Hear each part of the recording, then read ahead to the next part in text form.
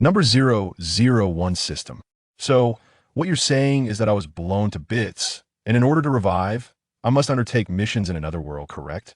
Xi Yaoling's exquisite visage was flushed with embarrassment as she awkwardly attempted to conceal her modesty with a tattered cloth, yet her fair bosom, sculpted abs, and long, slender legs remained exposed.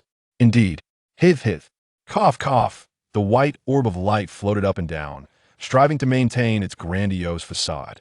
As long as you sign a contract with me, upon completing the tasks, I shall grant you the chance to return to the moment before your demise. Is that so? Xi Yaoling could only recall the misfortunes that plagued her throughout the day, the memory of her death eluding her like a passage erased by an eraser. I help you erase that memory. Death can be quite agonizing, especially considering you perished in an explosion. I feared you might lose your sanity, so I temporarily sealed it away.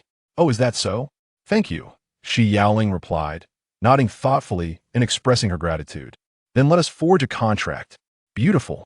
Cough, cough, host, the orb exclaimed excitedly, darting around Xi Yaoling.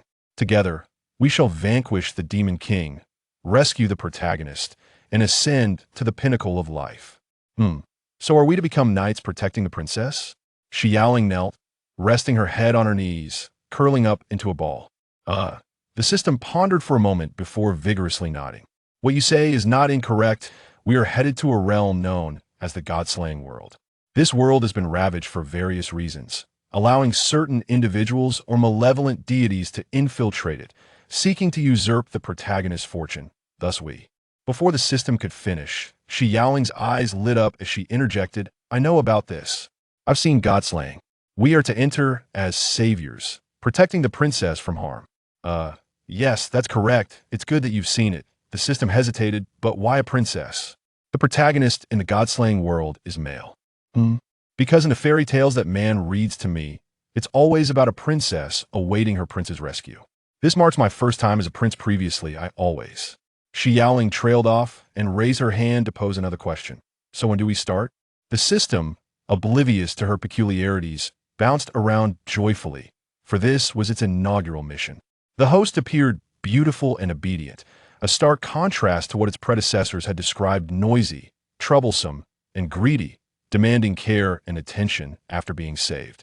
They had often mocked it for choosing hosts based on appearances, but if all were like this host, at least hers was a pleasing sight, unlike the others who were grotesque and unappetizing to behold, though it itself did not consume food. Sign this contract, and we shall commence immediately. I am 987. I look forward to your guidance henceforth. All right. Xi Yaoling signed her name with nonchalance, barely glancing at the document. Haha. The system's white orb transformed into a pink hue, circling around its beautiful host before whisking her away. Foolish system transporting the host, separation line. Ugh, Xi Yaoling frowned, glaring at her reflection in the mirror, displeased with the white hair. Unafraid of pain, she tugged at it several times. She hopped off the small stool, disgruntled, and began rummaging through the room. With a heart full of trepidation, 987 observed the little one jumping about. Host, what are you doing? Searching for scissors to shave my head, Xi Yao replied, rummaging through the drawer, turning everything inside out, even sticking his head into the cabinet.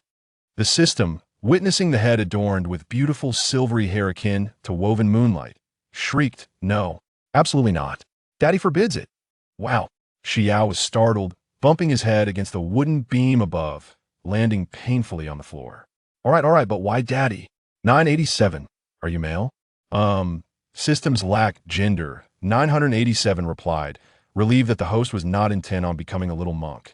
Then let's say Mommy. I just need a mother to complete the family. That works too. Carelessly, Xi Yao wiped his face with his sleeve, smudging his porcelain-like skin with dust. He glanced around. Let's embark on our mission. Where's the princess? 987 felt a bit suffocated. Host, why do you believe Lin Qiye is a princess? It gently reminded, Lin Qiye is the male protagonist. Xi Yao stepped onto a small stool, striving to cleanse the dust from his face. Because a princess requires a mane of magical hair, the ability to converse with small creatures, to be kidnapped and imprisoned, to enter into contracts with others, to experience a true love's kiss, to be without parents, and, at some point, to have a strong man resolve her troubles. Where does Lin Qiye not fit? Doesn't his hair suddenly grow long and turn white in the novel? Yes. Can he converse with small creatures? Indeed. Has he been taken away to chat with a night watchman, gone mad, and imprisoned? Correct. Is his kiss with his beloved not normal? Normal. Didn't the divine ruins saved him when Sangnan was on the brink of collapse? True. Then is he not a princess? Indeed. Lin Qiye is a princess.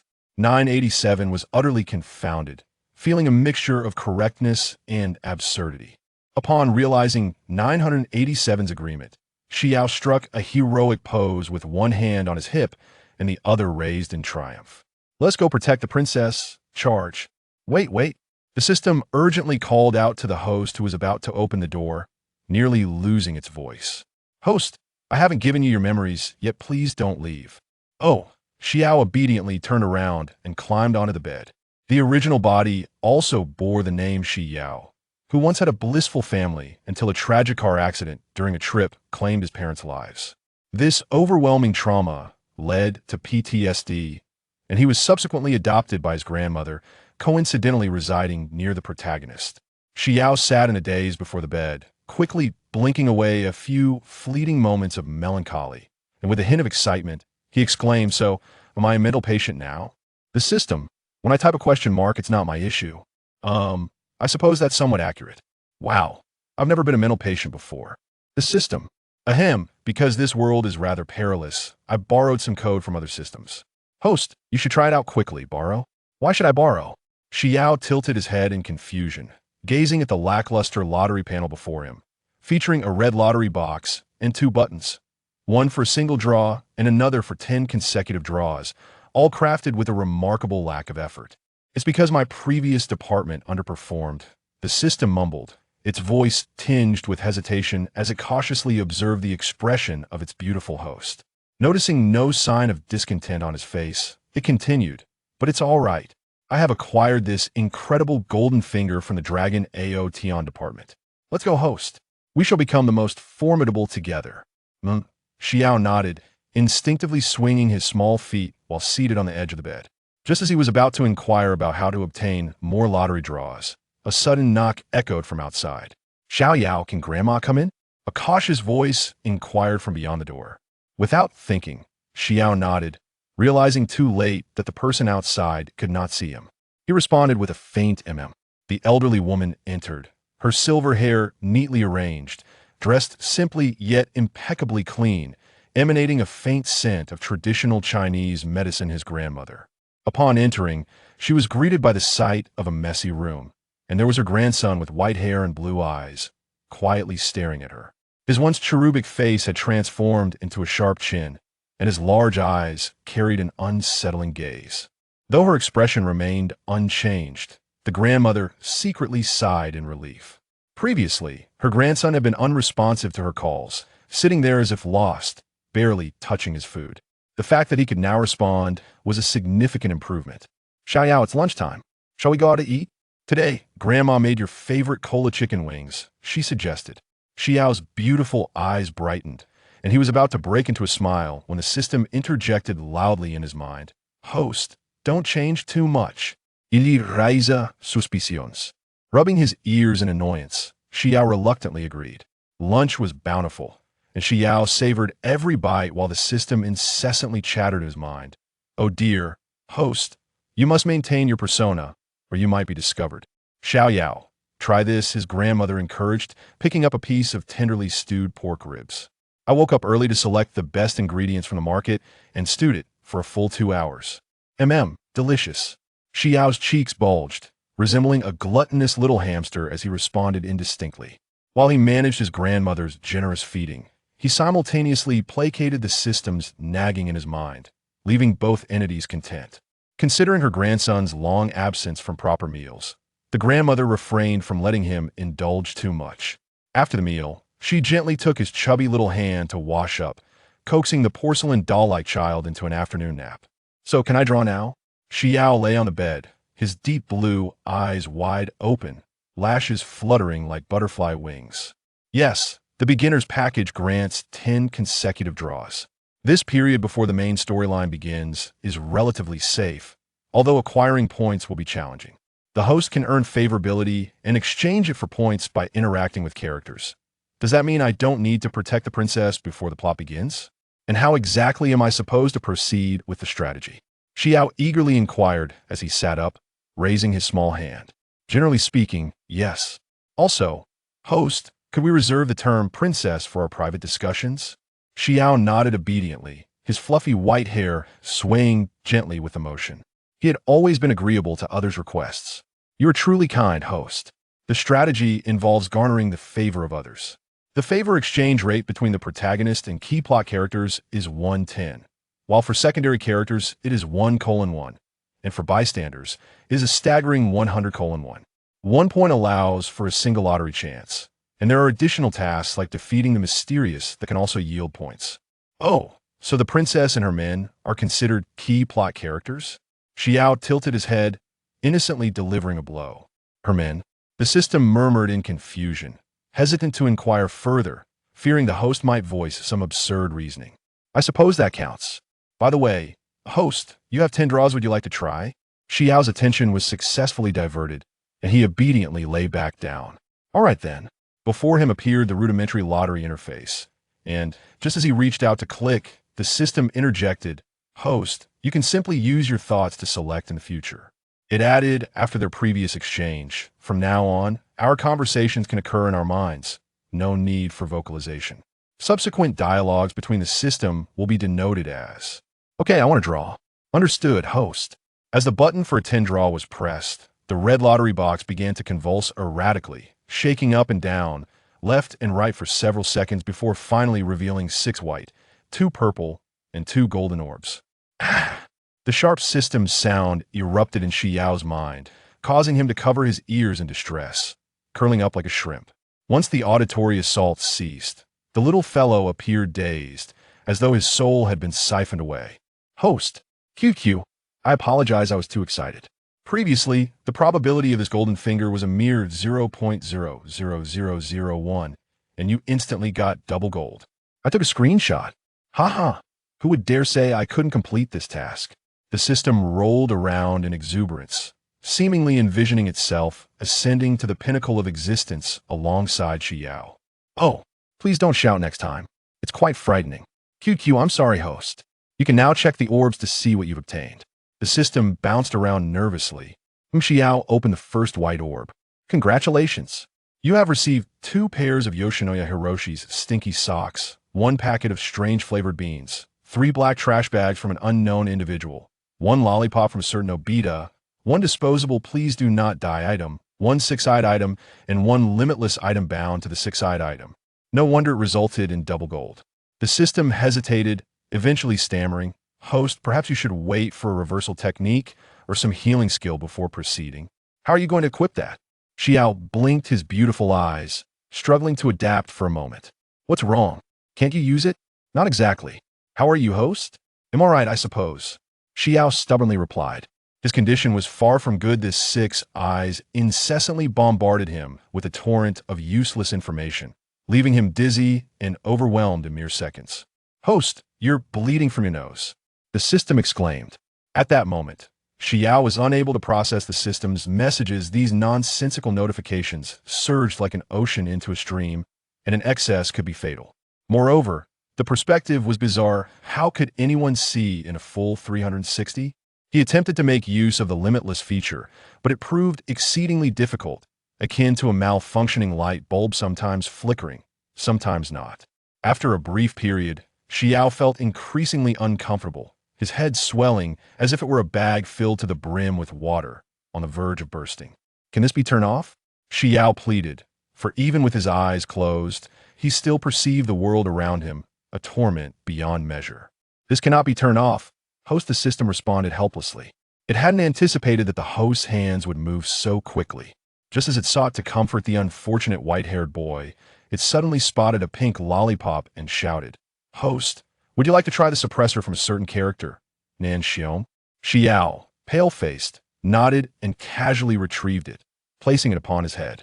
As the system had surmised, this device was capable of suppressing a certain individual's superpower, thereby marginally curtailing the effects of the 6 eyes. Immediately, Xi Yao felt considerably better. Yet his complexion remained pale, his nosebleed persisted. Once everything was sorted, he lay weakly on the bed.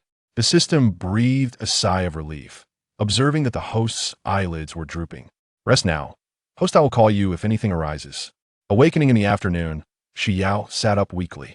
The peculiar perspective persisted, but thankfully, it no longer inundated his mind with incessant rubbish. Good afternoon, host. Good afternoon. Do we have any tasks to undertake? Ding, a random task is issued. Meet the protagonist, Lin Qiye. Task reward, a chance for a lottery draw. All right, let's go. Xi Yao, with his tousled hair, leaped from the bed and was about to dash out the door when his grandmother caught him. Xi Yao, where are you going? She observed him in his pajamas and slippers, a lollipop-shaped hairpin adorning his head, and quickly stopped him. In going out to play, the boy blinked his now even more dazzling blue eyes, resembling a little kitten caught in mischief. Xi Yao, what's wrong with your eyes? His grandmother suddenly cupped his face, her voice trembling. Let's go to the hospital and have a look. She returned to the house to grab cash and her phone, pulling her grandson along towards the hospital. Oh, Xi Yao put on his shoes, tilting his head as he watched his grandmother rummaging through her small bag repeatedly, finally taking his soft hand and leading him to the bus station. System, won't I be found out? No, host. If you're worried, you could persuade your grandmother not to go to the hospital. Xi Yao remained silent, quietly accompanying his grandmother through the bustling market. Grandmother maintains amicable relations with each of her neighbors. As they stroll along, every passerby greets them with cheerful smiles, and Xi Yao's little pockets are filled to the brim with candies. Number 003, Grandmother, you are my deity. There is no issue with my eyesight. We can observe further to see if there are any signs of blurred vision or dryness. If problems arise, we shall return for a checkup. Very well, then, doctor, we shall take our leave now. We truly appreciate your assistance. Inside the hospital, Xi Yao remained silent, obediently undergoing various examinations while secretly observing his grandmother, who was restless throughout the journey, repeatedly asking the nurse questions. Why is that? Because she loves you, host. Xi Yao shook his head, lowering his gaze. No, she loves the original host. I feel a bit envious. Where has the original host gone? In truth, the original host passed away in that car accident. The subsequent care has been handled by my colleague. Xi Yao softly acknowledged this, moving closer to embrace his grandmother, tilting his head up with a smile. Grandmother, I wish to go home. Ah, yes, let us return home. The elderly woman eagerly agreed, her face blooming with joy. For this was the first time her cherished grandson had shown such affection since the incident. For several consecutive days, Xi Yao quietly stayed in the ancestral home, akin to a fledgling bird that had returned to its nest, closely watching over his grandmother. The system could keenly sense the host's melancholic mood and refrained from urging him to complete his tasks. Aside from that reason, the host often suffered from fevers and nosebleeds due to the sick-side condition, which had worsened, causing his grandmother to be reluctant to let him venture outside. Xi Yao. The system tentatively inquired, its electronic voice softer than usual. Will you accompany grandmother today? Xi Yao tilted his head. The events of the past few days had taken a toll on his complexion. Despite his grandmother's persistent efforts to nourish him, it bore no fruit. Ideally, he could earn points, gain a chance to draw for another suppressor or reversal technique. Let us go out. Aren't tasks waiting to be completed? Wonderful. The system's voice brightened, the light screen before Xi Yao cheerfully flickering. I will mark the protagonist's coordinates right away. Xi Yao gently leaned towards the elderly woman, blinking his large blue eyes. Grandmother, I wish to go play. The frail hand of the elderly woman stroked his soft hair, her eyes reflecting a mix of concern and reluctance. Ultimately, she sighed heavily. Do not wander too far. Return before sunset. Understood. The boy joyfully leaped over the threshold, turning back with sparkling eyes. Goodbye, grandmother. Host, grandmother's favorability is at 100. You have one opportunity for a draw. Why not use it? Xi Yao fell silent for a moment. No need. I will soon find someone to increase her favorability. By the way, where is the protagonist? The system complied. Shifting the topic, host, I will guide you. Oh, how delightful. His only previous outing had been with his grandmother to the hospital, when he had to closely follow her to maintain the persona of a somewhat reclusive boy. Now, stepping out alone for the first time, he felt as if his eyes could scarcely take in the sights. 987, looked at its host with some confusion, as if witnessing a country bumpkin entering a grand garden, exclaiming in astonishment, "Host, this is merely a commonplace scene. Why does it feel like you're seeing it for the first time? Usually, my father does not allow me to go out. This is my first time stepping out of the house alone." Xi Yao's eyes sparkled as he fixated on a large dog barking and baring its teeth at him. "System, this is a dog. I've never seen one so big and tall before." "Yes, indeed, it is a dog," the system replied, its tense code coiling into a bundle as it awkwardly urged, "Host, although this dog is leashed, it is still best to maintain a distance. It may be too dangerous." With a look of puzzlement in his beautiful eyes, Xi Yao complied and walked away, though he couldn't help but glance back several times with lingering reluctance. The system sighed, acutely aware that the host was already an adult, yet still exhibiting childlike curiosity. "Tonight, I shall investigate this further. Host, let's first seek out the protagonist," the system suggested, noticing Xi Yao still standing nearby. Fixated on the dog, it felt a sense of foreboding and quickly changed the subject. Xi Yao nodded, his tuft of hair bobbing along with his head as he looked around in confusion. "Where's the person you mentioned?" Let me check," the system replied, opening a map visible only to itself. The white that represented the host, while the protagonist was marked in gold. At home? It felt a wave of concern wash over it.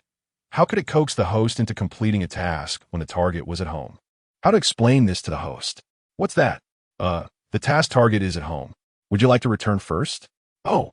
Xi Yao lowered his fluffy head in contemplation for a moment before suddenly exclaiming, "System, are we going to rescue a princess?" The topic had shifted too rapidly for the system to react immediately. "Huh. Look, the stories say that the princess is imprisoned by an evil witch in a tall tower, and that she must stay at home, so the princess..." The system emitted a sharp, alarming sound. "Lin Qiye is male. A male cannot be a princess. And you must not go. He is not imprisoned." Just the thought of the host rushing into the protagonist's home, shouting, "Princess, I have come to rescue you," made it feel suffocated. Such an act would surely plunge their affinity rating into the negatives. Xi Yao's tuft of hair stood upright, and in a daze, he replied, "Oh." Dejected, he turned and returned home. "Grandma, I'm back." He greeted his grandmother in a lackluster manner. His grandmother, upon hearing his voice, hastily set down her cloth, and, without even untying her apron, hurried to the entrance, a worried expression on her face. "What's wrong, Xi Yao?" His white head shook from side to side. He couldn't divulge the matters concerning the system to his grandmother. "It's nothing. There are no children outside." "Oh, I see. No worries. Grandma will play with you." The rough hands of his grandmother stroked his white head, contemplating that the neighbor's older sister had a child of a similar age, and perhaps she could introduce them tomorrow. Meanwhile, the system felt a bit flustered. It had spent the entire afternoon applying to the main system for Xi Yao's information. When the data finally came through late at night, it let out a loud sob that roused the sleeping host. What happened?" "It's nothing at all. You should sleep." The system cautiously lulled the individual to sleep, wearing an expression of melancholy. Indeed, it was a child at heart, recently born, yet possessing the physique of an adult. It was merely an experimental subject, its knowledge forcibly implanted. How could it be considered anything but a child? What a predicament! Would it face annihilation at the hands of the primary system? With the recent regulation forbidding the abduction of minors for missions, it happened to find itself in direct conflict with this rule. Would it truly become a cautionary example, pinned to the walls of the Traversal Bureau as a testament to the consequences of disregarding regulations? Behold, this is the fate of those who do not heed the rules. Throughout the day, it remained in a state of trepidation until the primary system communicated, given that it was not a conscious act of abducting a minor. This shall be a one-time exception. Finally, it exhaled a sigh of relief, allowing itself to divert its attention towards its host's activities. "Wow, host, when did you complete the mission? I was unaware." The white orb of light observed the system's panel, which displayed initial encounter with protagonist, completed, befriending the protagonist, completed, initial encounter with important figure Yang Jin, completed, while brushing his teeth and washing his face. Xi Yao raised a question mark above his head, his sky-like eyes brimming with confusion. Was this how it was accomplished? Wait. Suddenly, The system exclaimed in surprise. The favorability rating inexplicably surged to 10. It hurriedly checked the host logs. "Grandma, you are my deity," the system proclaimed with exuberance, jumping up and down. Xi Yao, upon hearing this, nodded affirmatively. Indeed, Grandma was quite remarkable. Number 004 water processing powder Lin Qiye could hardly forget the moment he first encountered Xi Yao. He was being led by his aunt, who claimed she wanted to introduce him to a friend. Due to his blindness and previous stay in a mental institution, most children were reluctant to play with him. So, in that moment, he felt a flicker of excitement. However, when a soft hand tugged him toward the room, the boy suddenly inquired, "Princess, where's your long hair?" Lin Qiye froze in place, a colossal question mark seemingly hovering above his head. This was a disaster. Xi Yao regretted his words the instant they left his lips. The system had explicitly informed him, yet in his excitement, he had forgotten. Anxiously, he awaited the system's judgment, while the system, preoccupied with the abduction of a child, had no time to concern itself with him. Lin Qiye's lips twitched, his voice tinged with hesitation. "I'm a boy and I do not have long hair." I know. Xi Yao hurriedly clarified, his tone unconsciously softening. I misspoke. Can you forgive me? Aside from this unexpected incident, the two enjoyed their time together, and on their way back, Xi Yao felt a twinge of reluctance to part. That evening, the system lauded Xi Yao exuberantly before casually inquiring, "Host, how did you comprehend this book?" Xi Yao tilted his head, reminiscing, "It was the daughter of the police officer who adopted me. She showed it to me on her phone while she was busy with work." "Oh, I see." The system flitted about, reassured that since it was someone else's gift, it was likely no issue. Observing those innocent eyes, it felt a sense of calm. After all, what could a child possibly understand? As the host drifted into slumber, the system began to fervently peruse parenting books. With the host being unreliable, it had no choice but to rely on itself. The next day, at the dining table, after finishing his meal, Xi Yao eagerly asked his grandmother, "Grandma, can we go see Qiye today?" "The child has classes today," the grandmother explained cheerfully while clearing the dishes. "Classes?" Xi Yao suddenly perked up. He had yet to experience school, and it sounded quite fascinating. "Grandma, I want to go too." The grandmother paused in her task, turning to patiently advise, "Little Yao, your health is still quite fragile. We must ensure you are well before you go." Given her grandson's occasional fevers and nosebleeds, which the hospital could not diagnose, how could she possibly entrust him to a school? "Oh." Xi Yao turned inwardly, secretly asking the system, "System, can I go to school?" The system, having spent the night engrossed in parenting literature, felt its core code subtly heating up. It answered in a lackluster voice, "No. You must heed your grandmother's words." "All right." The system hastily shifted the subject. "Host, would you like to try your luck at a lottery? With the added affection points and task rewards, you have a total of 103 draws." "Wow, that many." Xi Yao summoned the panel with his mind. "Go for it, host." The system waved a small red flag enthusiastically. After expending 50 attempts, not a single splash was made. Xi Yao remained unfazed. But the system's heart shattered first. "Why? All blue ones."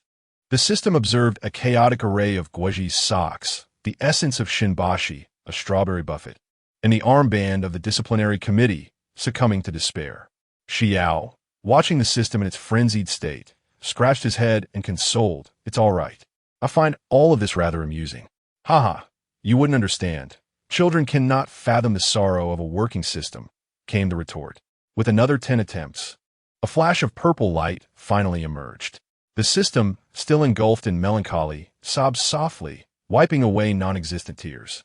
Upon inspection, he discovered water processing powder origin, Dorian uses, can transform water into materials such as clay, sponge, and iron foam plastic. "Wow, this looks fascinating." Xi Yao immediately cast aside the system and the lottery, retrieving the collection of bottles and jars from the system's space, and dove headfirst into the restroom. By the time the system had regained its composure from its emotional turmoil, Xi Yao had utilized the wondrous artifact to mold a somewhat rough sculpture of his grandmother. Imperfect in detail, but strikingly reminiscent of her essence. "Wow." He then crafted a round object and placed it on the ground, smooth and bare. "What is this, host?" "This is you and Grandma," the two most important figures.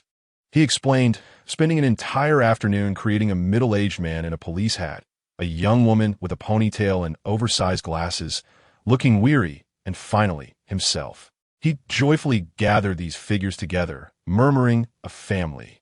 His voice softened, and his eyelashes cast delicate shadows on his cheeks. Host. The emotionally attuned system began to tear up again. Oblivious to this, Xi Yao stood on tiptoe, cradling each figurine as if they were treasures, arranging them in a line on the bedside table. Outside, the setting sun cast an orange patch of light on the floor. Host, the protagonist should be returning now. Will you go find him? Yes. Let me inform Grandma first, Xi Yao replied, sprinting to the restroom to stow away the props in the system's backpack before rushing out to search. After receiving a response from his grandmother, he finally stepped outside. "Qiye, look at this," he said mysteriously, pressing a conical container into Lin Qiye's hands. This, the child wrapped in bandages accepted it, gently exploring it like a curious kitten, observing its conical shape and the small holes on top, reminiscent of spice jar used at home. Xi Yao stealthily tugged at his friend's sleeve as they tiptoed into the restroom.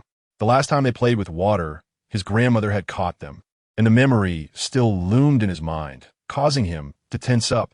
"Watch closely now." Xi Yao turned on the faucet, deliberately minimizing the sound of the water. As the surface of the water reached halfway up the basin, he guided Lin Qiye's hand to touch it. "See, this is water." The icy sensation made Lin Qiye instinctively retract his fingers, nodding slightly. Now comes the magical moment. Xi Yao lowered his voice, guiding Lin Qiye's hand to slowly pour the powder into the water. "Tada! How about this?" Lin Qiye's left hand trembled gently, while his right hand, submerged in the water, felt the once formless liquid transforming into a viscous substance. As he slowly pulled his hand back, he distinctly sensed the resistance and the enveloping sensation. "What is this?" Lin Qiye lowered his voice, the tactile sensation confirming that it was indeed clay, though it had previously been water. "What the heck is this?" "This is called water processing powder. I made it at home, shaping my grandmother, father, sister, and myself. Would you care to give it a try?" "What is this?" "It is precisely what it is." Xi Yao blinked in bewilderment, about to inquire further, when suddenly the system in his mind exclaimed, "Ah, host, you must not disclose my existence to others." The system had not anticipated that a brief moment of rest would lead to such a significant incident, had it not been jolted awake. It was uncertain what foolishness this idiot might have revealed to the protagonist. Number 005, the sudden emergence of an enemy. The system observed the innocent blink of its host, whose silvery hair resembled freshly fallen snow, complemented by 6 eyes that were more crystalline than a clear sky, eyes that seemed to encapsulate the entirety of the azure heavens. 2 tendrils emerged from the luminous sphere, wiping its face in resignation, reasoning that what mischief could a child possibly commit? He merely sought companionship. "Let us overlook this time. Please do not disclose my identity to anyone." "All right then."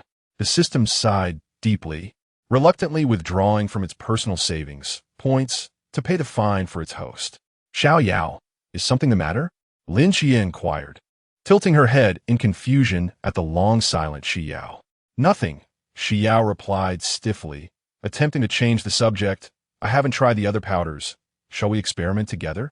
Lin Qiye, feeling the peculiar texture in her hands, shaped it into a humanoid form.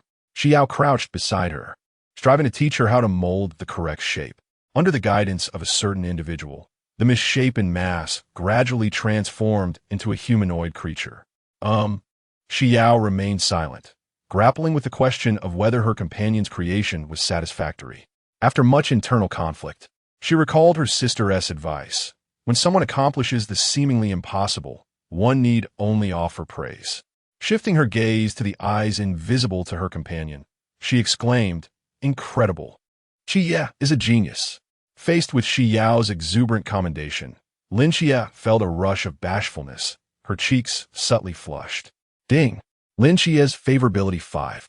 Xi Yao's eyes sparkled with realization. So this was what Lin Qiye appreciated. Thus, throughout the afternoon, Xi Yao's exuberant praises echoed. "This nose is sculpted to perfection. Qiye, You are truly remarkable. Lin Qiye's crimson cheeks remained aflame until Xi Yao returned home. After finishing dinner, Xi Yao, as was her custom, playfully coaxed her grandmother into making cola chicken wings for the next day, receiving a loving embrace in return before contentedly retreating to her room. Host, I have developed a small program with the main system that allows you to enhance your proficiency, as long as you use it daily without limits. You will master it completely. At each stage, you can extract a new ability, such as Song, He, Z, or Infinite Void. Wow, that's an amazing system. You are the most incredible system I have ever encountered. Xi Yao's praise was refreshingly sincere, her eyes clear and her words earnest, lending her sentiments great credibility, especially since she had never uttered a falsehood except when prompted by the system. Hence, the system found this quite gratifying. Had it not been for the need to maintain Xi Yao's composed demeanor, it might have been tempted to leap with joy. Gazing at the empty progress bar on the panel, Xi Yao removed the lollipop from her head and began to reflect on the system's previous instructions regarding the limitless usage of this ability, which could interfere at the atomic level. After feeling dizzy from her thoughts, she hastily replaced the lollipop atop her head. Host, the progress bar has increased by 1%. The system exclaimed excitedly. That's rather low. It's already quite impressive, host. Not turning into a fool with 6 eyes like Gojo Satoru is a remarkable feat. The system consoled. There have been hosts who drew it before, but even when paired with a mini-program, the progress bar hardly advances. In the end, the 6-eyed entity remained unused. You're already doing remarkably well, and your mind has yet to fully develop, it continued. Xi Yao's expression of despair vanished, her eyes shimmering with renewed hope. By the way, how is the affection level calculated? The algorithm differs for blood relations and non-blood relations. For instance, you in Lin Qiye, an affection level of 10 indicates mere acquaintances, while above 10 signifies friendship, leading ultimately to a bond of deep friendship or life and death camaraderie. Typically, it caps at 80. The highest I've encountered among my hosts was 80, and anything above that is considered special affection. Seeing Xi Yao still puzzled, the system hastily defended itself. I have inquired with other systems, and they all claim that this special affection level does not pertain to me. So, even in its absence, it will not hinder the task. You need not worry, host. After all, we are here to complete the task of protecting the protagonist, not to play the role of a subordinate aiding the protagonist's ascent to greatness. If you find yourself disliking the protagonist in the future, we can simply live our lives in peace. Xi Yao shook her head. No, I genuinely like Lin Qiye. He is my first friend. I was merely using it as an analogy. Now, host, you should rest. Otherwise, you may fall ill again tomorrow. All right then, system, please lull me to sleep. Xi Yao lay on the bed, her small hands resting at her sides. The system, producing a pair of golden wire-framed glasses from seemingly nowhere, positioned itself at the center of its spherical form and extended 2 tiny appendages to retrieve a book. Chapter 1. The Boy Who Survived Great Peril. Its tone was precise and articulate, akin to an AI reading aloud.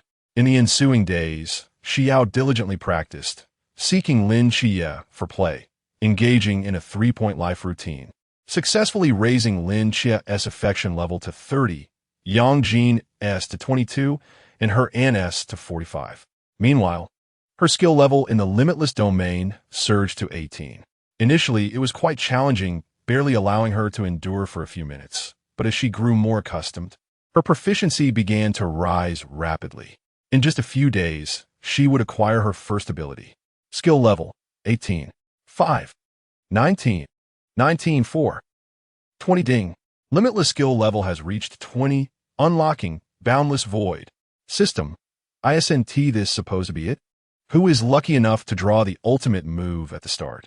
Noticing the system's prolonged silence, Xi Yao hesitantly asked, is this skill subpar? No, it's sizzling. Host, this is bad. Something unknown is approaching the protagonist. The system shrieked, unprepared for an enemy to emerge even before the main storyline had commenced. Xi Yao sprang up abruptly, her lollipop hairpin clattering to the floor. She disregarded it and dashed outside. System, don't panic. First, locate where it is. Li Qiye crouched in the shadows at the alley's entrance, his fingers nervously tapping against his knees. "System, are you certain it's that child?" He stared intently at the blind boy, making his solitary way home in the distance, his throat dry with apprehension. Confirmation complete. Target: Lin Qiye, this world's child of fortune. Immediate eradication is advised. Li Qiye tightened his grip on the folding knife concealed within his pocket. He could hardly fathom his extraordinary luck, having been struck down by a truck. He found himself reborn with a system. Although this realm was fraught with peril, he possessed the fabled golden finger, rebirth, a parallel world, and a trifecta of buffs. He was utterly convinced he was destined to be the protagonist. Soon, he would wield the system to vanquish foes, surrounded by countless beauties, and ascend to the pinnacle of life. For clarity, this is referred to as the parasitic system. At that moment, the parasitic system issued him a task to retrieve a blind child from a certain alley and inform him that he was the true protagonist of this world. Only by eliminating the child could Li Qiye take his place. Otherwise, he would remain an ordinary individual, scorned by all, devoid of any abilities, and destined for a most tragic demise in this world. Li Qiye's complexion turned pale. After being struck by the truck, he retained a fragment of consciousness, acutely aware of his gradual descent toward death. The thought of having to grovel before others and lick their shoes upon arriving in this foreign realm sent him into a state of despair. It was nothing like he had envisioned. Thus, he resolved to take action against the child. He refused to succumb to death or live a life of degradation. No. 006 Domain Expansion. Lin Qiye never imagined that he would be abducted on his way home from school. He was forcefully yanked into a dark alley, his back crashing painfully against the rough brick wall, an agonizing throb radiating from his ankle. A clammy hand clamped over his mouth and nose, the acrid scent of smoke invading his nostrils, inducing a wave of nausea. Someone leaned close to his ear, rasping a menacing warning. "Don't say a word." The hoarse voice whispered ominously beside him, tremulous breaths brushing against his face. "If you die, don't come looking for me. I can't help it. I truly can't help it. I wish to be the protagonist of this world." A moment of bewilderment washed over Lin Qiye, swiftly replaced by a surge of profound indignation. As a child, he had lost his sight merely from glimpsing an angel.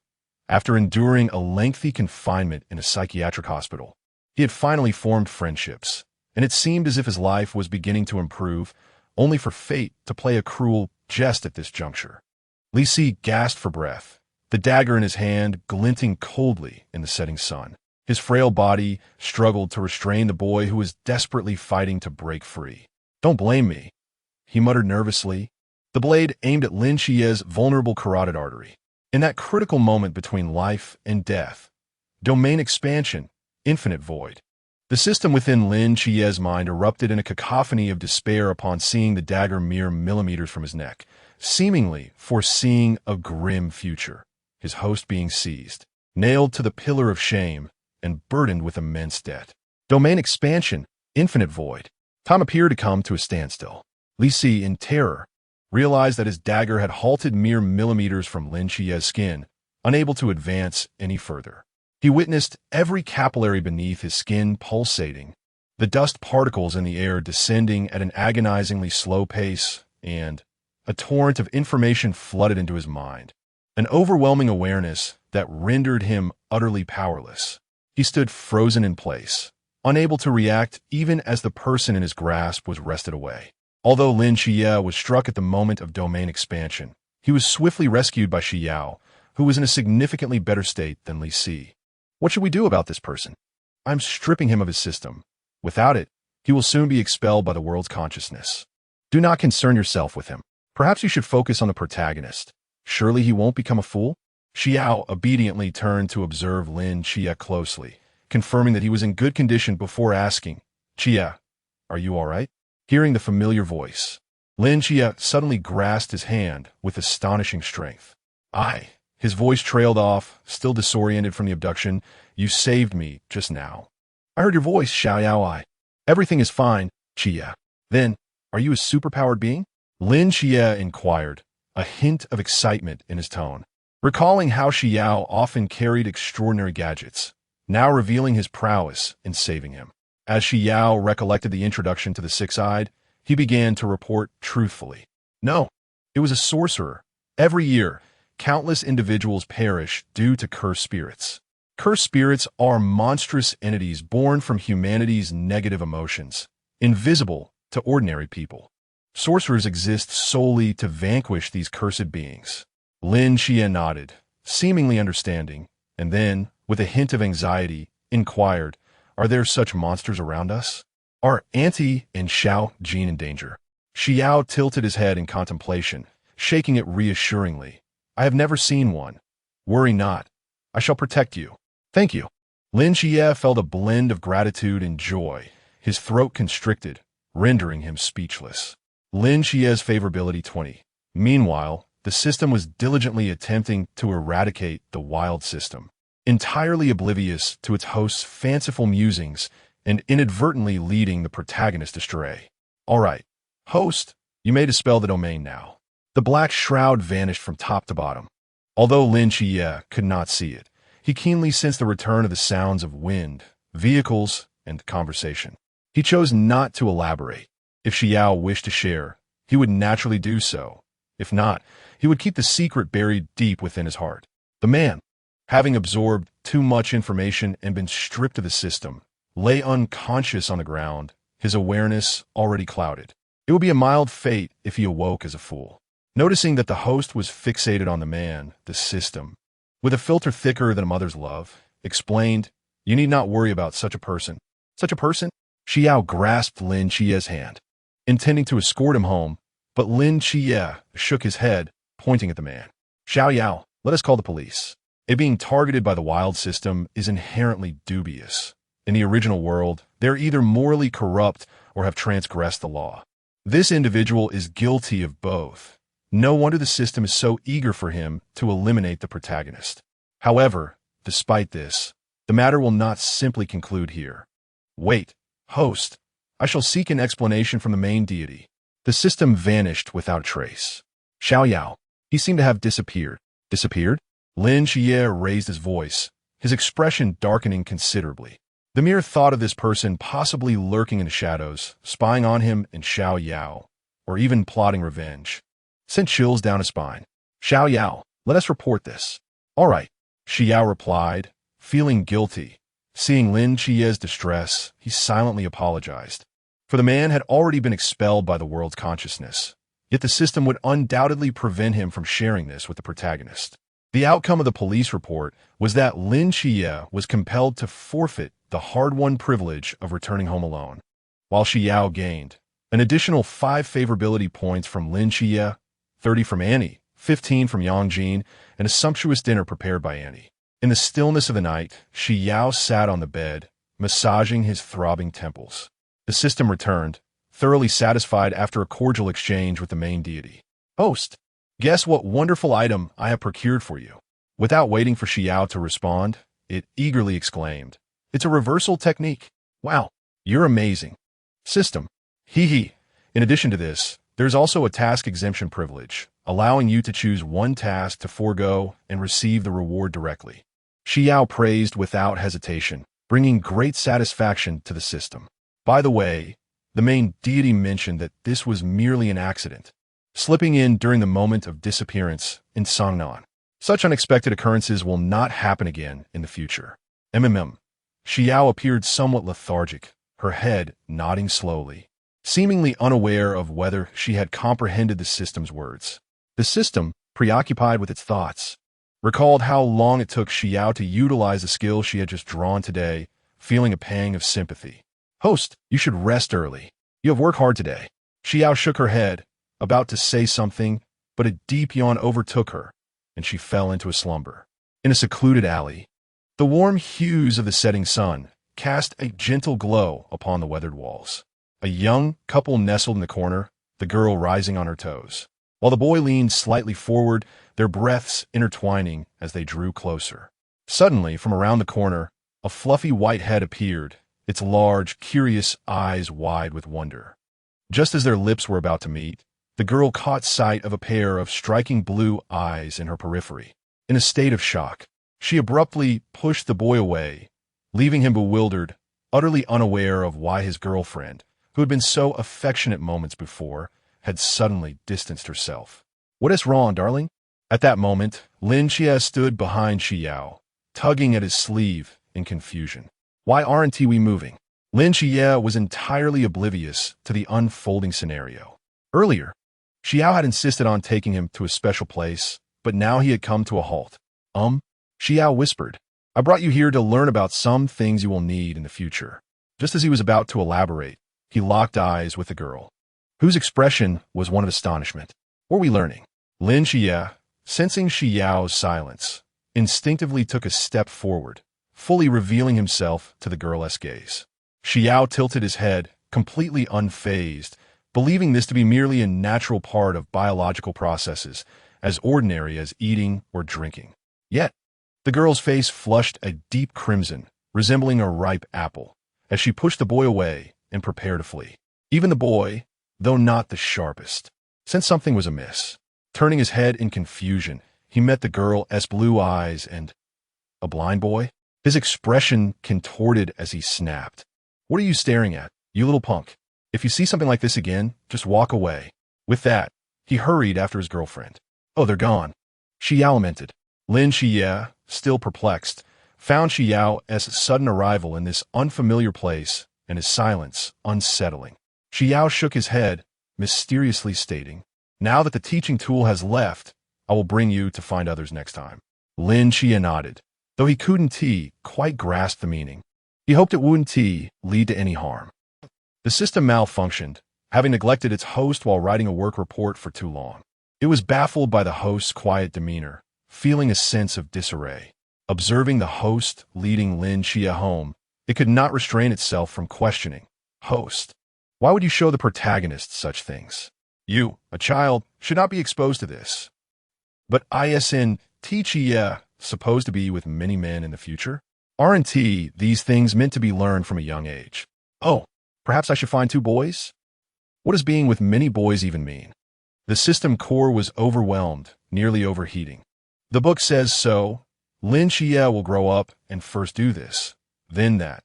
The system gazed at the innocent eyes, utterly astonished that such explicit words could escape from his lips. After a brief exchange of incongruous responses, the system finally discerned that Xi Yao was, in fact, perusing a fanfiction, specifically an all-character pairing narrative. Lin Qiye strolled quietly beside Xi Yao, though he remained oblivious to the unfolding events, the warmth radiating from his friend's palm, instilling within him a sense of comfort.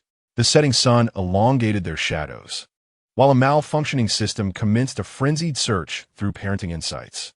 Over the ensuing years, the system oscillated between exhaustion, breakdown, and moments of solace, gradually comprehending the adage that children embody both angels and demons. During these years, Xi Yao underwent a remarkable growth spurt. The once cherubic baby fat had vanished, his silvery hair neatly tied into a low ponytail cascading down his back.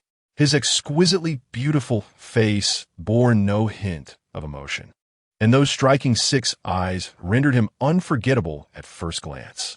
The lollipop seal, which had broken a year prior, was no longer a concern, as his proficiency with the 6 eyes, coupled with the reversal technique, allowed him complete mastery. At that moment, Xi Yao languidly perched by the window, propping his chin with one hand while gazing outside, internally lamenting, "Had I known, I would have opted for that abstract, humorous persona instead. This so-called aloof male god is dreadfully dull. No way. Didn't you assert your intention to accumulate points? Look at you now with this persona. You managed to obtain 36 draws. How could an abstract persona yield such swift results?" The system retorted decisively.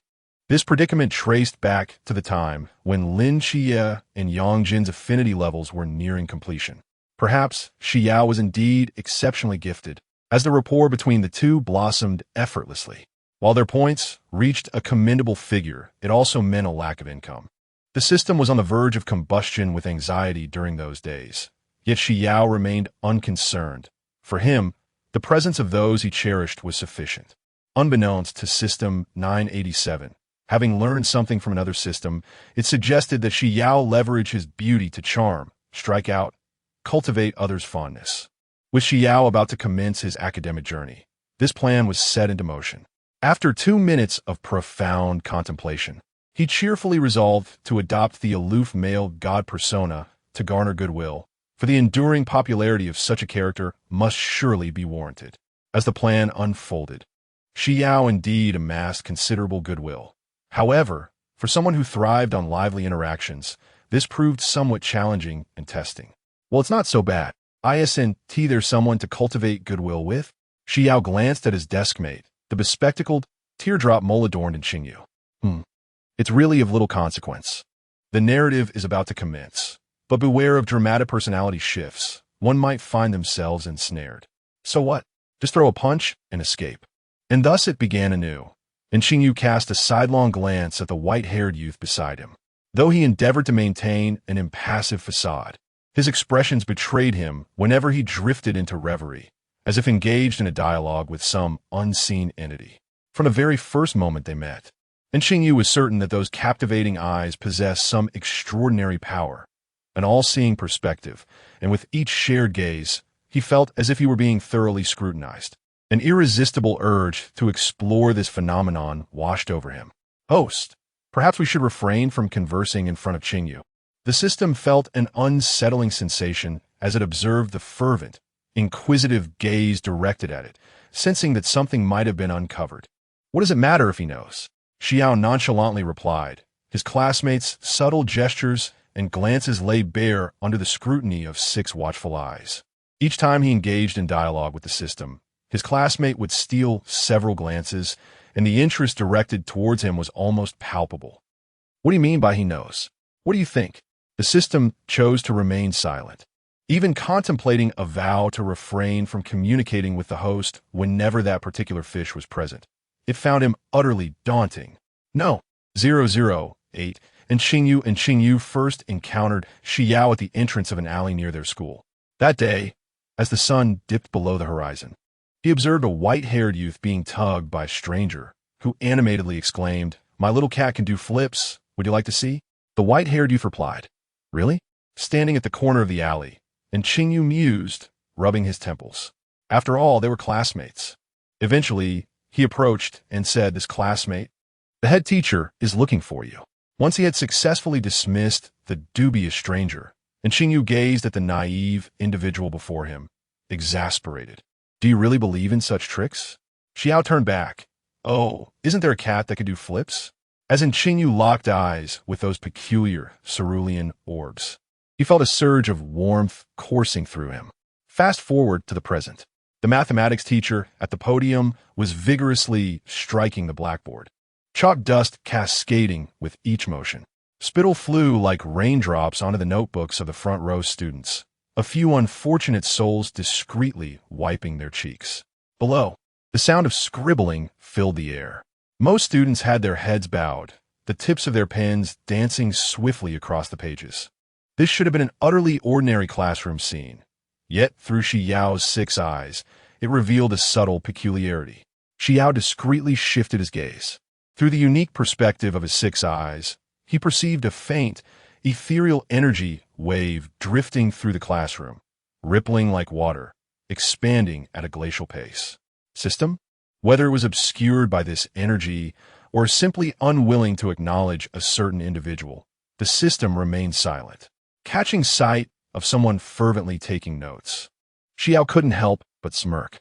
He retrieved his phone, switched it to video mode, and began recording. In the frame, a delicate, slender hand suddenly brandished a rabbit ear headband, inching toward Xingyu's head. Just as the plan was about to succeed, Xingyu abruptly turned, his eyes behind the lenses as clear as ever. He scanned the room, reached for the headband, and leisurely placed it atop his head, asking, "Do you like this?" Xi Yao blinked, adjusting his phone to photo mode, capturing several snapshots. Originally, he intended to record a video for the system, but the outcome was far from what he had anticipated. This was something he had purchased during an outing with Qiye. In stark contrast to Xingyu's nonchalance, when he had adorned Qiye with such an accessory, he had radiated reluctance, his face flushed with embarrassment. "If I wear it, may I study your eyes?" And Xingyu's gaze was intense, the fervor nearly spilling over. He had expressed this sentiment before, and while Xi Yao himself was rather indifferent, the system vehemently opposed it, viewing its host as a mere experimental subject. To subject him to such trials was akin to pouring salt on a wound. No, it insisted, but I can offer you something else. Xi Yao tilted his head in thought, and Xingyu's eyes sparkled with intrigue. The youth had previously shown him some items, but regrettably, he had claimed they were gifts for others, prompting in Xingyu to relinquish the idea. Now, it seemed, an opportunity had finally presented itself. Host, perhaps you should address the matter at hand first. The system, noticing the host engaged in pleasant conversation with a detestable individual, felt compelled to gently interject. Ah, system, you are alive. Had it ever been dead? What an absurd notion. Just as Xi Yao was about to inquire about the situation, the teacher on stage suddenly lifted their head, their pupils reduced to mere pinpoints, fixating intently on the silver-haired youth, a grotesque grin stretching across their face. Xi Yao, do you harbor any dissatisfaction with my lesson? As the words fell, the entire class turned their heads in unison, though each student bore a unique appearance. Their expressions were eerily uniform, lips curled into peculiar smiles, their eyes unblinkingly fixed on Xi Yao, creating an unsettling atmosphere. In response to the teacher's question, Xi Yao asserted with unwavering conviction, "Indeed, you should refrain from impersonating a teacher. You have miswritten several formulas. They are on the verge of entering university, and you mustn't lead them astray." The temperature in the classroom plummeted abruptly. The teacher's face began to twitch unnaturally, as if something beneath the skin writhed. Classmates, having risen at some point unbeknownst to Xi Yao, erupted into fits of suppressed laughter. "He has finished. Let us devour him. That bespectacled one looks particularly delectable." And Kinjiu adjusted his glasses, the lenses reflecting a cold glimmer. Rather than panic, he exhibited a morbid excitement, pondering the eyes of his deskmate. Yet now his focus shifted to the others. So what was transpiring? Just as Xi Yao was about to respond, he heard the system urging him incessantly. "Host, what are you waiting for? Quickly eliminate them all. Otherwise, you shall be in peril." The system's tone remained unchanged. Oblivious to the sudden darkness that clouded Xi Yao's expression, his azure eyes now shrouded in stormy gloom. The individuals nearby, astutely sensing their deskmates' mood plummeting, silently adjusted their glasses. The teacher on the platform's mouth widened grotesquely, stretching to the roots of their ears, their entire visage sagging like tattered cloth, resembling an enormous human skin bag, from which numerous purple-black tentacles emerged menacingly. Each tentacle bristled with a multitude of crimson eyes, their pupils rotating at varying frequencies, inducing dizziness and a sharp decline in sanity merely from direct gaze. The tentacles surged forward with thunderous force, reducing desks and chairs to mere dust. The air thickened with the stench of decaying flesh, the eyes fixating on the two boys, emitting a chilling, viscous sound. Yet, in the face of such an onslaught, Xi Yao remained seated, unperturbed, an expression of indifference etched across his face as he placed a hand on Kinjiu's shoulder. The peculiar classmate's eyes sparkled with a pathological thrill, locking onto the scene as if envisioning their dismemberment. Why aren't they fleeing? Have they been stunned? After all, they are but frail humans. That silver-haired boy has striking eyes. I must feast on him first. That one is mine. They engaged in animated discussions, eagerly dissecting every part of Xi Yao and Xingyu, as if sharing a prized piece of pork, only falling silent once they had thoroughly divided it amongst themselves, entirely oblivious to the gaze of the white-haired youth, whose eyes brimmed with a palpable intent to kill.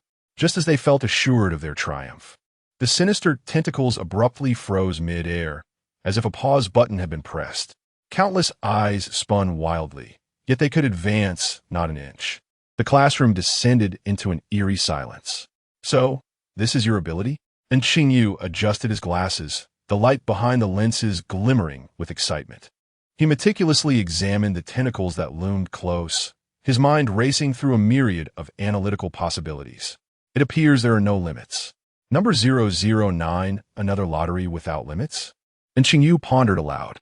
In simpler terms, Xi Yao gently traced the air between them with his fingertips, declaring that the distance between you and me could be infinitely reduced. Yet we shall never truly make contact. The Achilles paradox. And Xingyu murmured, absent-mindedly stroking his chin, but is it truly acceptable to reveal this to me? Xi Yao turned his head, the cerulean depths of his eyes reflecting in Xingyu's figure, assuring him that everything he wished to know would be disclosed. His tone was as casual as discussing the weather, and Xingyu suddenly paused, gazing into those cerulean eyes. Although they were desk mates, their time together had been rather limited. This unreserved trust stirred an unusual sensation in his chest. Upon reflection, Xi Yao seemed distinctly different towards him. Why was that? Meanwhile, the tentacles, separated by the limitless barrier, observed the deeply affectionate exchange between the two, quivering violently. The multitude of eyes upon them spun frantically, emitting a chilling, gurgling sound. The atmosphere grew increasingly oppressive. Xi Yao turned away, clicking his tongue in impatience, his expression darkening slightly. So what should we do? And Xingyu's voice was laced with undeniable excitement. He recalled everything being normal moments ago, and now, in an instant, they had all transformed. How had this happened? It is an illusion. Had we acted against them earlier, the ones who would have perished would have been our true classmates and teachers. To unravel this enigma, Xi Yao surveyed the class as they gradually encircled them, stating that to decipher it all, one must identify the discordant elements. When did everything begin to deviate from the norm? The changes occurred so swiftly. Initially, it was ordinary individuals who became peculiar, and within mere minutes, even the system began to exhibit strangeness. Could the issue lie within oneself? Xi Yao lowered his gaze, scanning the surroundings, aware that nothing could elude the six-eyed gaze, a faint smile curving his lips. Have you found it? And Xingyu leaned slightly forward, his warm breath brushing against the white-haired youth's ear as he whispered the question. Indeed. Xi Yao extended his hand, feeling an uneven surface above the desk's opening. A faint scream pierced the air as the surrounding space shattered like a broken mirror, quickly reverting to normalcy. Darkness under the light.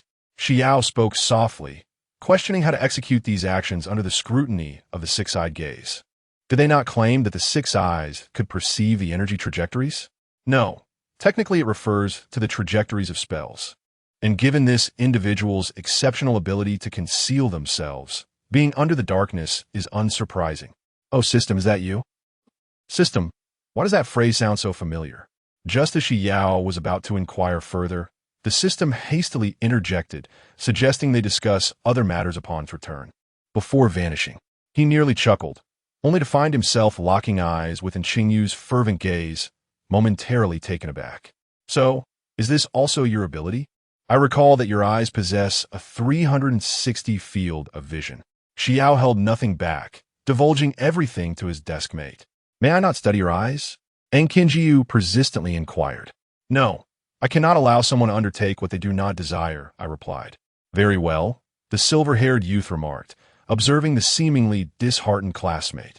He reached into the desk's cavity, taking advantage of its concealment, and retrieved a hat with long ears from the system's repository, presenting it to Xingyu. This is an animal hat. Once adorned, it bestows the characteristics of a rabbit, enhancing the sensitivity of your ears. She accepted the hat, her gaze fervently fixed on this unexpected gift. Just as she was about to utter a word, a cold voice interrupted. However, this is far from over. If any issues arise, do not hesitate to contact me. The individual who had ensnared Xi Yao in the illusion clearly sought to ascertain his capabilities. Resolving this matter would be ideal. Involving Xingyu likely stemmed from recognizing her as a crucial supporting character. Xi Yao's greatest concern was that if the antagonist could not contend with the protagonist, they might turn their attention to Xingyu instead. Yet, did their intervention signify the commencement of the narrative? Xi Yao felt perplexed. Too much time had elapsed, and he had nearly forgotten the plot. All he could recall was that several individuals were fond of Lin Qiye. The system, sensing its host's thoughts, exclaimed in exasperation. Help! I am on the verge of losing my sanity. Why is my host so obstinately refusing to accept that this is a romance novel? I have clarified this countless times. Host, the system insisted, its volume raised in frustration. This is a romantic narrative, a tale of fervent battles, not a BL story. The electronic voice brimmed with a sense of helplessness. Xi Yao nodded repeatedly, his expression grave, appearing to have absorbed the message. Yet the system knew he had not taken its words to heart. System, has the plot begun? Xi Yao shifted the topic. No, but it would be wise for you to stay close to Lin Qiye. The commencement of the plot marks the most perilous juncture. As the school bell rang, Xi Yao astonishingly chose not to visit Qiye's home, but instead returned directly to his own residence. Observing this, the system expressed mild surprise. You actually did not go to the protagonist's home. Has the sun risen in the west? Ever since the host befriended the protagonist, it had become an unshakable bond, akin to a stubborn piece of chewing gum. The system empathized with other parents, feeling the pang of watching their daughter walk away with someone else. I sense a growing danger. I wish to draw some weapons to ensure my classmate's safety. Are you so fond of him? The system's tone dripped with jealousy, resembling someone who had consumed several bottles of vinegar. Indeed, do you not cherish friends? You have never been this attentive to me. Xi Yao pulled out his phone, scrolling through videos and photos to show the system. Did you not claim to dislike him? What do you think of this? Is this for me? The system's tone rose slightly, secretly reveling in the attention, clearly feeling favored by the host. As the other two were merely for work purposes, Xi Yao nodded, summoning the lottery panel. After several draws, only 510 remained. Indeed, it is no surprise that the lottery lacks a safety net. After 150 attempts, not even a hint of purple light emerged. Fortunately, the system was engrossed in the tasks the host was performing. Otherwise, it would undoubtedly be driven to madness, lamenting the situation. At this moment, the system was delightfully chronicling every action the host undertook in its extensive log, a lengthy document filled to the brim with the two characters denoting host. Over the years, Xi Yao began to harbor some resentment. After all, this lottery, devoid of guarantees and seemingly endless, was indeed exasperating. Luckily, his inherently whimsical nature allowed him to swiftly cast aside those blood pressure-inducing lottery experiences. In the next instant, the lottery box emitted a radiant golden glow. Just as the system shifted its focus, it caught sight of this golden light and promptly let out an excited crow. Host! It has finally appeared. Number 010A reunion with dual gold at this moment. The system is overwhelmed with emotion, and it is not difficult to understand its disarray. Anyone witnessing their host draw hundreds of times, only to unveil a few purple lights, all of which are peculiar items like Momotaro's memory bread, would question their existence. Were it not for the clear stipulation in the binding program that the host would be selected autonomously by the system, it might have doubted whether the main divine space had mistakenly confused the data of some blue creature for that of a human. The system held its breath as it watched the lottery box emit 1 gold, 2 purple, and 7 blue orbs. Although it did not replicate the previous dual gold spectacle, the appearance of gold was already a cause for celebration. What more could one desire? Skipping over the inconsequential white orbs, it opened the gold orb. Yao Yao, origin, honor of kings. Description, liberate your noble hands. Skill 1, if someone is present, mildly damaging, yet highly insulting. Skill 2, wind blows through the trees, a master at stealing kills. Skill 3, independent atop the mountain, mounting state with enhancement. Passive, mountain spirit, white deer, today's adorable little deer girl. Xi Yao felt somewhat bewildered after reading this. Compared to the detailed descriptions of the 6 eyes and the limitless abilities, this one appeared vague and perplexing. What is this? In simple terms, it is a support character, highly effective at protecting teammates, yet exceedingly irritating as an adversary. The system concluded its explanation, somewhat dissatisfied, and continued to encourage. Let's draw a few more. Xi Yao nodded non-committally and proceeded to open the 2 purple orbs. 1 random door experience card 1. Breath of the Archangel 1. She casually tossed down 10 draws, and once again, golden light emerged from the box. The system transformed into a shrieking chicken once more. Having endured the shrillness of the shrieking chicken system for years, Xi Yao had grown accustomed to the cacophony, managing to remain unfazed as she opened the lottery box. 2 gold and 1 purple. Flying Thunder God technique. Origin, Naruto. Description, allows the flying thunder god technique to be affixed to any object, enabling teleportation through that object. Wow, this looks promising, Xi Yao thought, her eyes sparkling with excitement. Although the limitless technique employed by Tsang could achieve teleportation, it required an unobstructed path. Otherwise, for an ordinary person, it would be akin to being crushed by a heavy truck. Moreover, this could be used to assist in Xingyu, preventing potential issues from arising without her being able to rush over. One must cherish their few friends. The second golden light revealed. Zhongli. Origin. Genshin Impact.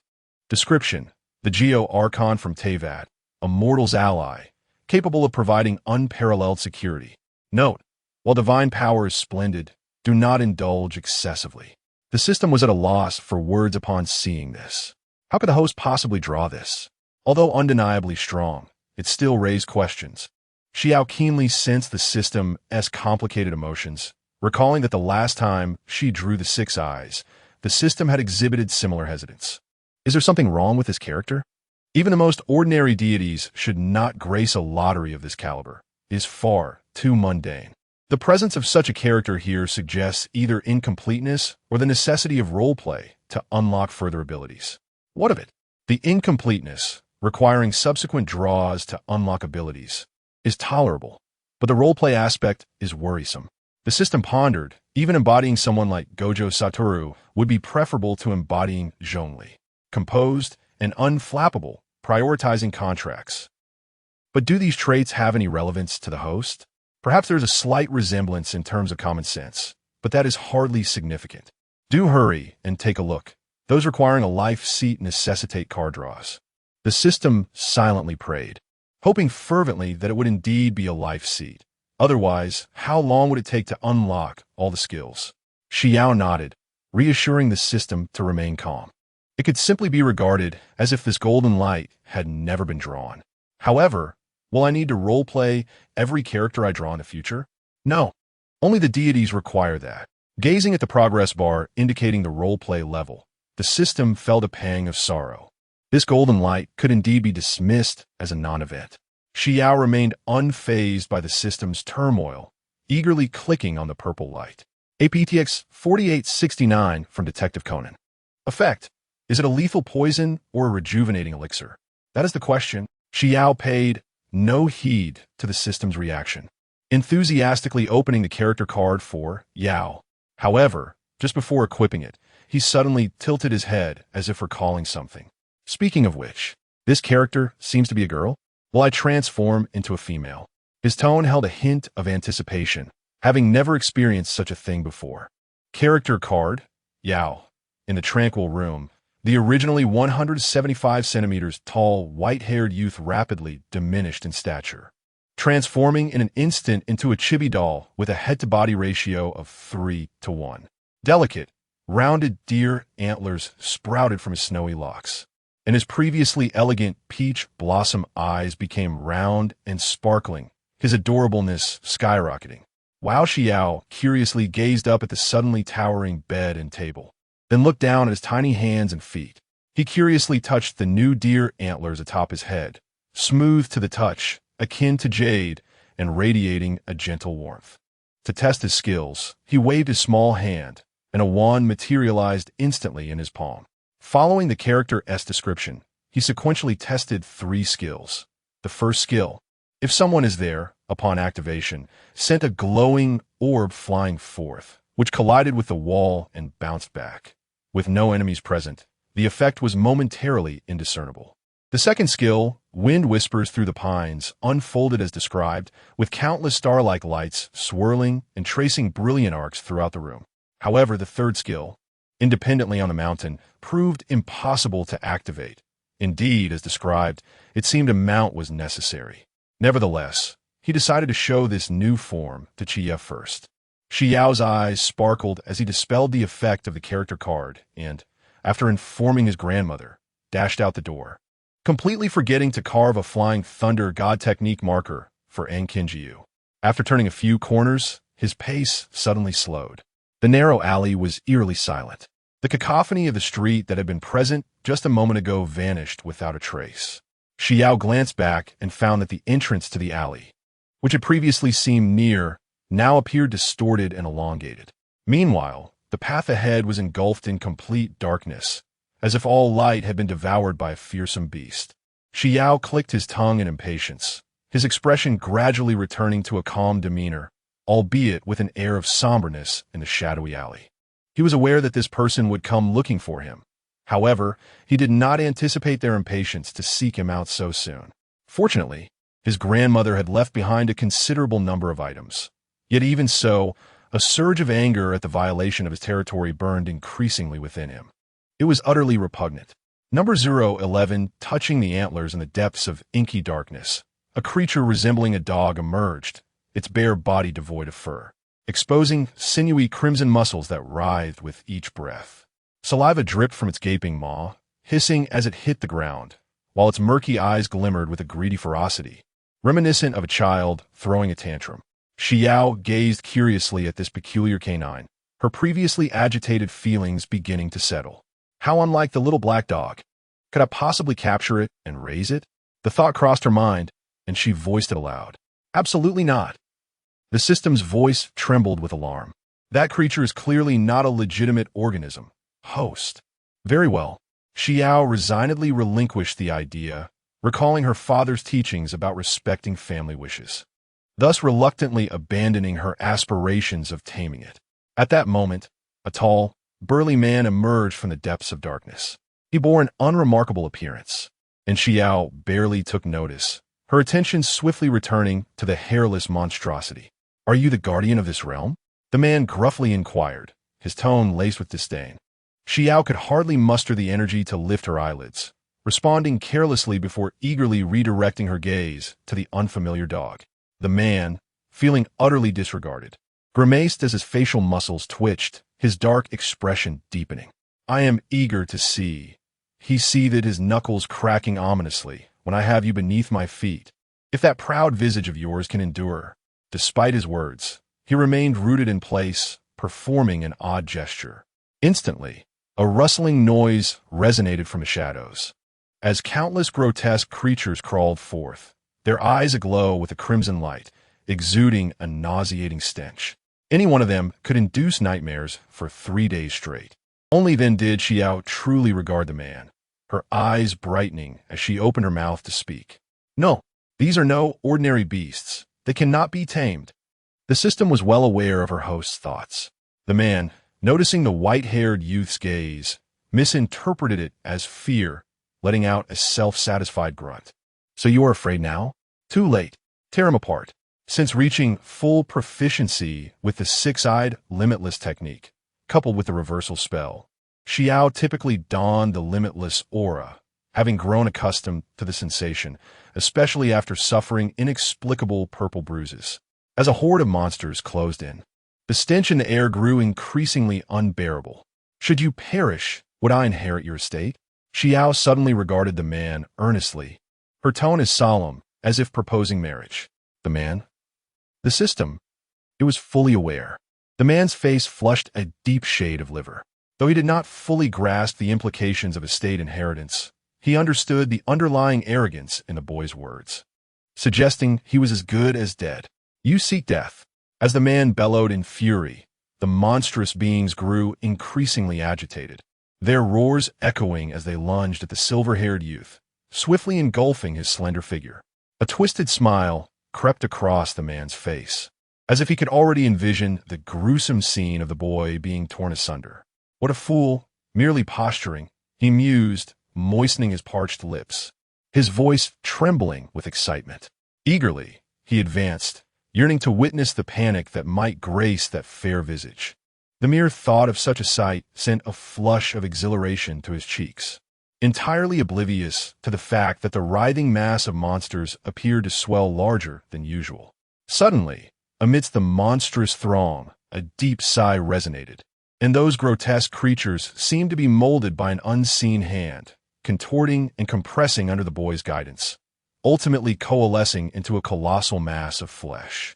With a demure smile, Xi Yao hurled the grotesque orb back at the man. Here you go, since my family forbids me from keeping it. The man watched, terror-stricken, as the enormous meatball, imbued with a force of compression, hurtled towards him. One small consolation was that this place was inhabited. Xi Yao had indeed restrained his strength. Accompanied by a resounding explosion, the man was catapulted like a rag doll, crashing heavily into the monstrous heap. His chest lay still, his complexion ashen, appearing utterly lifeless. After a brief silence, Xi Yao stepped forward. Before he could halt, the seemingly deceased man erupted in a sudden surge. Brandishing a dagger that shimmered with an eerie purple light, aiming swiftly for Xi Yao's throat. "D!" he screamed. Yet, the blade halted mere inches from the boy's neck. Unable to advance further, the man's countenance shifted dramatically.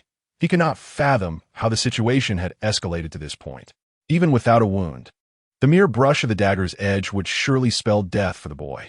Xi Yao blinked in confusion. "So it was you who attacked me in the classroom? Ah, I see. You're merely a pawn." Without waiting for a response, the boy retrieved a baseball bat from his system bag and struck the man, rendering him unconscious.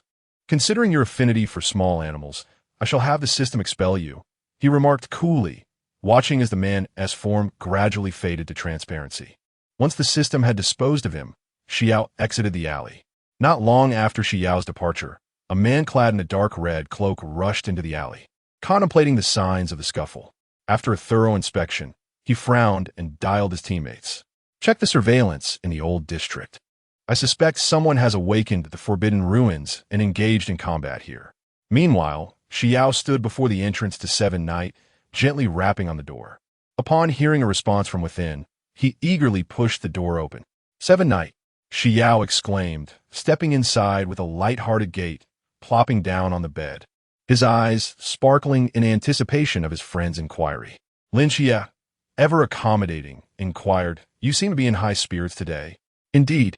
Look," Xi Yao declared as he affixed the character card, Yao, onto himself. In an instant, his figure swiftly diminished, transforming into an adorable chibi doll with a stature of merely 1/3. On his round, plump face, a pair of large, twinkling eyes sparkled, while 2 charming little antlers sprouted from the top of his head. He tilted his cherubic face upwards, proudly gazing at Lin Qiye, and asked, "What do you think?" Lin Qiye was momentarily rendered speechless. He had never anticipated that the delightful treasure his friend spoke of would result in such an appearance. His rounded visage adorned with fluffy antlers, complemented by those round, glistening eyes, was almost excessively endearing. Unaware of Lin Qiye's momentary daze, Xi Yao excitedly touched his antlers and exclaimed, "I heard you can even ride on someone's head." His eyes, as clear as the azure sky, sparkled brightly as they looked over. Lin Qiye immediately grasped the implication and suggested playfully, "Then as a trade, may I touch the antlers atop your head?" The silver-haired youth nodded vigorously, causing the tuft of hair atop his head to sway playfully with the motion. Number 012 the cat. Without hesitation, Xi Yao bounded towards Qiye, his fluffy white head drawing near, the soft tufts of his hair brushing against him. The delicate pink antlers glimmered with a gentle sheen, swaying lightly with his movements. Lin Qiye cautiously extended his hand to touch, feeling the jade-like warmth that radiated from him, accompanied by the unique warmth of youth. In that instant of contact, Xi Yao suddenly shuddered and recoiled sharply. The white-haired youth's eyes glistened with moisture, his cheeks flushed crimson, displaying a mixture of confusion and helplessness. He had never anticipated that being touched on the antlers by another would elicit such a sensation. When he touched them himself, there was no reaction. But the moment Qiye's fingertips made contact, a tingling current surged from his tailbone to the crown of his head. Xiao Yao maintained his outstretched hand, brow slightly furrowed. "Are you uncomfortable?" "It's fine." Xi Yao turned his face away, taking a deep breath to quell the lingering sensations within. To distract himself, he activated his third skill, transforming into a streak of light that swiftly leapt atop his friend's head.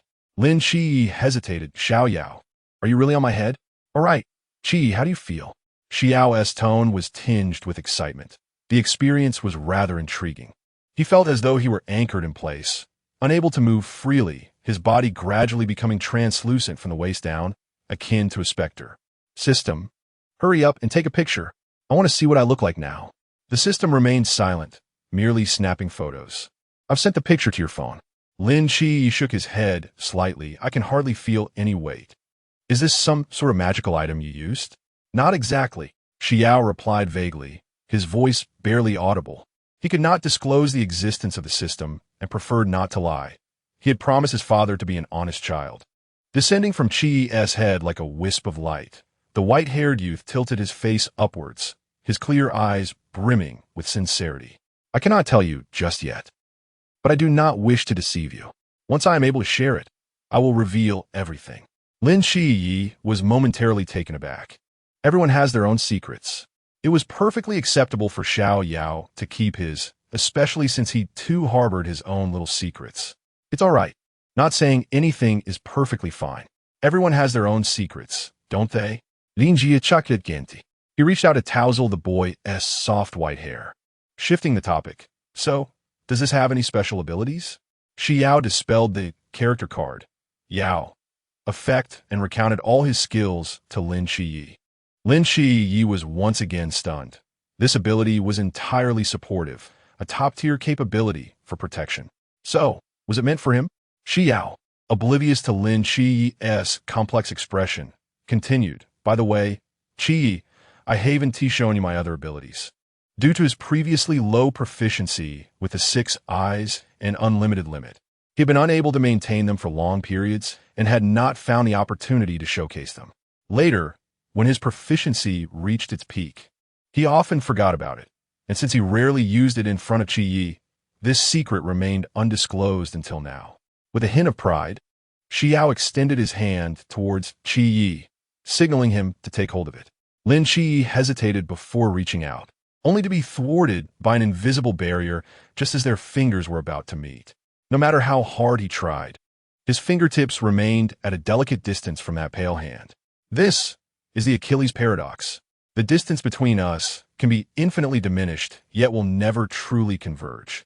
Xi Yao chuckled mischievously and, without restraint, intertwined his fingers with Lin Qiye's. The youth shook his head in a boastful manner, his eyes slightly uplifted, filled with anticipation, resembling a cat yearning for praise. However, Lin Qiye's attention was entirely focused on their clasped hands. After all, holding hands in such a manner felt rather peculiar. Did others treat their friends like this? He hesitated, and upon meeting Xi Yao's slightly puzzled gaze, he moved his fingers ever so slightly, but did not withdraw them. Quite impressive. He indeed. Xi Yao naturally released his grip, placing his hands on his hips, his expression a blend of arrogance and pride, akin to a peacock strutting about. Suddenly, a knock resounded on the closed door, accompanied by Yang Jin's voice, Bro, Xiao Yao, it's time to eat. Yay food. The silver-haired youth bounded towards the dining table after flinging open the door. Throughout the journey, Xi Yao's spirits soared. While the system had been holding back a question, it finally posed. Host, isn't the way you shook hands with the protagonist somewhat inappropriate? The system was taken aback by the intimacy of their intertwined fingers. It had never witnessed such a handshake between male friends, and even casual greetings typically left a perplexed expression on its face. Wasn't that how Sensei Wu demonstrated to Washan? I found it convenient and effective, so I thought it was fine. What's wrong with it? The system was momentarily speechless, realizing the root of the issue lay within itself. After a long pause, it managed to utter, it's nothing. Just avoid that method in the future. Although puzzled as to why it was unsuitable, Xi Yao nodded in acknowledgement. Observing the host's swift compliance, the system felt a twinge of uncertainty, oscillating slightly. Surely, the host had absorbed the advice. Just as it was about to confirm, Xi Yao had already pushed open the door to his home. After surveying the surroundings, he furrowed his brow slightly, but soon relaxed his expression as a thought struck him, then proceeded to remove his shoes and head towards his room. Spotting his grandmother seated on the sofa, her kindly face marred by confusion, she called out upon seeing her grandson, Xiao Yao. Come here and take a look. Whose cat is this? It suddenly jumped onto me while I was mopping the floor, giving me quite a fright. On the coffee table lay a bewildered cow-patterned cat, listlessly crouching between its paws. Upon seeing the familiar silver-haired youth enter, the cat instantly puffed up, arching its back and emitting a piercing howl, as if Xi Yao had stolen its cat food. The sound fierce and chilling enough to startle the grandmother. Xi Yao's expression remained unchanged as he gazed at the cow cat on the table, his eyes cold and severe. The feline, meeting his menacing stare, instantly comprehended the gravity of the situation. As he approached, its cries grew increasingly shrill and distressing, as if lamenting an injustice. Xiao Yao, what is this cat doing? Xi Yao furrowed his brow, but fortunately, the system was reliable. He recited the explanation provided by the system word for word. It was I who previously took it for sterilization. It must be holding a grudge. Oh, Grandma nodded. Then continued, if Xiao Yao wishes to keep it, I will help you take care of it. Xi Yao shook his head and stepped forward to firmly embrace the cow-pattern cat, which was attempting to flee. Grandma, I will take it out first. The cow-pattern cat unwillingly bared its sharp teeth, yet at the moment of biting, it collided with an invisible barrier. No, 013 the plot is about to begin. The silver-haired youth firmly restrained the struggling calico cat and swiftly made his way toward an isolated alley. Observing the host's rather dismal mood, the system offered some words of solace. Fear not, dear host, for I am here. That ability will pose no issues. Is there a function that can trigger an alarm the moment Grandma is threatened? He inquired. Yes, there is such a feature. However, it does not come standard and requires a deduction of 10 points monthly. Very well, activate it, he replied, taking a deep breath as he meticulously organized his protective measures in his mind. Real-time alerts, the instantaneous teleportation ability akin to the Flying Thunder God technique, complemented by a unique skill that could transform attackers into small animals. This should suffice to ensure Grandma's safety. His expression darkened as he fixated on the writhing cat. The once cherished fur and form that could have evoked fondness in the youth now instilled nothing but icy disdain, his gaze piercing like a blade. I never wished to treat you this way, Xi Yao murmured to himself, having promised his father that wrongdoers must face the law. The most effective resolution now seemed to be entrusting the matter to the system, allowing it to expunge this individual from existence, and if there were blood debts, he would be apprehended by the Traversal Bureau. However, the fact that he had laid hands on Grandma had crossed an inviolable boundary for him. Slowly, Xi Yao raised his hand, resting his middle finger on his index, his lips parting gently. Domain expansion, infinite void. Throughout this process, the system remained eerily silent. Even the cameras that usually recorded the host's gallantry were switched off, diverting their gaze to the ground as if they were busy searching for treasures.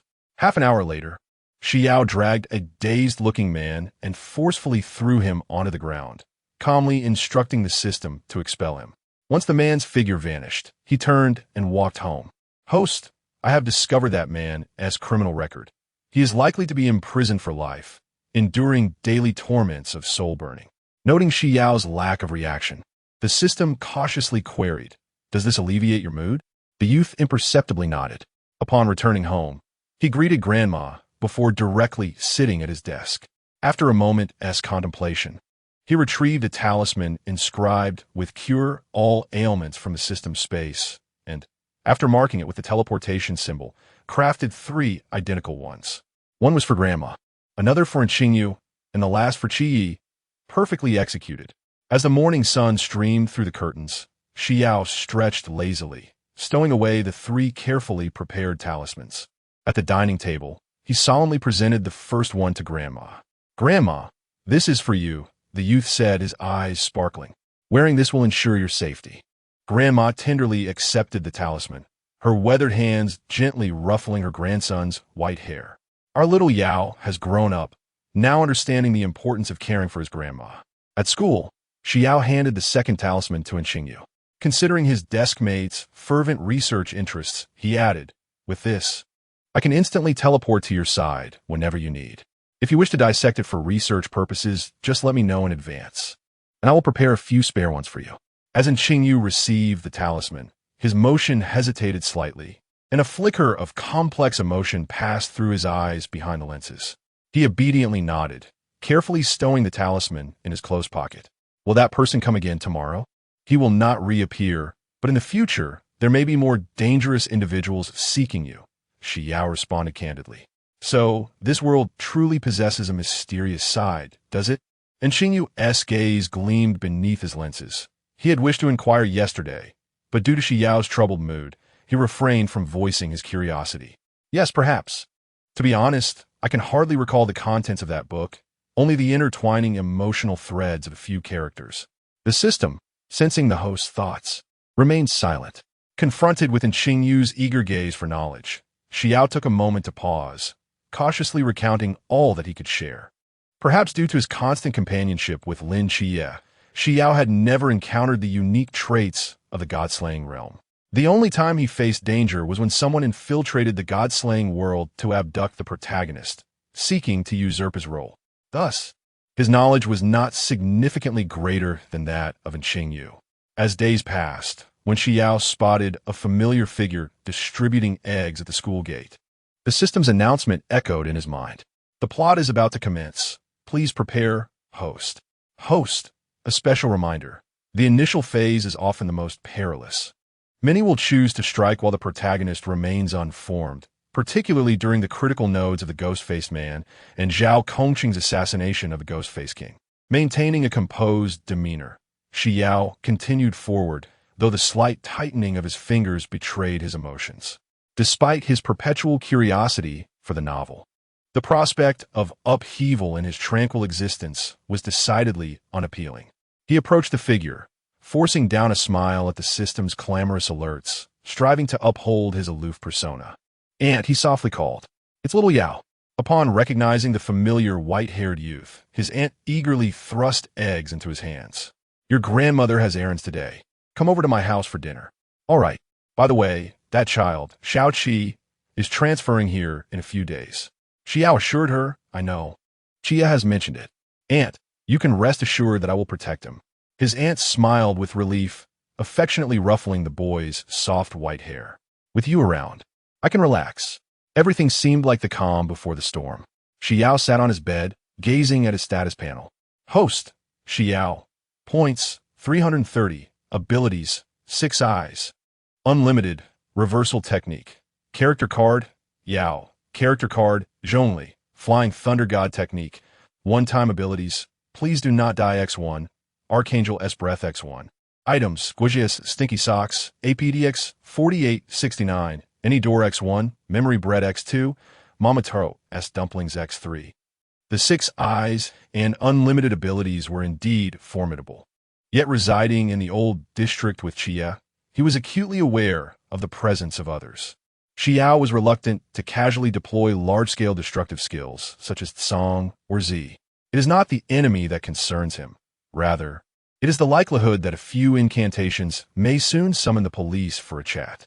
He himself remains indifferent, but the system would undoubtedly object. More importantly, being apprehended would disqualify him from being the virtuous child he aspires to be.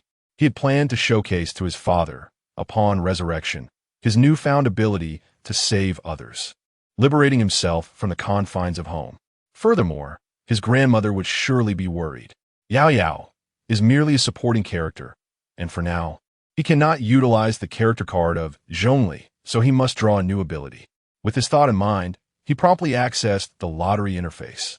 Amidst the system's persistent suggestions to take a bath to dispel misfortune or to light incense for divine blessings, he initiated a new round of draws. Perhaps due to the depletion of his previous luck, he found that after 200 attempts, not even a hint of purple light appeared. Alas, host! The system's electronic voice conveyed a sense of despair. After the plot officially begins, the beginner's benefits will cease, and opportunities for draws will not come so easily. After a moment of contemplation, Xi Yao suddenly retrieved his phone and dialed Lin Qiye's number. Once the call connected, he got straight to the point. "Qiye, could you wish me luck?" Number 014 and a snake demon, although Lin Qiye was perplexed as to why Xi Yao suddenly wished to bless him. It was merely a simple wish. "Xi Yao, may fortune smile upon you, and may you draw 10 consecutive golden prizes." As Lin Qiye's words fell, Xi Yao instinctively cast aside his 10 draws, and before him, the modest lottery box emanated a golden glow. "Wow!" Xi Yao exclaimed, his tone lifting. "Qiye, you are truly amazing. The moment you spoke, I won. I'm glad I could assist you." Lin Qiye presumed his companion was merely engaged in some card-drawing game, recalling that he occasionally indulged in peculiar games as well. "Host, how did you think of this?" The system seemed somewhat stunned, clearly not anticipating this approach. If only you had sought the protagonist sooner. What a waste. Wasn't it said that the protagonist is the child of fate? Xi Yao replied nonchalantly, clicking on the golden orb. Contaminated sorrow source. Bungu's stray dog's description. Manipulates the direction and intensity of gravity through touch. Wow. Truly, you live up to your reputation. Qiye, still on the line. Lin Qiye, taken aback by the unsolicited praise, coughed lightly. With 2 remaining purple orbs, Xi Yao opened them as well. Avada Kedavra, one-time use source. HP description. Using this allows one to graduate honorably from Azkaban. A favorite of someone, but beginners should preferably find a wand first. Secret room fish source. Hunter x Hunter description. As the name suggests, these fish can only appear in enclosed spaces, attacking targets by devouring their internal organs or flesh. Effective only against living beings.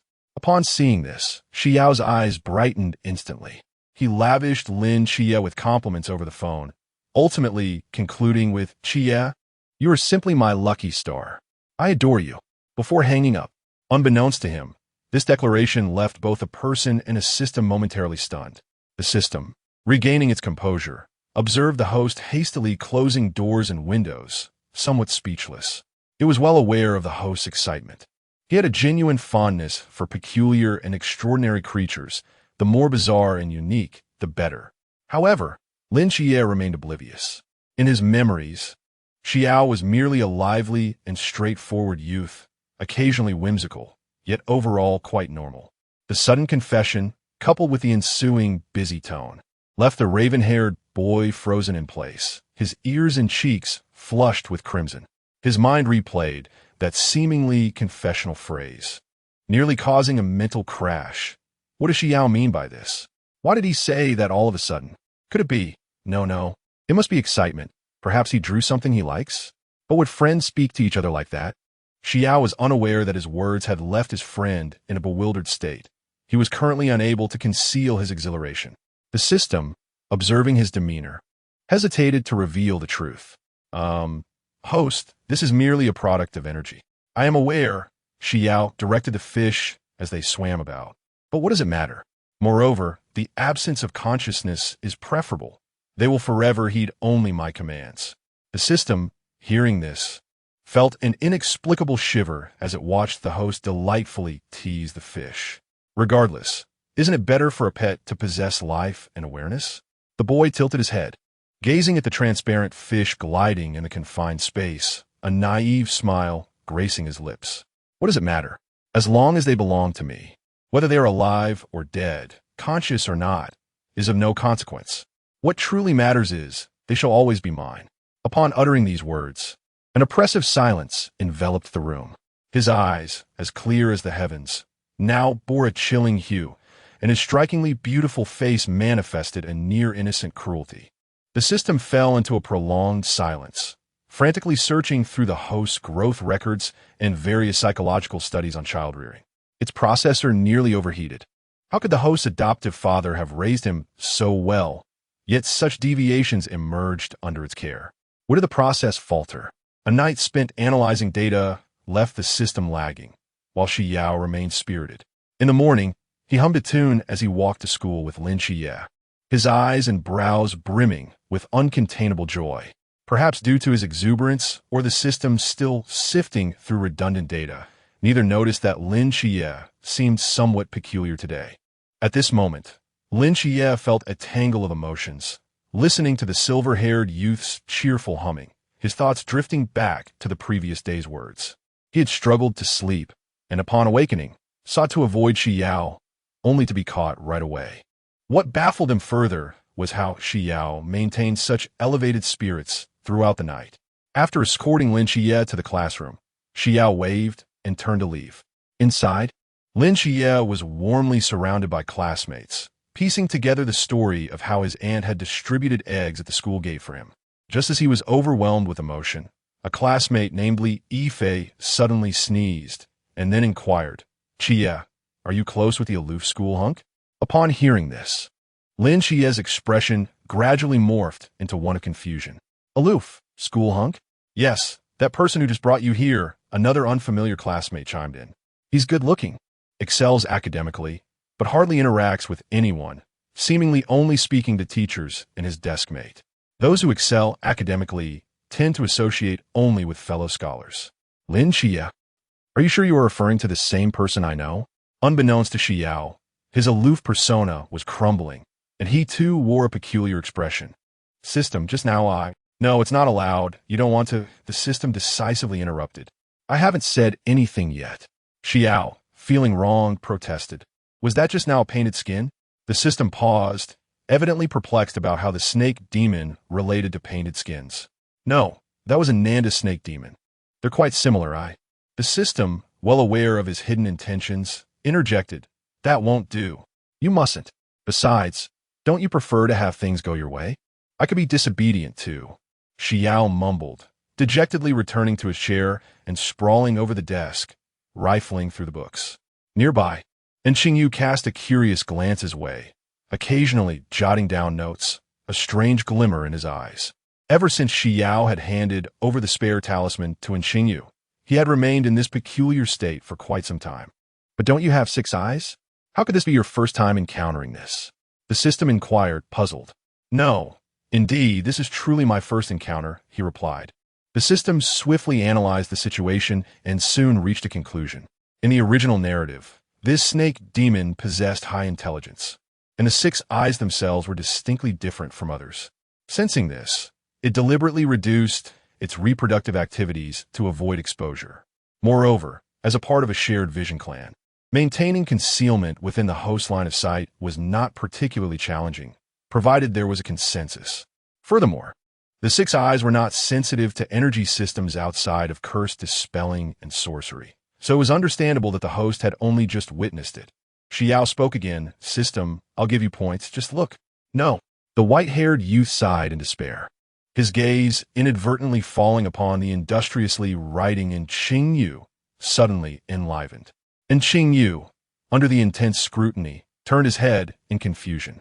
Number 015 host special attack. So, you wish for my assistance in raising the non-Tuo serpent demon? Indeed, the more he contemplated it, the more he felt it was a splendid idea, a smile unconsciously curling at the corners of his lips, the sunlight filtering through his white hair, casting a radiant glow upon him. Are you not afraid that your non-Tuo serpent demon might find itself upon my dissection table? And Xingyu's pen danced gracefully in her fingers, tracing an elegant arc. Xi Yao's expression instantly froze. Although his exquisite visage remained largely inscrutable, the slight furrow of his brows and the taut line of his lips betrayed his inner turmoil. The pen suddenly halted mid-air, and Xingyu adjusted her glasses, preparing to speak, only to be interrupted by the white-haired youth. It matters not. If you wish to study, then study as you please. Your well-being is of greater importance. And Xingyu's movements came to a standstill. Regardless, they reproduce at an astonishing rate. Yet even so, a sense of reluctance washed over Xi Yao, his long eyelashes fluttering gently, casting a small shadow beneath his eyes. One could easily capture two. But do you truly have an affinity for such creatures, Xiao Yao? Xi Yao was entirely oblivious to the change in how his desk mate addressed him. He nodded his white head slightly, and together they scoured the school for the relatively scarce serpent demons. System, is there no one to advocate for the pitiful serpent demons? Host, once the leader of these serpent demons is slain by the protagonist, all serpent demons will perish. Upon hearing this, Xi Yao felt all strength and means drained from him, his once clear eyes now clouded with despondence. A thought creeping into his mind. Perhaps he ought to bind that leader and its minions, then present them to Xingyu? Sensing the host's perilous thoughts, the system hastily intervened, presenting various strange creatures as bait for future plot developments. Mummies, talking dogs of the earth, vein dragon, and so forth, successfully dispelling the host's notion of kidnapping the caretaker. Xiao Yao. Xi Yao shook his head in a gesture of reassurance. Even if he could not currently nurture serpent demons, he had already pledged to procure one for Xingyu. Just as he contemplated which unfortunate soul to target, ding, Zhongli's portrayal level increased by 1. The system found itself momentarily stunned, its core rapidly processing this unexpected gain. After all, as the god of contracts, it held such agreements in high regard. It seemed that Xi Yao's intention to fulfill his promise to Xing Yu inadvertently aligned with this principle. This was likely an instance of a blind cat stumbling upon a dead mouse. The system felt a surge of excitement. Observing the white-haired host and his desk mate whispering conspiratorially, contemplating tasks that would enable the host to enhance his portrayal level through such agreements. At this moment, Qi felt a peculiar sensation as he found himself surrounded by a throng of people, Xi Yao walking alongside him. He turned to glance at the white-haired youth who, as usual, walked by his side, yet those azure eyes were now frequently darting towards Lin Qiye, who was animatedly conversing with others in the crowd. In their usual companionship, Xi Yao's attention had always gravitated naturally towards him. Sometimes he would excitedly share newfound discoveries. Other times they would merely walk in silence side by side. Yet wherever his gaze fell, Xi Yao's presence was assured. What today? Xiao Yao. Lin Qiye could not help but call softly. Xi Yao turned his head in response. But before Lin Qiye could speak, his gaze was drawn elsewhere, his eyes gleaming as if he had discovered a fascinating new toy. Lin Qiye followed his gaze and beheld Lin Qiye, who was leaping about like a monkey.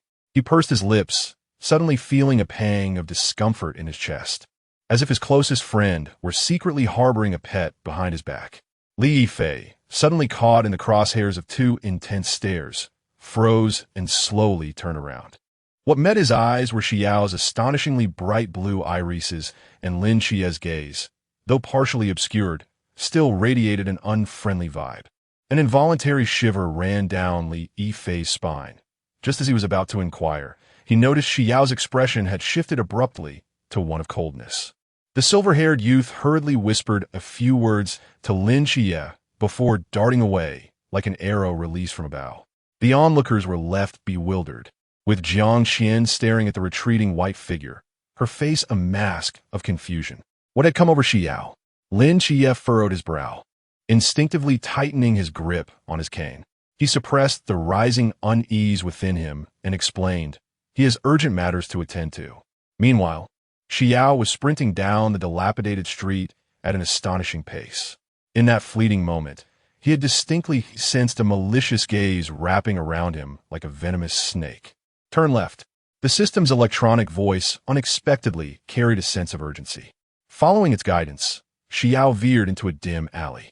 In the cramped space, the walls were stained with a dark red, unidentifiable liquid, and the air was thick with the stench of decay. He surveyed his surroundings, realizing he had entered a wholly unfamiliar realm. From the shadows emerged a diminutive figure. He was more beast than human, with gray scales faintly visible across his face and serpentine pupils that glinted coldly. His mouth was twisted into a grin, revealing sharp fangs. Stop looking. This is another realm. You won't escape unless you die, or the protagonist dies. Yet, contrary to the anticipated panic, the silver-haired youth's expression remained indifferent. Xi Yao simply regarded him with a detached gaze, his cerulean eyes calm, as if observing mere ants. The creature's face contorted in rage as he lunged forward, only to be sent flying by a single punch from Xi Yao.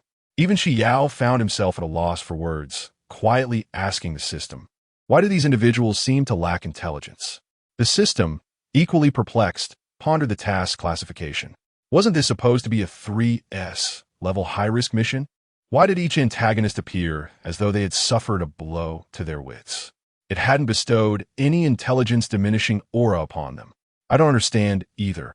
It recalled the repeated warnings from its predecessors about the daunting nature of this task, which was deemed nearly impossible to accomplish. It had even prepared to grant the host several advantageous abilities at the onset of the plot, only to find that these foes not only prefer to fight individually, but also relished delivering lengthy declarations before engaging. You see, this is a separate realm, meaning whatever occurs here won't affect the outside world, correct? The man remained silent as his body began to swell and distort, the fragile human exterior peeling away like a delicate eggshell. In an instant, a massive gray-scaled python, nearly 100 meters long, obliterated walls and buildings. Coiling menacingly in the center of the ruins, its vertical pupils glinting with malice. The system's anxiety gradually intensified. What was the matter with these individuals? Why were they all targeting the host? Indeed, a peculiar expression emerged on the host's face, prompting the system to predict his forthcoming words and promptly interject. Prohibited. Rejected. Do not even think about it.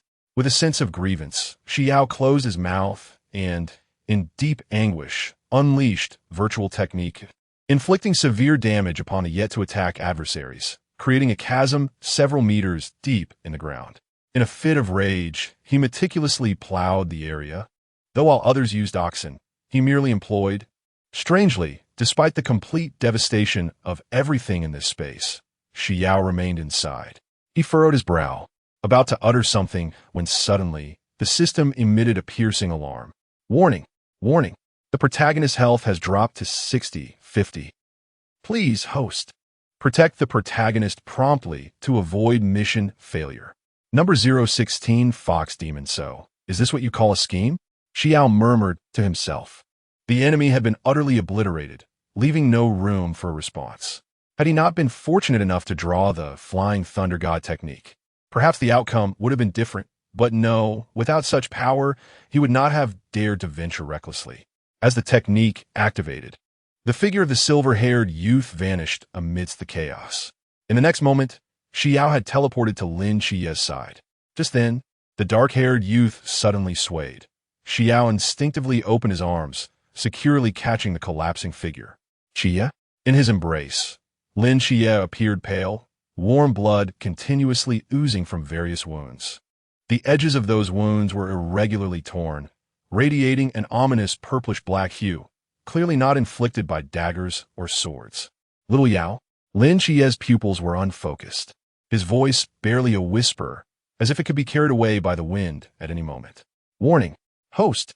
The protagonist's vital signs are rapidly declining. Breath of the Archangel. A card materialized at Xi Yao's delicate fingertips, and with his words, the card transformed into a gentle light that ascended into the air, morphing into a beautiful woman with flowing pink hair and a serene demeanor. Her lower body was an ethereal ribbon of light, radiating a sacred aura. May I inquire what tasks you have for me? Heal his wounds and alleviate the poison coursing through his veins. Hee, little brother. My poison is not so easily dispelled, a sultry voice echoed from the front. The woman finally emerged from her concealed shadow, her gaze shimmering with lethal allure as she toyed with a strand of hair, her crimson lips curling into a dangerous smile.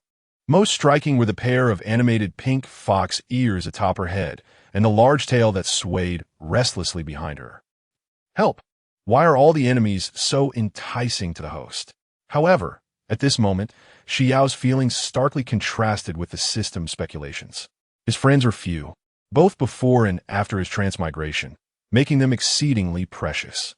Now, witnessing an enemy inflict harm upon a dear friend, the fact that he refrained from unleashing several, virtual-style, Xi attacks was a testament to his immense restraint.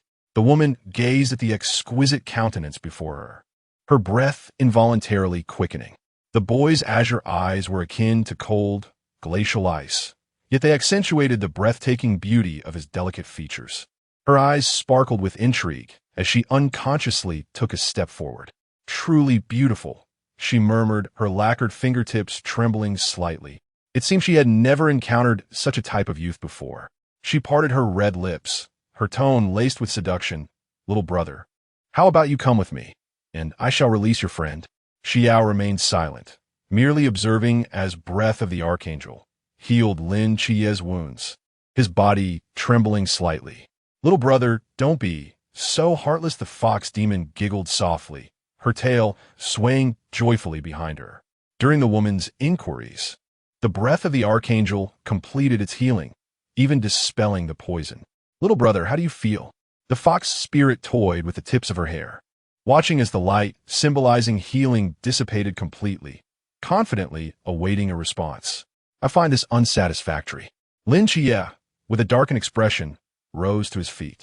Previously, he had been somewhat disoriented from excessive blood loss, and to his surprise, upon regaining consciousness, he overheard someone using him to threaten Xi Yao. A flicker of astonishment crossed the woman's face, but she quickly resumed her alluring demeanor. It was no wonder she disagreed with my suggestion. Nevertheless, I could still eliminate him. As she spoke, An oppressive aura surrounded her, intensifying alarmingly, and the seductive glimmer in her eyes vanished, replaced by a chilling, beast-like intent to kill. Before the woman could react, the white-haired youth coldly uttered a few words. Domain expansion, infinite void. The icy declaration abruptly severed her speech. This was Lin Qiye's second foray into this peculiar realm. The first time, he had been engulfed in darkness, relying solely on his other senses to perceive the space. Now, standing beside Xi Yao, he surveyed his surroundings. The vast expanse of darkness enveloped them, akin to standing at the edge of the universe, with a colossal eye resembling a black hole gazing down upon everything. So, is this the ability that saved me when I was a child? Xi Yao nodded, turning to scrutinize Lin Qiye closely. Only after confirming that his wounds had fully healed and his complexion had returned to normal did she exhale in relief. Was that creature that attacked me just now a cursed spirit? And is that fox-like woman a curse master? It must be said, Lin Qiye had a remarkable memory. Even recalling the details of the curse from their childhood, he could apply it here with such clarity. Xi Yao, who had a rudimentary understanding of this world's lore, nodded again, unable to disclose the truth to Lin Qiye, that this woman was not merely a curse master, but had come solely to kill him. What about that woman? Lin Qiye furrowed his brow, glancing at the dazed woman standing motionless. He was perplexed. After vanquishing those two monsters, the environment had abruptly shifted, and this woman had inexplicably appeared, seemingly recognizing him and intent on his demise. The disparity in their strengths was overwhelming. He had barely managed to survive their brief encounter. Would involving the authorities truly be effective against such a being? It's all right. She will soon vanish. Host, 1 minute remaining. Lin Qiye fell silent for a moment. In that instant, he acutely felt his own fragility. Without Xi Yao present, he yearned to protect his aunt, Xiao Jin, Xiao He, and Xi Yao. Xi Yao, can you help me become stronger? Xi Yao turned, puzzled, meeting Lin Qiye's earnest gaze. After a brief contemplation, he broke into a radiant smile. Sure, the system observed in silence as the protagonist grappled with a misaligned worldview, uncertain if everything would be all right. The guide would arrive soon, and these matters would soon be rectified. The woman's figure swiftly faded, gradually dissipating into the void, allowing the dark space above to rupture. So, is Xi Yao's ability to freeze and erase people? Lin Qiye was about to inquire. Suddenly, a shadow clad in dark crimson swept before him like the wind. So, these ghostly figures were all slain by you? Zhao Kongxing's keen gaze scanned the ground littered with corpses. He had arrived at a fortuitous moment, having missed the spectacle of the domain dissipating. Observing the numerous ghostly figures sprawled upon the earth, he noted that every single one bore wounds indicative of having been pierced to death. He harbored no other thoughts, merely assuming that the divine agents were responsible for exterminating these creatures. However, his attention was drawn to one individual across the way, drenched in blood and clad in tattered garments. He inhaled sharply, his mind too occupied to speculate on which of them was the divine agent, reasoning that they would eventually ascertain the truth once they were both taken away. Your injuries are quite severe. I shall have someone escort you for treatment. Lin Qiye and Xi Yao exchanged glances, obediently nodding at the elder. Xi Yao blinked, observing the elder's intent to make a phone call, and promptly grasped Qiye's hand, teleporting them both a short distance away with a swift motion. The two hastily made their escape. Lin Qiye wished to avoid entanglements, seeking only to safeguard his little world. Meanwhile, Xi Yao was indifferent, having come for Lin Qiye's sake, naturally wishing to remain by his side. After Zhao Kongsheng had arranged everything, he turned around to issue further instructions, only to find himself alone. Where have they gone? Where could they have fled in their injured state? No. 017 Zhao Kongsheng, the two raced ahead, completely unaware of the chaotic state of Zhao Kongsheng at that moment. Xi Yao led Lin Qiye directly back to his home. The bloodied young man, with his dark hair stained, would certainly frighten his aunt and Yang Jin if he returned in such a condition. Once everything was tidied up, Lin Qiye initially intended to head back alone, but Xi Yao adamantly refused. No way. Who knows if anyone else might come after us? Be obedient, Qiye. The white-haired youth smiled mischievously, suddenly reaching out to ruffle the other's dark locks. The soft, smooth texture of his fingers made him understand why Qiye always liked to touch his head. Originally touched, Lin Qiye was left speechless. After ensuring his safety, Xi Yao lay on his bed, finally able to check the system that had been chiming during their earlier scuffle. Ding! Beginner task. Protect Lin Qiye task. Completed reward. 2 lottery chances. Ding! Eliminate 2 usurpers reward. 110 points. Ding! Notice. The beginner protection period has ended. Subsequent affection points will no longer yield additional points. Points can be obtained as follows. 1. Kill a mysterious being or an enemy. Corresponding level mysteries grant 1 point, while defeating higher-level foes grants 10 points. 2. Killing usurpers earns 10 points at the same level, and 100 points for those of a higher level. 3. Complete tasks to gain corresponding points. 4. On significant holidays, such as New Year's or birthdays, points will be awarded. Ding! Exchange rate for points and lottery chances has changed. 100 points grants 1 lottery chance, while 1,000 points gives 11 chances. After a moment of silence following the review, Xi Yao inquired, System, can we return to the previous beginner protection period? Upon receiving a firm refusal from his system, Xi Yao sighed softly, no longer dwelling on the matter. He turned his attention to organizing his current resources, the remaining 130 points from previous lottery draws, along with task rewards and 43 affection points converted from Xingyu, brought his total to 670 points and 2 lottery chances. His abilities were now sufficient, so there was no rush. However, usurpers? Were these usurpers? Are they the 2 we drove away today? Indeed, host, you must be cautious. Today, those 2 were relatively straightforward. The most dangerous ones are those lurking in the shadows. They may disguise themselves as passers-by or employ methods such as poisoning and assassination. The system's voice suddenly turned grave. Previously, there were attempts to assassinate side characters who played the role of companions to the protagonist for a long time, gaining trust only to strike at critical moments. Fortunately, the host at that time was experienced. Otherwise, that world would have faced destruction. Xi Yao frowned. His current healing methods were limited, and the reversal technique granted by the main deity could only be used on himself. The Archangel's breath and dew, not die, were both one-time uses if the system's warnings were accurate. Poisons and curses would be far from sufficient. In the future, will I have to face endless assassination attempts? As the protagonist grows stronger, it becomes inconsequential, or perhaps until the grand conclusion. Consequently, the following day arrives. Do you intend to seek medical attention alone? Xi Yao furrowed his brow as he gazed at Lin Qiye. Indeed, it is not for myself, but rather for a friend of mine who is struggling with mental issues. For some reason, Lin Qiye shrank back slightly, feeling a chill creeping down his spine. Perhaps it was due to Xi Yao's perpetually stern demeanor at school, but now, when he inquired with such composure, he bore an unsettling resemblance to that persona. No, I shall accompany you. Xi Yao nodded, indifferent to the fact that Lin Qiye had suddenly mentioned a friend. He felt akin to Tang Song, where every situation felt perilous. Very well. Lin Qiye hesitated briefly before acquiescing. Their journey was relatively devoid of danger, the only exception being the encounter with this rather imposing gentleman. Xi Yao and Lin Qiye found themselves accosted, their throats gripped as they were led to the exterior of a rather disreputable hotel. Its garish colors and oddly pink sign offering a clear indication of its nature. Lin Qiye's complexion changed dramatically. No, I have hemorrhoids. Please do not act recklessly. Yet, Xi Yao appeared completely unfazed, his attention captured by a quarrelsome couple by the roadside. The woman, in a fit of rage, struck the man and turned to leave, prompting him to kneel and cling to her legs, wailing in desperation. No, you cannot abandon me. You promised I would be your loyal dog forever.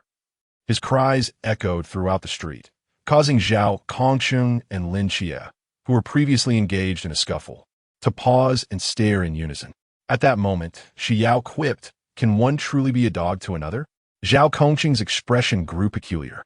Seeing that the white-haired youth showed no intention of resisting, he released him and roughly tousled his white hair, admonishing, "Young Yao, do not emulate others' misdeeds." Observing the futility of their struggles, Lin Qiye, resignedly slumped his shoulders. Zhao Kongcheng, with one hand on each of them, lifted them as if they were mere chicks and brought them to the front desk. In a gruff voice, Zhao Kongcheng addressed the astonished female clerk, requesting a deluxe room. The clerk's expression turned enigmatic as she surveyed the peculiar trio before her, a middle-aged man accompanied by two striking youths, before breaking into a knowing smile that sent shivers down Lin Qiye's spine. After all, the clientele of such establishments was hardly a mystery to the staff. Very well, may I see your identification? Lin Qiye's expression soured as he reluctantly surrendered his credentials. Xi Yao, witnessing this, followed suit. What is that expression? What do you think I could possibly do to you?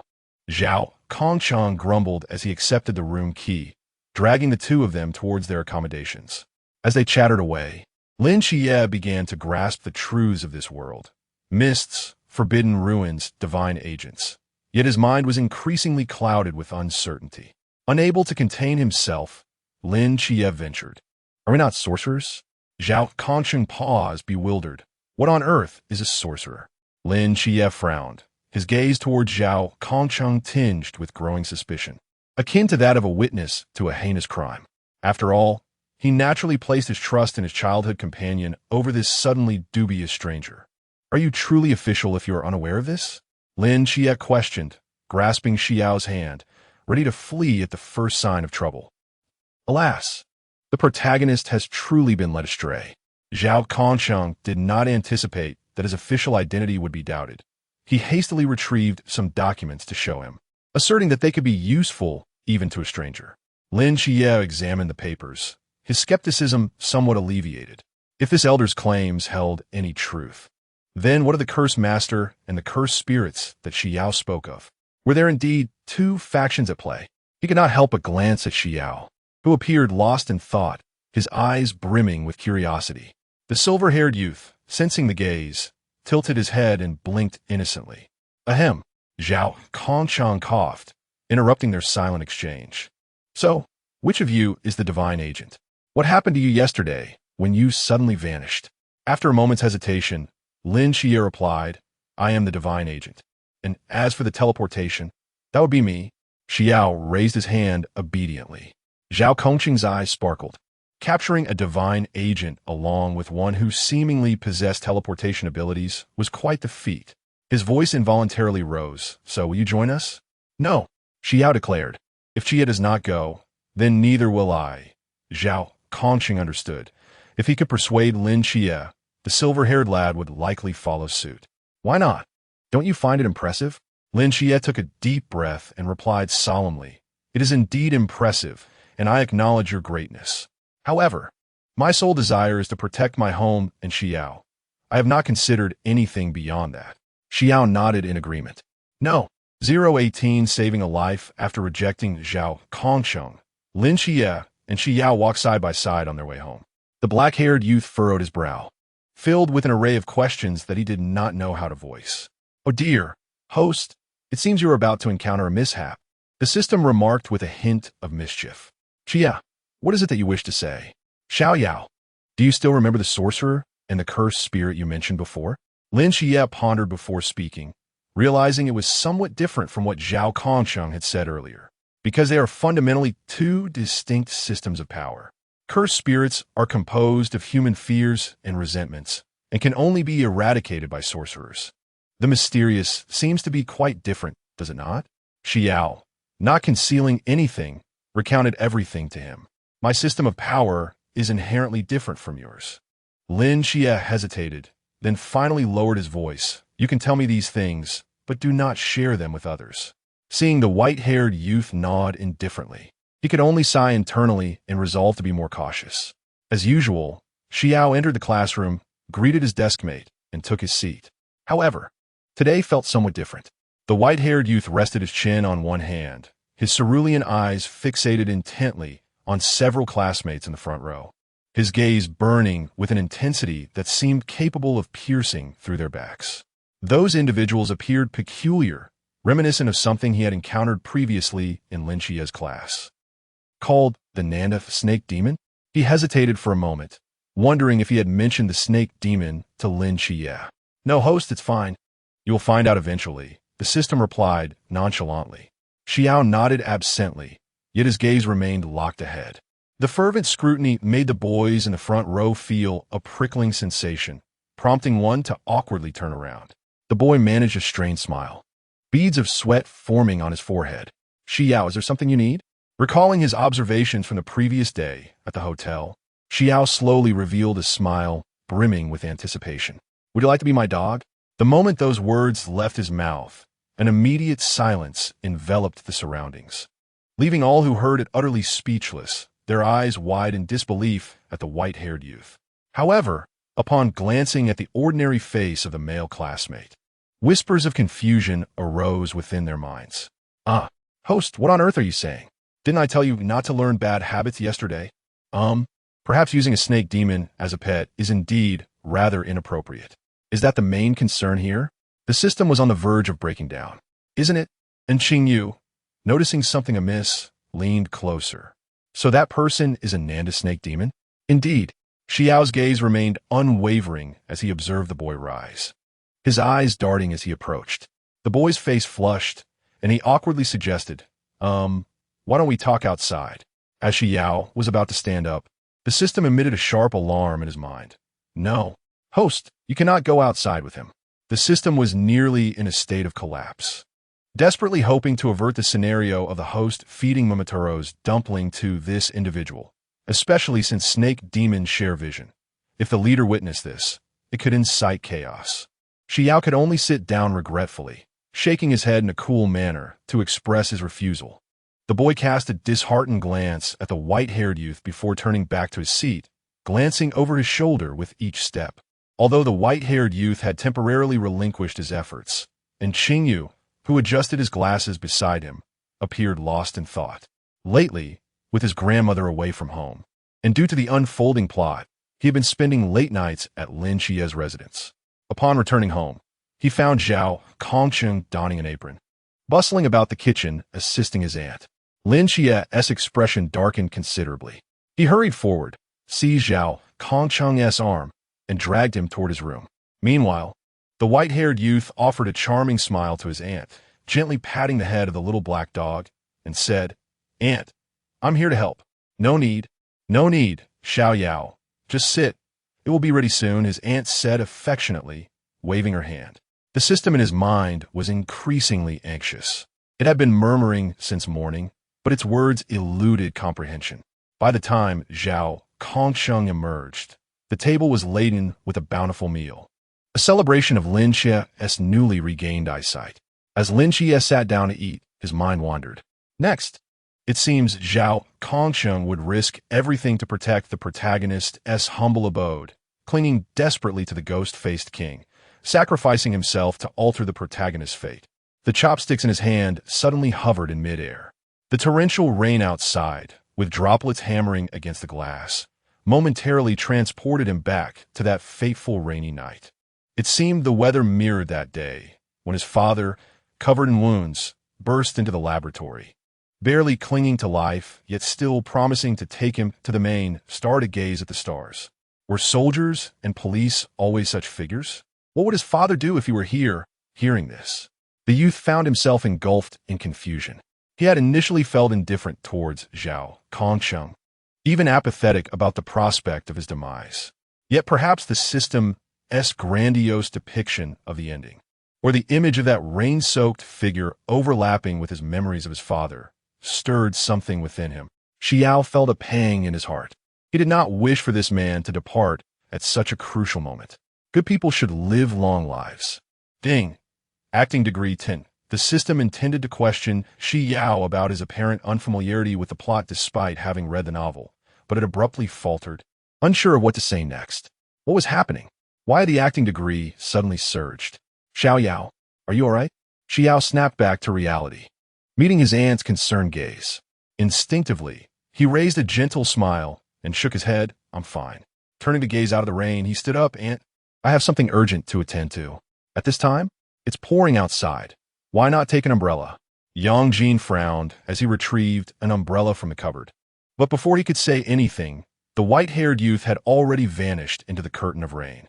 This child, at that moment, Lin Qiye stood perplexed on the balcony, watching the white-haired youth's retreating figure. Yet before he could utter a word, Xi Yao's silhouette disappeared into the distance. Upon chancing upon a bat seeking refuge from the rain, memories of the Starry Night Dancer, who seemed to possess the ability to communicate with nocturnal creatures, flooded his mind. Attempting to engage in dialogue with the bat, his expression shifted dramatically. After exchanging a hurried greeting with his aunt, he quickly trailed behind Xi Yao. The system, somewhat perplexed, endeavored to guide its host. Was the host truly intending to rescue Zhao Kongsheng? Host, are you contemplating the rescue of Zhao Kongsheng? Indeed, is that not permissible? The main deity has not imposed any restrictions. However, according to the database, the majority of hosts tend not to choose the path of rescue in this scenario. The benefits of such an endeavor were secondary. As the guide for Zhao Kongsheng, most hosts opted to let events unfold naturally, considering that his sacrifice would not impact the ultimate completion of the mission. Yet, should one alter this fateful juncture, resulting in the protagonist's refusal to join the Night Watchman, the narrative would unravel. At such a juncture, the main deity would impose a task that had not been previously established, compelling the protagonist to join the Night Watchman. This indeed posed a troublesome and thankless situation, devoid of rewards. If the protagonist were disinclined to join, it would lead to significant complications, which is why few hosts would willingly undertake such a burdensome endeavor. In reality, most guardians merely ensure the protagonist is not supplanted, prioritizing survival over all else. Guardians like Xi Yao, who vigilantly stand by, are rather rare. Their choices do not dictate mine. Number 019 join. What is this? Xi Yao touched the crimson barrier, her slender middle finger bending as she gently tapped against the intangible wall. The barrier emitted a dull echo. Just consider it a barrier of the curse realm. It can prevent others from entering and block enemies from fleeing. So, I just need to smash it open. The figure inside was being thoroughly beaten, and as the wounds multiplied, Xi Yao took a deep breath. The technique shifted, Song. A tremendous roar resonated as the red barrier shattered like a broken mirror, a large crack appearing. A massive shockwave stirred up a cloud of dust. When the dust settled, Zhao Kongsheng, battered and bruised, struggled to lift his head and met the gaze of two pairs of eyes that had appeared at the edge of the battlefield. Lin Qiye and Xi Yao stood shoulder to shoulder. You two little rascals, what are you doing here seeking death? Hurry back. We can also assist with the forbidden ruins, Lin Qiye urged. Yet Xi Yao remained silent, her gaze fixed intently on the ferocious creature. It bore no resemblance to any enemy she had encountered before. Qiye, may I keep it? Lin Qiye and Zhao Kongsheng simultaneously choked on their own disbelief, turning to look at her in astonishment. Xi Yao regarded the terrifying beast with the adoration one might reserve for a rare pet, her cerulean eyes brimming with pure affection. Zhao Kongsheng's mind momentarily malfunctioned. How could this kid's aesthetic be so peculiar? No way. X2. Xiao Yao. Such a creature is utterly uncontrollable. You. Enough. We can discuss this later. Zhao Kongsheng ground his teeth, glaring at the two oblivious youngsters. He pulled a sigil from his pocket and flicked a needle gleaming with a cold light. This was something he had long intended to do, just as he prepared to inject the serum into his body, activating the forbidden ruins at the cost of his life. A deep red energy sphere whizzed past him. Technique reversal. The crimson energy sphere traced a distorted path through the air. Upon contact with the monster, it detonated with a thunderous explosion. The violent energy torrent hurled debris and rubble into the air, grinding them to dust in an instant, including the demon-faced king, whom Xi Yao had cherished. Xi Yao displayed a hint of regret, stealing glances at the two, secretly calculating. The next time she encounters such a creature, she must find a way to keep it. What if it misbehaves? A firm hand teaches respect. A few more beatings will surely make it obedient. The system, sensing the host's thoughts. If the child is not disciplined for a day, they will climb the roof. Lin Qiye appeared somewhat numb. Was he not the master of the divine ruins? Yet, observing these past few days, he realized he was not as formidable as Xiao Yao. Furthermore, that last move was undeniably impressive. Wow, this kid is extraordinarily cool. Zhao Kongsheng's sigil clattered to the ground, his eyes wide open. Weren't you the master of instantaneous movement in the Forbidden Ruins? Xi Yao blinked, refraining from a response, and instead posed another query. So, do you intend to confront the Ghost-Faced King with your life? Why? The man before her, battered and bruised, with several broken ribs, nonetheless managed to smile, retrieving a medallion from the ground. He lifted the emblem for both to see. Do you see the inscription? I shall stand before countless others. His voice softened, even if there aren't millions behind me. Isn't there still your little family to protect? After his moment of bravado, Zhao Kongcheng collapsed onto the ground, gritting his teeth in pain. Lin Qiye felt a tumult of emotions within. Apart from his aunt, Xiao He, and Xi Yao, there existed a fool willing to sacrifice his life for this cause. He found himself unexpectedly moved, opening his mouth to speak, but noticing Xi Yao was fixated on the man. It truly seemed. Xi Yao's thoughts wandered back to the past, recalling how his early life was spent in a laboratory. As the first successful experimental subject, he was weak in every aspect except for symbolic significance, and he was on the verge of being destroyed before his father rescued him. That fateful day when his father appeared before him, he was saved, and as they lived together afterward, he attempted to emulate his father, but invariably found himself in trouble. His father would gently grasp his shoulder, saying, I know Xiao Yao is a good child, but this is too difficult for you right now. Just follow me and learn slowly, all right? Yet, he was transported here, devoid of any opportunity to learn, until he encountered Zhao Kongcheng. Could this be the chance to achieve success and return to Boaster's father? May I join you? Meanwhile, Zhao Kongcheng continued to urge Lin Qiye to leave, warning that when the captain arrived, their dreams of a tranquil life would shatter. Yet, Lin Qiye stubbornly stood his ground, declaring, You are in such a state. I cannot leave you here alone. It was Xi Yao's words that jolted them awake like thunder.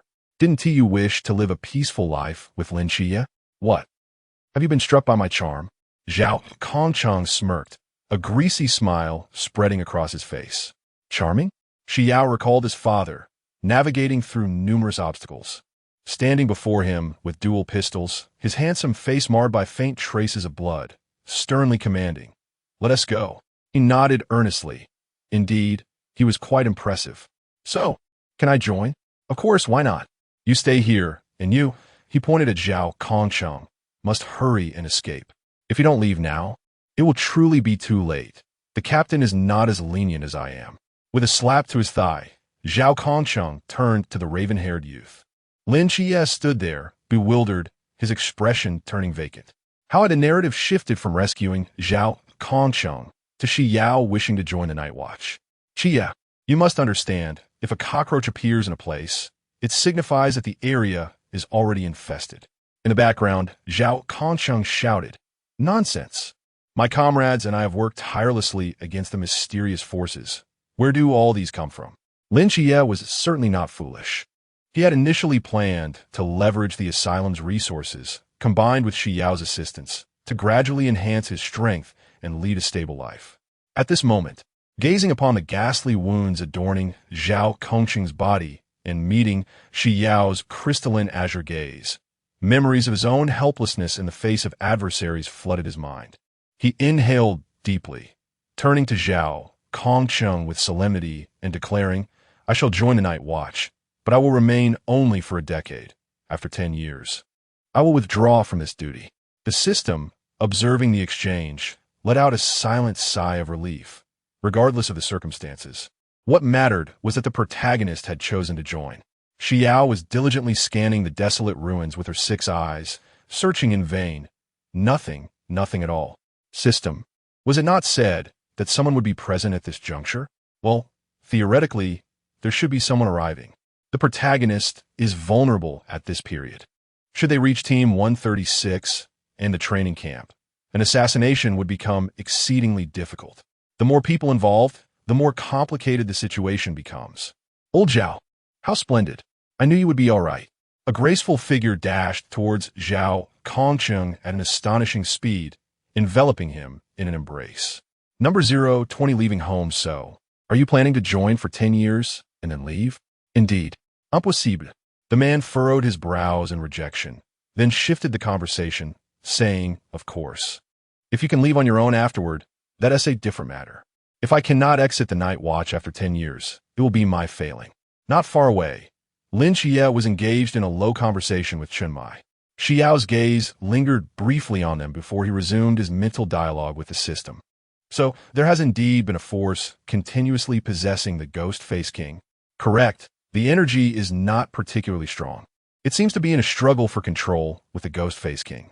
If the host had delayed for even a second or two, that force would likely have succeeded in taking over. I can't believe I failed to notice. Mark it down for now. Remind me immediately should I encounter a similar situation again. Training?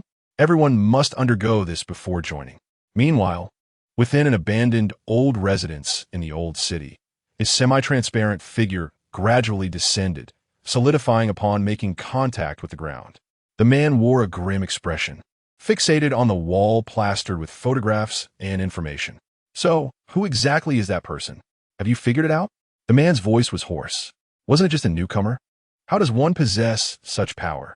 The fox demon had merely deemed this a task for vacation when bringing along a newcomer, never anticipating that the fox demon would meet such a fate. Upon analysis, there is a 30 probability it's a secondary dimensional golden finger, a 20 probability it's an ability-based golden finger, and a 30 probability. What use are these vague statements? Can you be more specific? And how do we counter him? The man, cloaked in a large hood, concealed his expression. Ding! Insufficient data, unable to provide support. The man inhaled deeply, attempting to suppress his fury. Despite several calming breaths, he could not resist tearing a photograph from the wall and viciously stomping on it. Damn, this inferior system, obtained from the Transmigration Bureau, is a defective product hacked by a technical usurper within the organization. A small player like him is only fit for such half-baked junk. Aside from recording data and querying basic information, it is nearly useless. On this side, Chunmai suddenly recalled something and remarked, by the way, temporary teammates do not provide food and accommodation. Lin Qiye felt as if struck by lightning. He had resolved not to return before arriving here. The night watch does not cover meals or lodging. Where will he and Xi Yao stay? Where will Xi Yao and I stay? He quickly inquired. Hearing her name called, Xi Yao turned, blinking in confusion. Temporary team members cannot meet their families? If that is the case, a hint of reluctance surfaced within Xi Yao. He sought answers, but that did not mean he wished to leave his grandmother behind. If so, I will not participate in the night watch. Chunmai felt a throbbing at his temples. One wanted to leave the night watch after 10 years, while the other wanted to quit immediately. Why were these two youngsters so troublesome? My grandmother's health is poor. I do not wish to be far from her.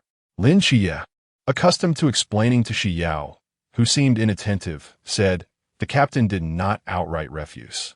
I merely fear that it may cause trouble for Auntie and the others in the future.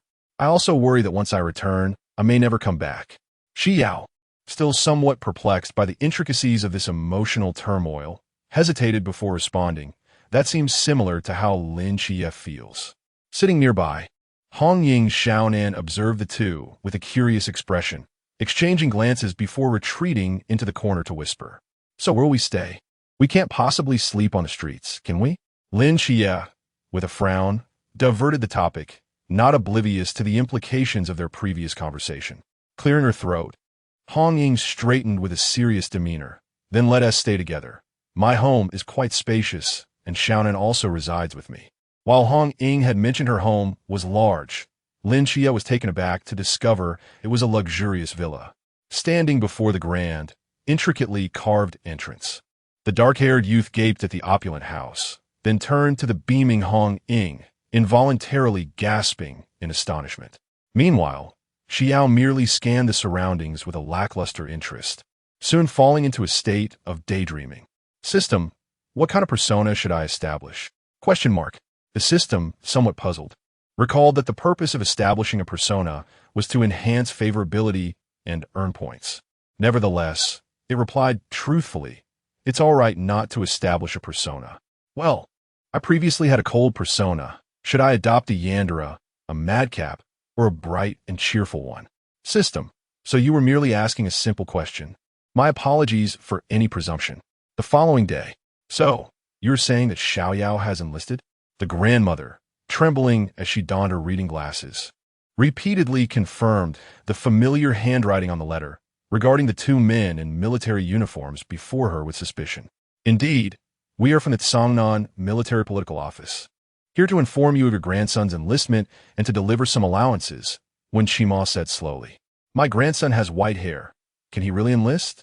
The grandmother's face was filled with disbelief, her gaze towards Chun Mai and Wen Qimo akin to that of a wary observer of human traffickers. Wen Qimo nearly lost his smile, realizing he had overlooked this detail. Fortunately, youthful minds are agile. Classmate Xi Yao was specially recruited due to his exceptional talent, and Lin Qiye was also specially enlisted into the same elite unit. Upon hearing Lin Qiye's name, the grandmother's expression softened, her wariness gradually dissipating. I see. This child did not mention it to me. He has indeed grown up. The grandmother's demeanor became somewhat wistful as she waved her hand, signaling her understanding. Grandma! The white-haired youth suddenly burst through the door, embracing his grandmother's frail form. I will return very soon. Ah! The grandmother appeared somewhat puzzled, but tenderly stroked his long white hair, chattering for a while before allowing him to leave. All right, go ahead. Grandma will wait for your return. System, how are things? Rest assured, I am handling it well. The system's tone was filled with self-satisfaction. Xi Yao spent 500 points to exchange for a miraculous pill that promised to eradicate ailments and prolong life, discreetly substituting it for the medication his grandmother regularly consumed, ensuring it would be ingested by her. Initially, he intended to emulate Lin Qiye by secretly observing from the doorway, without returning home. However, he was perplexed by his friend's reluctance to enter the house and was constrained by the system's distance limitations regarding the medication's deployment, preventing him from straying too far. Witnessing his grandmother's sorrow compelled him to rush to her side. Nevertheless, he pondered if he could return during the new year. After all, he could always utilize the Flying Thunder God technique to teleport to Qingyu's side. Speaking of Qingyu, he realized he still owed the Nanda snake demon a debt. Number 021, the Nameless. As Lin Qiye opened the door, he chanced upon Xi Yao, who was intently seated on the sofa, beside an unfamiliar elderly lady animatedly gesticulating and passionately recounting her grievances. Hong Ying and Wen Qimo sat across from them, fully engaged in the discourse. How could this be? Xi Yao exclaimed, indignantly slapping his knee, his porcelain-like cheeks flushed with excitement. This is simply dreadful. The two individuals opposite him were equally supportive, creating an atmosphere of camaraderie. A peculiar sensation flickered in Lin Qiye's heart. Having awakened that morning without seeing Xi Yao, who was usually inseparable from him, felt oddly disconcerting. Noticing Lin Qiye standing at the doorway, bewildered, Wen Qimo rose to usher him behind the door for an explanation. It was then that Xi Yao, gradually realizing the allure of witnessing the unfolding drama, particularly as it was narrated by the very party involved, found himself captivated. Regrettably, before he could fully indulge in the narrative, Lin Qiye returned and pulled him away. The silver-haired youth cast a lingering glance over his shoulder, yearning to absorb the excitement of the elderly lady's impassioned recounting. His curiosity piqued for the developments to follow. The underground space was vast, significantly larger than their usual office. Wen Qimo led them through a door, revealing Chun Mai meditating at the center of the arena. Upon hearing their approach, he opened his eyes. Old Zhao is recuperating these days, the captain remarked, handing Lin Qiye a blade from behind him. You two will spar with his sword for now. Lin Qiye accepted the weapon, his fingers tracing the engraved characters Zhao Kongsheng on the hilt. Although presented as practice, it was, in truth, a one-sided onslaught. Lin Qiye's cries of distress echoed through the subterranean chamber. When the bruised and battered, dark-haired youth staggered and collapsed beside Xi Yao, he found himself at a loss for words, merely staring vacantly at the ceiling, his eyes dim and devoid of light. It's all right, Qiye. I shall avenge you. Xi Yao whispered conspiratorially into Lin Qiye's ear. With great effort, Lin Qiye propped himself up, managing to force a strained smile despite his swollen lip. You can do it. In the stillness of the space, his words reached Chun Mai's ears with crystal clarity.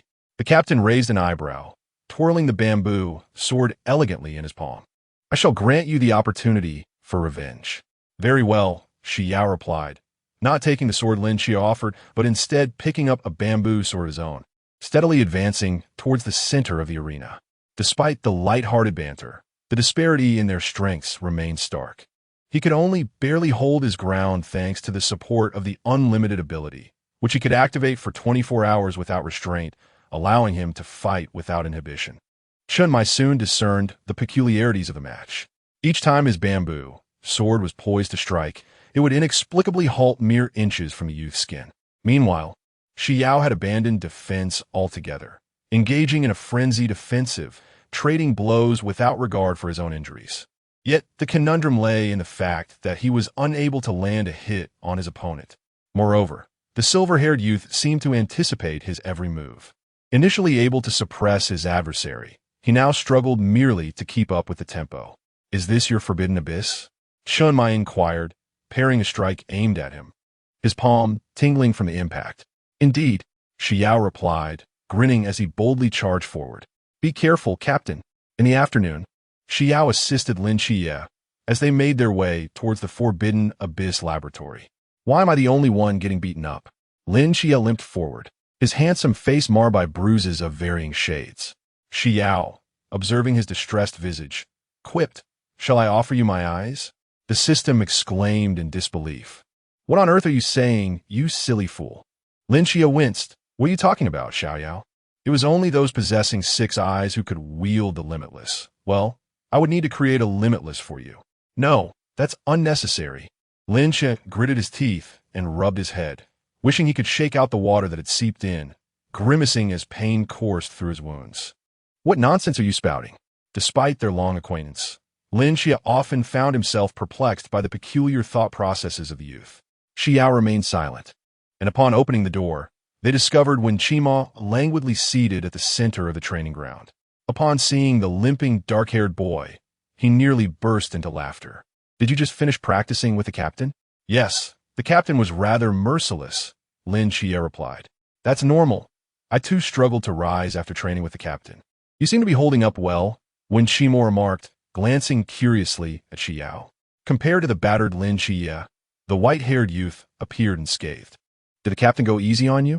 Xi Yao blinked and replied, "Not at all. I had a good spar with the captain. Surprisingly, Zhao Kongsheng is just as formidable as the captain." "I didn't see that coming, Xiao Yao," Wen Qimo complimented. It was only after Wen Qimo elaborated on the forbidden and divine ruins and inquired about Xi Yao's forbidden ruins that he realized he had been misled. "Your ability is truly overpowered." Wen Qimo scrutinized him again and then exclaimed, "No wonder you emerged unscathed from your fight with the captain. You might as well continue honing your close combat skills with the captain instead of practicing in the forbidden ruins. Or perhaps you could train alongside Qiye." Xi Yao glanced at the bruised Lin Qiye for a moment before hesitantly shaking his head. "I have something to attend to outside." "All right," Wen Qimo readily agreed. "But do try to return by evening. The captain will personally prepare dinner for the new recruits." "The captain can cook?" Xi Yao's eyes sparkled with admiration. His tone filled with awe. "How impressive. My culinary heart begins to stir once more. Please spare them. They're truly pitiful," the system interjected. Previously, when Xi Yao was home alone, his grandmother had been out, and his aunt was working late. Starving, he decided to cook for himself, with the system relaying recipes in his mind. Unfortunately, he ended up producing several plates of charred cuisine, subjecting his fragile stomach to a harsh lesson and landing himself in a hospital. "That was entirely your fault for attempting to innovate by adding all sorts of nonsense." The system retorted, unable to suppress its sarcasm. Had it possessed eyes, it might have rolled them. "Not at all. Don't you find it amusing?" Xi Yao defended himself staunchly. Pushing open the training room door, he skipped up the stairs, waving to the busy Hong Ying as he made his way outside. Outside, the weather is splendid. Golden sunlight cascades like honey, enveloping the youth's silvery locks in a warm halo. A gentle breeze stirs, lifting a few stray strands of hair, rendering them nearly translucent in the radiant light. His porcelain skin, illuminated by the sun, resembles exquisite mutton-fat jade, with faint azure veins subtly visible beneath the surface. "Host, where do you intend to go?" To fulfill the promise I once made." He ambles along the commercial street, suddenly halting in front of a shop's floor-to-ceiling window. The glass reflects his striking white hair and those uniquely cerulean eyes. After a moment of contemplative silence, he turns and pushes open the door of a nearby trendy store. When the door swings open once more, out steps a fully armored, mysterious figure. A black baseball cap pulled low, sunglasses nearly obscuring half of the face, complemented by a tightly fitted mask, effectively shrouding the exquisite visage in shadow. "Host, what are you doing? Didn't you say that the Naga shares vision? This way, I want to be recognized." Xi Yao tugged at the mask. "System, it seems you have long desired to dress this way." "No." 022 Another encounter. Xi Yao stood at the edge of the rooftop, his 6 eyes, concealed behind dark sunglasses, meticulously fixed on the serpentine demons roaming below. He slightly arched his back, resembling a poised feline, diligently searching for a solitary target. The system silently observed its host skillfully navigating past all surveillance cameras, resembling an infatuated stalker fixated on the group of snake demons. As thoughts of doing this for Xingyu washed over him, his mind gradually emptied. "I found it." The sound dissipated into the air, and the rooftop was now devoid of any presence.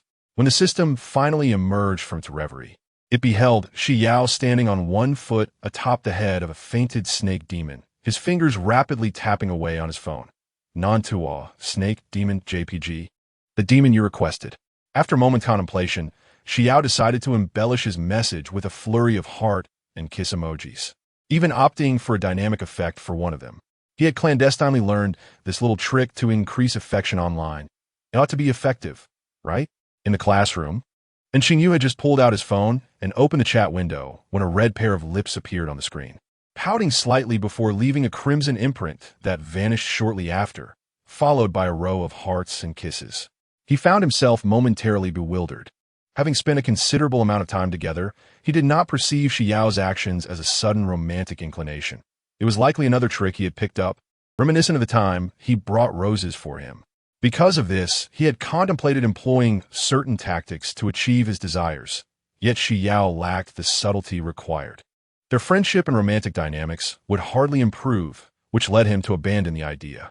Now, upon seeing the latest image, excitement and exhilaration filled his eyes. "Teacher, I need to step out for a moment." And Xingyu raised his hand to request leave, disregarding the teacher's expression at the podium, quickly gathering his belongings and striding out. The teacher's lips twitched slightly as he recalled the principal's instructions, nodding in acknowledgement before addressing the commotion among the students with barely concealed ire. "What are their grades compared to yours? If I were you."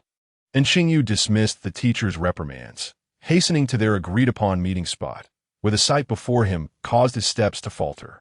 The white-haired youth was crouched on the ground, meticulously binding the unconscious snake demon with a red cord. The creature was arranged in a bizarre posture, adorned with an exaggerated bow on its head, appearing exceedingly ludicrous. "This is the snake demon you mentioned?" And Xingyu's eyes sparkled behind his glasses, his voice tinged with suppressed excitement. Xi Yao nodded, deftly tying a beautiful knot with the rope. "We need to find a way to transport it." And Xingyu murmured to himself, only to be interrupted the next moment by an unexpected sensation of weightlessness. "No need." Xi Yao grasped his wrist with one hand while pulling the snake demon's rope with the other, and in the blink of an eye, the three of them were suspended in midair 100 meters above the ground. And Xingyu, forced into the air, experienced a moment of bewilderment, his gaze locking onto the white-haired youth beside him. His intense stare seemed to burn a hole into the other's face, nearly causing the system in his consciousness to shriek in alarm. "So that instantaneous movement was an extension of your abilities? Is it a newfound ability?" Xi Yao offered no response, instead gazing around from their lofty vantage point before turning to the exuberant Xingyu. "So where's your home?" "Let's not go home just yet. Take me somewhere first." As they descended, Xi Yao's expression transformed into one of rare perplexity at the sight before him. A sewer? The dark and profound entrance resembled a gaping maw, with the faint sound of dripping water echoing from within. Curiously, Xi Yao peered into the abyss, a damp, moldy scent mingling with the metallic tang of rust assaulting his senses. He wrinkled his nose, yet without hesitation, followed Xi into the depths. In a shadowy tunnel, Xi navigated expertly, leading Xi Yao deeper into the darkness. The damp walls were overrun with moss, and the murky water below exuded an unpleasant stench. The winding passage opened up like a cavernous mouth, where a man, his face darkened with anxiety, pressed himself against the corner, too afraid to move, lest he be seen by the boy with the strange eyes. At that moment, despair nearly consumed him. He had deliberately positioned himself here to eliminate the supporting character, and Xingyu, before the narrative truly commenced, intending to usurp his role. Just as he completed his trap, the target appeared alongside the white-haired youth. "How is it that you are everywhere?" The man's expression stiffened, yet his ghostly ability had not yet cooled down, rendering a direct confrontation futile. He could only hope that the freshly laid Nine Heavens Thunder array would assist in his escape. As he discreetly prepared to activate the formation, he looked up to find the white-haired boy and Xingyu standing before him, gazing at him with innocent expressions. A heart-wrenching scream erupted from the depths of the sewer. As the man collapsed in terror, Xi Yao tilted his head, displaying an innocuous smile. "Hello again." Behind him, Xingyu adjusted his glasses, a flicker of light dancing in his eyes. Ever since Xi Yao provided him with that peculiar gadget, he had constructed his own laboratory here. Had it not been for the need to attend school to elevate his presence and acquire more information and tools, ideally for further research, he might have considered dropping out entirely.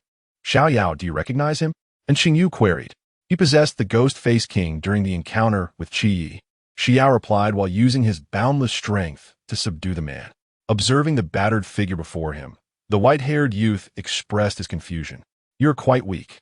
The man gritted his teeth, refraining from a response, his forehead throbbing with veins at the critique. Logically speaking, the man's abilities were of a supportive nature, better suited for stealthy mischief while others fought. Faced with such an unreasonable power, how could he possibly compete? Truly, he was cursed with misfortune. The words escaped his lips through clenched teeth, his gaze dark and menacing as it swept over the two.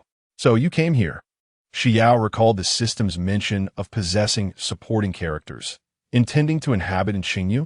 Meanwhile, Xingyu, standing behind him, remained unfazed, his eyes burning with intensity as he regarded the man.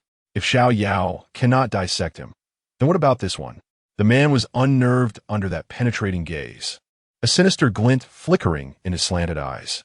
An eerie, low murmur escaped his throat, and suddenly, grotesque black symbols manifested on his face, writhing and twisting like living entities, instilling a profound sense of dread.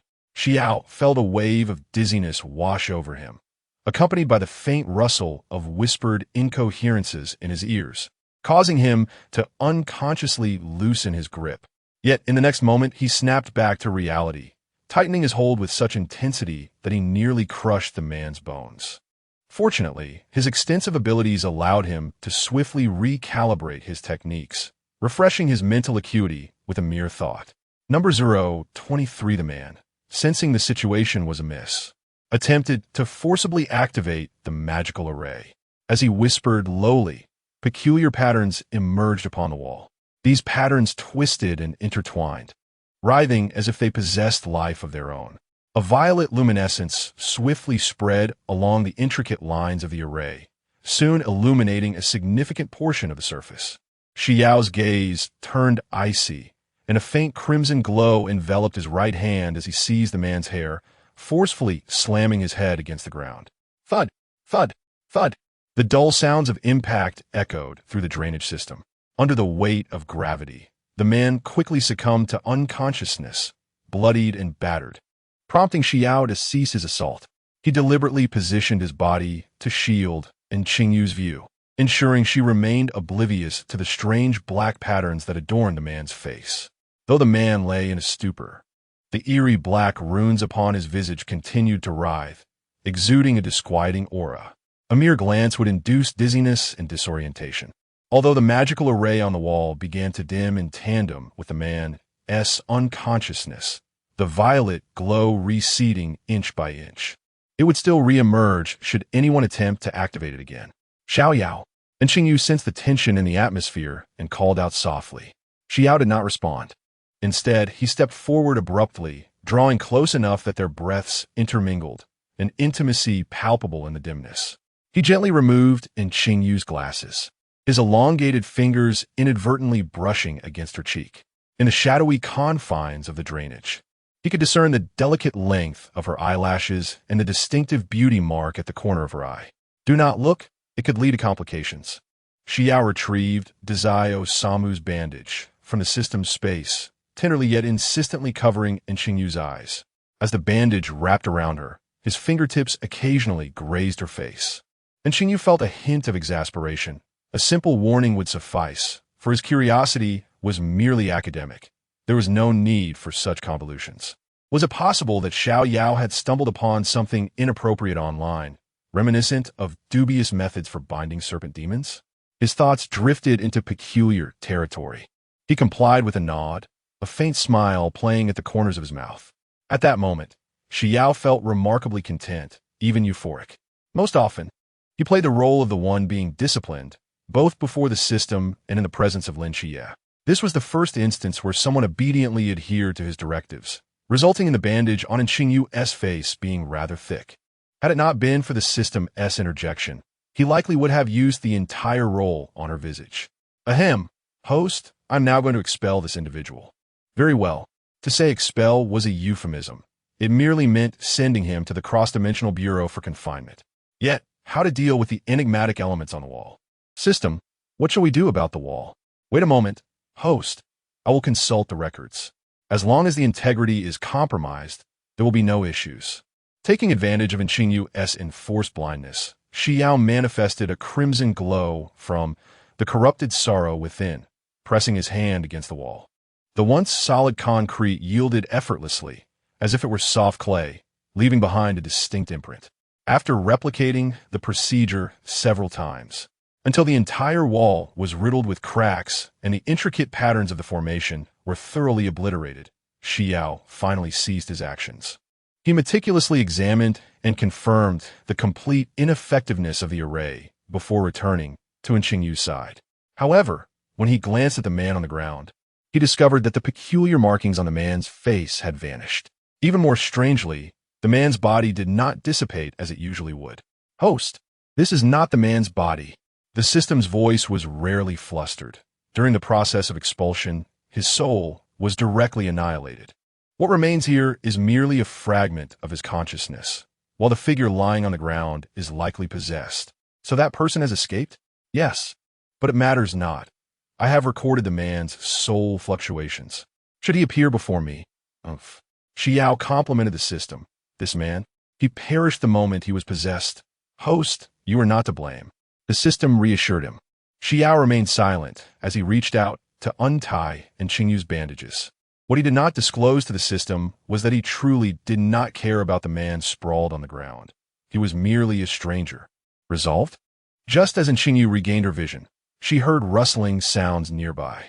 The two turned simultaneously to see the snake demon, securely bound, desperately writhing on the ground. Xi Yao casually picked up a stone from the ground, and a crimson light enveloped it instantly. The stone shot forth like a bullet, but due to the excessive force, it impaled the snake demon against the wall. Observing the snake demon's instant demise, Xi Yao turned to his table-mate. Am I assisting you in capturing one? Regardless, even a deceased snake demon holds research value. And Qingyu had already crouched down to examine the man's corpse. Upon hearing this, she raised her head, her eyes sparkling with excitement behind her glasses. However, if you could provide me with another, I would not mind. This body possesses its abilities due to being possessed. Once freed, it is merely an ordinary person. Noticing Qingyu's apparent interest in the corpse, Xi Yao crouched down to explain. No need to worry. Xi Yao and Qingyu sought another location, meticulously tidying up all the laboratory equipment. The concealed sewer hideout had been exposed, and the risk of continued use was too great.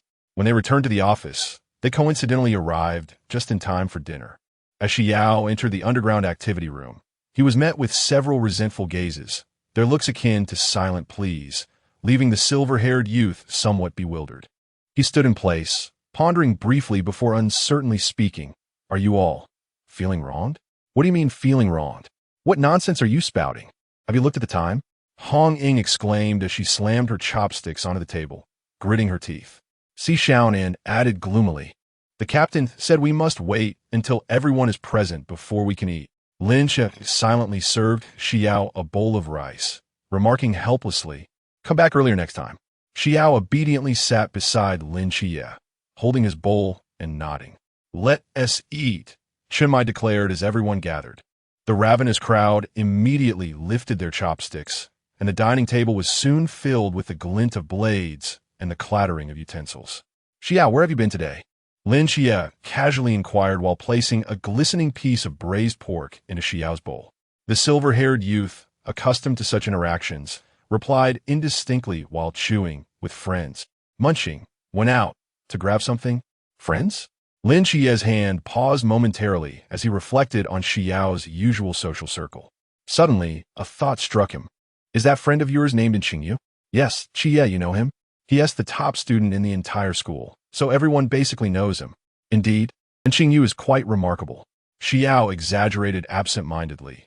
"The captain is also very impressive. His cooking is exquisite, like a nurturing mother." With a sudden burst, Hong Ying sprayed her soup out, prompting Xi Xiaonan to quickly pat her back. When Qima bit down hard on his lip, his shoulders shaking uncontrollably. Even Chenmai, who was usually composed, froze in place, his hand holding the chopsticks trembling slightly. An eerie silence enveloped the dining table. Ahem! Chenmai's temple throbbed as he cast a glance at his teammates, whose faces were flushed from stifled laughter, before finally resting his gaze on the innocently bewildered Xi Yao. "Please, continue your meal." Number 024 Firearms, the epitome of human ingenuity. Cold Xian, with a gun aimed at Lin Qiye and Xi Yao, spoke with an impassive expression. Xi Yao silently gazed at the myriad of firearms adorning the wall, his eyes sparkling with excitement. Had Lin Qiye not been holding him back, he would have undoubtedly rushed forward. "Now, let me witness your talents. Who among you will go first?" The silver-haired youth's eyes lit up as he eagerly raised his hand, exclaiming, Me. Having recently traversed into this realm, he had long harbored curiosity about these intriguing devices while watching television, yet his attempts at lotteries had yielded nothing. Even a clandestine attempt to borrow one from the police station was met with a stern refusal from the system, followed by an afternoon of admonitions, including but not limited to refraining from engaging in illegal activities and avoiding immoral behavior. Afterward, he was perplexed by the system's inquiry. "Host, did your father never mention this to you?" "No," Xi Yao affirmed, recalling their brief time together with certainty. The system remarked, "It seems you indeed did not have a long upbringing before becoming the host." Now, holding this object for the first time, Xi Yao emulated the shooting he had seen on television. His first shot was unremarkable, landing in the 5-ring, offering little to discuss. He subtly adjusted his aim for the second shot, which struck the bullseye. With subsequent shots, each bullet found its mark with impeccable accuracy. Cold Xian's expression gradually brightened. "Wait, let's increase the distance." As the target was moved further away, the admiration in Cold Xian's gaze became almost tangible. "All right, now it's Qiye's turn." Cold Xian's eyes turned to Lin Qiye, filled with anticipation. After all, he was the agent of a deity. Bang! The first shot went astray. Bang! Bang! Bang! The next 3 shots were no different from the first. Cold Xian's expression darkened visibly, the previously slight upward curve of his lips now sagging. Lin Qiye lowered the gun, his confidence waning as self-doubt crept in. It had seemed so simple to watch Xi Yao shoot, yet here he was. Reluctantly, he turned, his voice tinged with the last remnants of hope, asking, "How is my talent?" Cold Xian's face was grim as he took a deep breath. "You possess no talent at all." The room fell into an abrupt silence, only Xi Yao's mind echoing with the system's muffled laughter. Casting a glance at Cold Xian's scowling visage, Xi Yao turned to Lin Qiye, recalling their past together, and offered, "Qiye, may I assist you?" Lin Qiye hesitantly nodded, assuming the shooting stance. The silver-haired youth gently placed his hand on his shoulder, a faint red glow emanating from him. Bang! The bullet hit the bullseye with precision. Cold Xian frowned at the two, knowing no one could understand firearms better than he after practicing for so long. The previous shot had felt subtly different, And what was that red glow surrounding Xi Yao? Once more, he commanded. The second shot rang out, again striking the bullseye. Cold Xian's lips twitched slightly as he coldly stated, Xi Yao, do not use your abilities to assist him. The white-haired youth innocently blinked, yet his hand remained steadfastly resting on Lin Qiye's shoulder, merely tilting his head slightly to feign ignorance. Lung Xian. Lin Qiye cleared his throat. Let me try, Xiao Yao. Oh. Xi Yao leisurely withdrew his hand and retreated to the side, flashing Lung Xian a harmless smile. For several consecutive days, Lin Qiye endured beatings in the morning, dodged rubber bullets in the afternoon, and faced the psychological torment of firearms training at night. It was uncertain whether the torment was for Lin Qiye or Lung Xian. Xi Yao's routine was simpler. Initially, he alternated sparring with the captain, but soon Zhao Kongsheng returned, changing the mornings to the captain and the afternoons to Zhao Kongsheng. The nighttime firearms training transitioned from stationary targets to moving ones. This was a simple task for Xi Yao, who possessed 6 eyes, and it was hardly a challenge. However, Xi Yao, stop darting around, Shema yelled, veins bulging at his temples as he wielded a longsword. Forced to shed his protective shell, Xi Yao felt a tinge of grievance for the first time. Under the limitless protection he had previously enjoyed, he had seldom been injured. Additionally, his nerves seemed somewhat sensitive, making pains that others could endure unbearable for him. At that moment, the stark bruises marred his fair skin, although the reversal technique could heal wounds in an instant. It was akin to turning into Yao and not being allowed a second touch of the deer antlers. He was reluctant to engage in combat without protection against the captain. Thus, a comical scene unfolded in the training ground. The white-haired youth desperately fled ahead, while the night watch captain relentlessly pursued from behind. Then allow me to don the limitless shell. Xi Yao bartered as he ran. Not a chance. Chen Mai firmly rejected. The situation escalated because, after observing for several days, Chen Mai realized that the white-haired youth's combat talent was indeed exceptional. However, the issue lay with that limitless shell. Under this protective layer, Xi Yao had developed a reckless combat style, charging with his blade without a hint of defense. Captain Chen was compelled to worry that one day, should he encounter a restraining forbidden realm or be unable to utilize the forbidden realm, they should let the youth remove his defenses and truly engage in battle. Yet, the white-haired youth maintained his reckless style, sustaining a cut-upon engagement, resulting in the present scenario. If you spar with me today, I'll cook dinner. Chen Mai tempted through gritted teeth. The youth had previously expressed a desire for him to cook, which the captain had declined. Now, it became bait that lured him in. Xi Yao hesitated. I want 2 meals. Deal. When Xi Yao stepped out today, thanks to the reversal technique, he was not limping or sporting bruises like Lin Qiye. His body bore no significant scars, only slightly reddened eyes and a gaze more glistening than usual, adding a touch of delicate beauty to his already exquisite face, rendering it even more endearing. He silently sat beside Lin Qiye, gently resting his head on the latter's shoulder and letting out a long sigh. Lin Qiye, unaware of the events that transpired that afternoon, inquired curiously, Xiao Yao, what's wrong? The white-haired youth merely shook his head, his soft strands brushing against Lin Qiye's neck, yet he remained silent. At that moment, a delightful aroma wafted from the kitchen, causing Hong Ying to peek out, her eyes widening in surprise. Oh, is something special happening today? The captain is actually cooking again. Si Xiaonan shrugged, indicating his ignorance. Only the vice-captain, Wu Xiangnan, gazed thoughtfully at Xi Yao. Earlier, Chen Mai had discussed the white-haired youth combat style with him. Now, observing the boy's demeanor, was progress not going smoothly? Whether progress was indeed faltering remained uncertain.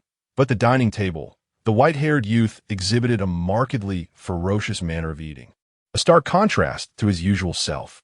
The onlookers exchanged bewildered glances, for even when the captain occasionally cooked, they had never witnessed such a fierce display from a youth. Lin Qiye, standing by with a worried expression, found that when he inquired about Xiao Yao, he received no response and thus continued to serve him food. Hong Ying's chopsticks seemed to spark with intensity. Ah, is this your strategy? The white-haired youth's cheeks bulged as he continued to devour his meal with fervor. No. 025 The serpent demon in the depths of the night at the Hong Ying villa, Xi Yao sat on the edge of his bed, clutching a pillow, his silver hair shimmering softly under the dim light. His mood plummeted like a roller coaster, and even the system sighed in sympathy. Host, do not be disheartened. The impending Nantawa Serpent Demon incident will soon unfold, and training will commence, alleviating the need for further sparring with the captain. Xi Yao buried his face in the pillow, letting out a muffled hum. System, what do you think about me feeding Captain with the dumplings of Momotaro? The system, unable to bear the melancholy of its host, reluctantly suppressed its own heartache and refused. Very well. Upon entering the office that morning, they encountered a solemn-faced Hong Ying. Lin Qiye, perceptive as ever, sensed the unusual atmosphere. Hong Ying, what troubles you? Without a word, Hong Ying grasped one of them and dragged him toward the basement. Something serious has occurred. Follow me. The atmosphere in the activity room was tense, with all team members already assembled. As the two arrived, Chenmai rapped on the table, signaling for silence. Everyone is present now, so I shall begin. Last night, a suspected mythical creature was reported at Second High School, and the informant is a student from there. Second High? Lin Qiye was taken aback. Why has it happened ahead of schedule? The system muttered. While listening to their discussions, Xi Yao pondered whether this incident might be connected to him. After all, he had indeed kidnapped a serpent demon previously to present to Xingyu, and he was uncertain about the progress of his desk mate's research. At that moment, a familiar figure appeared at the door. Li Yifei, his eyes bloodshot and his demeanor dazed, stepped inside. Upon encountering Xi Yao's penetrating gaze, he instinctively took a step back as if struck by lightning. Host, please do not expose him. This person is quite significant to the protagonist. Significant? Xi Yao remained silent, scanning between the two. Significant? To what extent? The system offered no reply. Lin Qiye, you mentioned you were enlisting. How come you are here? Ah, Xiao Yao and I are now night watchmen. Li Yifei's expression carried a hint of envy. The discussions in between are omitted. All right, we shall converse later. Chenmai clapped his hands, his voice steady and commanding. We will split into two groups. One will investigate the school, while the other will search outside. Everyone, please ensure your safety. Understood? Understood. Though the system repeatedly cautioned Xi Yao against revealing Li Yifei's identity, his gaze drifted toward him uncontrollably. Li Yifei, leading the group, felt a burning sensation on his back, as if pierced by a scorching gaze. He nervously turned around and caught sight of Lin Qiye speaking softly with the silver-haired youth. Xiao Yao, why do you keep staring at Li Yifei? The omniscient system sighed. The host cannot keep him. He is meant for the protagonist. Upon hearing this, Xi Yao wondered what the difference was between nurturing under Lin Qiye's care and his own. Reluctantly, he diverted his gaze. It's nothing. There's no need to keep staring at me, Lin Qiye remarked, raising an eyebrow as his gaze flitted between Xi Yao and Li Yifei, evidently displeased with their dismissive response. Shall I escort you up? Xi Yao deftly shifted the topic, glancing at the towering wall ahead. Feeling underestimated, Lin Qiye replied with resignation, No, I can manage it on my own. Qiye, Xiao Yao, I won't wait for you any longer, Hong Ying declared decisively as she gracefully vaulted over the wall.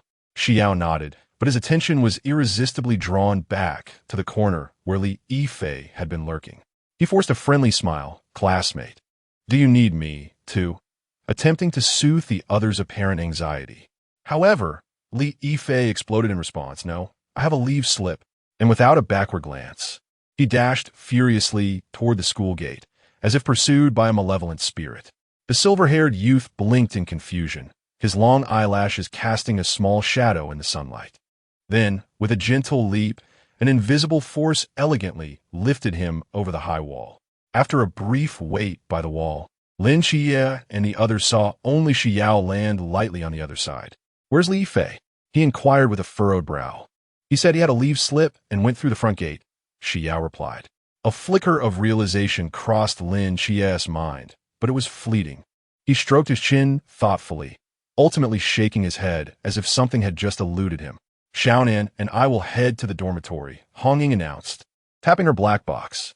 By the way, where's the dormitory? Lin Qiye gestured in a direction. I'll return to class to meet Lu Xiaoyan.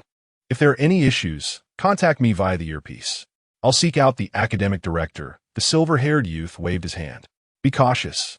Xi Yao advised as he navigated the familiar corridors, arriving at the door of the academic director's office. After politely knocking 3 times and receiving no response, he forcefully twisted the doorknob, breaking in with a display of brute strength. The door swung open to reveal an empty office permeated with an almost imperceptible metallic scent of blood.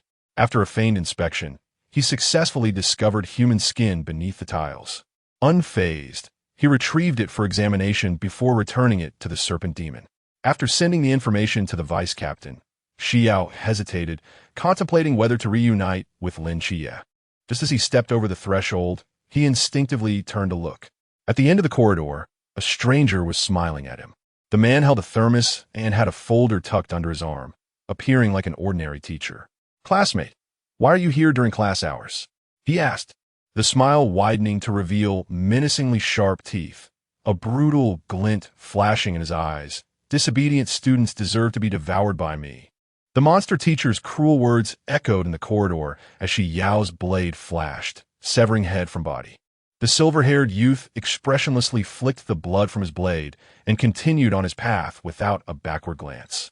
Suddenly, the entire sky bizarrely transformed into a vivid green hue. "Is this the boundless void?" Xi Yao pondered, perplexed, as it seemed that the previous scenery had not possessed such a color. The system mused about something to eat, chuckling softly. "It's nothing. Soon it will change to another hue."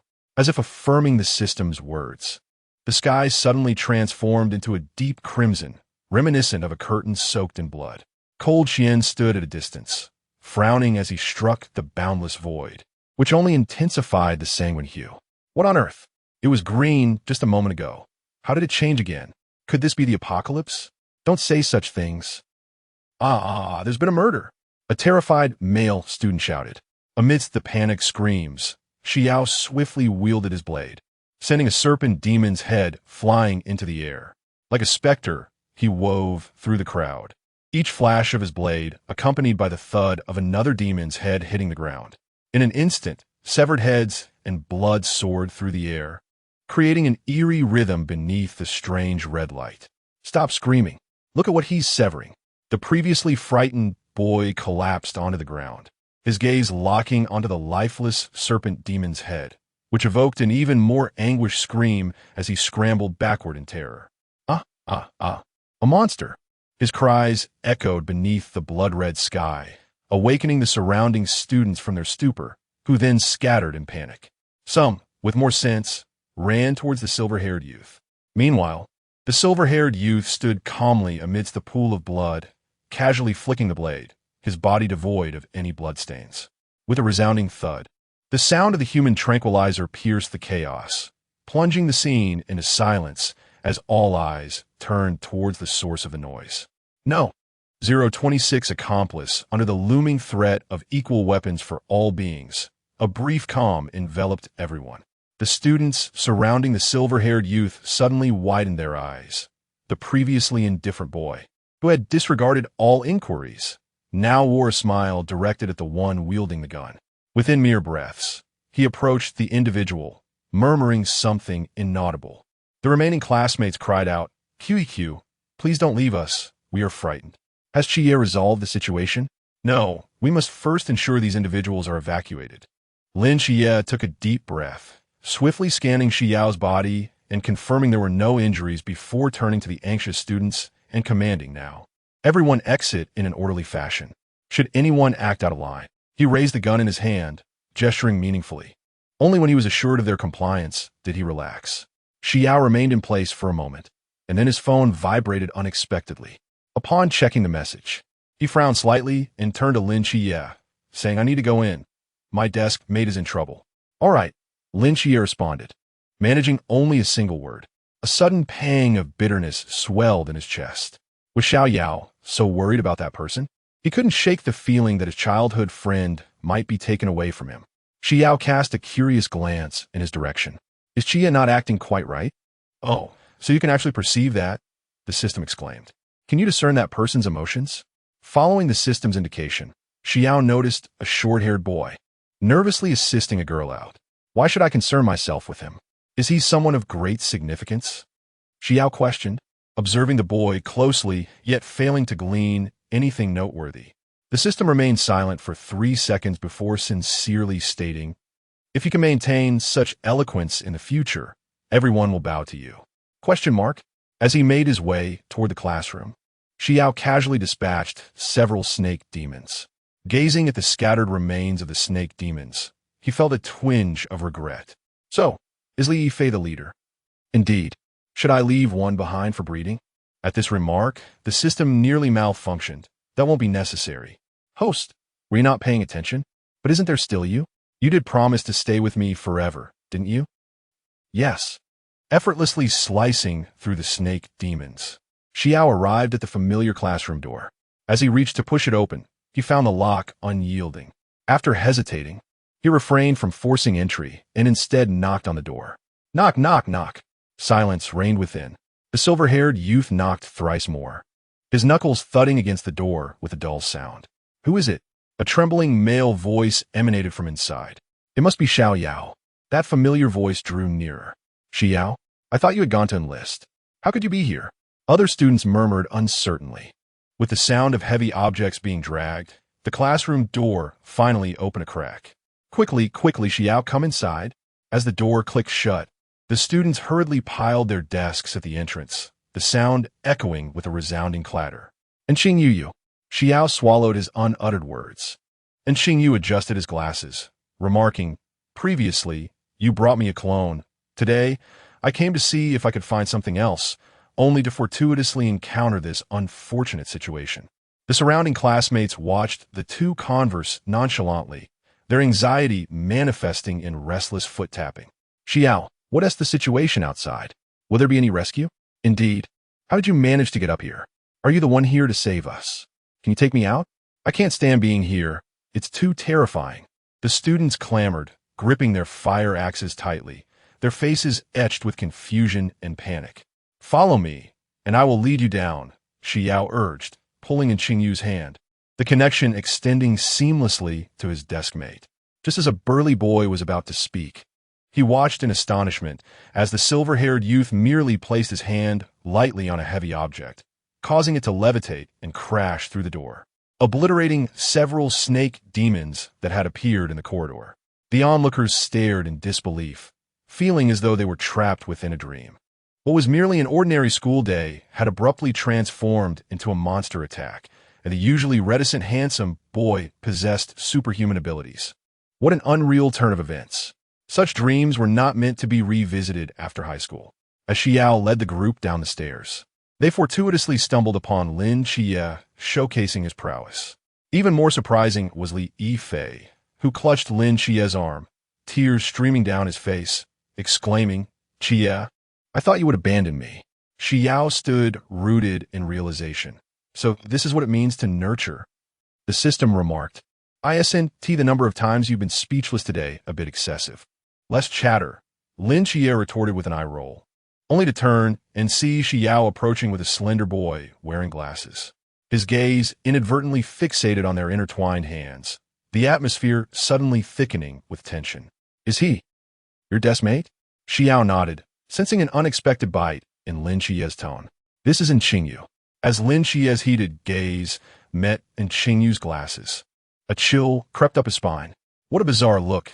It felt as though he had become a fish on a chopping board, at the mercy of a knife. Xi Yao, come here first. We need to go upstairs to rescue people, while the others should head to the auditorium, Lin Qiye said, subtly guiding Xi Yao closer to him. Xi Yao complied, reassured by the protective talisman on Xing Yu and the system's vigilant oversight. Confident that any issues could be promptly addressed. I will go too, and Xing Yu interjected. You? An ordinary person could get hurt. No way, Lin Qiye firmly declined.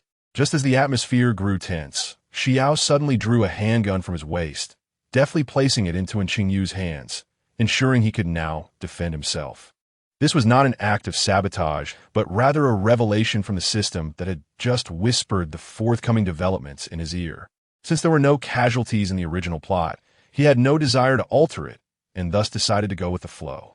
I'm also capable of analyzing the behavior of the monsters.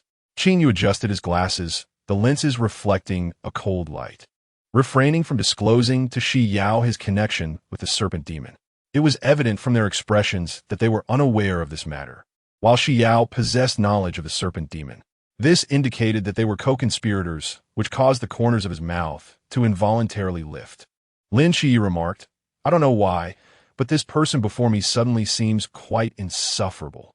"All right, Qi, is everything fine on your end? By the way, has Xiang identified what kind of monster this is?" The voice of Hong Ying came through the earpiece.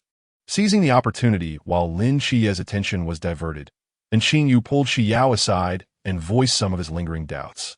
The silver-haired youth disclosed everything he could, supplemented by the system's information, revealing a comprehensive account to Xing Yu.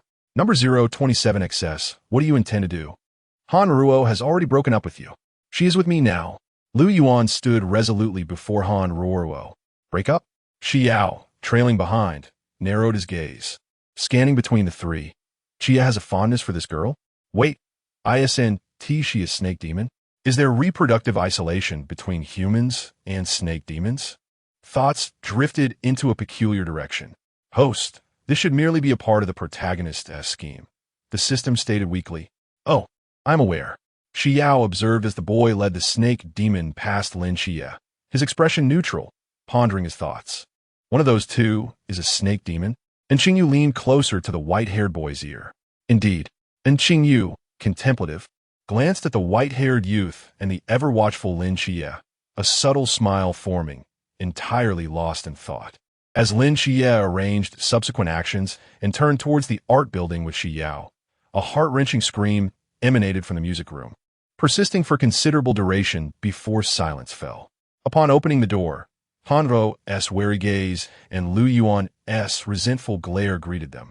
Eliminating Lu Yuan was as effortless as slicing through vegetables. The real challenge lay with the suspected leader, Han Ruo. I fail to comprehend how, with your intelligence, you could choose to emerge from the crowd when it is so simple to remain hidden. Why would you suddenly seek to expand your clan and expose yourselves to the Night Watch? Lin Qiye inquired, a hint of perplexity on his face. He to us, you humans are akin to lambs. Can a wolf resist the temptation of sheep within a flock? I cannot act against the other two for now. But you and that white-haired little brat behind you shall perish here today. The snake demon's eyes gleamed with malice, a sinister smirk gracing her lips. Xi Yao hesitated for a moment. With his abilities, dispatching this snake demon would be a trivial task, yet the system's reasoning held merit. Host, the protagonist must inevitably grow. These challenges are but stepping stones on their path of development. However, even if they are stepping stones, one should not have to incur injuries, should they? Contemplating this, he equipped the character card, Yao, his form gradually diminishing into a streak of light. Soaring toward Lin Qiye's head. Xiao Yao. Lin Qiye rolled to evade the snake demon's claws, feeling a sudden lightness above him. He immediately recognized this as the ability previously demonstrated by Xi Yao, transforming into a half-human, half-deer form to provide a shield. Charge, charge, charge, Qiye! The staff in Xi Yao's hand shimmered with brilliant light. As he waved his staff, a luminous orb hurtled toward the snake demon. The snake demon, eyes alert, pupils constricted, twisted and evaded in an uncanny manner. Yet she failed to anticipate that this defiant projectile possessed tracking capabilities. Soon, she was struck twice, her form faltering, caught in a brief state of dizziness. Seizing this opportunity, Lin Qiye propelled himself forward like an arrow released from a bow, wielding his blade with fierce intent toward the snake demon's neck. Yet the duration of her disorientation proved shorter than expected. Just as the blade was about to descend, the snake demon's eyes suddenly regained clarity, but it was already too late to alter her fate. Aware of this, she lunged her sharp claws toward Lin Qiye's heart, attempting to drive back, or, one might say, to inflict mutual destruction. The talons came to an abrupt halt mere inches from the chest, as if colliding with an invisible barrier. The serpent demon felt a sharp pain in its neck, and as its vision shifted from high to low, it beheld a fiery figure rushing towards it. As the serpent's head struck the ground, Xi Yao reverted to her original form, just in time to meet the hurried approach of Hong Ying. Is it over, Qi Xiao Yao? her gaze resting on the lifeless body of the serpent demon, her expression lightening as she proclaimed, "Finally, it is finished. Let us depart." Something felt amiss, however.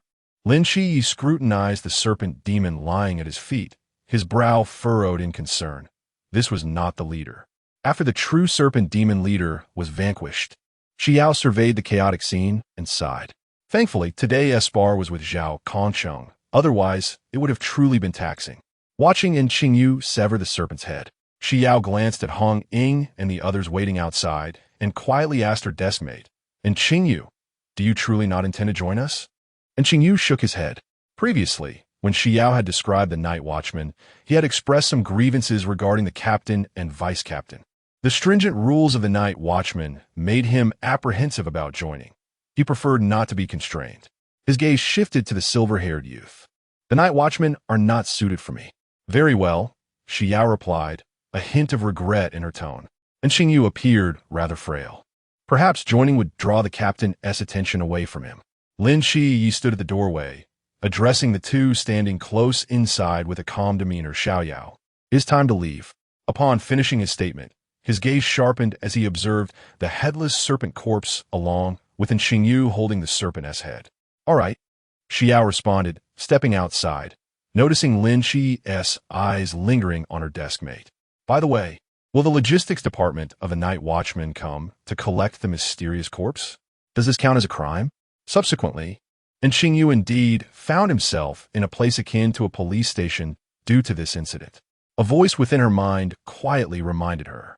It wouldn't be right to watch her desk mate be taken away, even though she was somewhat intrigued by that place and wished to see it for herself. "Qiye, let us go," Xi Yao urged, gently nudging Lin Qiye outside while continuing. "Can we keep this from the captain?" The silver-haired youth's expression turned serious. "He is my friend. I do not wish to see him in prison." Lin Qiye paused, a look of confusion crossing his face. "Will he really be arrested?" "He won't, will he?" "Xiao Yao, your desk mate seems a bit dangerous. You should keep your distance." "But he is my friend." "And Xiao Qi, you sound rather maternal," she retorted. "Xi Yao."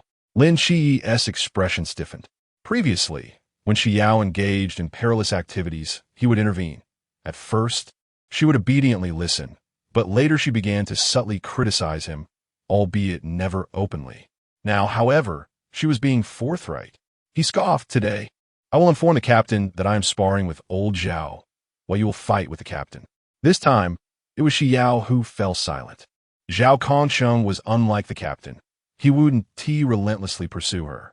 More often than not, he would offer her guidance, which made her prefer practicing with Zhao Kongsheng. "I was wrong, Qiye." A white-haired youth leaped onto Lin Qiye's back, his warm breath cascading over the contours of Lin's ear. Lin Qiye's body stiffened as he dragged the boy's warm form outside. "Get down first." Despite having made a mistake earlier and offering a sincere apology, the youth had now adopted a newfound charm, attempting to charm his way out of trouble. "I won. You must first say you forgive me." The white-haired boy was as pliable as a rag doll, allowing Lin Qiye to pull him along.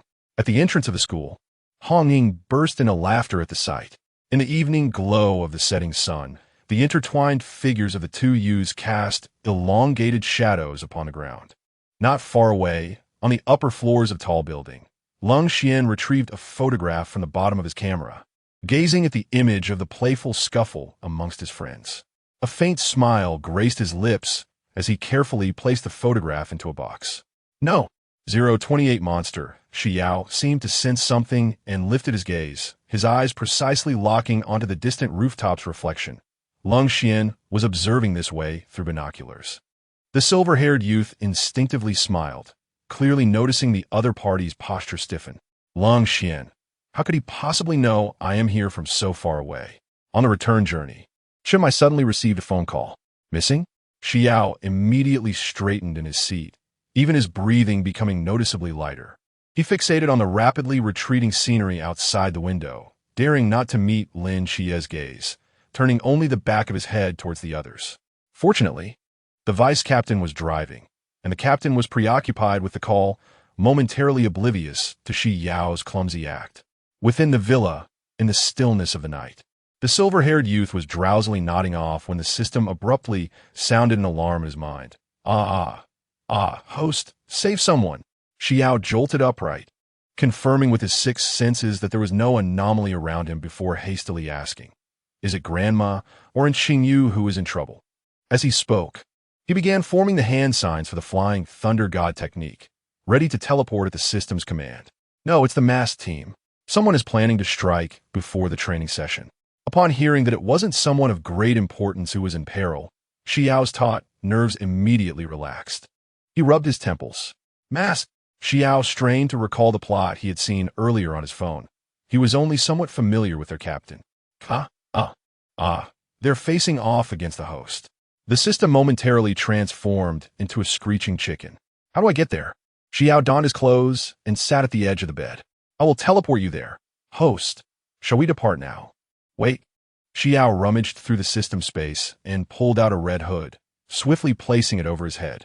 Thus, his originally exquisite face transformed into that of a bright red egg, with yellow borders around his eyes, a yellow line extending from his nose to his forehead, and a prominent groove at the top.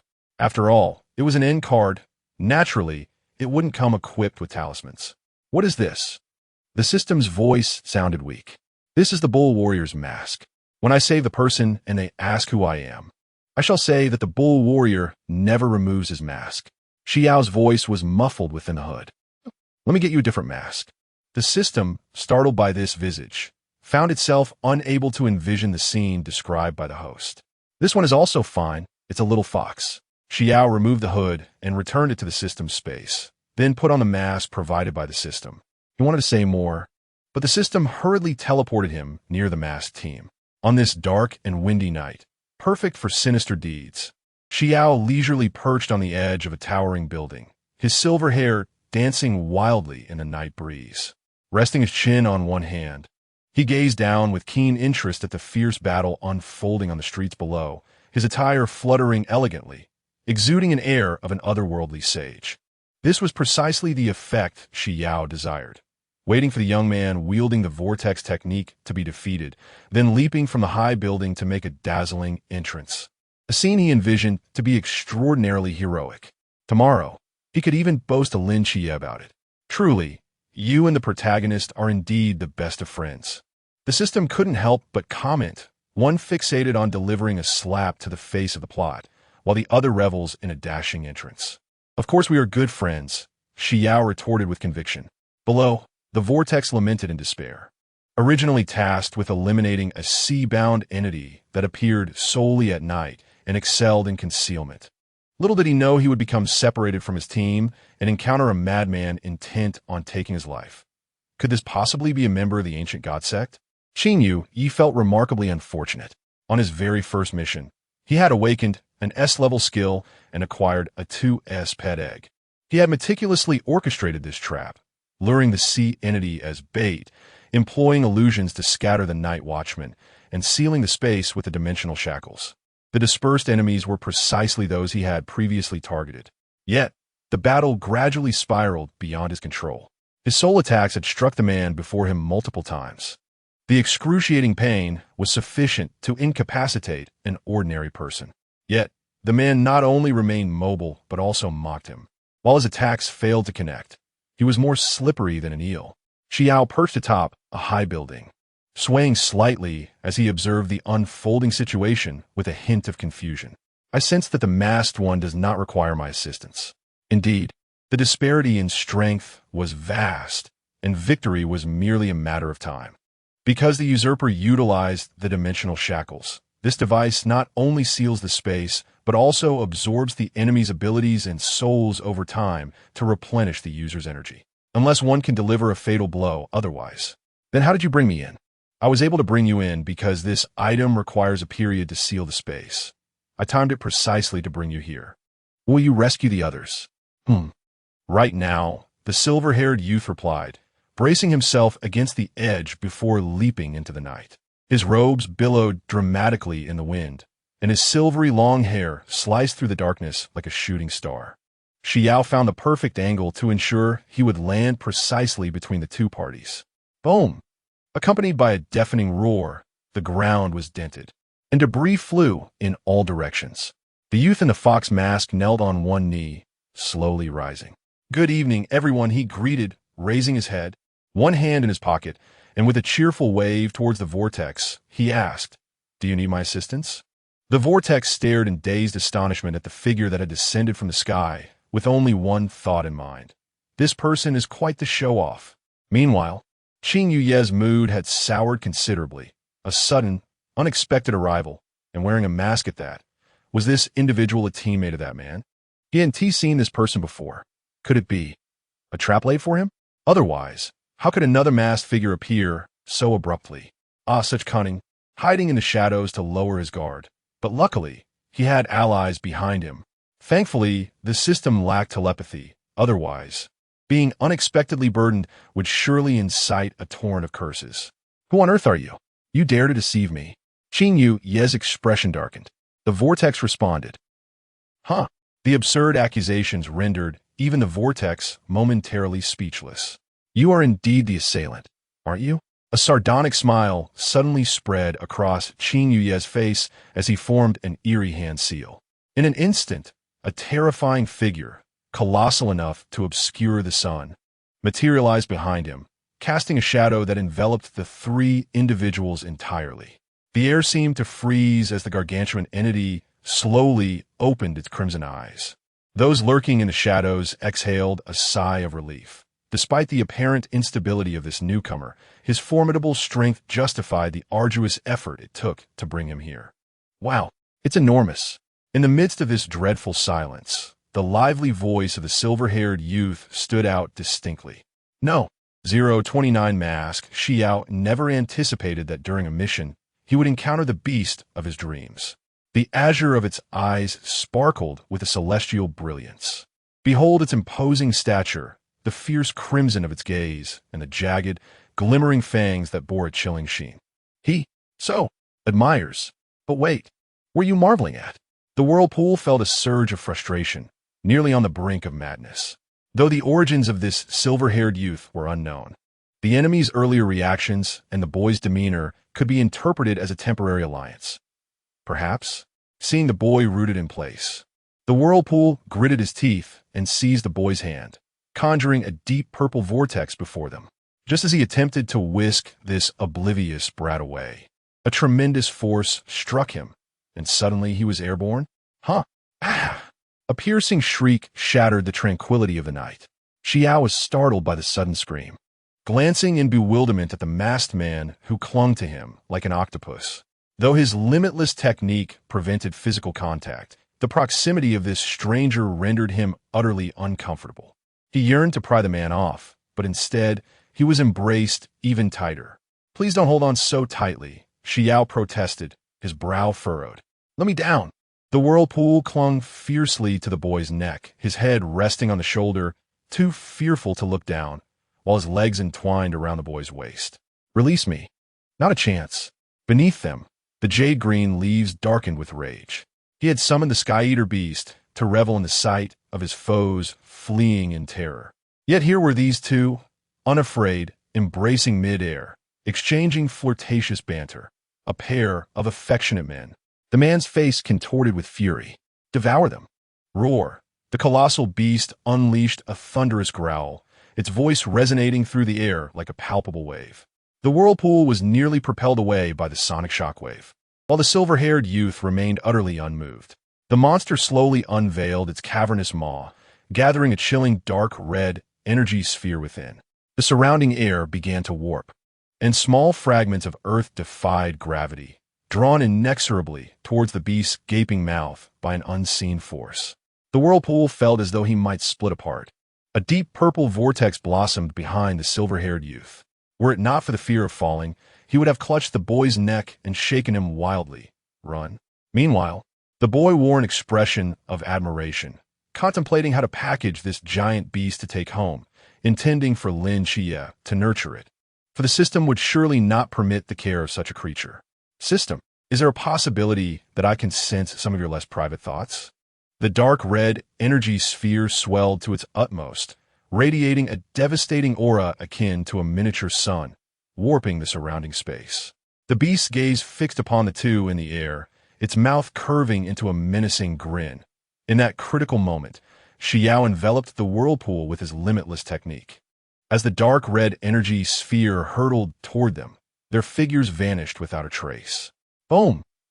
The ominous energy sphere plunged directly towards the ground, erupting in a blinding crimson light upon impact, accompanied by a deafening roar. Debris and dust were thrust upwards to heights of several dozen meters. Fortunately, this space was sealed. Otherwise, the surrounding buildings within 100 miles would have been reduced to rubble by the onslaught. Qing Yuye's eyes sparkled with excitement. Had they perished? Due to Xi Yao's impeccable timing, he had not witnessed the disappearance of the two. He merely assumed they had been obliterated by the attack, leaving not even ashes behind. "Huh! Senior, come out. They are dead," the man shouted with exuberance, scanning his surroundings with a wild expression. The figure lurking in the shadows clenched his jaw in fury, his face contorted with rage. He tightened his fists, reluctant to part with Qing Yuye's abilities, and ultimately decided to wait a moment. What if this fool managed to slay the Guardian after all? At that moment, the vanished Xi Yao, accompanied by the humanoid koala, silently appeared behind the beast.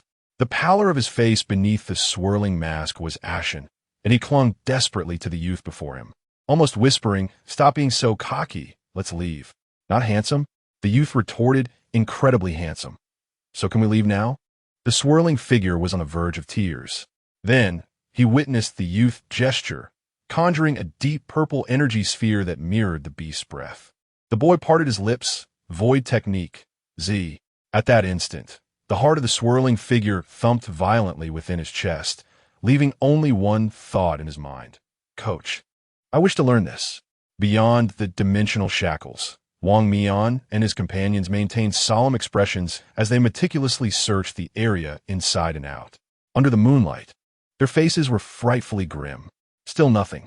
Wang Mian clenched his fists, trembling slightly, his knuckles turning white. They had originally been tracking the elusive Sea Realm mystery, splitting up to ensure a foolproof encirclement. Unexpectedly, under the cover of darkness, the mystery had vanished. Upon regrouping, they discovered that the swirling figure was missing. Initially, they assumed he had encountered the mystery and failed to return, but after several searches, they realized something was amiss.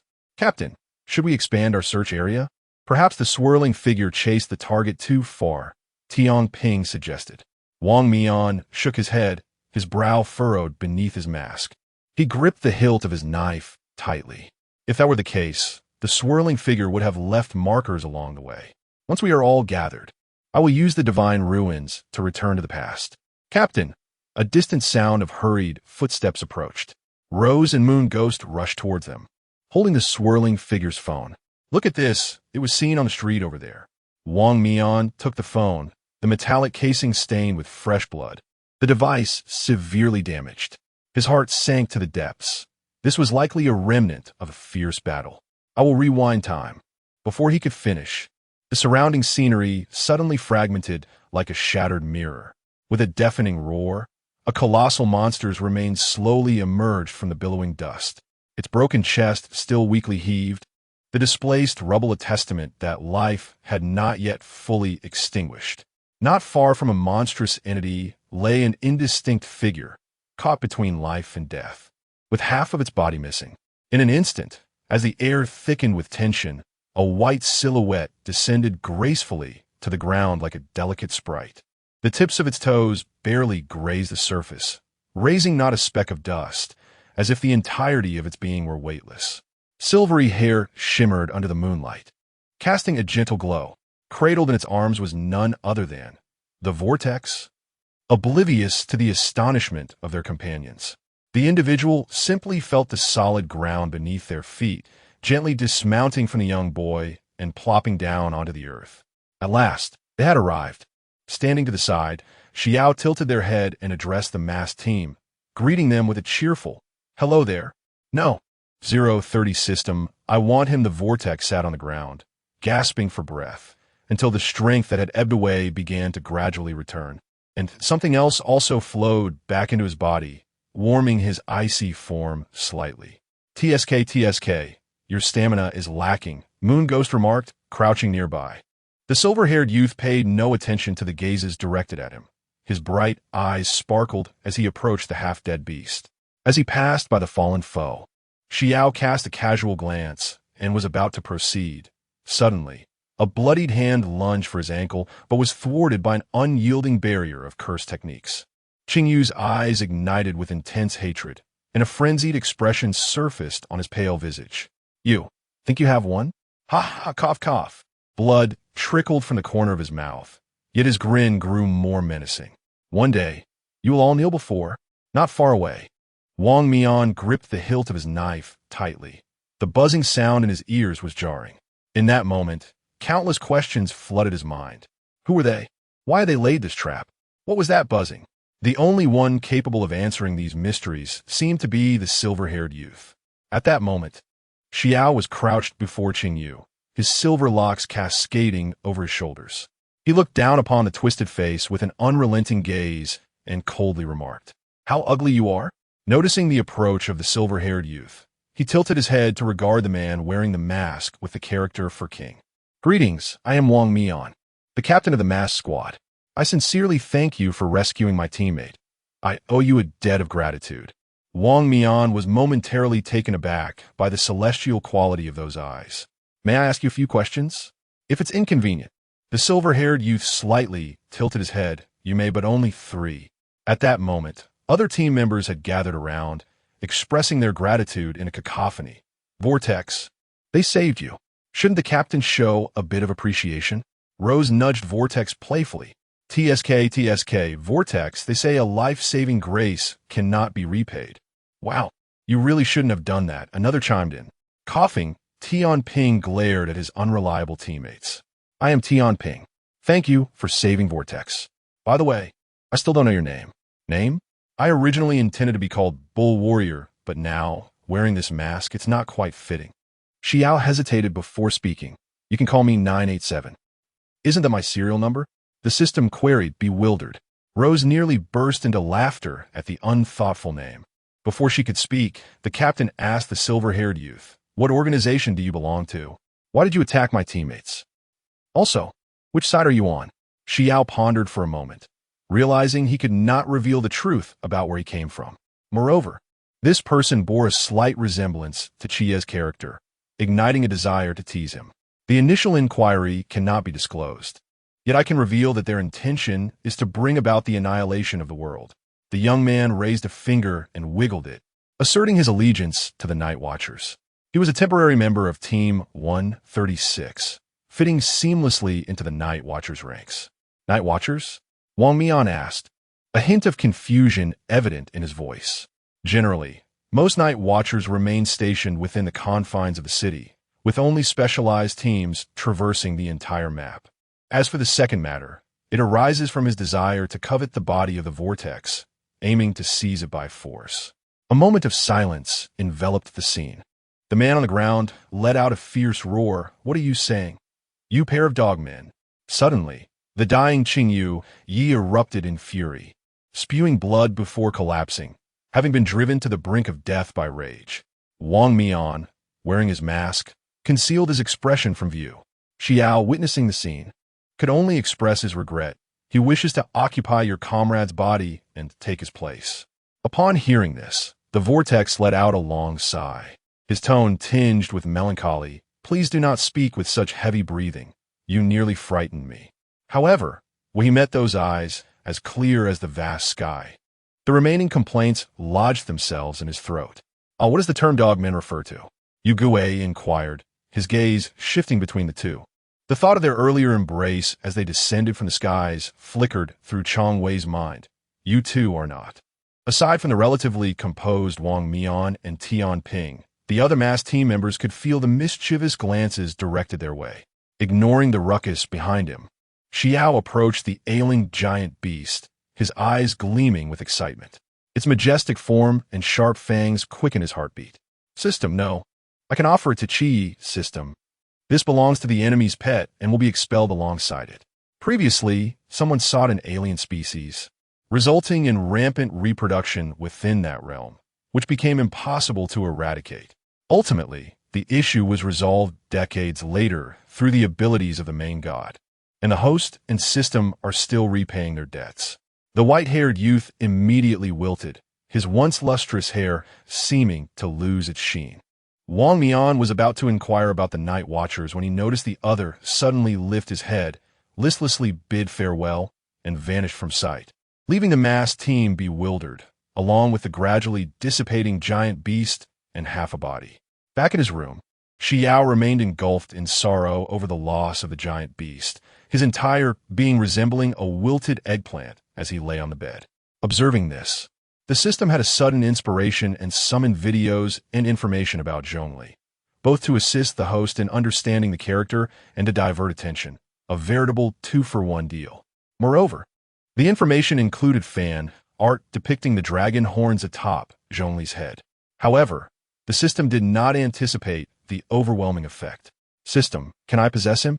Xi Yao inquired earnestly, gazing at the dragon horns on the head of the Geo Archon and the tail behind him, feeling as though his heart might leap from his chest.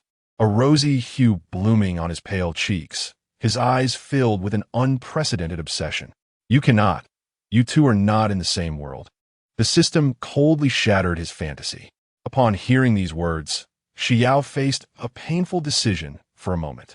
And can I go to which world? No. Do you not want a grandmother and the protagonist anymore? The silver-haired youth seemed as if he had been deflated like a balloon, collapsing onto the bed. He pulled the blanket over his head, feeling as though the entire world had lost its vibrancy. The following morning, Lin Qiye, who was usually an early riser, noticed an unsettling silence. When he opened the door, he found Xi Yao curled up in the covers, his vacant gaze fixed upon the ceiling. His silver hair lay in disarray across the pillow, its tips exuding a sense of wilting fatigue. Xiao Yao, what has happened? Lin Qiye gently sat at the edge of the bed, brushing aside the strands that obscured the youth's face. At that moment, the one sky-like eyes were shrouded in clouds. Seeing that the other was unwilling to speak, Lin Qiye took a deep breath, cupping Xi Yao's face with both hands, compelling him to meet his gaze. Are we not friends? Is there anything you cannot share with me? It was only then that Xi Yao began to regain his senses, his voice tinged with a nasal quality. Qiye, it seems I have experienced a heartbreak. No. 031 transformation pill, having just returned to the main divine realm after a night of arduous travel. Lin Qiye was caught off guard by a conversation he overheard. He never anticipated such a revelation, and his fingers instinctively tightened. They were almost inseparable. When did Xi Yao develop feelings for someone? Could it be that person named Qingyu? His Adam's apple bobbed, and his voice unconsciously grew tense. Xiao Yao, do you have someone you like? A bittersweet pang gripped his heart, yet they were merely friends. It was entirely normal for the other to have affections for someone. But why did it evoke a sense of melancholy? Lin Qiye found himself bewildered, attributing it to a possessive instinct over a friend. Xi Yao rested his head on Lin Qiye's shoulder, lost in his own thoughts. Sensing the weight upon him, Lin Qiye instinctively slowed his movements, gently patting Xi Yao's back. What kind of person is he? Lin Qiye's voice emerged hoarse and dry, intending to wait until the youth revealed the identity of this person before applying some eye drops. Xi Yao lifted his head, gesturing animatedly towards Lin Qiye. He has stunning dragon horns, golden like jade, and a tail. Lin Qiye was momentarily stunned. This description hardly seemed human, and he was aware of some of the youth's preferences. So this individual must be someone seen on a mobile device? A character from a game? After a moment's consideration, Xi Yao nodded affirmatively. Indeed, it was a character from a certain game.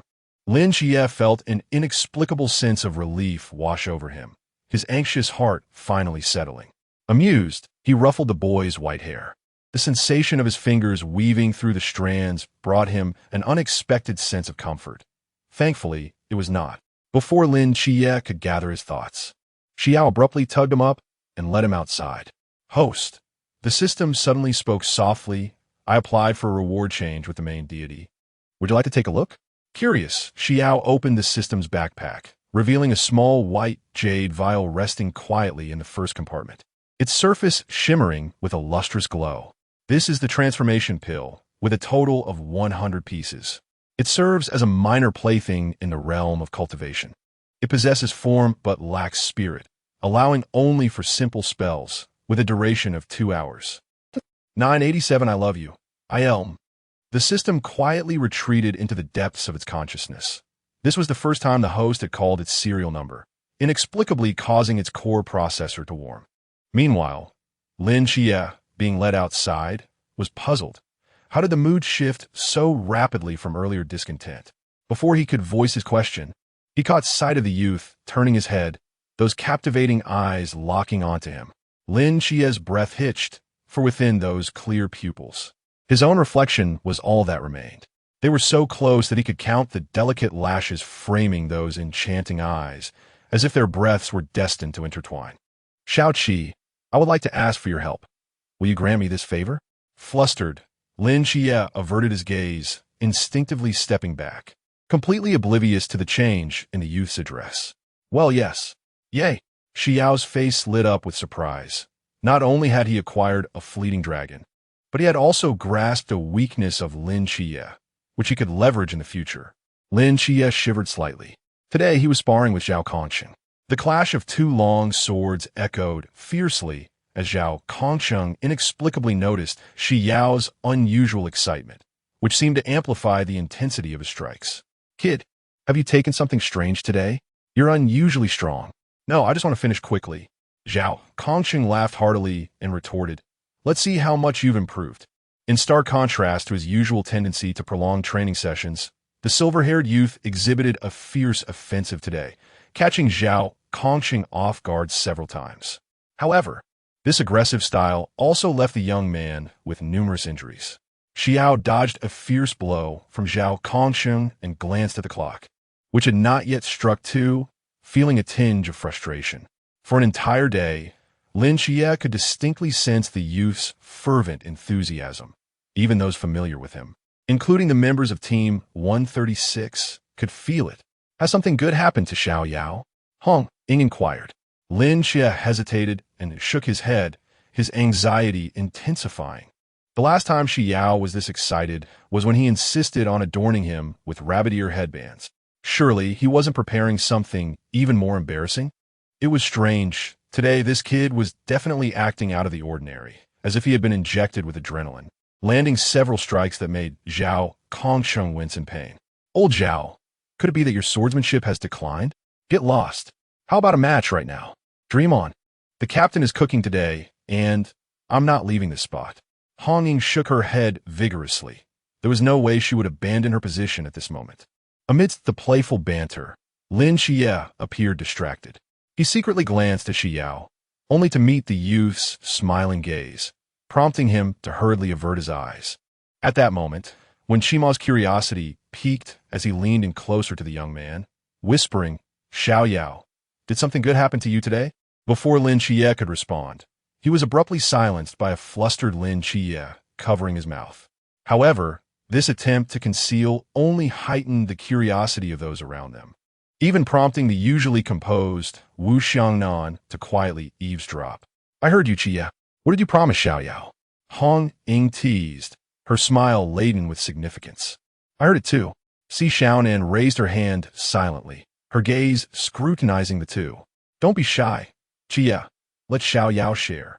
When Qima fanned the flames from the sidelines, Lin Qiye felt a throbbing headache.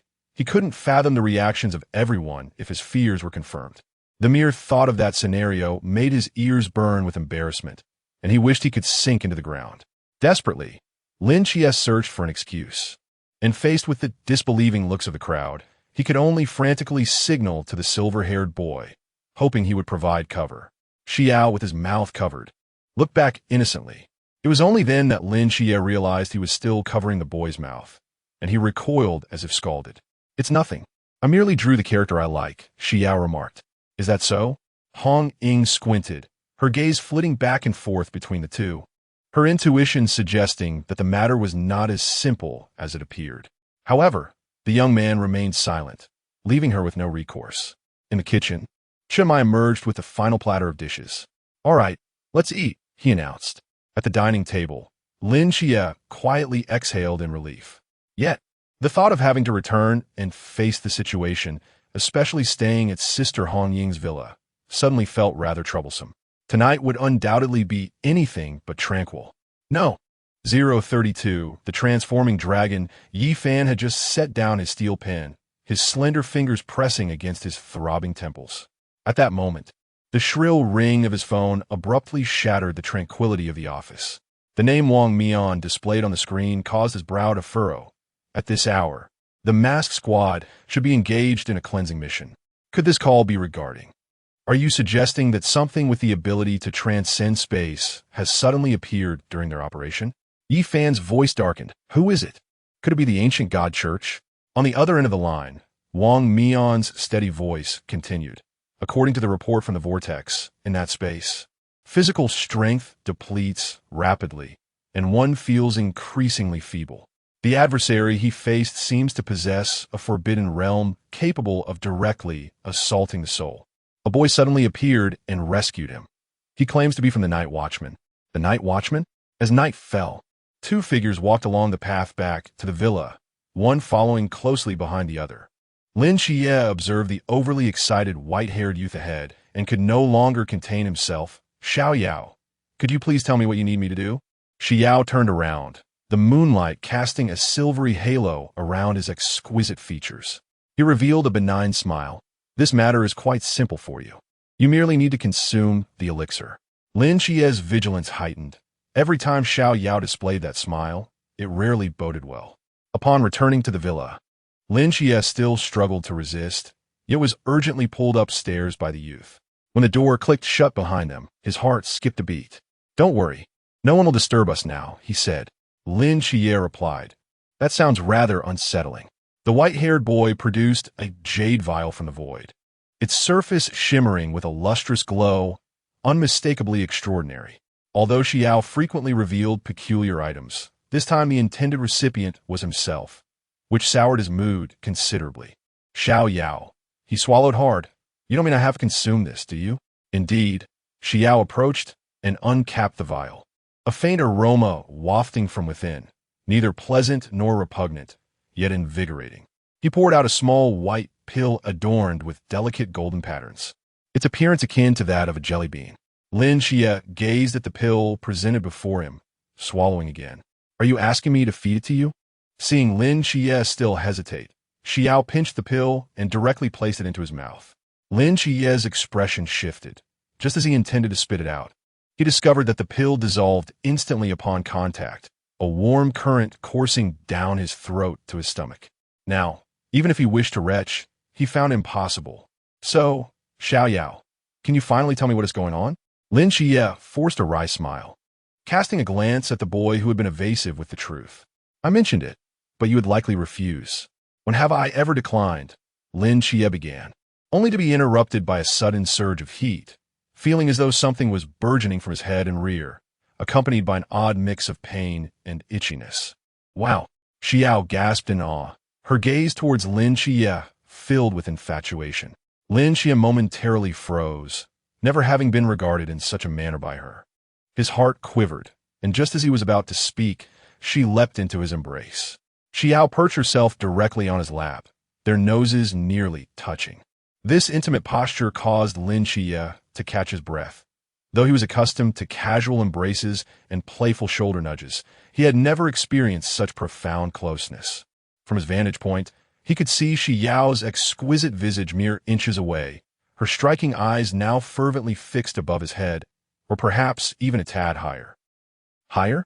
Lin Qiye, utilizing his earthly divine domain, discerned. A pair of dragon horns? Stunned, he turned his head to discover a long, white jade dragon tail restlessly swaying, its tip adorned with dark markings. Had he transformed into a dragon? Lin Qiye's mind momentarily stalled. At that moment, Xi Yao was entirely captivated by the pair of dragon horns resembling white jade. She reached out to touch them, only to have her wrist seized abruptly.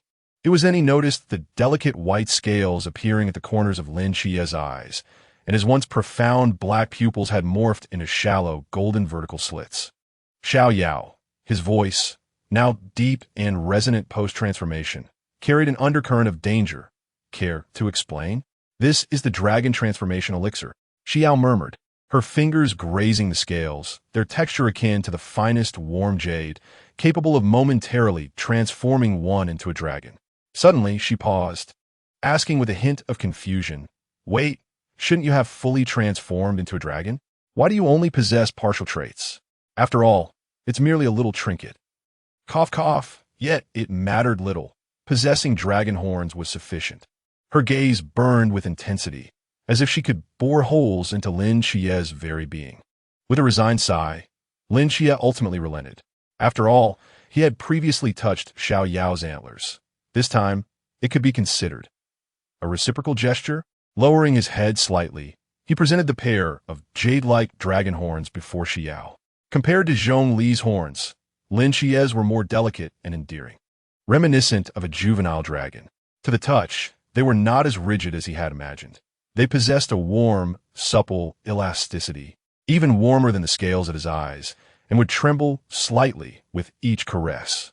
Xi Yao became enraptured with the dragon horns, oblivious to the blush spreading across Lin Qiye's ears and cheeks, with a faint pink hue gracing his neck. Even the white scales seemed to take on a soft blush. The dragon tail thrashed restlessly against the bed, producing a series of soft sounds.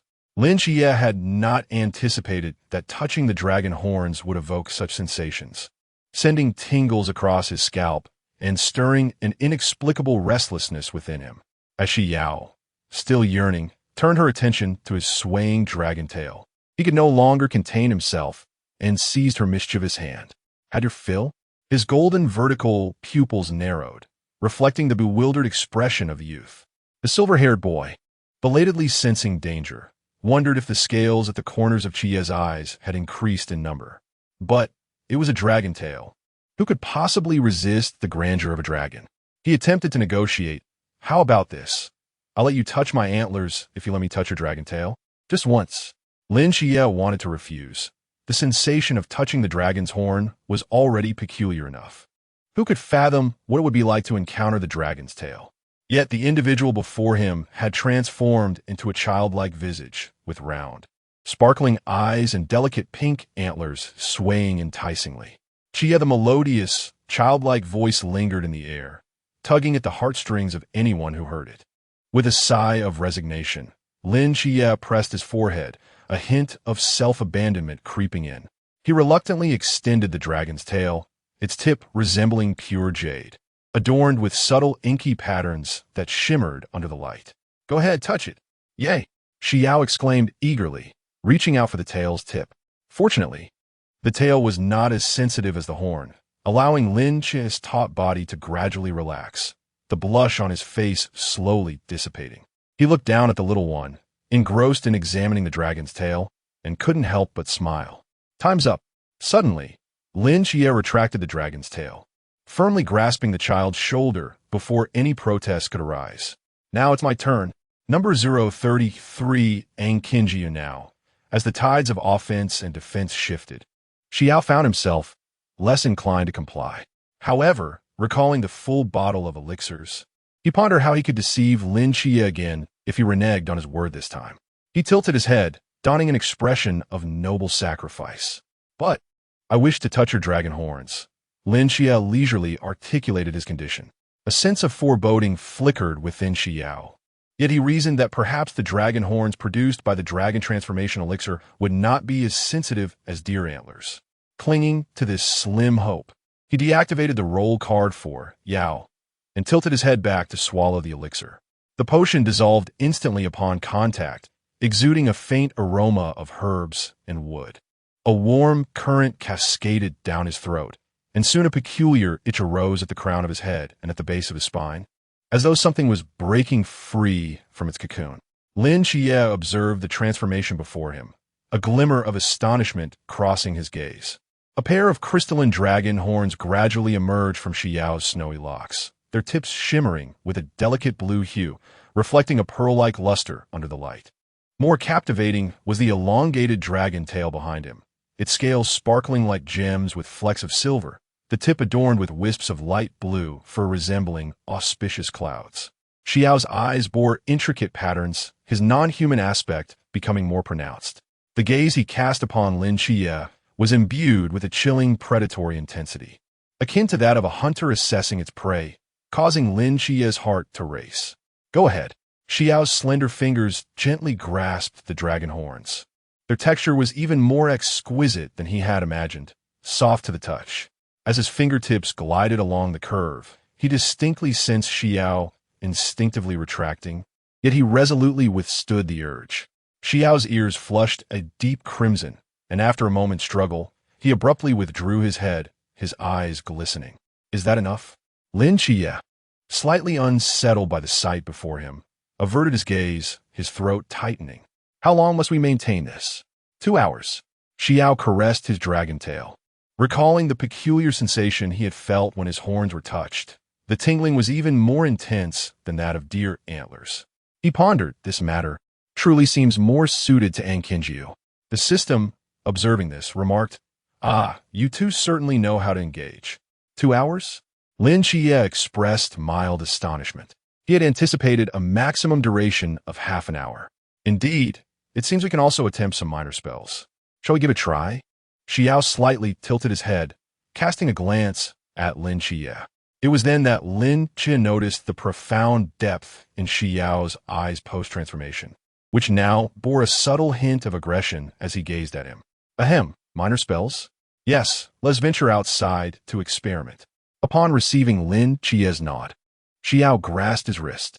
He opened the window, and in the next instant, the two soared into the air, swiftly arriving at Songnan Mountain. The night breeze rustled, billowing their garments. The luminous moonlight cascaded like a flowing river, draping the entire mountain range in a veil of silver. System, what should I do? Each dragon possesses unique talents, resulting in different manifestations of minor spells. Host, you may explore this for yourself. With a calm mind, Xi Yao focused, keenly aware of a surge of power aligning with his intent. In the next moment, Xi Yao's dragon horns shimmered with a frost-blue glow.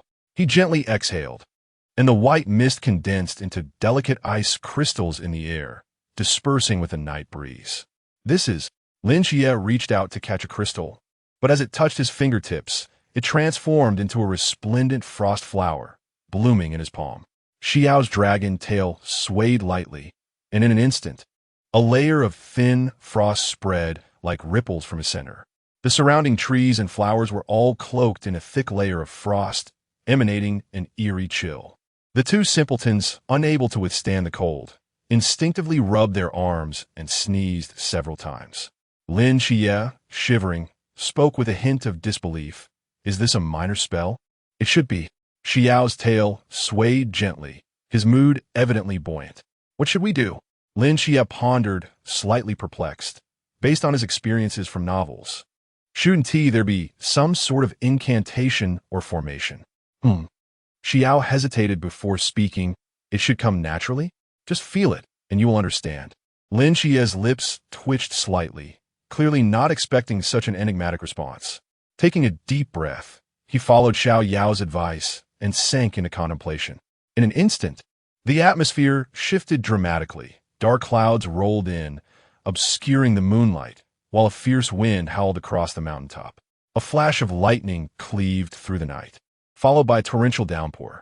Had Xi Yao not swiftly grasped Lin Qiye's hand, deploying his boundless abilities to shield them from the deluge, Lin Qiye would have undoubtedly become a drenched chicken. Through the curtain of rain, the two exchanged glances. Is this what you call a minor spell? Lin Qiye's voice faltered slightly as he regarded the relentless downpour outside. We cannot stay here, Xi Yao declared, leading Lin Qiye back to the villa. Upon returning, Lin Qiye, recalling the effects of that elixir, felt a twinge of envy.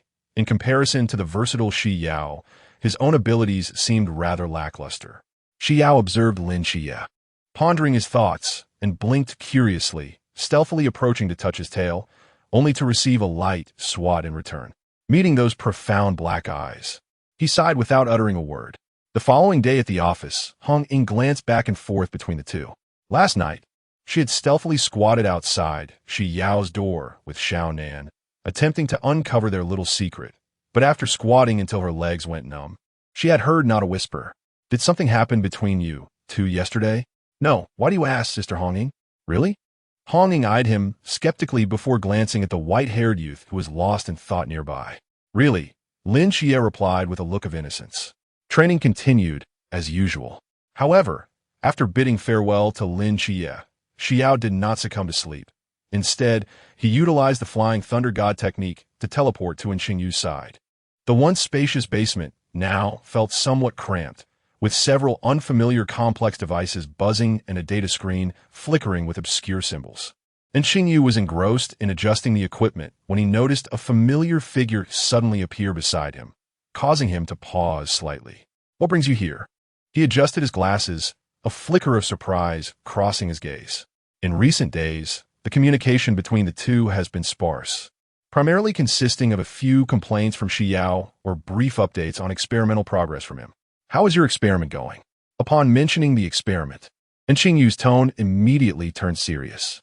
He pulled Xi Yao to the experimental table, pointing at the nearly dissected head of the serpent demon, and began to speak slowly.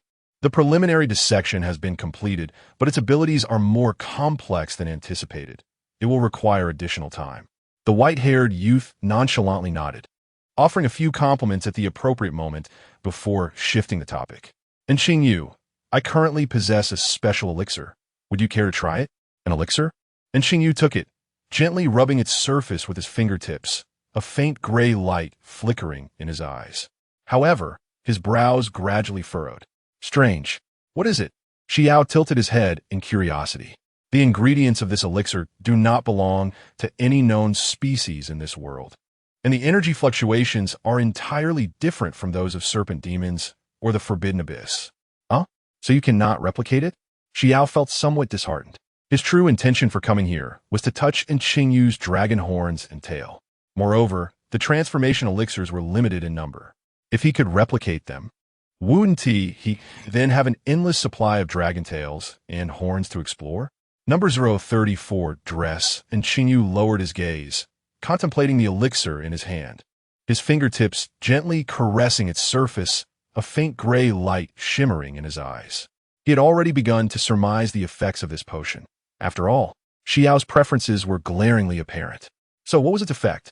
The dragon transformation elixir, which could grant 1 dragon horns and a dragon tail, and with a slight probability, transform the individual into a dragon, while also bestowing certain innate magical abilities. And Xingyu nodded thoughtfully. If that were the case, he might indeed consider consuming it, utilizing the changes in his body for research. However, achieving this would require specific conditions, and the process would be exceedingly protracted. Xi Yao's eyes sparkled with excitement as he suddenly lunged forward, enveloping Xingyu in an embrace.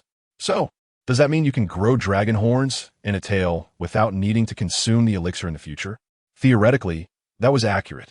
The system was malfunctioning, causing him to underestimate its potential. This elixir could alter one's appearance and grant the ability to wield innate spells because it contained a trace of dragon essence. Albeit merely a fraction, if the individual were fortunate, success was indeed possible. At that moment, Xi Yao's mind was filled with visions of freely playing with dragon horns and tails, completely disregarding the prerequisite conditions. Moreover, Xingyu did not appear to be like Qi Yi, who required certain exchanges. The more Xi Yao pondered, the more he felt that Xingyu was an exceptionally kind individual. And Xingyu, slightly leaning back from the sudden embrace, did not push away but instead placed a hand on Xi Yao's waist to steady their stance. First, please let me down. Only then did Xi Yao release his grip, reluctantly offering half of the elixir to Xingyu. Here, you can have this, but do you want to try it now? Xingyu nodded, unhesitatingly placing the elixir in his mouth, his throat moving as he swallowed it down. A few days later, Xi Yao followed Lin Qiye to the door of the captain's office, knocking softly. Enter. The two pushed the door open and took their seats before the desk.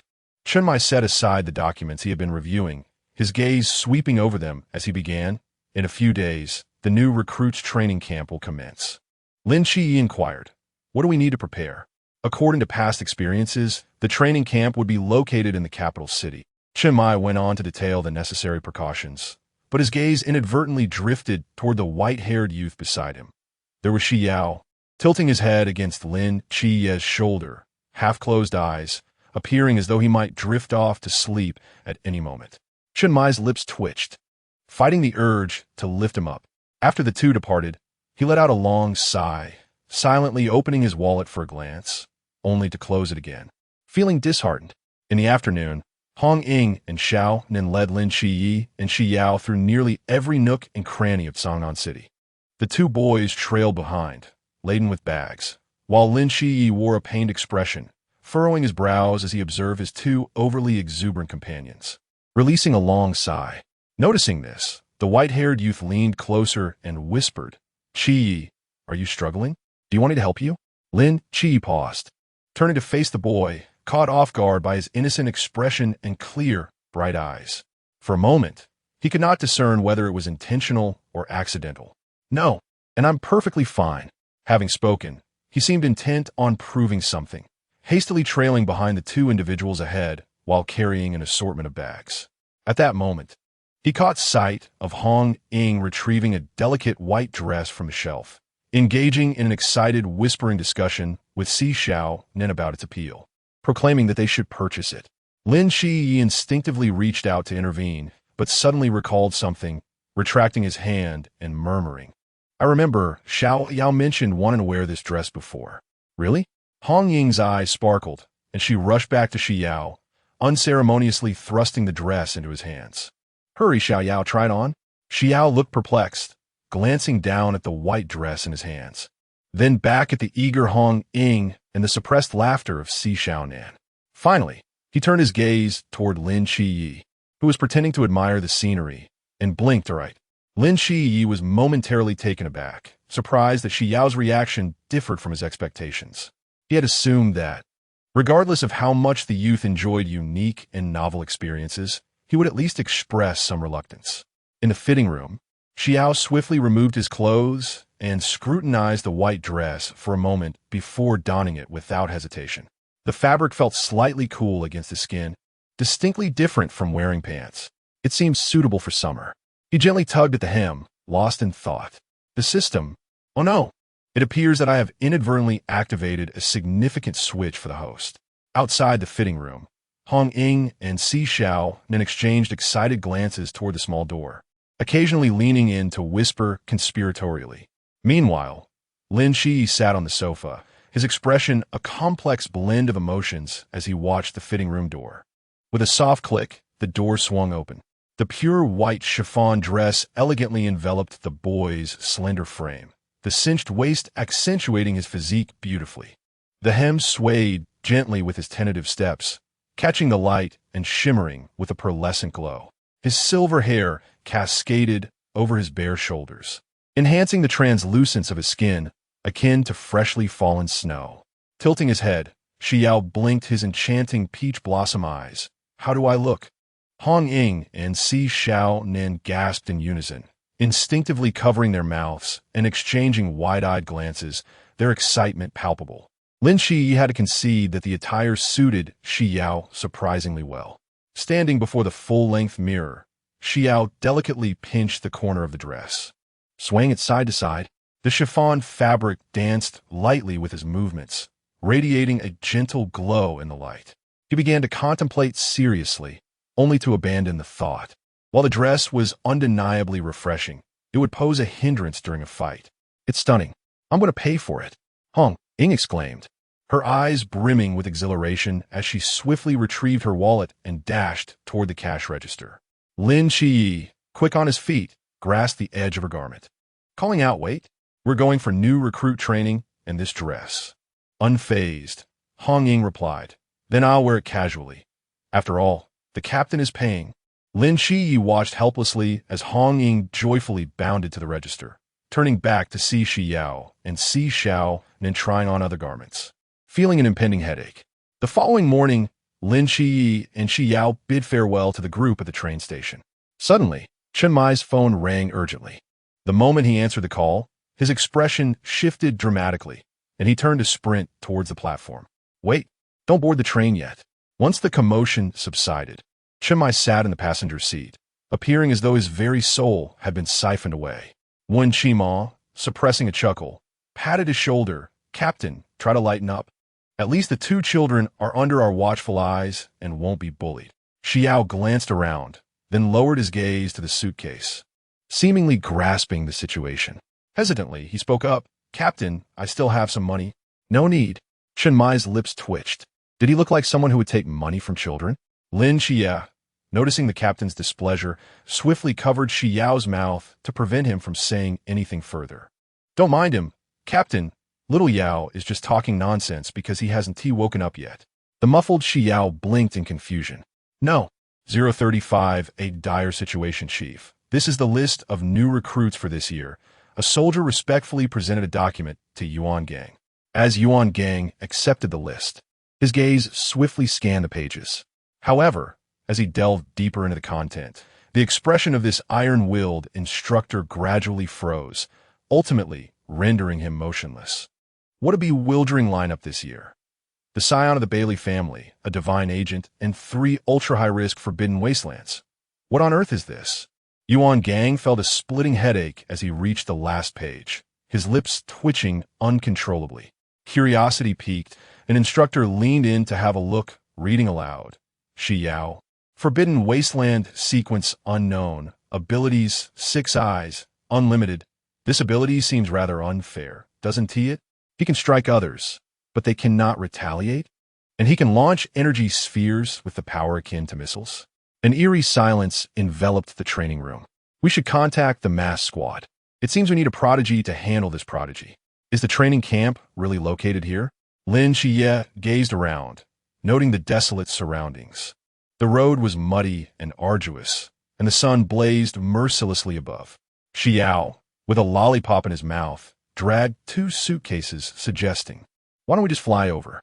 Lin Qiye felt a surge of excitement, drenched in sweat. He glanced at the boy beside him, whose forehead was almost devoid of perspiration. Just as he was about to nod in agreement, the boy interjected, "A vehicle is approaching." Accompanied by the roar of the engine, a camouflaged off-road vehicle charged towards them like a wild stallion, executing a perfect drift before coming to a halt. An officer poked his head out, scrutinizing the two of them. "What brings you here?" "We're here for training." "Quite prompt, aren't you?" "Local to Tsangnan, it's nearby," Lin Qiye replied, handing over 2 identification cards to the officer. The officer meticulously examined the documents multiple times before returning them to Lin Qiye. "Get in," the officer instructed, stopping in front of the training camp's entrance, gesturing towards the grand gate. "You may enter now." As Xi Yao stared at the imposing iron gate, a trainer emerged from within, and their eyes met. The instructor scanned the two with surprise, inquiring, "New recruits? Names?" "Lin Qiye." "Xi Yao." Instructor Hong's gaze lingered on Lin Qiye for an unusually long time, the eagerness in his eyes almost materializing. Lin Qiye felt a shiver run down his spine under the intense scrutiny, instinctively taking a half-step back, feeling somewhat unwell. "You may call me Instructor Hong. I will guide you through the training camp." He finally withdrew his gaze, his voice resonant. "Understood. Instructor Hong, Xi Yao viplit laisu." While his thoughts had already drifted far away. "System, do you believe I can use unlimited here?" "In theory, your ability is not from the Forbidden Wasteland. It is merely a disguise and should not be suppressed. However, they are likely aware of your information." Xi Yao felt a pang of bitterness, recalling the previous beatings, despair washing over him. Is this the tribulation one must endure on the path to success? Instructor Hong took a stroll around the training grounds, ultimately pausing before the dormitory building, which would serve as your sleeping quarters. All rooms were doubles. Feel free to choose. Lin Qiye nodded, pulling Xi Yao along the corridor for a brief exploration, eventually halting before the door of the room that boasted the best natural light. "Let us stay here, Xiao Yao." Just as Xi Yao was about to nod in agreement, he suddenly froze as a thought crossed his mind. What if he was summoned for a mission in the middle of the night? It wasn't the first time he had been hastily called to rescue someone. After a moment of internal conflict, he gently shook his head. "I prefer to sleep alone." Lin Qiye was visibly taken aback, his grip on the doorknob tightening slightly. He hadn't anticipated Xi Yao's refusal of such a simple request to cohabit. His throat bobbed as he asked, "Alone?" "Yes." The dark-haired youth lowered his gaze, concealing the fleeting disappointment that flickered in his eyes, and finally replied softly, All right. Xi Yao casually selected a room not far from Lin Qiye's. The accommodations were rudimentary, with a low bed supported by a simple wooden frame that looked quite uncomfortable. After setting up his bed, he lay down for a mere few seconds before sitting up with a serious expression. System, what do you think about me going to sleep with Lin Qiye? Two beds should be softer, as long as the host is happy. Forget it. He couldn't disclose matters concerning the system, nor did he wish to deceive Qiye. Ultimately, he could only succumb to frustration and recline back onto the hard bed. By the way, host, you Haven T checked your points from your last missions. You earned a total of 5,500 points by slaying the Nantawa Serpent Demon, the Ghost-Face King, the Usurper, and the Devourer of Heaven. So many. Xi Yao was somewhat astonished. He had anticipated a maximum of 1,000. The Devourer contributed significantly. The system elucidated, and it could be recycled. If it were an adult, its value would be even greater. The baby beast. Xi Yao hadn't realized that it was still in its juvenile form, which made his heart ache even more. System, let us do a lottery. Spend all 5,000 points. Indeed, one should not engage in lotteries impulsively, especially not when in a sour mood. The first 40 draws yielded nothing but disappointment. Now, it was the system's turn to feel disheartened. Host, perhaps you should seek help from the protagonist. No, trust me, Xi Yao declared with conviction, discarding the last 10 draws into the prize pool. The good news was that he finally obtained something. The bad news was that it was a purple glow. The system became utterly despondent, ignoring him completely and going offline, despite Xi Yao's attempts to engage. Unfazed by the consecutive disappointments, Xi Yao clicked on the purple glow. Red Wolf's frying pan origin, pleasant goat, and big wolf description. This is a magical frying pan that can mark any target as Grey Wolf, ensuring a hit with a random effect of knocking back or a large bump on the head. Note, to capture your husband's heart, first capture his mind. This description seemed quite intriguing. Xi Yao, with renewed interest, retrieved the frying pan from the system space. The pan appeared unremarkable, indistinguishable from any ordinary frying pan. Xi Yao held it in his hand, designating himself as the target, and casually tossed it forward, only to witness the frying pan tracing a parabolic arc through the air, abruptly pausing mid-flight in a peculiar manner, before suddenly reversing its trajectory with a velocity surpassing that of its initial launch. The intended target was none other than Xi Yao's own white head. The silver-haired youth sat at the bedside, unmoving, allowing the pan to strike him, for he possessed an inexhaustible resilience. The impact was inconsequential. However, an extraordinary occurrence transpired. The obstinate pan remained suspended outside the bounds of his limitless resilience, neither descending nor departing. Its body trembled slightly, emitting a low, buzzing sound, as if engaged in a contest of will with the arcane technique. Xi Yao extended his hand, attempting to retract it into the system space, but found his efforts thwarted.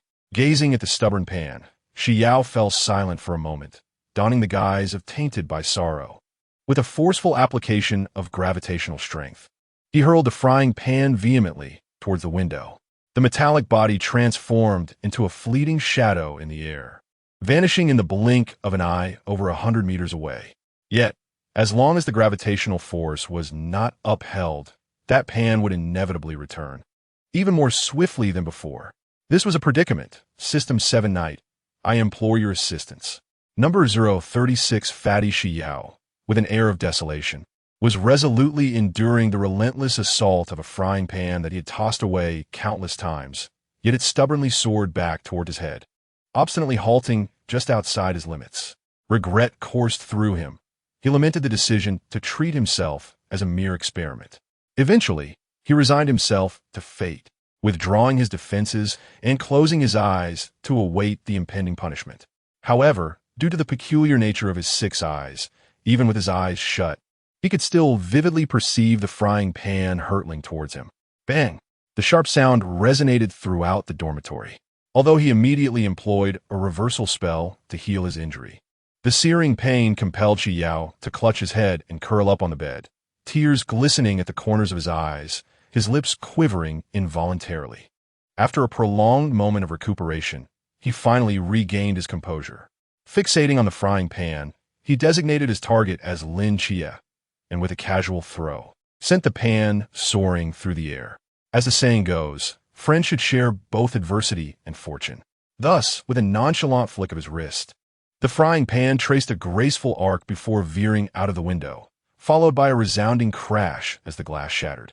Lin Qiye's voice echoed from afar, tinged with evident confusion. What is this? Due to the realm of the mundane divine, he had initially observed the bizarre frying pan soaring through the sky, yet he never anticipated it was aimed at him. Moreover, judging by the trajectory of this peculiar object, it was undoubtedly launched by Xi Yao. Taking a deep breath, he maneuvered skillfully within the cramped space, attempting to evade the frying pan's pursuit.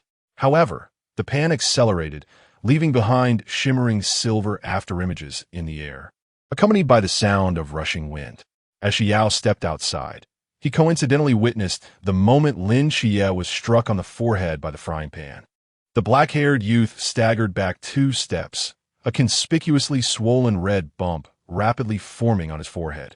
Lin Qiye, grasping the frying pan with one hand and rubbing his throbbing forehead with the other, caught sight of the white-haired boy. Taking a deep breath, he gritted his teeth, demanding, "What is this?" "It's a frying pan," Xi Yao replied. "I certainly know it's a frying pan." After elaborating on the frying pan's capabilities with a hint of mischief, he summoned it back to his hand, teasingly inquiring, "Qiye, would you care to give it another try?" "No, thank you." Lin Qiye curtly declined the suggestion, aware that without Sister Nan's healing, he could not afford to appear in front of others with a swollen head, especially with new recruits possibly arriving the next day. Very well, Xi Yao reluctantly stowed the frying pan back into the system space. The following morning, as the two returned from the supply station, they spotted a gathering of people outside Lin Qiye's door.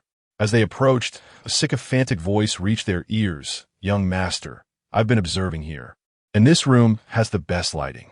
The man bowed to a plump fellow, disparaging the accommodation with a tone dripping with disdain. The chubby boy rolled his eyes, puffed out his chest, and declared, "I'm here to train, not to indulge." "Enough chatter. Open the door quickly." Lin Qiye twitched his lips, bemused by the dynamic reminiscent of a master and his servant. Meanwhile, Xi Yao watched the scene with great amusement. His social circle is rather limited.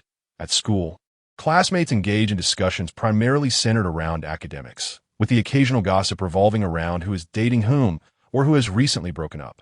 There are even rumors circulating about him, and in Qingyu, whispers suggesting they have been together for quite some time. Such rumors are not entirely baseless.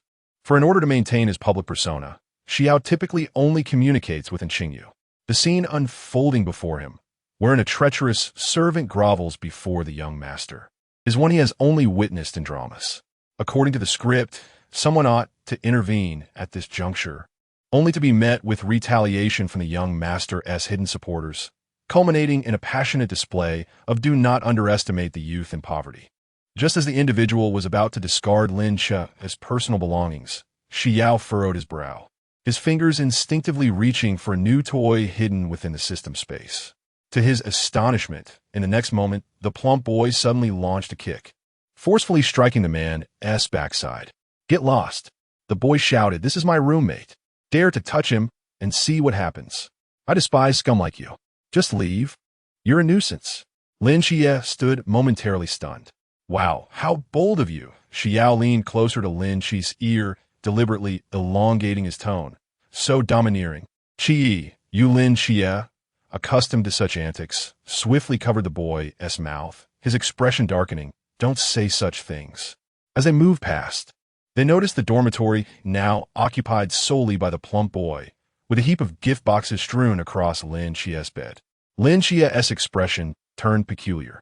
Before he could utter a word, the boy beamed at them. "Hello, I'm Bailey Tumming. If that's too difficult to pronounce, you could just call me Fatty." He then bowed earnestly, expressing his desire to become friends.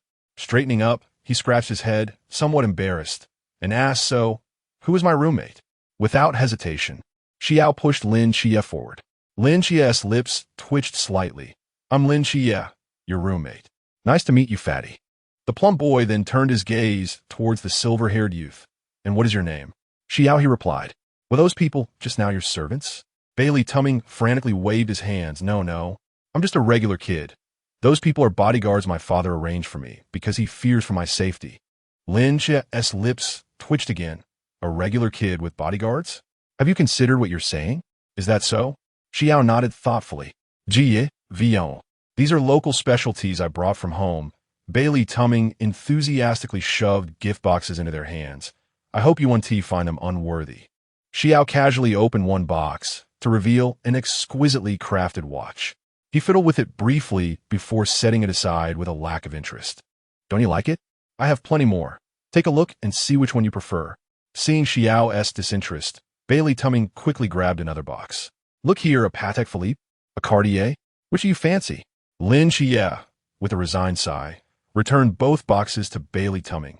Thank you, but we don't accept gifts. Bailey Pang suddenly resembled a deflated balloon, his round face etched with disappointment. Upon returning to his dormitory, Xi Yao had just settled onto his bed, preparing to engage with the system. He suddenly recalled that he had left the items he collected from the supply station at Lin Qiye's place. He tossed and turned in bed, grappling with his indecision for a while, but ultimately resolved to return. As he pushed open the door, he heard the voice of Lin Qiye's roommate from within. Qiye, your feet smell delightful. Xi Yao stood there in a daze, observing the chubby figure crouched at the foot of Lin Qiye's bed, and with a moment of realization. He thought, so, you enjoy this sort of thing, Qiye? The system responded with laughter.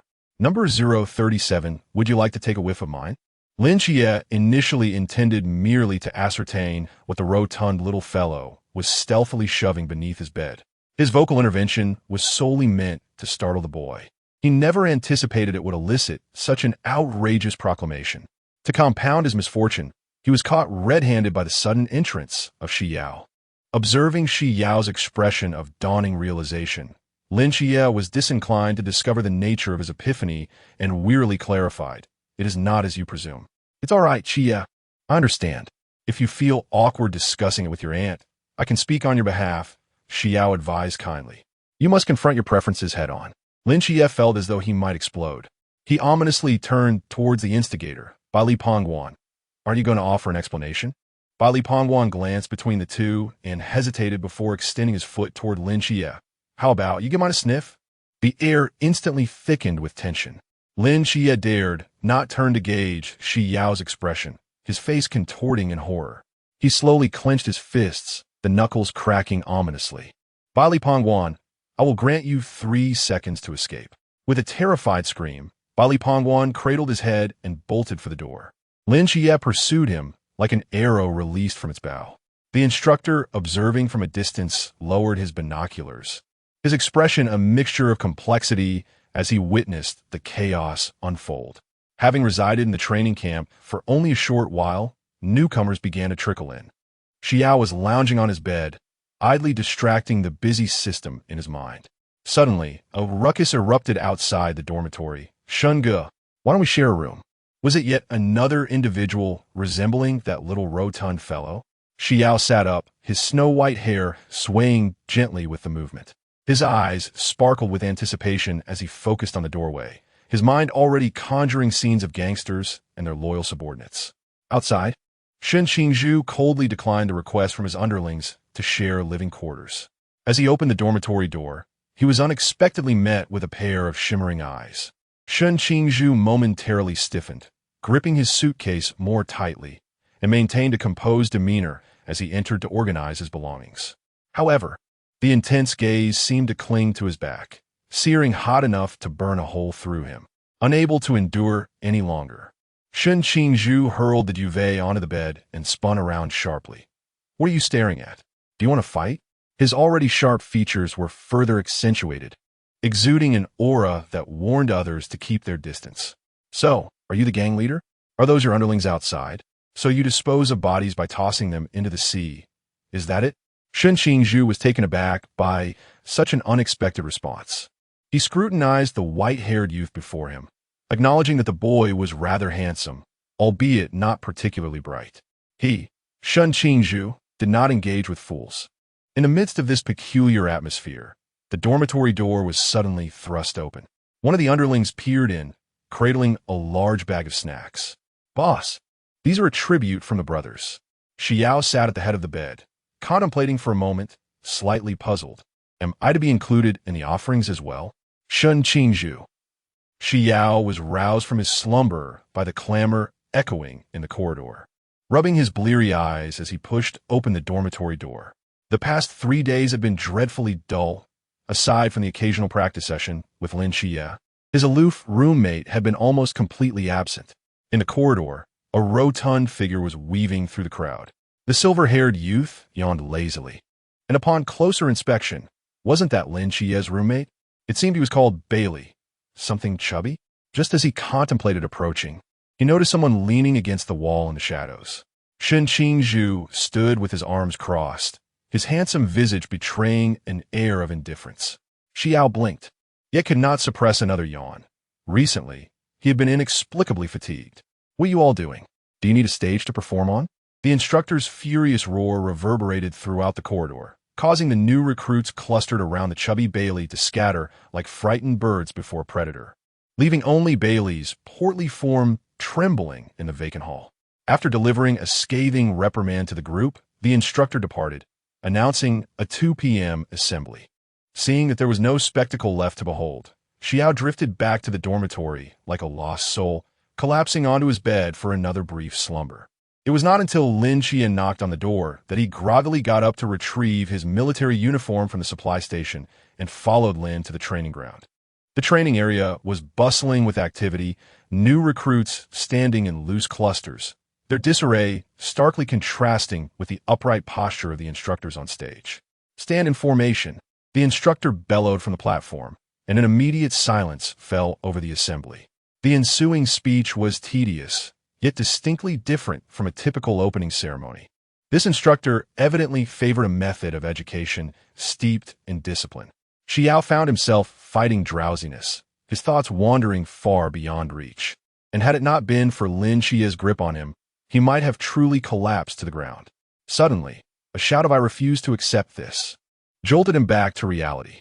Looking up, he was surprised to find that it was his aloof roommate who had spoken. "New recruit, what is your name?" "Shun Zhuqing."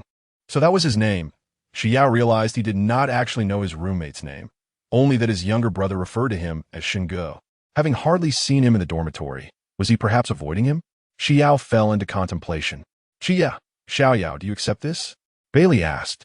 "I accept," Lin Qiye readily affirmed.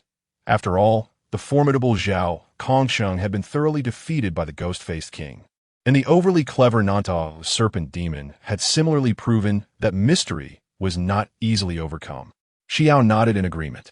The chubby boy turned to the two of them and declared, "Since you both say so, then I accept as well."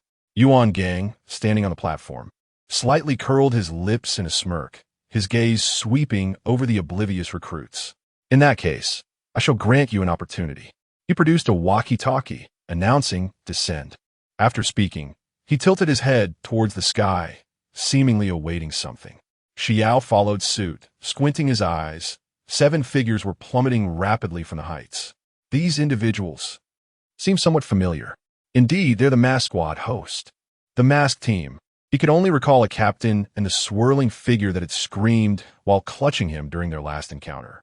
However, as Xi Yao observed the approaching group, a hint of curiosity colored his tone. Is he not holding anyone else? "Host." You lifted him into the air as if he were a mere chick. It's only natural for him to be frightened.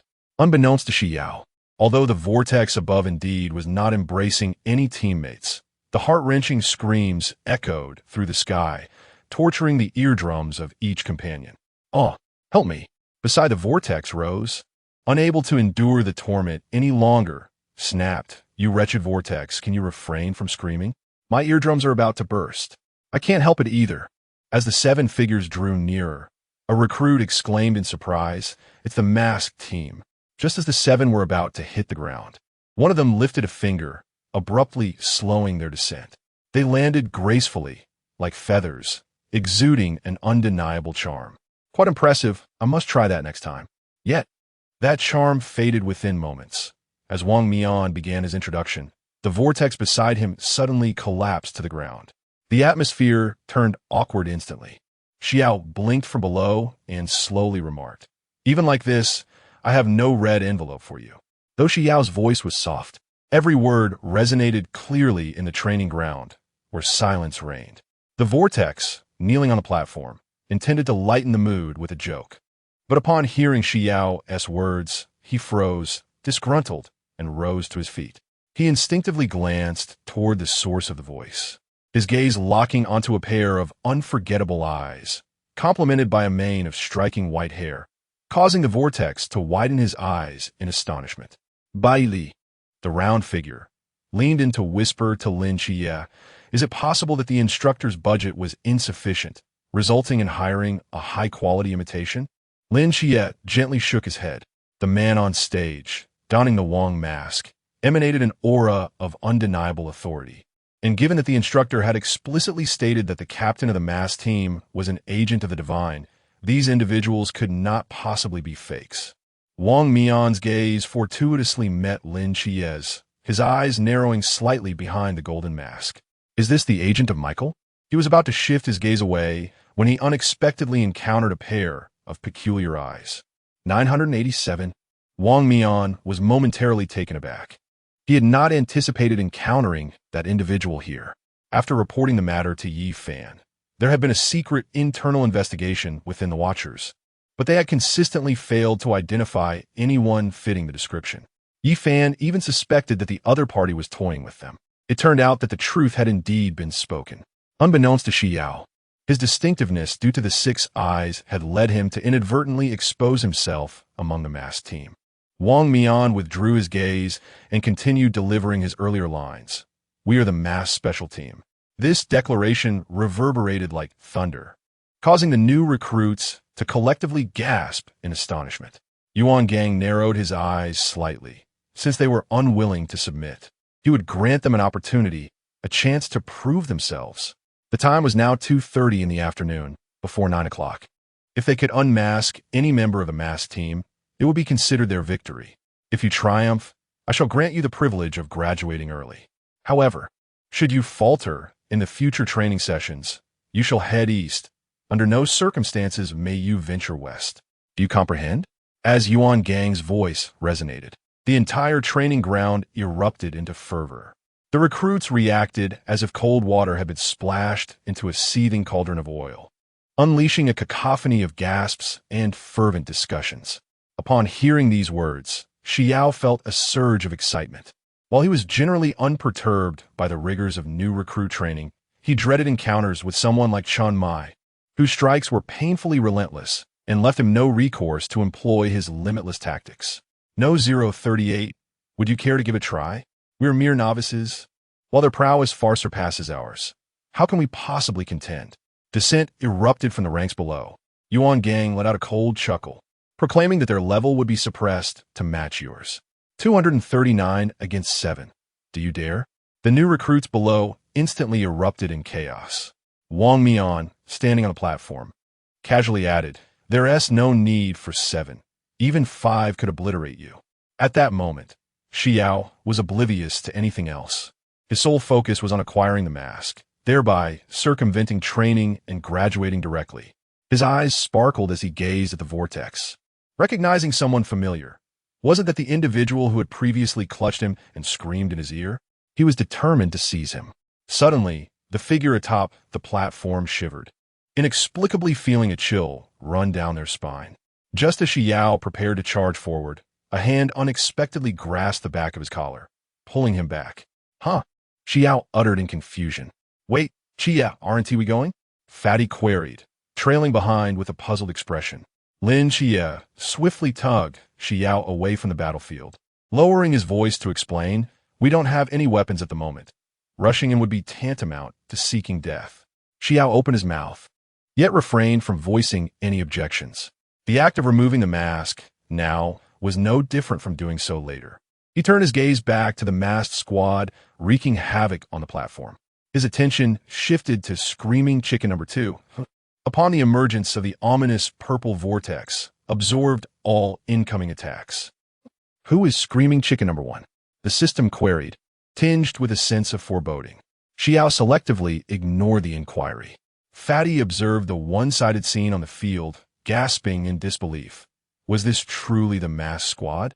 How else could they be deemed a special unit, having eliminated half of the new recruits right from the start? Lin Qiye turned just in time to catch a glimpse of Xi Yao's forlorn expression. Clearing his throat, he resumed running. You're right. Fatty huffed behind. But where are we headed?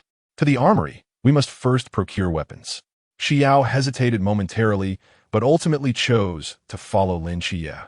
The crowd was too dense and chaotic, and any misstep could lead to disaster. TSK. So closely following, are we? The system's tone suddenly turned sardonic. Isn't this the task you assigned? Xi Yao responded, somewhat baffled. System, you seem rather peculiar today. The system, nearly exasperated, remained silent in his mind, musing on the disparity in treatment towards the protagonist and itself. The group hurriedly arrived at the armory, with Fatty gasping to keep up, only to discover the grand doors firmly shut, leaving him dumbfounded. Why is it closed? Were we not instructed to retrieve weapons? The instructor merely said we could use them, not that they would be handed to us, so we must force our way in. Lin Qiye turned to Xi Yao. While he was unaware of what barriers Fatty faced, he recognized that Xi Yao's abilities could manage such obstacles. Just as Xi Yao was about to take action, a cool female voice rang out from behind, stand aside. Everyone turned to see a tall, striking woman with long hair striding towards them. She pressed her palm lightly against the metal door, causing the entire warehouse to tremble violently, the door frame emitting a strained groan under the pressure. With a powerful flying kick, the heavy warehouse door was surprisingly sent flying. From the very moment he laid eyes on this woman, Pang felt something was amiss, and after witnessing her striking demeanor, he was nearly left agape in astonishment. How extraordinarily impressive. Xi Yao nodded earnestly, secretly committing this move to memory. The woman swiftly retracted her leg and took the lead into the doorway, while Pang followed closely behind like a devoted shadow, his eyes sparkling with excitement. Xi Yao held no particular obsession with weapons, casually selecting one that caught his eye. Meanwhile, the others were still in the midst of introductions, and as Xi Yao squinted towards the entrance, he raised his hand to deftly intercept a short sword that was launched at him. You truly are that 987. But how did you see me? Yu Gue inquired, retreating while filled with confusion. Oh no, I've been unmasked before the protagonist. Xi Yao's pupils constricted slightly as he caught a glimpse of Lin Qiye's frowning gaze directed at him, a sudden wave of unease washing over him. Yet upon reflection, he reassured himself that he had done nothing wrong in saving someone, bolstering his confidence. Lin Qiye, noticing the expression of the white-haired youth, sensed that he was harboring a secret. It is not unusual for individuals to withhold their little secrets from others. However, it was slightly disconcerting that while everyone else was aware of Xiao Yao's circumstances, he remained completely in the dark. It felt akin to a kitten he had raised, suddenly showing affection to someone else, which was an uncomfortable sentiment. It seems you are alone, Lin Qiye remarked nonchalantly, causing the surrounding recruits to brighten with anticipation. If they couldn't defeat the masked individuals together, could they not still engage in a collective assault? Yu Gue surveyed the watchful crowd, his lips twitching slightly. This was not what he had envisioned. Before he could finish his thought, a strikingly beautiful face suddenly loomed closer. Xi Yao had appeared before him, fingers mere inches from a mask. Yu Gue's scalp tingled as his form blurred, but in the next moment, he narrowly avoided being grasped. Had he not transformed into moonlight, he would have likely been the first to have his mask removed. The surrounding recruits, witnessing Yu Gue's disappearance, began to look around in confusion.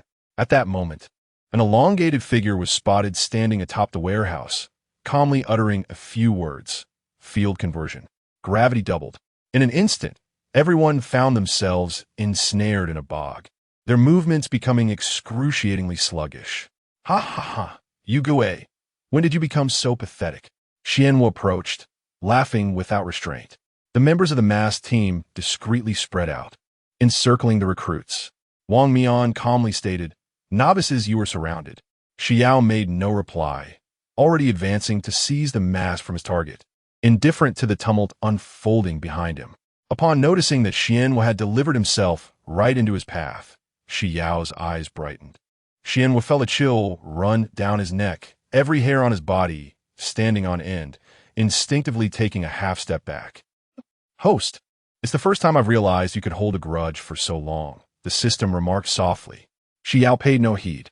His figure rushing forth like a specter, aiming directly for Qian was masked. His movements were astonishingly swift, leaving no opportunity for his opponent to create distance. Each time the vortex attempted to retreat, he was instantaneously drawn back into close quarters. Unbeknownst to them, amidst their fierce struggle, they had drifted far from the warehouse area. In the expanse of the training ground, the vortex could no longer contain his frustration. "Do you find me displeasing?" he exclaimed, on the brink of despair. He had sensed something amiss during their confrontation. His attacks barely grazed his elusive foe, who deftly evaded him with a teleportation ability that toyed with him like a cat with a mouse. Xi Yao shook his head innocently and remarked, "Those I find displeasing have already perished." Ah, the one did manage to escape. The vortex fell silent for a moment, a cold sweat trickling down his back. Surely, the youth could not be alluding to him. He suddenly recalled their previous battle. This seemingly harmless boy had wielded devastating techniques as if they were mere basic strikes. In a bid to change the subject, the vortex inquired, "So, what is the nature of your ability? It seems my attacks cannot reach you at all." "Well, are you familiar with Achilles' paradox?" Xi Yao replied, "It's akin to the distance between us being infinitely reducible, yet you will never be able to touch me." He gestured for the vortex to approach. The vortex mumbled, "You're not planning to use this to ensnare me, are you?" No 039 deceived vortex, with a mix of skepticism and curiosity, extended his hand, only to be met with an invisible barrier just an inch away from Xi Yao. He pushed forward inquisitively, but it felt as though he was pressing against an unseen wall. "Wow, this is truly remarkable," Vortex exclaimed in astonishment. "Your ability seems rather unfair." Suddenly, Xi Yao withdrew the limitless technique. Caught off guard, Vortex stumbled forward, unable to retract the force he had applied against the barrier. His palm met Xi Yao's in the air without any obstruction, the warmth of the contact leaving him momentarily dazed. "Wow, while we were battling fiercely over there, someone seems to be having a date with a newcomer here," came the languid voice of Moon Ghost from behind, the tone lingering playfully. "What nonsense are you spouting, you gluttonous Moon Ghost?" Vortex recoiled as if shocked, his ears flushing crimson. He was merely demonstrating his ability. "TSK, TSK, TSK. Last time you were cuddling, and this time he has shared his abilities with you. By the way, Vortex, aren't you still indebted for that life-saving favor?" Moon Ghost teased, shaking his head mischievously. "I think Vortex is using this fight as an excuse to date the newcomer. We all understand his intentions, right?" Ignoring his teammates' banter, Wang faced Xi Yao and spoke slowly. "Hello? 987, or should I address you as Xi Yao? Hello, are you all planning to team up?" Xi Yao replied, his tone calm as he regarded the group before him. "Oh." Hearing that, Rose's eyes sparkled with excitement, her knuckles cracking audibly. "So bold? I like it." Wang shook his head. "I merely wish to inquire if you would like to join a mass team." Below, an instructor overheard Wang's invitation, puzzled. Did the leader of the mass team know this kid? Perhaps he recognized his potential, considering he could hold his own against Vortex. Without hesitation, Xi Yao shook his head. "No, you must first face me in a match. If you lose, you will hand over your masks. And if we win?" Moon Ghost interjected. A glint of determination flashed in the boy's silver eyes. "I will not lose." "Are you implying you wish to graduate early?" Wang asked suddenly. "The training has become somewhat tedious. You should understand that the instructor would not agree. Most of the recruits here lack your caliber, and releasing them would be tantamount to seeking death. Isn't that what the instructor himself stated? How can one be so untrustworthy?" Xi Yao's eyes widened slightly, his tone filled with disbelief. The other team members struggled to suppress their laughter, their shoulders shaking with amusement. "This is for their own good," Wang replied with resignation. "Those who break their word deserve the punishment of the earth." Xi Yao said this expressionlessly. Vortex and the others could not contain their laughter any longer. They had not anticipated that this formidable silver-haired youth would possess such an endearing personality. Struck by the unexpected turn, Xi Yao's eyes dimmed, losing their spark. Without the possibility of immediate graduation dangling before him like a carrot, he disregarded the group and instantaneously teleported to Lin Qiye's side. At that moment, Lin Qiye was atop the building, analyzing the battlefield with Bai Li and others, when a flash of white caught their attention. The silver-haired boy had appeared beside them. Upon witnessing the safe return of Lin Qiye, the lingering anxiety in his heart finally dissipated. Although he was aware of Xi Yao's formidable abilities, the fear of unforeseen mishaps was ever present. However, the young lad who returned appeared evidently dejected. Even his signature white hair seemed to lose some of its luster. "Xi Yao, what troubles you?" Lin Qiye inquired gently. "It's nothing, just encountered a swindler," Xi Yao replied with a stoic expression, secretly contemplating whether to ensconce the instructor in a sack and deliver a thrashing. "A swindler? Are there really swindlers in the new recruit training camp?" Bai Li, the portly figure, exclaimed in astonishment, his eyes widening. Even the usually aloof Molly cast a look of confusion. In the surveillance room, the instructor, who had inexplicably been labeled a swindler, could only remain silent. Xi Yao shook his head and chose not to elaborate further, silently moving closer to Lin Qiye, resting his head on his shoulder. He contemplated whether to wait for a dark and windy night to enact his revenge on the untrustworthy instructor. Clearing his throat to regain the attention of the two, Lin Qiye stated, "So, our next objective is the dormitory building. Xi Yao, will you accompany me?" The head resting on his shoulder shook in refusal. "I will find you later." "All right." Lin Qiye felt a twinge of unease and couldn't help but suggest, "Why not come with me now?" Xi Yao continued to shake his head, his white hair swaying gently with emotion. "Host, the instructor is indeed untrustworthy, and that is his fault. However, Wang Mian's considerations are not without merit. Do not be too disheartened. If it becomes unbearable, I can temporarily take control of your body." The system interjected. Xi Yao's eyes sparkled at this revelation. "You could take over my body?" "In theory, yes. While my programming strives to emulate your personality, I am, after all, not a true human. If someone particularly familiar with you were to observe, they might detect the difference." Xi Yao felt a rush of exhilaration. He envisioned that during practice with the captain, he could allow the system to take over, sparing himself from physical suffering. "So, can you substitute for me in practice with the captain?" The system paused for a moment before responding. "Host, I believe Chinmai has your best interests at heart. But this isn't truly a forbidden realm," Xi Yao retorted, puffing his cheeks in defiance. Xi Yao's assertion held merit. 6 eyes and unlimited limits were not forbidden realms. Although the ability system limited 6 eyes from directly penetrating others' forbidden abilities, no one could suppress his power through the means of restricting forbidden realms. Very well, the system conceded. With his spirits lifted, Xi Yao was about to head towards the dormitory when he noticed the training ground engulfed in a fierce melee. As he surveyed the chaos, his gaze was drawn to a particular individual. The man was enveloped in a palpable aura of black malevolence, coalescing into a constantly surging garment. "Wow, he can transform." Xi Yao's eyes shimmered with intrigue. The figure's features were contorted and fierce, wielding a long blade that was entwined with a torrent of dark energy, relentlessly pursuing a member of the masked squad. Every strike cleaved the ground, leaving deep gorges in its wake. Meanwhile, the portly figure was enclosed within a golden barrier, donning monocles and vigorously wielding a broom to unleash a tempest imbued with electric arcs against the moon ghost. Not far away, the confrontation between Lin Qiye and Wang Mian had escalated to a fever pitch. 2 blades clashed, producing dazzling sparks. Xi Yao silently observed from above for a moment, then retrieved a frying pan from a system space. After a brief hesitation, she fixed her gaze on a target and resolutely hurled it forward. "No."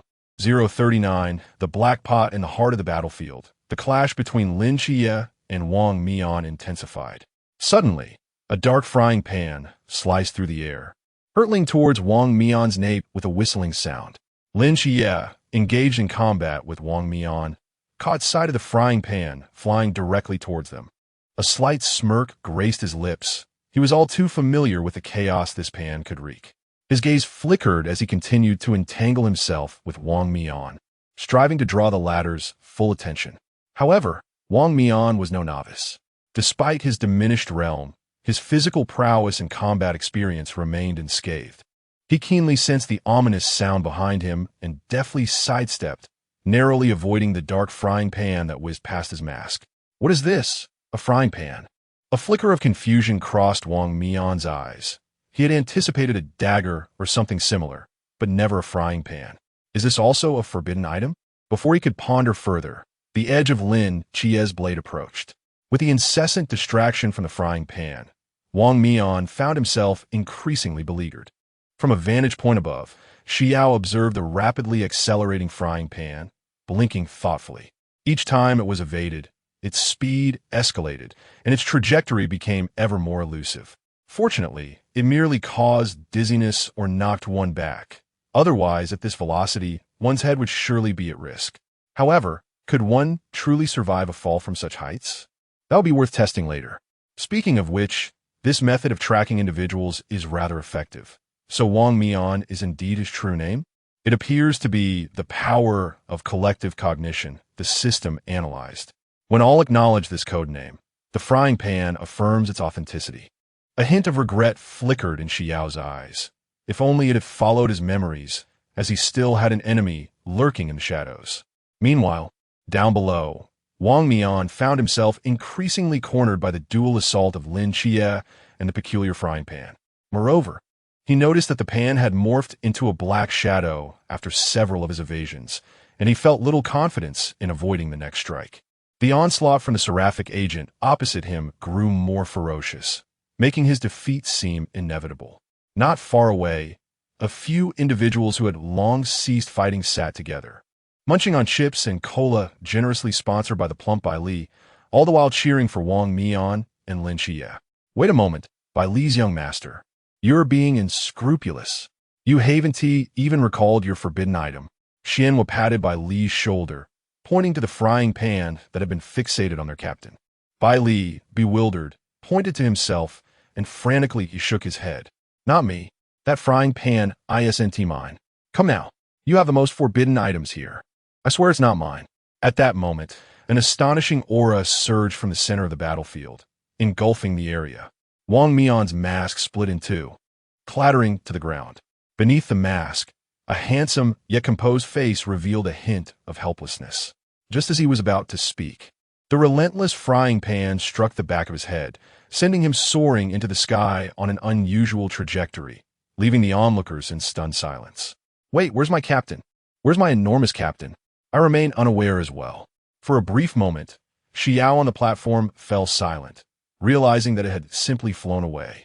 Just as he prepared to teleport and retrieve the individual, he witnessed the scene below revert to its original state, a slight frown creasing his brow. Did something just occur? Wang Mian reverted time. No wonder. But shouldn't the frying pan still be pursuing him?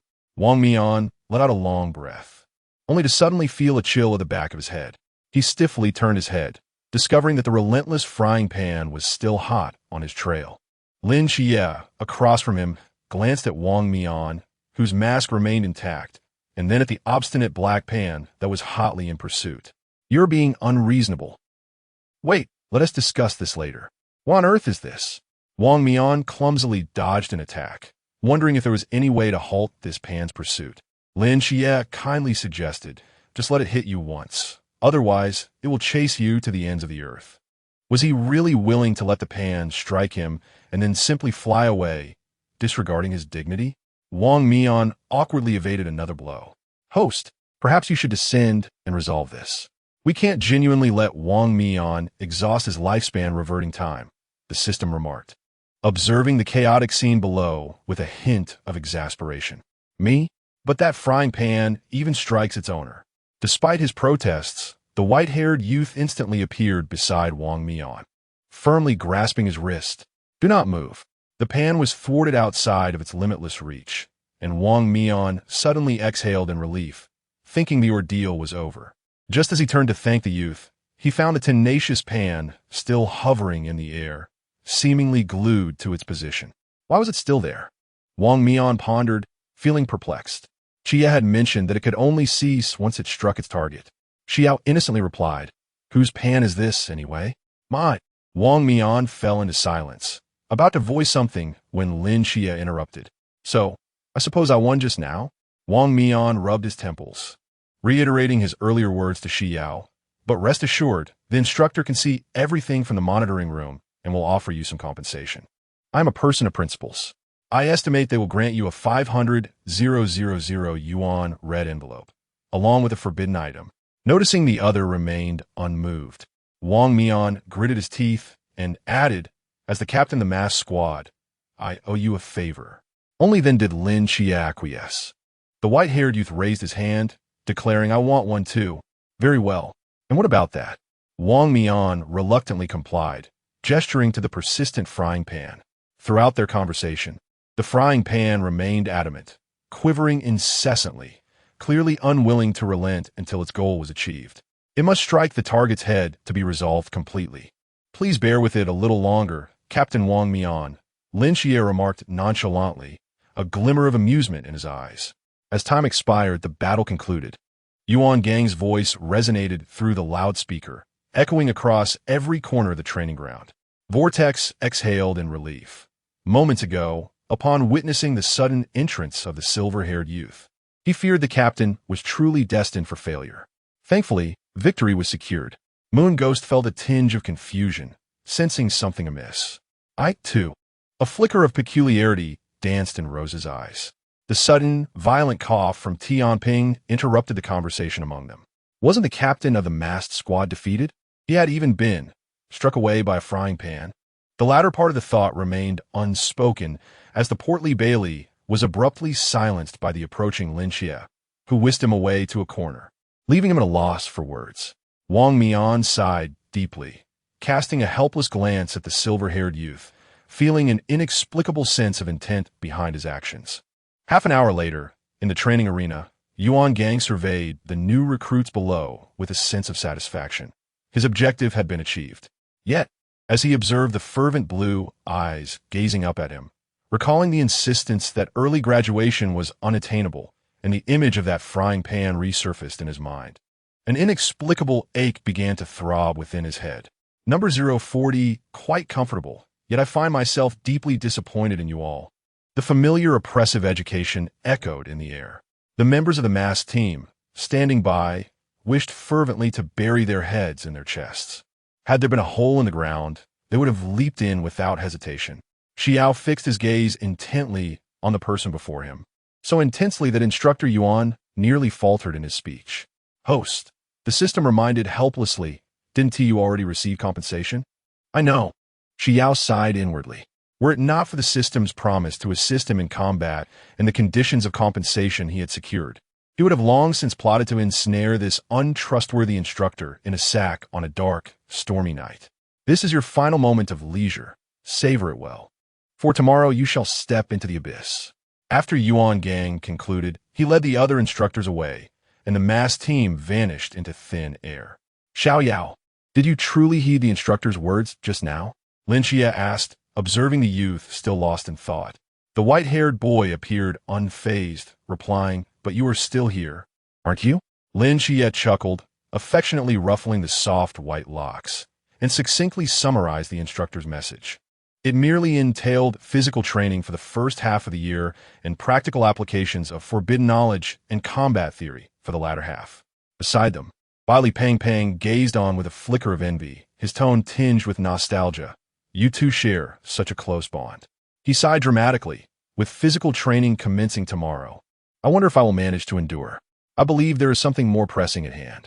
Our dormitory has collapsed. Where shall we reside? Xi Yao's expression instantly froze. If he was dissatisfied with the dormitory conditions, the prospect of camping outdoors was utterly unacceptable. The group suddenly realized the gravity of the situation and hurried towards the dormitory area. However, to their astonishment, the dormitory that should have been reduced to rubble in the fierce battle stood intact before them. Expressions of disbelief adorned their faces. Even the so-called construction maniacs could not possibly restore the building in such a short span of 30 minutes. Could it be that the instructors possessed some forbidden knowledge or artifacts related to this? Lin Qiye, gazing at the restored building, quickly comprehended the situation. Wang Mian has reversed time. The system elucidated. Wasn't it stated that reversing time consumes one's life force? Xi Yao pondered, perplexed. This was merely a heap of lifeless objects. If Zhao Kongcheng sacrificed his life for the people, what compelled Wang Mian to go to such lengths? After much contemplation, he arrived at a conclusion. He is a good person, an exceedingly good person. Indeed. Just after restoring the dormitory, Wang Mian staggered as someone helped him up, sneezing in the process. Ding, ding, ding. The sharp whistle shattered the night, obliterating the dreams of the recruits. Xi Yao clutched a pillow over his ears, rolling around in bed until, prompted by the system, he reluctantly rose, hair disheveled, to wash his face and brush his teeth. The system sighed silently upon witnessing the host finally awake, turning off the alarm plug-in and returning to standby mode. By the time the disgruntled white-haired youth arrived at the venue, aside from 3 instructors, only a smattering of individuals remained standing. He yawned and staggered over to Lin Qiye, his eyelids heavy and threatening to close. As the last few recruits entered, Instructor Hong, with a stern expression, stopped the stopwatch. Today marked the first day of training. And just look at what state you are in. I tell you from now on, when you hear the whistle, no matter what you are doing, even if you are in a restroom, you must arrive at the field within 3 minutes. Do you understand? A sparse chorus of responses echoed from the recruits. Instructor Hong frowned, surveying the lethargic newcomers, and slowly stated, "Now, all those who took more than 3 minutes, step forward automatically." A few individuals silently emerged from the group. And just then, someone asked, "What if we don't know how long we took?" Instructor Hong shot him a glance. "You should run 10 laps first." "Why?" The recruit protested slightly. "I was just asking. Do I need to repeat myself?" With a glare, Instructor Hong sent the recruit scurrying towards the track.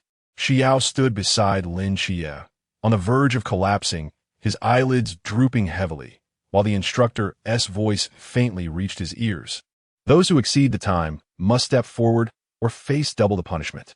The mention of punishment jolted Xi Yao awake, and he glanced around, finally feeling relieved. This was not the office, and there would be no sudden arrival of a captain imposing a penalty, as had been the case with Captain and Zhao Kongcheng, resulting in double trouble. Gradually, individuals began to run laps with weighted packs. Xi Yao sat still, his head bobbing like a chick pecking at rice. "I can no longer feel my forbidden realm." Nearby, a recruit exclaimed in astonishment. "I can't feel it either." "Me too." Lin Qiye paused, assessing the forbidden realm within him. It still existed, but had diminished. As for Xi Yao, he turned his head to find a white-haired youth nearly dropping his head to the ground and hurriedly propped it up. "It's you." Xi Yao squinted with drowsy eyes, his voice soft and fuzzy, almost leaning onto Lin Qiye's shoulder. "Wait, don't sleep." Lin Qiye caught sight of the instructor's displeased frown and hastily attempted to rouse the white-haired boy. But the instructor's sinister voice rang out from the stage. "If you want to sleep so badly, you can run laps. I'm talking about that white-haired one, sleeping soundly in someone's arms." The instructor's voice was thunderous, and Xi Yao was jolted awake, sitting upright with wide eyes, scanning the surroundings until his gaze landed on the scowling instructor. "I'm talking about you. Hurry up." Xi Yao hesitated for a moment, uncertainly replying, "It's rather comfortable. Would you like a try?" The entire field fell into a stunned silence, clearly taken aback by the youth's unexpected remark. What kind of thought process was that? Lin Qiye buried his face in his hands, with only his 2 crimson ears peeking out. The instructor's complexion shifted from black to green and ultimately darkened to a charred black, bellowing, 30 laps with weights. Now, immediately, the white-haired youth appeared somewhat displeased. But Lin Qiye quickly covered his mouth, gritting his teeth and advising, "Just run first, otherwise it will only get worse." With a reluctant sigh, Xi Yao shouldered the burdens imposed upon him. To him, the weight was utterly trivial. If he truly wished to compete, he could effortlessly drag a truck. After all, he still possessed the ability to manipulate gravity. By the time the resentful white-haired youth completed his run, dawn had begun to break. The instructor squinted at the boy, whose forehead glistened with only a thin sheen of sweat, pondering whether the presence of the Jinshu monument meant that the other party could no longer utilize the forbidden ruins. Surely, this could not be his utmost limit. Once everyone had fulfilled their punishment, The instructor finally announced the dismissal. Just as the perspiring and thoroughly awakened, Xi Yao removed his clothing in anticipation of a refreshing shower. A piercing whistle resonated from outside. Xi Yao thought to himself, I could kill someone. As the system booted up and reviewed the host's log, it ominously noted, this is bad. The host seems to be on the brink of madness. Number 041, in a fit of frustration, Xi Yao gritted his teeth and took a quick combat shower, leaping from the second-floor window and racing into the training ground just in the nick of time. Instructor Hong glanced at his stopwatch and, with rare satisfaction, nodded. You are dismissed to have your meal. Assemble here in 20 minutes. If you are late, he said with a chilling smile, you shall not wish to know the consequences. With that, he departed alongside the other instructors. Below, Lin Qiye observed the resentful youth and sighed, adjusting his collar. Let us eat first.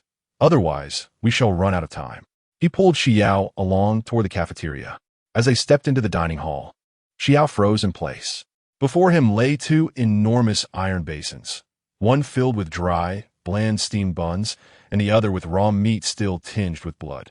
What is this? A new recruit exclaimed incredulously. Is this our breakfast? What a joke. Where are the side dishes? Not even pickled vegetables? Mechanically, Xi Yao was dragged to a seat by Lin Qiye, his mind conjuring images of the dreadful days ahead. With a pallid expression, he turned to the dark-haired boy beside him. Qiye, I want to quit the training camp. No, you're still here. How about you come with me? Lin Qiye, who had intended to offer some comfort, caught the latter part of Xi Yao's statement, and a glimmer of amusement flickered in his eyes. He shoved a bun into the boy's hands. Eat. You will still have to confront the captain if you return now. Xi Yao stared at the bun in his hands, his expression conflicted.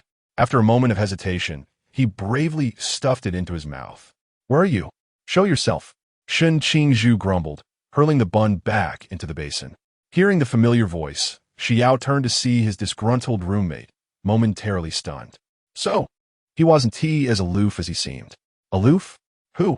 Li Pang followed Xi Yao's gaze and, upon spotting Shen Qingzhu, wore a peculiar expression. Xiao Yao, do you really think he is aloof? He hardly speaks to me, and I rarely see him. Xi Yao wrestled with the dry bun for what felt like an eternity. Lin Qiye paused momentarily, his expression darkening. Bullying? Yet, recalling the boy's tendency for surprising remarks, he tentatively inquired, Xiao Yao, did you say something to him? The white-haired youth tilted his head, pondering for a moment before recounting all he had said during his encounter with Shen Qingzhu. Lin Qiye. Li Pang burst into laughter. Ha ha, indeed, that face and personality bear a striking resemblance to the boss. Upon receiving validation, Xi Yao perked up instantly. Right? They are quite similar. At that moment, several figures entered from outside, brandishing familiar masks and ignoring the new recruits as they strode past. It's you little rascals, Sun Lao remarked, his expression devoid of impatience towards the newcomers. Just wait, I'll whip up a few of my signature dishes for you. Thank you, Sun Lao. The masked individuals bowed slightly to the elder. Host, would you like to eat some raw meat first? Otherwise, the six-eyed energy consumption will be too great for you to endure. No. This is the first time the system has encountered such a fervent refusal from the host. Sighing, it remarked, if you continue like this, you will soon exhaust yourself. This evening, we shall use the Flying Thunder God technique to visit in Xingyu. Xi Yao's eyes glimmered with a hint of excitement as he nodded in agreement. At that moment, a delectable aroma swept through the entire cafeteria, captivating everyone's attention. They turned in unison to see Elder Sun laying out a feast of sumptuous dishes on the table of the masked team. Braised pork ribs, sweet and sour tenderloin, steamed base. The new recruits were almost drooling at the sight. Wang Mian glanced over with a cool demeanor, dismissively placing Yuan on the table. The new recruits quickly lowered their heads to continue munching on their buns. Xi Yao gazed intently at the banquet, his mind racing with perilous thoughts. Just then, he locked eyes with a smug expression of vortex. Xiao Yao, you should come over and have a bite, Wang Mian beckoned. Instantly, the new recruits cast envious and jealous glances, fixating on Lin Qiye, who was still gnawing on raw meat, and, wait, when did that white-haired youth sit at the masked team's table? Such speed. Wow, you're quite fast, Vortex exclaimed, astonished by the sudden appearance of the white-haired boy. He enthusiastically offered him a piece of braised meat. Try this. It's elder son's specialty. There's plenty of food. Rose placed a piece of chicken in the white-haired boy's bowl. Lin Qiye, reluctantly taking a seat beside Xi Yao, politely declined Wang Mian's kindness. No thanks. I'm fine with this. I wanted to inquire about the proxy agents. System, can you pinpoint where the mystery lies? I can. But why the sudden interest in earning points? The system was puzzled, as the boy rarely cared about such matters. Xi Yao remained silent, his thoughts returning just in time to catch Wang Mian's warning. Be cautious. The members of the ancient god sect are madmen. They will kill you if they cannot achieve their aims. They have attempted to eliminate me several times, but they no longer dare to come near. Why? Because I have a reliable group of teammates. Wang Mian smiled as he looked at his comrades. Vortex, almost choking on his food, exclaimed, Captain, please don't be so sentimental. You're giving me goosebumps. Indeed, one should be mindful of the occasion when making such declarations. Rose chimed in, complaining. So they will target Xi Yi as well? Xi Yao suddenly inquired. Yes, you all need to be careful, came the reply. Xi Yao's expression turned serious. Lost in thought, Vortex playfully draped an arm around the white-haired boy's shoulders. How about calling me Brother Vortex? I can protect you. Really? Have you forgotten the last time someone had to carry you down to sit on the ground? Yu Gui ruthlessly undermined him. Huh, just yesterday you were shouting for help. You gluttonous fool. Vortex retorted defiantly. Lin Qiye's brow furrowed slightly. He could not comprehend how the masked team was acquainted with Xi Yao. However, the sharp whistle pierced the air once more, and before Lin Qiye and Xi Yao could react, the masked team sprang into action, rushing out in unison. Why are we running? The vortex abruptly came to a halt, leaving Zhang Er utterly perplexed. Wang Mian cleared his throat awkwardly, only to witness the silver-haired youth, pulling Lin Qiye, dash away like a whirlwind. Xi Yao, who had been inquiring about the location of the ancient god sect, was reminded by the system that he had nearly exposed himself before Lin Qiye. Hearing the sound of the whistle, he dared not linger in such a contentious place, instinctively opting to distance himself swiftly. While the masked individuals were indeed commendable, the thought of unmasking before Lin Qiye was truly daunting. Behind them, Li Pangpang, choked by a dry bun, pounded his chest in frustration. Realizing he had been abandoned, he hastily swallowed and took off in pursuit. Wait for me, Qiye and Xiaoyao. No. 042 Instructor Han on the training ground. Instructor Han was enlightening the audience about the enigmatic origins of the mysterious forces. Below, Xi Yao furrowed his brow, feeling a subtle sense of threat emanating from the ancient god church. System, could you please amplify the sense of mystery? Certainly, host. However, do you intend to spend the entire night on this? I would not recommend it, as it may hinder your growth. I will return promptly, he replied. After the system acknowledged his request, it delved into the depths of his mind to enhance the aura of mystery. Meanwhile, the instructor, with a frown, turned his gaze towards Shun Qingzhu, asking, what is your forbidden domain? Sequence 068, Qi Min, came to response. Instructor Han coughed awkwardly and then turned to the other recruits, inquiring, are there any alternative answers? Money. Li Pangpang raised his hand exuberantly.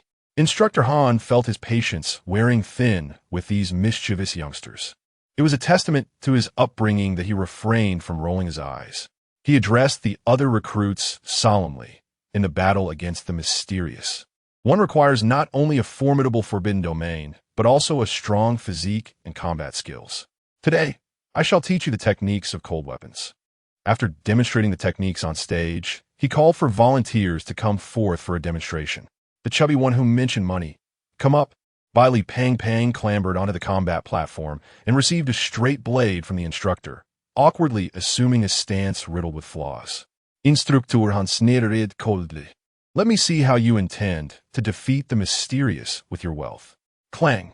A golden barrier flared to life, and the instructor's blade shattered into 3 pieces as a new one was incinerated. Ah, I forgot to turn off the automatic function, he muttered. Now pick it off the stage.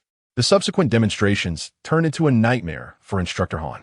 He pointed to Lin Qiye beside Li Pangpang, only to discover that the latter was not a novice. When he pointed to a slender, white-haired youth, he found the challenge to be even more formidable than that posed by the black-haired boy. Ultimately, he selected Qiao Yuan, who had neither forbidden items nor knowledge of swordplay, only to realize that the least conspicuous candidate was the most troublesome. As everything concluded, the training ground was in disarray, leaving Instructor Han greatly disheartened. At that moment, Qiao Yuan, bound by the sealing scroll, fixed his gaze on Lin Qiye, muttering, "It was indeed you." Xi Yao glanced left and right, then looked down at the heartfelt declaration from Qiao Yuan, pondering for a moment before approaching Lin Qiye. He solemnly took Lin Qiye's and Qiao Yuan's hands and intertwined them, saying, "I approve of this." Before he could utter the word marriage, Lin Qiye swiftly covered his mouth. A throbbing pain radiated from Lin Qiye's temples. Despite knowing that the youth occasionally spoke unexpectedly, he was still taken aback. Thankfully, he acted quickly. Otherwise, his illustrious reputation would have been tarnished by the boy's words. Xi Yao blinked his azure eyes innocently, utterly unaware of his misstep. Meanwhile, Qiao Yuan lay on the ground, bewildered, clearly having missed the earlier conversation. After a brief moment of comfort from Instructor Hong, the disheartened Instructor Han returned, reinvigorated. A morning had passed. Xi Yao despaired as she discovered that the lunch consisted once again of plain steamed buns filled with meat, with the only addition being a plate of pickled vegetables. After staring at the meal as if facing a formidable foe for some time, she finally picked up a bun and stuffed it in her mouth along with the pickles. Before long, several pieces of pickled vegetables had been devoured. At that moment, a figure approached, holding the plate of pickles, and solemnly placed them on Qi Ye's table. "Qi, you should eat." Li Pang was left speechless, thinking to himself, "Brother, you just gave those pickles to Qi Yi without a second thought. Do you realize how that makes you look? What? A simp? What do you care?" Lin Qiye, however, was too preoccupied to pay attention to anything else. With a sudden jolt, he turned his head to glance at Xi Yao, only to see that she had already set down her bun, her beautiful eyes darting back and forth between Qiao Yuan and him. "Qiao Yuan and I are not in that kind of relationship," Lin Qiye said darkly, enunciating each word. I know it's not that kind of relationship. Your secret is safe with me. It truly is not. Xi Yao casually nodded. "It's fine. Jiye, I am on your side." "No, Qiao Yuan thinks I can help him absolve his sins." Upon hearing this, Qiao Yuan nodded earnestly. "Exactly. I simply wish to admire him. It is not the kind of relationship you are imagining." Li Pang struggled to contain his laughter, his shoulders shaking uncontrollably. "Is that so?" Xi Yao racked her brain, trying to recall previous events. It seemed indeed that this was not part of any romantic subplot. Who else is involved? Meanwhile, Lin Qiye rejected the pickles, stating, "You need not act this way. I am not the person you seek." "It is impossible," Master Jin Chan said. "With 2 trees standing, 8 gods depart under the night sky. For 10 years, I shall ferry the world's people. Is that not you, Lin Qiye?" Just then, the system, having just marked a mysterious location nearby, activated, and upon seeing its host fantasizing about the protagonist's male harem, it could only silently wish for the protagonist. "May you find your own fortune." "Attention, everyone!" Instructor Hong's booming voice interrupted the commotion in the cafeteria. "This afternoon, we will commence the first extreme training session. Assemble at the back mountain after lunch." "Yes. Do you see the mountain range behind you? Soon, you will carry a load of 35 kilograms as you traverse these mountains before dawn tomorrow." As he spoke, the instructor waved his hand, and a swarm of drones materialized behind him. These drones are equipped with paintball guns. If you are hit, it signifies failure, and there will be dire consequences. Before we proceed, I must announce 3 rules. First, the load may be exchanged, but it cannot be discarded. Offenders will be immediately eliminated. Second, attacking the drones is prohibited. Your only option is to evade. Third, you may form teams, but you must not attack or interfere with one another. Did you hear that? Understood. Then go collect your loads and head to the mountains. Following the command, everyone received their weights and a tactical knife. Only Qiao Yuan received a small spoon, while Li Pang's leisure items were confiscated. At this moment, Xi Yao felt as if struck by lightning, her spirit utterly deflated. He had initially planned to use the Flying Thunder God to seek out Ang Qinjiu in the evening. which would not only serve to enhance his meal, but also provide an opportunity to hunt for mysterious creatures and earn points. However, he did not anticipate that the very first step of his plan would come to an abrupt halt, plunging his already dismal mood into the depths of despair. Don't be too disheartened. The system attempted to console him. There are still some snacks left from the previous draw, perhaps. It suddenly fell silent mid-sentence, and this attempt at comfort only seemed to deepen his sorrow. Following Lin Qiye and the others, Xi Yao began to furrow his brow after a short distance, sensing an inexplicable oddness in the air. Wait for me. Bali Pang Pang struggled to keep pace behind them. His lack of physical fitness made traversing the forest with a heavy load an arduous challenge. Could someone help me carry a bit? Bali Pong Pong's round face was filled with hopeful anticipation. Not a chance. Lin Qiye shook his head. Chao Yuan rolled his eyes and turned to Lin Qiye. Shall I assist you with some of that? Lin Qiye's lips twitched. No need. He then glanced at Xi Yao, worried that he might utter something he would prefer not to hear. Number 043 Extreme Training. Xi Yao gazed coldly into the distance, his eyes brimming with lethal intent. Deep within the shadows of the trees, a delicate-featured man pressed himself against the trunk in terror. He muttered in disbelief, "He can see me from this far?" Cold sweat trickled down his brow as he clenched his jaw and formed a seal with his hands, gradually sinking into the ground. This won't do. The Guardian is too close. I must seek another opportunity. Xiao Yao, Lin Qiye queried, noticing Xi Yao's sudden halt. At that moment, the buzzing of a drone echoed from behind them. It's gone. It's fine. Xi Yao regained his composure and continued forward.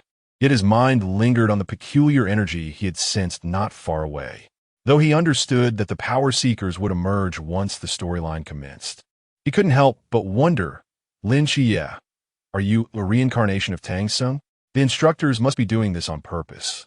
Bali Pang Pang, drenched in sweat and panting heavily, trailed behind. In their attempt to evade the drone, they ventured onto a more perilous and steep path. The previous route had already posed a challenge for Pang Pang, let alone this one. So, what exactly is the nature of the instructor's punishment? Before Pang Pang could finish, the instructor's voice suddenly echoed from the weight device, startling them. Hello, can you hear me? The group exchanged uneasy glances, an unsettling premonition creeping into their minds. Well then, let the punishment commence. The instructor's mocking tone reverberated through the device. You are Wang Air, correct? Why don't you share the most shameful thing you've experienced in your lifetime? After a moment of silence, a sobbing male voice replied, When I was a child, I fell head over heels for a little girl in the park. After kissing her, I promised to marry her when we grew up. We played together for a month before she suddenly moved away. And yet, I can't forget her. And then, later, I encountered a rival in high school who constantly overshadowed me, and I loathed him. Until I met his sister, I realized she was my first love. We quickly got together, only to discover recently that she wasn't actually his sister. It was a ruse by my rival. Woo-woo. How could my first love be a boy? So you broke up? No. I couldn't bear to part with her. That face was too beautiful. Wang Air wept even more bitterly. The group fell into silence, and Bali Pong Pong's face turned pale with horror.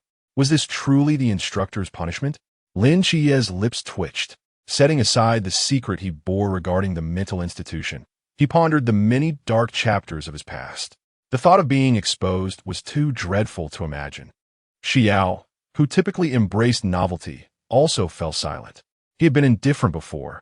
Yet, as he discreetly glanced at Lin Qiye, he figured it was best not to attract any ire. Lin Qiye had become increasingly difficult to deceive as he matured, in an unspoken understanding among them. Everyone suddenly quickened their pace. Even Bali Pang Pang, who had consistently lagged behind, surged to the front. As time progressed, the prolonged exertion of running took a toll on everyone's condition. They not only had to sprint along the steep mountain paths, but also constantly evade ambushes from behind. Among them, Bali Pang Pang was in the worst shape, yet he stubbornly kept pace. Suddenly, a sound echoed from ahead, and Shun Qingzhu's figure appeared before them. The group exchanged silent glances. Stop looking, Run, Xi Yao urged as he pulled Lin Qiye to the side. After a considerable while, they finally managed to shake off the drone that had been trailing them. Rest, I can't go on, Bali Pang Pang exclaimed, plopping down by the stream, panting heavily. Just as Xi Yao was about to sit down as well, he scanned the area and a thought began to surface in his mind. It feels strange from the very beginning. We've been running for so long and even changed directions, yet the sun in the sky hasn't moved. Lin Qiye pointed out, gesturing to the sun overhead. Everything around us has been changing since we started, Xi Yao added slowly. Are we just going to wait and die? To be punished by the instructor together? Bali Pang Pang's face was filled with despair. Not necessarily. Those who collapse from exhaustion are not subject to punishment. Chao Yuan interjected, shaking his head. Xi Yao glanced around at the resting individuals and discreetly accessed the system. Perhaps it was indeed due to not having enough to eat at noon. He was now uncomfortably hungry, compounded by the significant energy expenditure. Back at home, or in Team 136, he had never lacked food, and part of his consumption was covered by the system. So he didn't need to indulge in sweets like Gojo Satoru for replenishment. However, sustaining himself could not be achieved with just a few buns. Xi Yao secretly popped a few strange-flavored beans into his mouth, chewing a few times before shivering, fearing that his expression would be seen by the instructor. He quickly buried his head into Lin Qiye's shoulder. Struggling to swallow, Xi Yao felt devoid of any desire. Bali Pang Pang observed as Shun Qingzhu's subordinate once again eagerly followed him, unable to suppress a click of his tongue. Shun Qingzhu has a terrible temper and is so arrogant, yet someone is so devotedly following him. The one trailing behind Shun Qingzhu is named Deng Wei. His father fled when he was young, and his mother was addicted to gambling, accumulating a mountain of debt. It was Shun Qingzhu who sold some land to lend money to Deng Wei. Chao Yuan explained, recalling what Deng Wei had told him.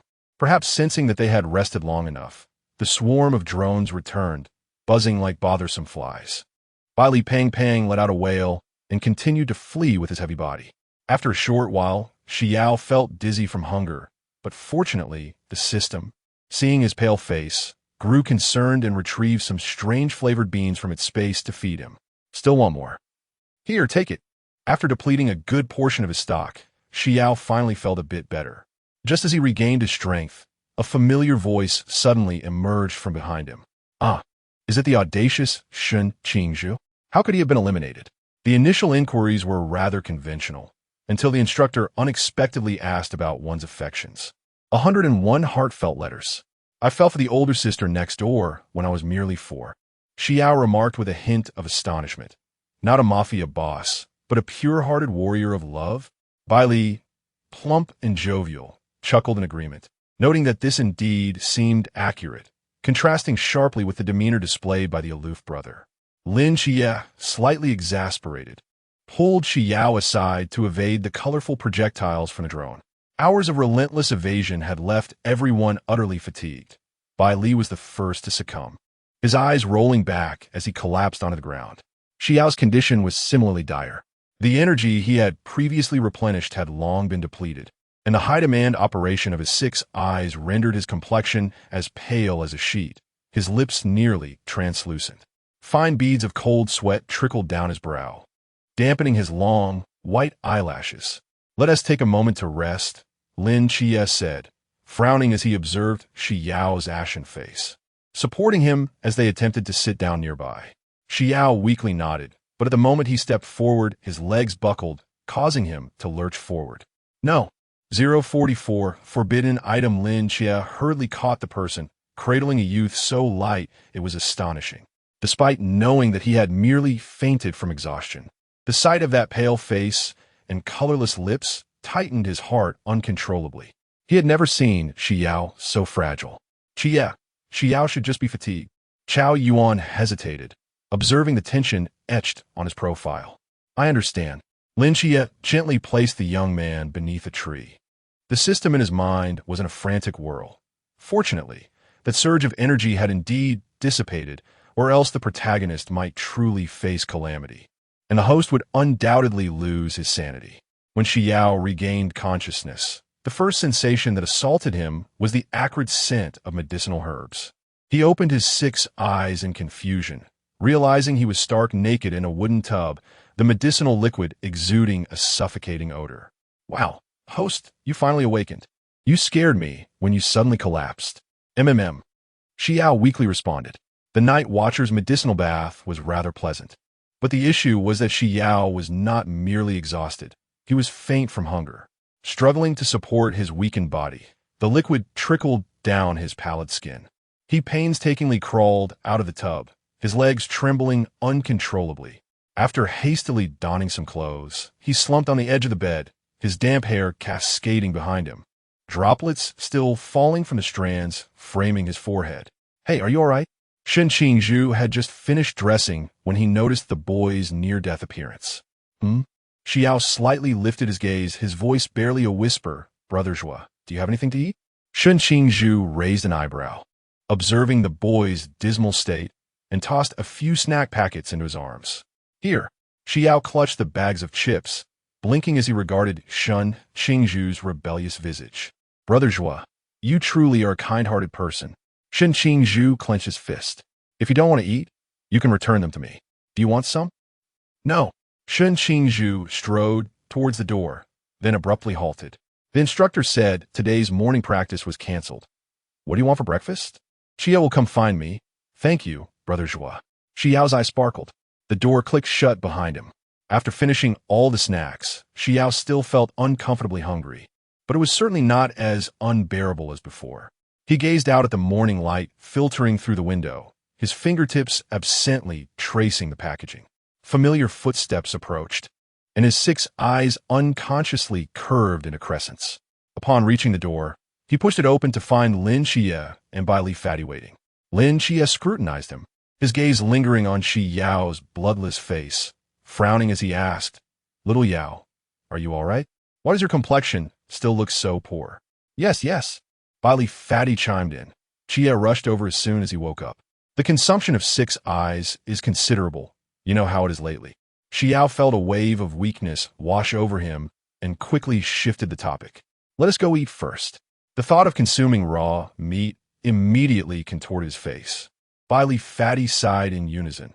How long will this life continue? Today's cafeteria menu includes steamed buns and fried dough sticks. Chow Yuan interjected. Bailey Pong Pong's eyes sparkled as his rotund figure dashed towards the door with an astonishing agility. Lin Qiye observed the youth for a moment, until Xi Yao, feeling a pang of guilt, averted his gaze. Only then did Lin naturally take the other's hand and lead him towards the cafeteria.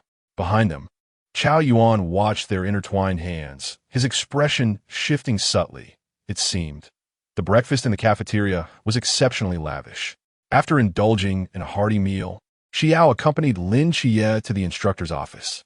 Upon seeing the two, Instructor Hong raised his head, a flicker of surprise crossing his face at their eagerness. "Take a seat. Here is your reward of 500,000, he said, handing over 2 envelopes. Xi Yao accepted it with little enthusiasm, shoving it into his pocket. Though he wasn't particularly interested in money, his grandmother could surely use it. Realizing that the funds came from Instructor Yuan's own pocket, Lin Qiye stepped back, declaring, "I cannot accept money meant for soldiers." Xi Yao paused at this remark, suddenly tossing the envelope back onto the desk. "Then I shall refuse as well. This is the promised restricted item. Take a look for yourselves." Instructor Hong gestured towards 2 small boxes. Lin Qiye opened the wooden box to reveal a brilliant blue, diamond-shaped crystal nestled within. "This is the Azure Heart. It can withstand most mental attacks. Of course, if the adversary's mental strength far exceeds yours, its efficacy will diminish," he explained. Lin Qiye's eyes lit up. This restricted item was precisely what he desired. Xi Yao curiously opened the other box, uncovering a simple ear stud resting on plush fabric, its embedded crystal exhibiting a profound ocean blue hue that shimmered mysteriously under the light. "Yours is called the Sense Seeker. While the name is somewhat poetic, its function is quite practical. It can identify all toxins. Once a poison is detected, the ear stud will become hot and change color. If you are poisoned, it can also neutralize some of the toxins, though only those that are not overly potent." The silver-haired youth nodded, gently caressing the ear stud. The crystal felt smooth and warm, hinting at the extraordinary energy it contained. While it might not be as intriguing as Bailey Pong Pong's item, it was perfectly suited for him. given that the system sometimes required him to write reports or attend meetings at headquarters, making it impossible for it to be by his side at all times. The thought of someone attempting to poison the protagonist during such moments was truly alarming. However, would he need to pierce his ears for the stud? After expressing their gratitude to the instructor, the two made their way to the training ground, commencing a new day of drills. As night deepened, the dormitory was filled only with the rhythmic sound of breathing. Xi Yao lay quietly on his bed, patiently awaiting Sun Qingzhu's slumber. Having fainted during extreme training yesterday and waking to daylight, he had no time to rest. He could only wait for the evening to arrive. Fortunately, today the instructor had conducted normal training without any unusual occurrences. Yet, as Xi Yao stroked his chin, he recalled the instructor's assessment from earlier. Xi Yao, you possess remarkable talent. There is little more I can teach you in swordsmanship, Instructor Han remarked, rubbing his temples with a tone of resignation. However, your approach of trading injury for injury is recklessly imprudent. The captain, upon arriving first, shared a similar assessment, attributing such behavior to a lack of limits. Otherwise, he would not be a fool. However, contemplating the bizarre abilities of those power usurpers, he found himself somewhat uncertain. System. What could possibly render sorcery ineffective?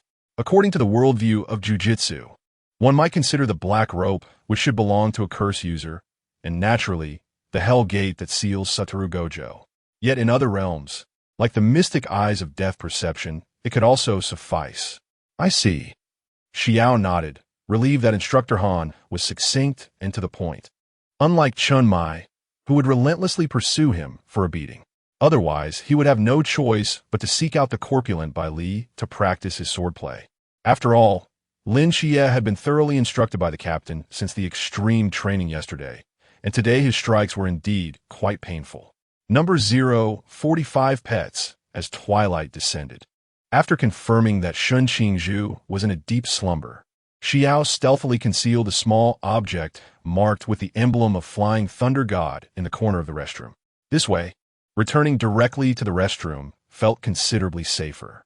A ripple in the fabric of space heralded his instantaneous disappearance from sight. However, misfortune struck as someone had just shed their outer garments. The soft thud of fabric meeting the floor resonated distinctly in the stillness of the room. And Qingyu, having just removed his coat, sensed a familiar energy shift and slowly turned to confront the suddenly materialized white-haired youth. Bathed in the warm glow of the lamp, and Qingyu's slender upper body was sharply defined, his six-pack abs subtly rising and falling with his breath, glistening like finely crafted jade, while his mermaid line faded into the relaxed waistband of his pants. Wow, you actually have abs, Xi Yao marveled, taken aback that his seemingly frail deskmate possessed such musculature. And Qingyu smiled shyly, the beauty mark at the corner of his eye fluttering gently with his grin. Do you want to touch? The white-haired boy blinked in confusion. Lifting his shirt, I have them too. Under the yellow light, the contours of his slender yet firm waist and abdomen were illuminated, though not as pronounced as in Qingyu's. The delicate layer of muscle concealed tremendous latent strength. Put your shirt down. Oh, Xi Yao obediently lowered his shirt, and Qingyu cleared his throat and donned his jacket. Aren't you supposed to be at training camp? How did you suddenly end up here? Xi Yao naturally complained about the camp's meals. I need to buy some snacks and prepared food to take back. Then I'll go hunt the mysterious. I'll help you prepare the snacks. You should head to hunt the mysterious first. This way, you can get to bed earlier, and Qingyu said gently, pushing his glasses up with a delicate finger. All right, I'll be off, and the boy cheerfully waved goodbye, his white hair tracing silver arcs in the night before vanishing from sight. And Qingyu stood still, his gaze lingering on the direction Xi Yao had departed for quite some time before retracting his sight. As the final package of snacks was meticulously sealed, the laboratory door was gently pushed open, and Qingyu turned to continue organizing the snack boxes, his voice calm. I bought all your snacks. There are quite a few sweets inside. Great. Xi Yao's eyes sparkled as he stored several large boxes of snacks into his system space. Suddenly recalling something, he poured out a heap of mysterious corpses from his space, among which was a still twitching live creature. The creature, entirely pink and hairless, bore a lean body adorned with muscular textures its bulging eyes frantically darting about, exuding a strange, grotesque charm. Xi Yao held the mysterious being in his hand, disregarding its convulsing form. And Qingyu, help me take care of this one. It poses no harm. However, its eyes possess the ability of foresight, allowing it to see me planning to escape from afar, though regrettably, it lacks speed. Thus, and Qingyu surveyed the mountain of corpses, his eyes behind the lenses gleaming with excitement. The boy matter-of-factly stated, "It's for you. Don't you like this sort of thing?" And Qingyu cast a deep gaze at the youth. "The time has come. Please take good care of this little pet." Xi Yao looked at Qingyu with eager anticipation. "I'll come back to see it tomorrow." Very well. The following morning, as Xi Yao awoke, her spirits were particularly bright. Not only had she garnered 210 points overnight, but she had also unexpectedly acquired a pet. At this rate, she would soon amass enough chances for a lottery draw. As night fell, after confirming that Shun Qingzhu was in a deep slumber, Xi Yao once again teleported to Qingyu's laboratory. Upon entering, she discovered that the already cramped room had become even more congested.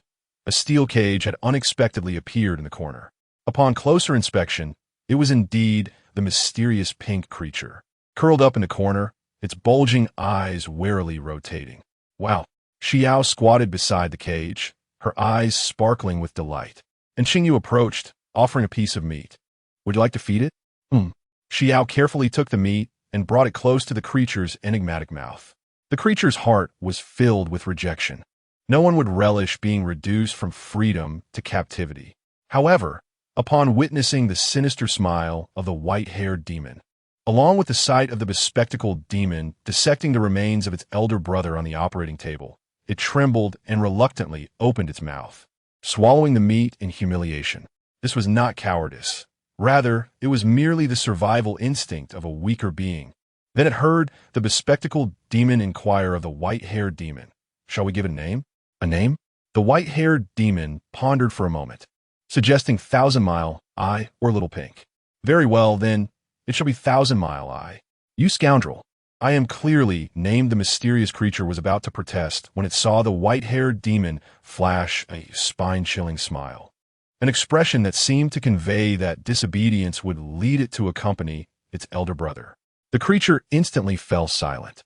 Xi Yao observed the mysterious being, which had just been devouring meat, with some confusion. It had been trembling since earlier. Was it too cold? "Xiao Yao, would you like me to use the ability I obtained from the non-Tua serpent demon?" And Qingyu adjusted his glasses. "Sure." Xi Yao obediently followed, her eyes blinking at the little mice. "What is this?" "This is a new ability I acquired from dissecting the non-Tua serpent demon. It allows for preliminary visual sharing. However, to enhance its contagion, further experimentation is required, so you can share their vision." It's still rather rudimentary, and Qingyu's voice was laced with barely contained excitement as he gently stroked the back of the white mice.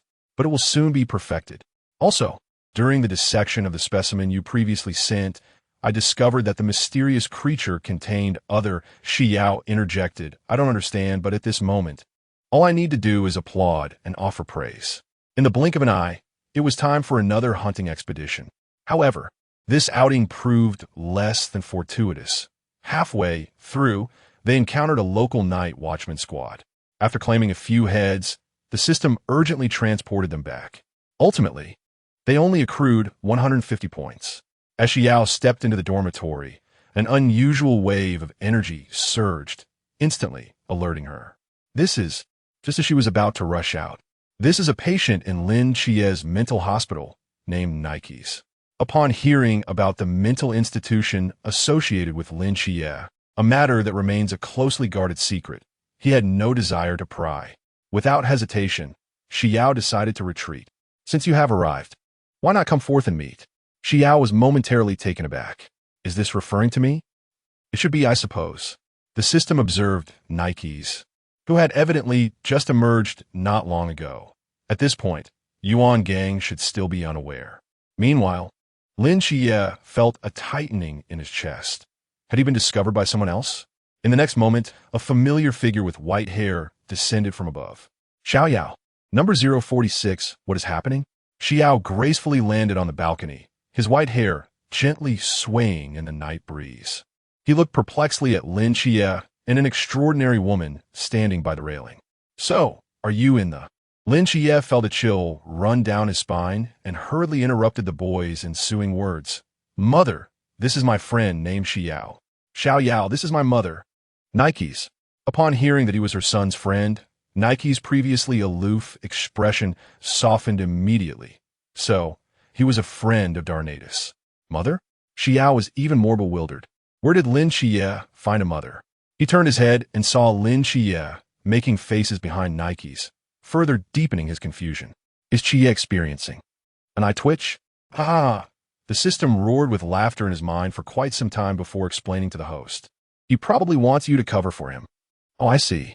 Xi Yao suddenly understood and immediately donned a well-behaved smile. Hello, I am a friend of Darnaytis. Nike's, already curious about Darnaytis' interests, found her conversation with Xi Yao quite pleasant. Had it not been for Lin Qiye's interruption, all of Lin Qiye's past misdeeds would have likely been revealed.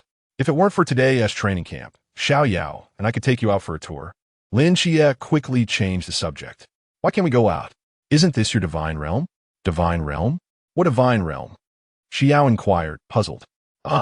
Host. Haven't you seen the storyline? But I haven't watched much. I was too focused on the twisted emotional arcs. The system suddenly remembered that the host had been watching a fanfiction. It hesitated for a moment, considering the host's feelings, and softly suggested, I'll explain more once you're alone. Hearing this, Xi Yao frowned slightly, and an unsettling thought surged within him. Xiao Yao, my mother and I plan to go to the old town. Would you like to join us?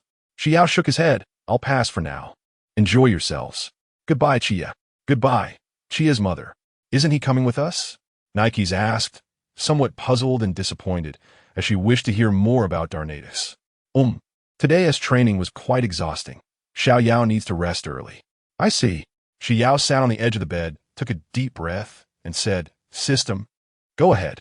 10 years ago, Sangnan was destined to vanish in that divine war. It was a miracle created by Lin Qiye's mundane divine realm that saved everything. But now, the 10-year period is nearing its end, and when that time comes, everything about Sangnan will disappear. Upon hearing this, Xi Yao stood frozen, incredulity etched on his face as he spoke in a voice laden with dread. Is this true? Yes, and you must be prepared. When that time arrives, Lin Qiye's situation will only become more perilous. Xi Yao sat dazed on the bed's edge, his fingertips unconsciously clenching the blanket. The system's words struck him like a heavy hammer, shattering his thoughts. So, will Grandma also disappear? Yes. Lin Qiye's aunt, Chunmai, will also vanish. How could this happen? He murmured to himself, recalling the warm embrace of his grandmother, the steaming meals at the office, and Chunmai. All these cherished memories would dissolve into nothingness with the fading of the divine realm. What should I do? Is there a way to be saved in the lottery? The system paused momentarily before responding. It depends on how many lives you intend to save, or if you aim to save the entire city. The white-haired youth was taken aback. Deep down, he only wished to protect those dear to him. His grandmother, Lin Qiye, and Xingyu's aunt, Yang Jin, and the members of Team 136. Yet considering that he had initially entered this realm in search of answers, I don't know. He shook his head in confusion, his fingertips digging deeply into his palm. Don't rush, the system softened its tone. If the lottery offers no solution in a few days, there will be a meeting among the systems. I can consult other hosts for you. However, it hesitated, the required points would likely be astronomical. That's all right. Hearing that there was still hope, Xi Yao's taut nerves finally began to relax somewhat. Accompanying that was an overwhelming surge of anger. So, who was responsible for the destruction of Sangnan? Zeus, Gaia, and several Norse deities. Is that so? I see. Xi Yao's voice was faint, as if it might be carried away by the wind, yet his eyes were as dark as an abyss. But those are true deities, given your current strength. The system cautioned with concern. That's fine, I will grow stronger. Besides, I have deities too, ones that embody divinity even more than they do. As dawn broke, Lin Qiye keenly sensed Xi Yao's unusual demeanor. The white-haired youth seemed enveloped in an invisible low pressure, much like the oppressive sea before storm. Calm, yet surging with destructive power. This change was particularly evident during close combat training. Previously, Xi Yao would often spar with Instructor Han or the plump-eye Li, rarely initiating a challenge against Lin Qiye. After all, only he insisted on closing unlimited techniques. But today, clang! The two blades clashed violently in the air, sparks flying. Lin Qiye's hands went numb as he barely managed to parry the fierce slash. Xiao Yaoyu. Just as Lin Qiye was about to speak, his opponent suddenly shifted tactics. The blade shimmered like a waterfall, the onslaught so intense it was suffocating, forcing him to focus entirely on defense. Li stood to the side, swallowing hard. What happened to Xiao Yao today? Qiao Yuan shook his head. Something felt off since this morning. I should find someone else to practice with. Li shrank back slightly, quietly stepping away. Given the current intensity, if it were him in the arena, he feared he would be cleaved in two by the white-haired youth. As night fell, Xi Yao even neglected to check on his newly acquired pet, the 1,000-mile eye, throwing himself into the hunt for the mysterious. It wasn't until the first light of dawn broke over the horizon that the system, unable to endure any longer, warned, "If you don't return soon, don't expect me to help you mark coordinates in the future." Only then did he reluctantly cease his actions. For several consecutive days, the situation remained unchanged. Although there existed a reversal technique capable of refreshing one's mind in sweet treats to replenish energy, the sense of fatigue was palpable to nearly everyone. TSK. Shun Qingzhu clicked her tongue in frustration. What on earth has been troubling you lately? Xiao shook his head, indicating that nothing was amiss. This dismissive response only served to darken Shun Qingzhu's expression further. At that moment, a knock resonated at the door. Lin Qiye entered. Upon seeing the newcomer, Shun Qingzhu raised an eyebrow and declared, "I shall take my leave. You may resolve this on your own." "Thank you." Xi Yao was momentarily taken aback by the arrival. "Xi Yao, what brings you here?" "Little Yao, I simply wish to inquire about your recent state," Lin Qiye stated bluntly, his dark eyes fixed intently upon him. "Host, I forgot to mention that this matter must remain confidential from the protagonist, lest any issues arise later." Another secret to keep. Xi Yao opened his mouth, ultimately relaying to Lin Qiye that all was well. Lin Qiye's gaze suddenly darkened. He stepped closer, grasping the boy's face in his hands, compelling him to meet his gaze. His eyes, now as dark as ink, seethed with a dangerous intensity. "Xi Yao, what else are you concealing from me?" "No." 047, wishing you luck. Xi Yao suddenly felt a sense of impending crisis, an unsettling notion that if he did not articulate his thoughts soon, trouble would inevitably ensue. "Qi, have you encountered a ghost? I hope I haven't done anything to upset you these past few days." According to the books, such a drastic change in temperament likely indicated some form of possession. Lin Qiye's lips twitched slightly, the previously oppressive atmosphere dissipating like an airless balloon. "Not this again, Xiao Yao. Let us not divert the topic. I want to delve into how the mass team knows you for now. But your state these days is truly concerning. I, along with Fatty and the others, are genuinely worried about you." Silence spread between the two, and as Xi Yao remained uncommunicative, Lin Qiye felt his heart plummet with each passing moment. "Should I really not tell him?" Xi Yao quietly pondered. "Absolutely not." The system replied resolutely. The silver-haired youth pressed his lips together, foreseeing an impending disaster. "I wish to grow stronger to protect you and Grandma." "Disaster? What disaster?" Lin Qiye was taken aback, his hands instinctively loosening. "I cannot disclose the specifics." Xi Yao turned away, his voice dwindling. It felt as though the secrets he kept from Qiye were multiplying. "That does not justify compromising your health." "Xiao Yao." Lin Qiye gently cupped Xi Yao's face, compelling him to face him again. "What I desire is for us to confront this together, not for you to bear everything in silence." Feeling unjustly accused, Xi Yao opened his mouth, a sense of grievance washing over him. It was not as if he did not want to share. Lin Qiye sighed, well aware that there were still matters Xi Yao was concealing. After all, how could a mere day of training account for his current state? He had found no traces of Xi Yao's training at the training grounds in the evenings. The only plausible explanation was that he had ventured out with those props again. Xi Yao embraced Lin Qiye, instinctively nuzzling against his neck. "I understand. From now on, I will train alongside you. But what about the evenings? Why haven't I seen you at the training grounds at night? I went out, Xi Yao replied candidly. Where to? This was not something he could not disclose. Xi Yao exhaled in relief. I went to find Qingyu, and then I went to eliminate the mysterious one. Lin Qiye had initially thought that Xiao Yao had left merely to grow stronger, but now it dawned on him that he had also sought out Qingyu, which meant that the latter possessed knowledge that surpassed his own. Sensing the abrupt shift in atmosphere, Xi Yao instinctively shrank back. What's wrong? The mood seemed to have lightened moments ago, yet now Qiye's expression is even more somber. The temperature around them appeared to drop a few degrees. It's because Qingyu is out there. I can use that talisman to teleport. So it was only for this reason, he had thought. No, that person also has that talisman? Recalling how Qingyu had beheaded the snake demon, along with the deceased mysterious ones, Lin Qiye forced a smile that didn't reach his eyes. Xiao Yao, those deceased mysterious ones you gifted them to Qingyu, Xi Yao interjected. Lin Qiye, had I known, I should have reported it right away. I could join you. That may not be feasible. At the headquarters of the Night Watchers, Yi Fan set down his phone, wearily massaging his temples. His desk was piled high with reports, all pertaining to the investigation of a series of mysterious deaths that had transpired over the past week. Initially suspected to be the work of an emerging organization, similar bull-headed symbols were discovered at various sites.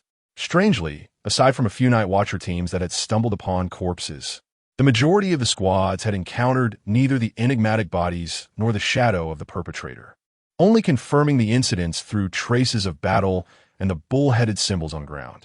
Additionally, a report from the masked squad indicated that one of the new recruits at the training camp was involved. His information still lay on the desk.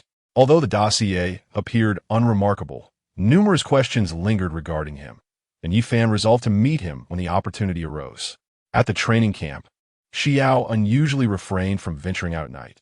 Firstly, he needed rest, and secondly, he had accumulated 100 points and 7 draws, allowing for a total of 40 draws. Just as he prepared to access the lottery interface, the system abruptly interrupted. Wait, host. Should you seek out the protagonist first? That makes sense. Upon receiving Lin Qiye's consent, Xi Yao pushed open the door. The dark-haired boy regarded the white-haired youth with a hint of confusion. Why are you here? Xiao Yao. In the next moment, the white-haired boy solemnly grasped his hand and placed it against his chest, his 6 ethereal eyes unwaveringly fixed upon him. The sight rendered by Li, who was observing, speechless, as he stared at the two. Qiye, the white-haired boy intoned, his voice grave as if reciting an oath. What's wrong? Wish me luck. Huh? All right. Good luck to you. Well then, good night. Good night. The white-haired boy turned to leave. Once he had departed, Bali leaned closer, curiously inquiring, Qiye, what was that about with Xiao Yao? It's nothing. He has acted like this before. Lin Qiye sighed in relief, having momentarily feared something was amiss. Returning to his bed, Xi Yao inhaled deeply, his fingertips trembling as he accessed the system interface. This was his first time feeling such trepidation regarding the lottery. Previously indifferent to the draws, content as long as he received something intriguing, he now felt a sheen of perspiration forming in the palm of his hand. The first 10 draws yielded nothing. The second and third were equally unremarkable. The system remained silent, anxiously observing as Xi Yao executed another 10 draws. On the 4th round, something emerged, a glimmer of purple light. What is happening? The system shrieked within his mind, a cacophony of muffled sounds echoing in Xi Yao's thoughts. He sighed lightly, only to realize that it was, in fact, expected. Golden quality items were inherently rare, and acquiring specific tools was even more challenging. He clicked on the purple light, revealing the item information before him. Clockwork trick origin, star rail description. Are you still feeling helpless in the face of others' anger and sadness? Are you troubled by your inability to manage their emotions?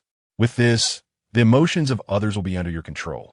Xi Yao's eyes brightened significantly, a sense of eagerness beginning to stir within him.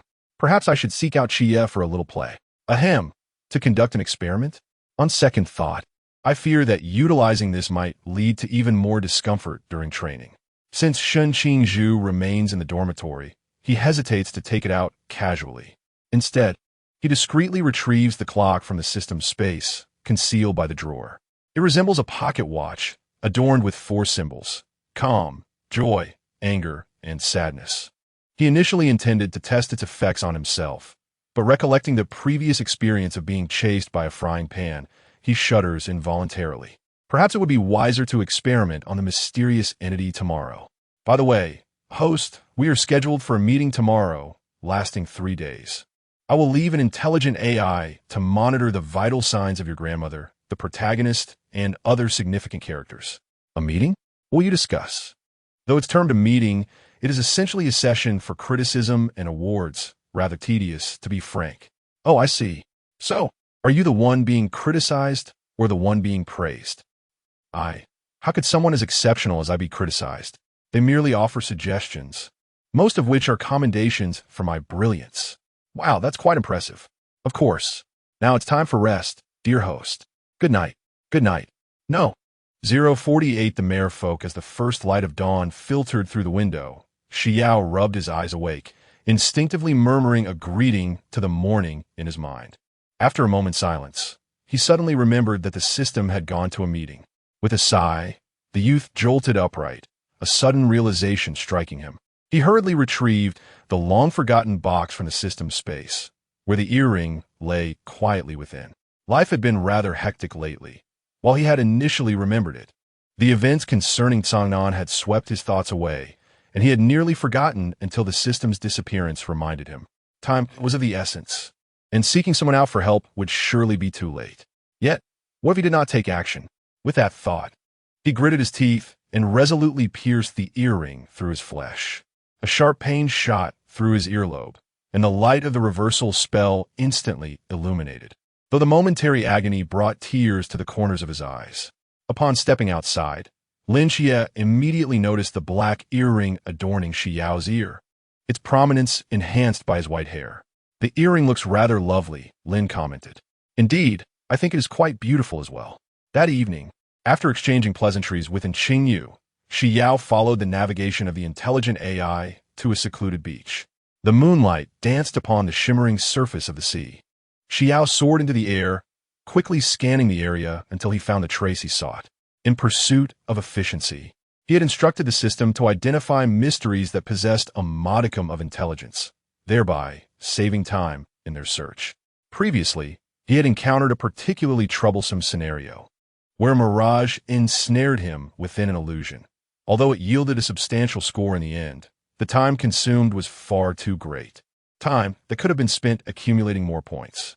However, as Xi Yao stood upon the rocks, gazing out, he was momentarily entranced. Bathed in moonlight, a mermaid lay languidly atop a low rock, indulging in a midnight feast. Her azure tail gently swayed in the shallow waters, scales glinting with a pearlescent sheen, while her seaweed-like hair cascaded over her snow-white shoulders, swaying slightly with each bite. Sensing his presence, the mermaid abruptly lifted her head, revealing a visage of unparalleled beauty, if one could overlook the blood glistening at her lips and the ferocity of her dining posture. Upon noticing the unexpected guest, her golden slit pupils constricted sharply in the moonlight. With a deafening shriek, the interrupted mermaid erupted in fury. Her once exquisite features twisted grotesquely, lips curling back to expose layers of spiral fangs, a sight that would send shivers down the spine of anyone with a fear of clusters. A horrifying sonic wave radiated from her, shattering the surrounding rocks with its force. The ocean seemed to resonate with her wrath, as the tranquil surface erupted into towering waves. Wow, there's no need for such a temper, the unwitting culprit remarked, oblivious to the chaos he had caused. As he eagerly rummaged through the system's backpack for the clockwork trick, observing the symbol of anger depicted upon it, he pondered, what should I choose? Tapping his chin thoughtfully, he decided to experiment with a few options. The merman seemed to realize that his attacks were utterly ineffective against his opponent, and without any clear reason, an inexplicable wave of sorrow surged within him.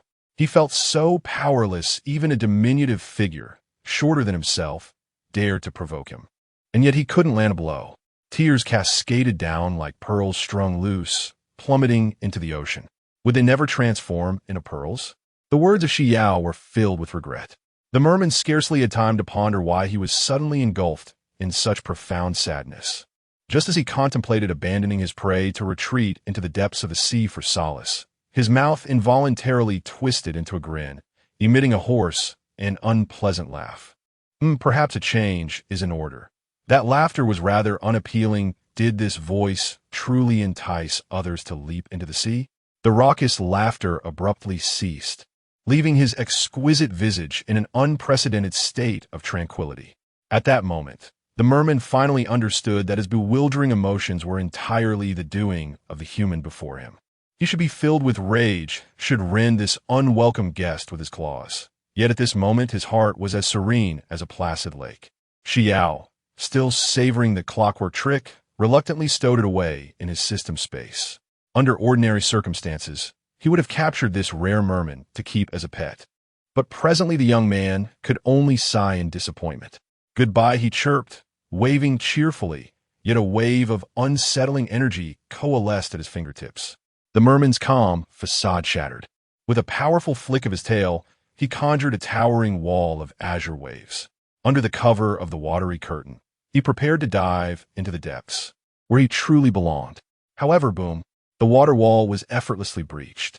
The merman barely had time to glance back before he saw the energy pursuing him relentlessly, expanding within his terrified golden-slit pupils. When the frothy wave subsided, only a few azure scales floated on the surface.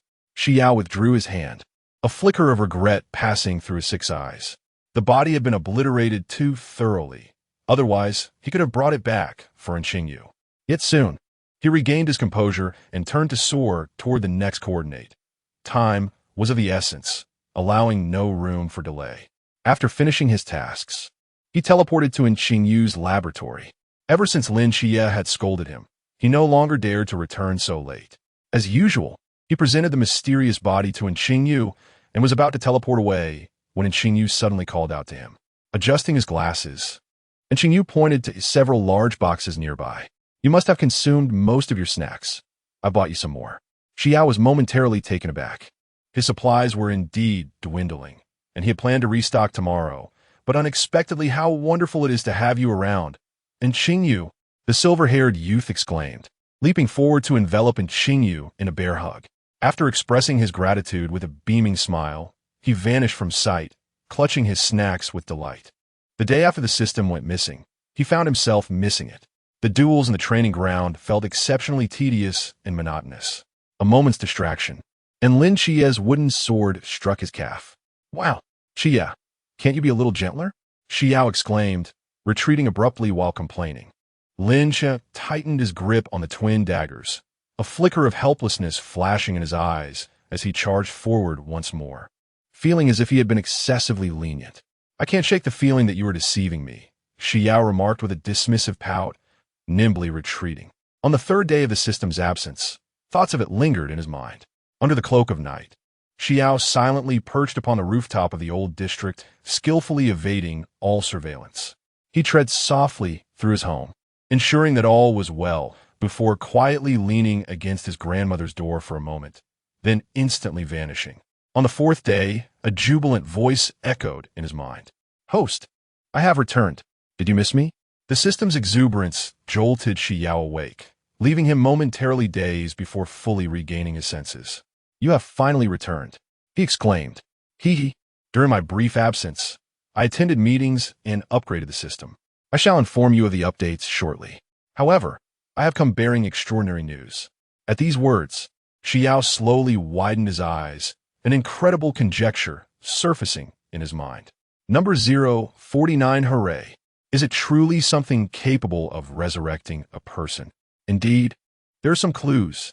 The system's voice was brimming with excitement. However, those systems will need to consult the host's opinion. Do prepare yourself. Such a transaction comes at a steep cost and may entail additional conditions. The surprise arrived too swiftly. What had once seemed hopeless suddenly glimmered with promise.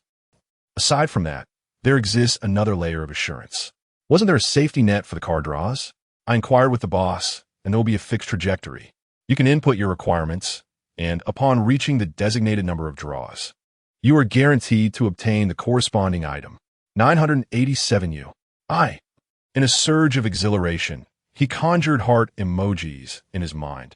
Oh, the system bashfully twirled. However, the number of draws will fluctuate based on the difficulty of the request. I cannot ascertain the exact amount required. Understood. Regardless, one must continue to strive. Xi Yao observed the system interface, noting that his points were entirely depleted, leaving him somewhat melancholic. Xiao Yao, it's time for training. Lin Qiye stood at the doorway, gazing at the boy who sat vacantly on the bed, lost in thought. All right, the boy snapped back to reality, responding hastily. After a day of training, Xi Yao sat on his bed, and indeed, a circular icon appeared on the lottery page, emblazoned with the words, Fixed Trajectory. Sangnan was erased by the wrath of Shiva. Once the protagonist's mortal domain dissipates, the structures and inhabitants of this place will physically vanish. Xi Yao nodded in understanding, clicked the button, and inscribed his requirements. The fixed trajectory symbol vanished, replaced by a spinning little flower. Soon, a lengthy list of options unfurled before him. Impure world reincarnation requires the prior collection of numerous deceased bodies, extracting a certain amount of flesh from the dead, to transform into the likeness of the deceased during their lifetime. Source: Naruto. Draws required: 1,000.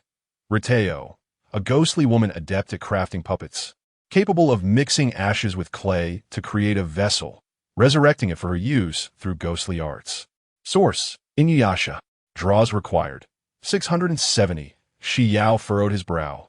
Dismissing each option in turn, the requirement for numerous deceased was untenable. Next, the need for ashes? No, with the body gone, where could he procure ashes? Just as he was about to rephrase his request, several options shimmered into view. Creation card, a magic that can manifest the contents of written words, turning textual descriptions into tangible reality. Source: Card Captor Sakura. Draws required: 100,000. Holy Grail, allegedly a cup that can grant any wish, but is the reality truly as such? From Fate Draw Count 1,000,000 Arugia, the Enchanter, Nanaga, bound to Arugia capable of fulfilling any wish. Indeed, being the best at something is always preferable.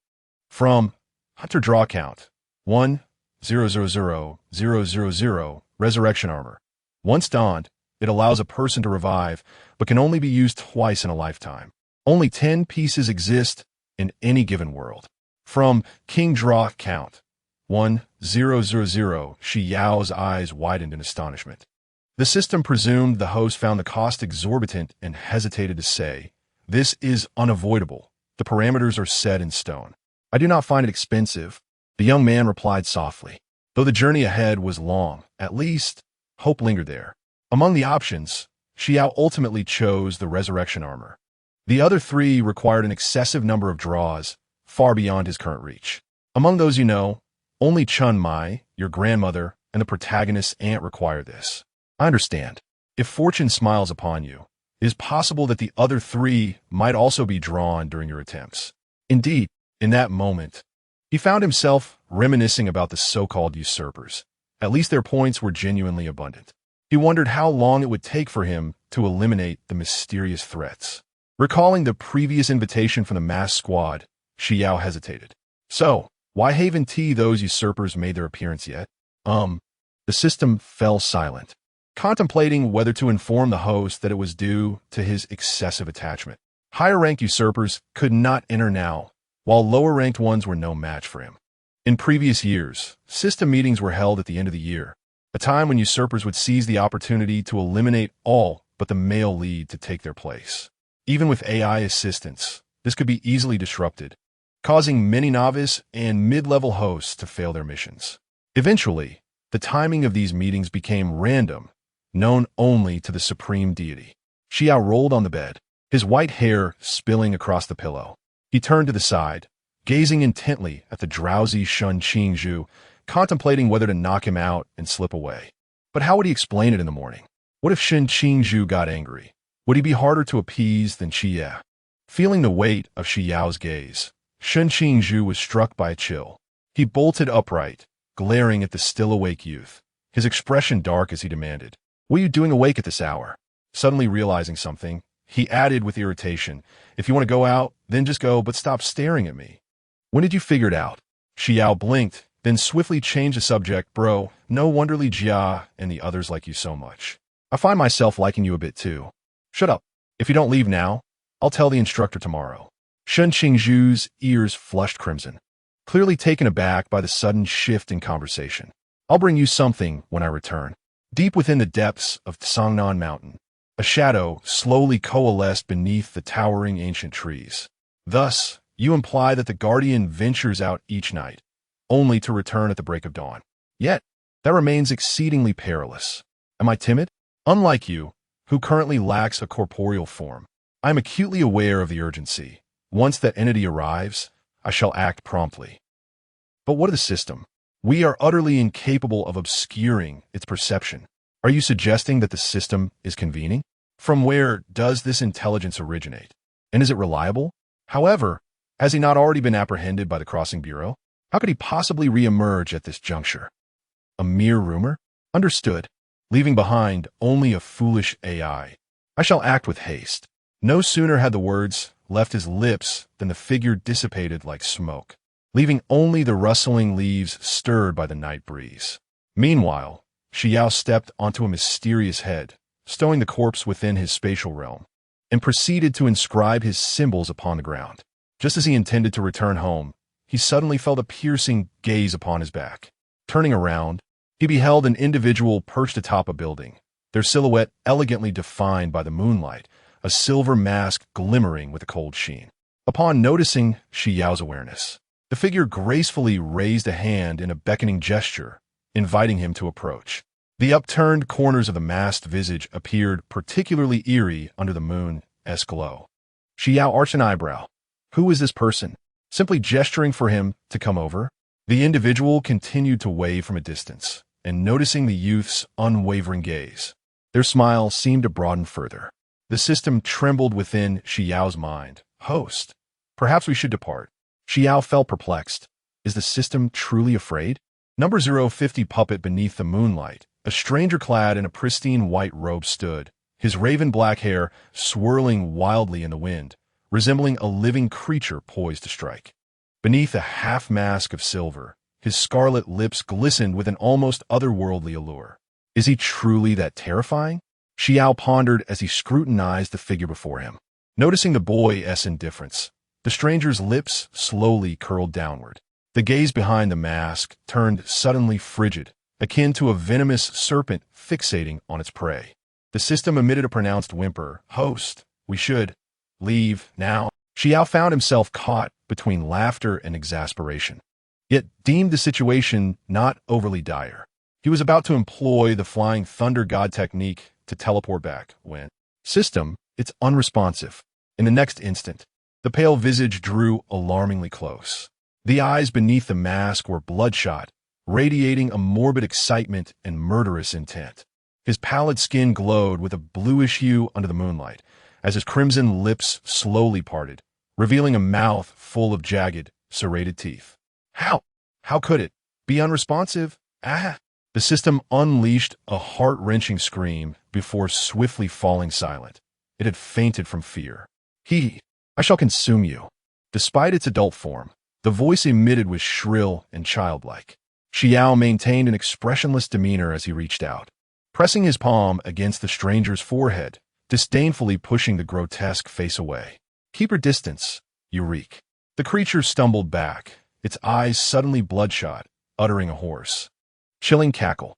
Its body convulsed violently, bones cracking in a disconcerting symphony, as if it were on the verge of transforming into something even more horrifying. Under ordinary circumstances, Xi Yao might have watched with curiosity, but at this moment, beneath the moonlight, the creature's head traced an elegant arc before crashing heavily to the ground. Yet almost immediately, the scattered limbs began to writhe and reassemble as if animated by some unseen force. Xi Yao attempted several techniques, song, and unleashing energy blasts that reduced the monster to mere dust time and again. Yet those ashes persistently coalesced anew. More troublesome was the fact that with each death, its power surged, and the cunning glint in its eyes grew ever more pronounced. Frustration welled within Xi Yao as the battle with the beast intensified. However, a sudden realization darkened his expression.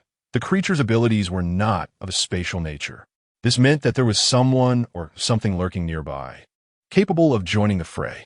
Why prolong this confrontation? His face paled as he comprehended the situation. First, it had sealed the space to trap him, then incapacitated the system to prevent him from knowing the circumstances involving the protagonist. The target was undoubtedly Lin Qiye.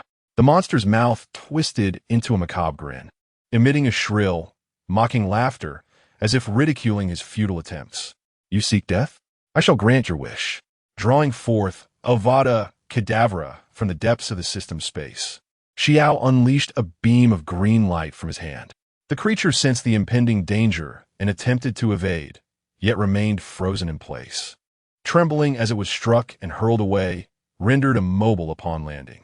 This time, there was neither restructuring nor resurrection. The night breeze swept through, leaving behind a gradually cooling corpse.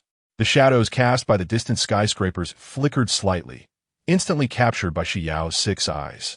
Without hesitation, he raised his hand and unleashed a shot of it. Unfortunately, by the time Xi Yao teleported to the scene, all that remained was a mess. His adversary had long since fled. With the departure of the manipulator, the spatial blockade was also lifted. The system remained in a state of unconsciousness, and Xi Yao, without a moment's thought, activated Flying Thunder God. In the instant of spatial distortion, his figure appeared at Lin Qiye's bedside. Seeing the young man peacefully asleep, Xi Yao could not afford to relax. He had just intended to teleport to visit his grandmother, and in Xingyu when the system began to rouse languidly. Host, the system's voice carried a hint of frailty. Are you all right? A sense of unease gripped Xi Yao's heart. I am fine. The system paused before suddenly erupting with a string of garbled curses. That is truly insufferable. What about in Xingyu and grandmother? Xi Yao interjected anxiously. Wait, let me check. After a swift scan, the system replied, they are both unharmed, host. Only then did Xi Yao's anxious heart find solace. Just as he was about to depart, a warm hand suddenly grasped his wrist. Turning around, he saw Lin Qiye had propped himself up, his sleep-laden eyes reflecting evident confusion. It's nothing, just confirming your safety, the silver-haired youth said nonchalantly, smiling as he gently pushed Xi Yao back into the blankets. All right, sleep now. What do you mean by confirming my safety? What has occurred? Lin Qiye, sensing something amiss, hurriedly pressed for answers. The system, noticing the host's predicament, quickly gestured for him to follow its script. I encountered the ancient god church on the way. They mentioned they would take action against you, so I rushed back. Xi Yao recited the lines as instructed by the system. Lin Qiye felt warmth in his heart, his gaze softening. The concern for a friend was naturally uplifting. He asked casually, did you give the mysterious item to Xingyu at this hour? Oh, it seems I forgot. Thank you for the reminder, Qiye. Lin Qiye secretly smiled. You can give it to him tomorrow. It will be the same. No need. Teleportation is swift. Good night. In an instant, the boy's figure vanished from sight. Meanwhile, at the other end of the city, the fleeing figure dared not linger. He had first-hand experience of the boy's abilities, teleportation, evasion, even the annihilation of the soul. The thought pained him deeply. Were it not for the need to confirm, he would not have cast aside the puppet he had nurtured for so long. After all, a puppet that could resurrect infinitely, growing stronger with each painful death, was a rare find. Nevertheless, it sufficed to uncover the Guardian's trump card. And now that there was no pursuit, it seemed the system had truly vanished. Otherwise, it would not have refrained from chasing after him. The man, upon hearing this, curled his lips into a smirk. Is that so? Off to find the protagonist are we. How delightful. After handing over the mysterious corpse of the hunt to Xingyu, Xi Yao gazed at the boy who remained engrossed in his dissection and couldn't help but caution him. Be careful lately. The scalpel glimmered coldly under the light as Xingyu lifted his head, inquiring, is something the matter? Well, refrain from going out for now. I'm concerned that something might happen to you. All right, Xingyu replied succinctly, his eyes narrowing slightly behind his lenses. Has that man from the other day come looking for you? Something like that. Xi Yao spoke ambiguously. Just be cautious. And if anything arises, try to handle it. I will reach you as soon as possible. Okay. And Xing Yu smiled faintly, his expression surprisingly cheerful. Seeing in Xing Yu's prompt agreement, Xi Yao turned and walked towards the iron cage in the corner. Qianlian was lazily curled up in a plush blanket, merely opening one eye at the sound. Upon recognizing Xi Yao, its plump body stiffened for a moment before quickly relaxing. Observing its once relatively slender form, now swollen like a balloon, Xi Yao exclaimed, "Qianlian has been very well taken care of by you. It looks so round and adorable." And Xing Yu's smile faltered, glancing at the creature in the cage that, despite its newfound roundness, remained as unsightly as ever, his lips twitching slightly. Number 51, the trap of self-entanglement ordinarily, today, should have been unremarkable. The morning was consumed by training, followed by lunch, and then more training in the afternoon. The system had been discreetly utilizing previous work reports, adding a touch of finesse to appease the master god, as the host's life was indeed monotonous, making any unexpected occurrences quite rare. Yet, by a curious twist of fate, a familiar sensation of isolation struck it, causing a brief pause in the operating code. After all, it had never witnessed anyone employing the methods of a shielded intelligence. Ahem, an intelligent AI against itself. Host, it appears a usurper has returned. The system took a moment to assess the situation more thoroughly and discovered the usurper brazenly appearing in the dormitory building, sneaking about with unknown intentions, stirring a complex mix of emotions. It seems. Let me see. They have gone to Chao Yuan's dormitory. Even Xi Yao fell silent at this revelation, as Chao Yuan's dormitory was quite close to his own. They seemed to be setting up a formation, perhaps one for soul-snatching. The system fell silent for a moment, unable to suppress a sarcastic remark. Do they take me for a fool? Perhaps they are merely a decoy, plotting something more elaborate behind the scenes. Regardless, just yesterday, there were worries about point accumulation, and today, a plump target had conveniently presented itself. Fortunately, it was midday. Otherwise, he would have had to request leave from the instructor to visit the restroom, dreading the penalties if he took too long. After exchanging a few words with Lin Qiye, he proceeded toward the dormitory building. Host, they are halfway through their setup. Standing below, Xi Yao gazed upward, soaring directly to Chao Yuan's window, intending to stealthily peer inside. The two fools indeed appeared as the system had described, boldly present in the dormitory, wielding a silver, viscous liquid to draw something on the floor and walls. A sight that was quite glaring. Is this still a livable dormitory? The drawing must be completed for it to possess soul-snatching efficacy, and once finished, the liquid will become invisible. Ah, I see. Xi Yao's gaze remained fixed on the viscous substance, lost in thought. Damn it. How many times must I say this needs to be drawn fluidly? Can you even activate the soul-snatching formation like this? One of them gritted his teeth, his eyes ablaze with fury. It's not that. You refuse to give me a better body? The other stuttered, his movements stiff as a board, a stark contrast to his companion's fluid artistry. Do you think creating such a puppet is easy? If it weren't for your slight usefulness, why would I bother collaborating with a waste like you? The man's malevolent gaze swept across the room, but before he could finish his thought, his eyes locked onto a pair of familiar celestial pupils outside the window, having just been thoroughly defeated the previous day. Host, the spatial barrier has been completed. Floating outside the window, Xi Yao, realizing his cover was blown, cheerfully tapped on the glass, his tone buoyant, high ignoring the instantaneous pallor of the two inside. He deftly pushed open the window and tumbled in. Long time no see, gentlemen. The silver-haired youth wore a radiant smile, truly a benevolent soul. In an instant, the puppet man transformed into a pool of shadows, merging with the surrounding darkness in an attempt to flee. Observing this, another individual hurriedly turned, yet his body emitted a chilling, crackling sound, forcibly twisted back by an unseen power. A grotesque blend of terror and fury contorted his rigid visage. You bastard! How could you betray me? The anguished scream reverberated within the room. The pool of shadows writhed frantically in the corner, only to discover that it could not penetrate the barriers of the room, ultimately coalescing back into a reluctant humanoid form.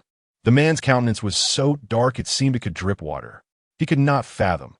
Having observed for a considerable time, this guardian, though formidable, was clearly a novice, with many system enhancements left unused. It was precisely for this reason that he dared to brazenly infiltrate, planning to first seize control of the inconsequential Dang Wei before usurping Shun Qingzhu to infiltrate the protagonist group. If he were outside, Xi Yao would have resorted to more violent measures. However, he surveyed his surroundings, aware that caution was prudent in someone else's room. Even if he went undetected, it would be troublesome if the instructor were to investigate. No, you merely think it looks cooler that way, the system quipped. The puppet man took a deep breath. With no escape, he had no choice but to engage in battle. His sinister gaze swept over the other individual as he issued a mental command. You must protect me. I need a moment to unleash my ultimate move, or neither of us will escape. A flicker of humiliation crossed the man's face, yet he understood that their sole chance for survival rested upon the puppet man, and he begrudgingly complied. Familiar symbols began to appear upon him, before he could even bestow himself a buff. He witnessed the other making a gesture unlike any he had ever seen. An alarm blared in his mind, his sixth sense screaming at him to flee. The domain unfolded, boundless void.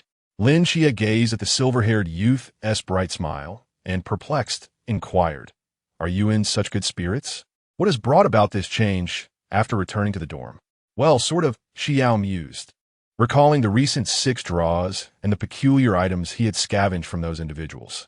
The system had mentioned that selling them to the Transdimensional Bureau would yield substantial points, greatly uplifting his mood. Let us go, off to training.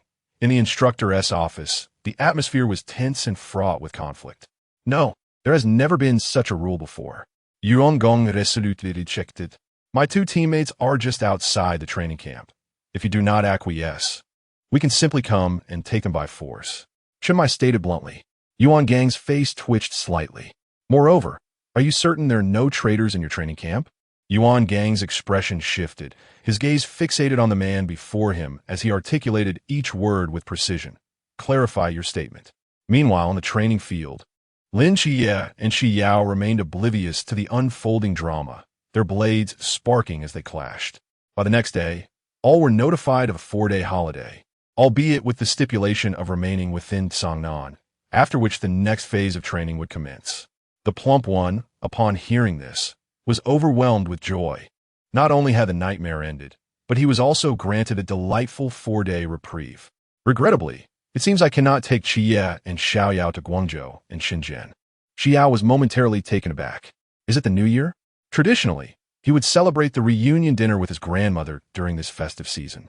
With this thought, he eagerly tugged at Qiye, urging him to race toward the dormitory building. Let us go, Qiye. By the time the chubby one regained his senses, the 2 had already vanished from sight. Wait for me, he lamented, stretching out his hand in a comical gesture. In the dormitory, Xi Yao was blissfully packing his belongings, planning to call his grandmother with joyful news as soon as he retrieved his phone. He noticed Shun Qingzhu silently organizing her things, and, recalling that she would not be able to return home for the new year this year, casually inquired, "Bro, would you like to come to my home for the new year?" Number 052 missile. As Shun Qingzhu was packing clothes into a suitcase, he paused momentarily. Although they were roommates, their time spent together had been limited, leaving him perplexed as to why the young man had invited him to his home. Was their relationship truly at such a level? Moreover, the spring festival was a time for family reunions. What business did he, an outsider, have in intruding upon their celebration? "I want to go," Shun Qingzhu declared. However, Xi Yao was insistent, inching closer with sparkling eyes and a tone reminiscent of playful coaxing. Come on. It's just me and Grandma at home. She'll be so happy to see you. You know how much the elderly enjoy a lively atmosphere." Upon hearing this, Shun Qingzhu was taken aback. He set down the clothing in his hands and found himself entranced by the boy's clear gaze, his refusal faltering on the tip of his tongue. Xi Yao, sensing his wavering resolve, swiftly stepped forward and firmly grasped his wrist. "Let us go." Completely at a loss for the boy's sudden determination, Shun Qingzhu stumbled forward. Wait a moment. He gritted his teeth, realizing he was no match for Xi Yao's enthusiasm, and was nearly pulled out the door. Xi Yao turned back, blinking innocently, yet his grip remained unwavering. I understand. Just let go of me. Yay. Then hurry up and pack, big shot. Xi Yao cheerfully gestured for him to get ready. With that, he turned and opened the door, only to peek back in with a mischievous grin. Big shot. Remember to be a bit more sincere. Before Shen Qingzhu could retort, Xi Yao had already withdrawn his head and closed the door. Oblivious to his own somewhat forceful demeanor, Xi Yao collided with Lin Qiye and the others as he turned. Are you looking for Shen Qingzhu? Yes, has he not come out yet? He is still packing. By the way, Shen Qingzhu agreed to spend the new year at my place, so you all should come too. Xi Yao waved at them, not waiting for a response before seeking out Lin Qiye. The three of them exchanged glances, astonished. Shengu agreed to spend the new year at someone else's home? Truly, Shengu was remarkable, managing to forge such a close friendship in training camp so quickly. When Xi Yao and the others arrived at the training ground, several large buses had already come to a halt. Additionally, a number of black boxes were piled beside the vehicles. Xi Yao merely cast a casual glance before losing interest and diverting his gaze. After the distribution of the Starry Blade, everyone began boarding the buses with their black boxes. Xi Yao pulled out his phone and exchanged contact information with Bai Li, Chao Yuan, and Shen Qingzhu. While fiddling with his device, he suddenly addressed Bai Li and Chao Yuan. Are you coming to my house for the New Year's Eve dinner? Bai Li's eyes lit up. Usually when he was around, he had ulterior motives, and he had never been invited to a friend's home for dinner before. Sure, Xiao Yao. Does your grandmother like local specialties? I can bring her some. Chao Yuan silently scoffed. Your local specialties may not be to her taste. It would be better to bring some health supplements. True, the two leaned together, pondering what would be the most suitable gift to bring. Xi Yao lowered his head, contemplating whether to call his grandmother, realizing that the number of people seemed a bit excessive. Cooking alone must be quite exhausting for her. If there were more people, would he be allowed into the kitchen? The thought illuminated Xi Yao's eyes with excitement. Host, please spare them. Shen Qingzhu was forcibly brought here by you, and now his little brother is heading to the hospital. Are you certain you wish to proceed? What do you mean by forcibly brought? If he truly didn't want to come, I wouldn't have coerced him. I merely gave him a little push. The system, if it had eyes, would surely have rolled them in disbelief. Lin Qiye, upon hearing this, momentarily froze, realizing he could not return to see his aunt, which darkened his expression. Xi Yao, sitting nearby, noticed this and was about to inquire when a sudden commotion erupted among the new recruits. I've broken through. I've reached the pool realm, huh?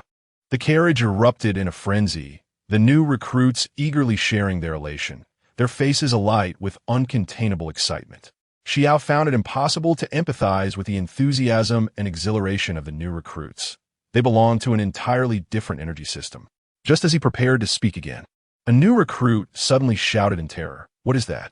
Everyone fell silent, while Xi Yao, somewhat bewildered, merely wished to ask Lin Qiye what was happening, wondering why they both seemed to be preventing him from voicing his question at such a critical moment.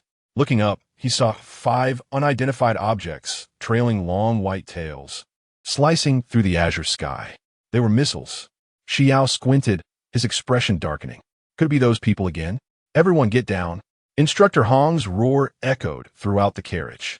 Instinctively, Xi Yao reached out to grasp Lin Qiye's hand, intending to pull him to safety before returning for the others.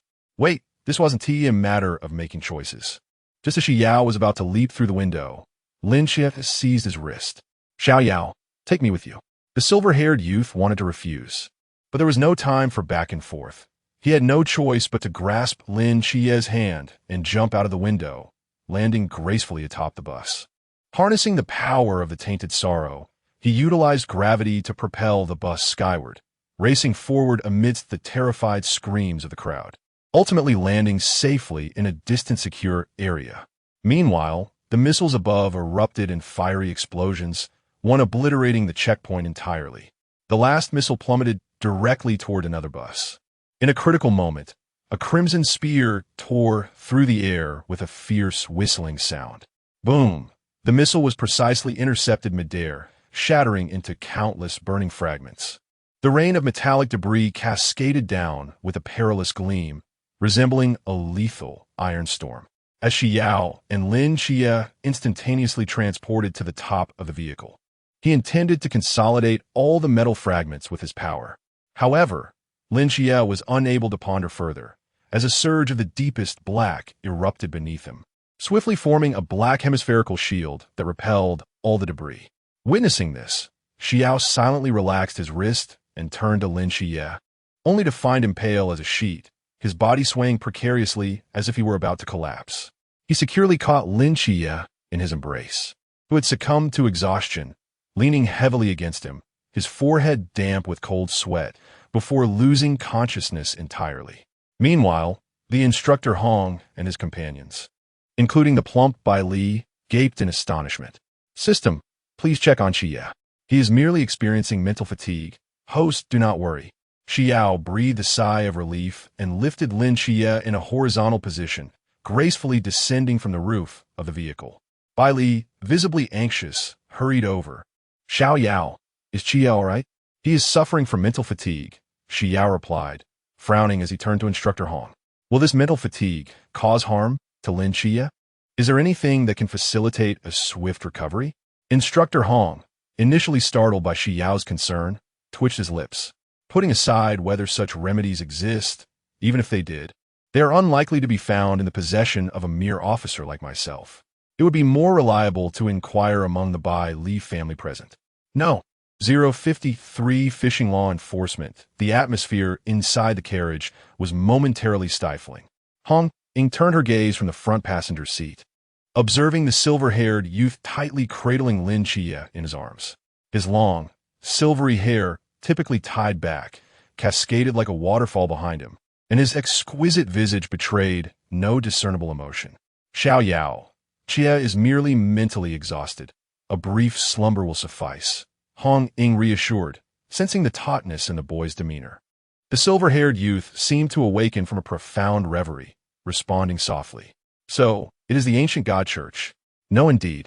The system grasped the host's intent and hesitated before revealing. Your vacation is also intended to lure the serpent from its lair. Xi Yao gazed outside. Watching the scenery was past the window, murmuring the ancient god church. Hong Ying, in the passenger seat, exchanged a glance with Wen Qimo, who was driving. As the vehicle came to a gentle halt before Hong Ying's villa, Xi Yao carefully cradled Lin Qiye as they exited, navigating with ease. He made his way to Lin Qiye's bedroom, placing him gently on the bed and tenderly tucking him in, returning to his own room with utmost stealth. He fumbled about for a while before activating the system, his eyes fixated on the character card of Zhongli, deep in thought. Hosty the system stumbled over its words, perceiving the stark contrast between the two personalities. I do not require all abilities, only the shield that can protect. I merely need to lean into one aspect, he replied. The shield? I assumed you would opt for a more dynamic choice, the system noted, fully aware of its host's peculiarities. Xi Yao pursed his lips. While the falling meteors were indeed striking, what he needed now was the shield. So how do I acquire it? Must I draw lots, or can I not specify? Apologies. Host, this is beyond my control. Fear not. Destiny will guide you to what you desire. The system's voice bore an unusual gentleness. Gazing at the screen displaying an 11 role-playing degree, Xi Yao inhaled deeply. However, mere acting would not suffice to elevate this degree. One must embody the character's traits and preferences. Thus, Xi Yao plucked a strand of his own white hair, pondering if he should dye it the same hue as Zhongli's. A gradient color might be quite appealing as well. Continuing to peruse the character's information, preferences, strolling leisurely through the city. This was simple enough. He could invite Lin Qiye for a shopping outing in the future. Favorite: fine wine shared with friends long ago. Drinking wine? Xi Yao blinked, having never tried it. As for friends, perhaps he could experience this with Qiye or in Qingyu. Dislikes seafood. This was not particularly challenging, but what if his grandmother prepared seafood? Wouldn't she be saddened if he refused to eat it? Just as he was mulling over this dilemma, a knock echoed at the door. Upon opening it, Lin Qiye stood outside, his complexion still somewhat pale, yet his spirit had visibly improved. Qiye, you're awake. Yes, I apologize for worrying you. Xi Yao was about to pull him along to find Sister Xiao, Nan Wen, in a sudden flash of insight. He recalled a question he had long wished to ask, but had always been deterred from voicing. Qi, what happened in the car? You seem off emotionally. Lin Qiye paused for a moment, feeling a warmth swell within him at the boy's concern. It's nothing really. I just can't go to my aunt's house for the new year this year. Why not? Xi Yao furrowed his brow in confusion. The captain wouldn't stop you from going back, would he? That's not the reason. Lin Qiye's voice softened. I'm just worried that if I go back, I might not return. Xi Yao pondered for a moment, then suddenly grasped the implication. With a sense of foreboding, he seized Lin Qiye's shoulder, his expression earnest. Qiye, I knew you were a princess, trapped at home. Don't worry, I will rescue you when the time comes. Lin Qiye, initially warmed by the boy's concern, felt all joy dissipate with a single remark. He stared blankly at the self-satisfied, white-haired boy, recalling a childhood moment when the boy had nonchalantly asked about his long hair, devoid of any emotion. So, you call me princess on purpose when we were kids. The system. Who would have thought that buried memories from years ago would resurface today? Xi Yao noticed Lin Qiye's expression shift slightly, taking a step back while still holding on to his beliefs. But, you truly are one. Haha, Lin Qiye replied with a forced smile, attempting to seize the boy trying to escape. I think you resemble one more than I do. Sensing trouble, the white-haired boy deftly evaded Lin Qiye's grasp using his limitless techniques, darting out the door with half of his head peeking back. Sister Hong Ying is still in the living room. Shall we go find them? As they traversed the corridor to the living room, they found the entire 136 squad and Instructor Hong gathered on the sofa. Zhao Kongsheng, with an unlit cigarette dangling from his lips, grinned at Xi Yao. Hey, Xiao Yao. I heard from Instructor Hong that you and Qi Yi saved everyone. Yes, I am quite impressive, aren't I? Impressive, just like the old Zhao of my youth. At that moment, Lin Qiye emerged from behind, momentarily taken aback upon seeing everyone in the living room. Qi, are you feeling better? Would you like to sleep a bit more? I'm fine now. Lin Qiye approached and sat beside Xi Yao, then curiously inquired, how could the military camp be attacked? Was it the ancient god cult? They should be involved. As for those missiles, they were launched from Base 39 after it fell. When our people arrived at the scene, all that remained were numerous stone statues and flesh, with a serpent's eye on the ground. Stone statues and a serpent's eye. Medusa? Xi Yao sat quietly beside them, saying nothing, but his eyes sparkled slightly upon hearing Medusa's name. When he learned that Medusa's agent was codenamed Snake Woman, he suddenly recalled the Momotaro's dumplings in his backpack. Host, do you no longer care about your points? The system unhesitatingly shattered the host's illusions. It seems that one cannot have both fish and bear's paw. In the coming days, you may need to venture out more frequently. As discussions about plans ensued, Xi Yao was engaged in a futile negotiation with the system, which remained resolutely unyielding, compelling him to relent. After Instructor Hong departed, Chun Mai turned to Lin Qiye and Xi Yao, inquiring about their arrangements for the upcoming New Year's Eve. Xi Yao raised his hand and replied, I intend to return home for the New Year's Eve dinner. He cast a sidelong glance at Lin Qiye, who also planned to return. Lin Qiye's eyes widened in surprise. Chun Mai nodded in understanding, stating that since they would be leaving for home tomorrow, there was no need to keep them for the New Year's Eve dinner, urging them to rest well today. However, Chun Mai, hearing a commotion, turned back with a look of suspicion, only to see the white-haired youth covering Lin Qiye's mouth. Lin Qiye innocently blinked and flashed a sweet smile in response. Chun Mai's lips twitched as he led the group outside. Number 054, a snap of the fingers. Lin Qiye, in a moment of exasperation, pulled away the hand that Xi Yao had placed over his mouth and rubbed his temples. Xiao Yao, you are fully aware of my reasons for not returning. As he spoke, he keenly noticed the curious gazes of Hong Ying and Si Xiaonan directed towards them. He promptly took Xi Yao by the arm and led her outside. Sister Hong Ying, Xiao Yao, and I are stepping out for a bit. All right. Hong Ying sighed in disappointment, realizing there was nothing exciting to observe. She turned and handed them 2 black boxes, saying, be sure to take these with you. Lin Qiye quickly grasped Hong Ying's intentions and secured the boxes behind him. Once outside, he resumed the conversation. I worry about causing trouble for Annie and the others if I go back, and besides, But you have lived there your entire life. Just ask the neighbors, and they will know where you reside. As for not wanting to leave, I'm not saying you can't. Am I going to come and take you away? Xi Yao replied earnestly. Lin Qiye opened his mouth, caught between helplessness and amusement. Just as he was about to retort, he noticed Xi Yao suddenly adopt a serious expression. Even if you don't trust the captain, you must believe in me. Lin Qiye was taken aback, recalling the myriad of astonishing gadgets the young man had produced, and felt a stir of uncertainty within. However, Xi Yao shifted the topic. 7 Knight. I must inform the captain that you doubt his capabilities. Lin Qiye was clearly taken aback by such an audacious accusation, and found it rather amusing. He reached out, tousling his hair vigorously. In a lavish presidential suite, Bai Li Pang Pang emerged from the bathroom, humming a tuneless melody. A towel was loosely tied around his waist, with droplets cascading down his rounded belly, while he pretentiously swirled a glass of red wine in his hand. In the next moment, his joyful demeanor froze.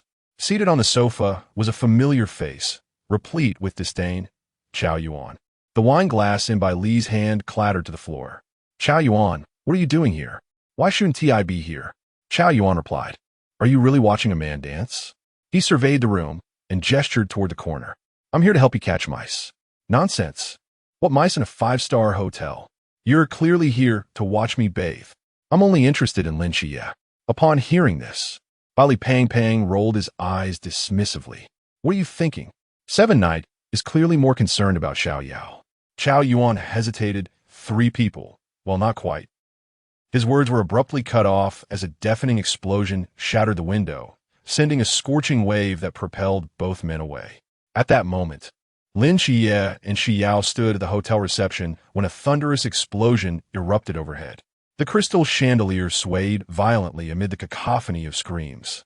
Instinctively, Xi Yao attempted to lift Lin Qiye into the air, but upon noticing the panicked, ordinary people around them, they hurriedly followed the direction of the golden sphere plummeting downwards. The boundless void? Lin Qiye's expression shifted as he realized the significance of this artifact, which belonged to the night watchman. How could it possibly appear here? Xi Yao gently placed her hand on the crimson barrier, and soon the red shield shattered into pieces. Without any hesitation, Xi Yao seized Lin Qiye and soared into the sky. Soon, Xi Yao spotted the figures of Bai Li Pang Pang and Chao Yuan amidst the clouds. One was engaged with a seemingly mature elementary student, while the other faced off against a man wielding 3 blades. Bai Li Pang Pang appeared to be in a favorable condition. Shielded by the protective aura of his Yao Guan, it would be quite difficult for him to perish. On the other hand, Chao Yuan's forbidden ruins was inherently challenging to contend with, and the opponent was clearly struggling unless someone was surreptitiously taking shots from the shadows. Observing the situation below, Lin Qiye turned to Xi Yao and said, I will seek out the archer. You assist them. Understood, Xi Yao replied, glancing around until he spotted the archer. With a sly smile, he employed gravity to propel Lin Qiye directly into the face of the enemy. When Lin Qiye landed, he found himself face to face with the opponent. Momentarily at a loss for words, the silver-haired youth descended as lightly as a feather. Xiao Yao, Bai Li Pang Pang exclaimed in delight. You've come to rescue us? Indeed. Yet Xi Yao's gaze was fixated on the seemingly frail elementary student, realizing that despite his delicate appearance, the boy possessed an extraordinarily high muscle density. Bai Li Pang Pang approached, his voice trembling with trepidation as he explained, Old Chao mentioned this as some form of muscle recombination ability. It's terrifyingly powerful. My Yao Guang nearly sustained a hole from the impact. I see. So he is not merely a precocious child. Xi Yao mused, teleporting in front of the elementary student, shielding Bai Li Pang Pang behind him. A cold smirk crept across the gaunt face of the student, and seeing someone willingly walk to their demise. He wasted no time in launching a punch. In the blink of an eye, Xi Yao casually extended his right hand, his thumb pressed against his index finger. A crisp sound echoed as he struck the boy's forehead. The mockery in the student's eyes had yet to fade when he was sent hurtling backward like a cannonball. It felt as though he had been struck head-on by a fully loaded truck at 200 yards per hour, his internal organs shifting violently. The concrete floor bore a deep indentation, and with the ground serving as a cushion, he ultimately crashed against a wall, becoming ensnared within it. As the dust settled, the student dangled lifelessly from twisted steel rebar, blood seeping from the corners of his mouth, teetering between life and death. Xi Yao flicked his fingers, the crimson glow dissipating. and turned to the astonished Bai Li Pang. What was it you mentioned about his abilities? The host has truly surpassed the master. Bai Li Pang began to commend, but his words were cut short as the deranged Xiao Yuan rose from the pool of blood, grinning maniacally at them. Hey. Just as he reached for the sealing scroll, he noticed Xi Yao's fingers twitch. Recalling how the youth had effortlessly dispatched an opponent to uncertainty with a mere snap. His expression changed, and he shouted, Xiao Yao, doesn't he deserve such a fate? Xi Yao turned back, a puzzled look crossing his face. What do you take me for? At that moment, Lin Qiye, having completed his interrogation of the archer, arrived on the scene and saw Qiao Yuan approaching with a knife. A black aura surrounding him that was evidently more potent than before. The sealing scroll, Lin Qiye reached out towards Bai Li Pang.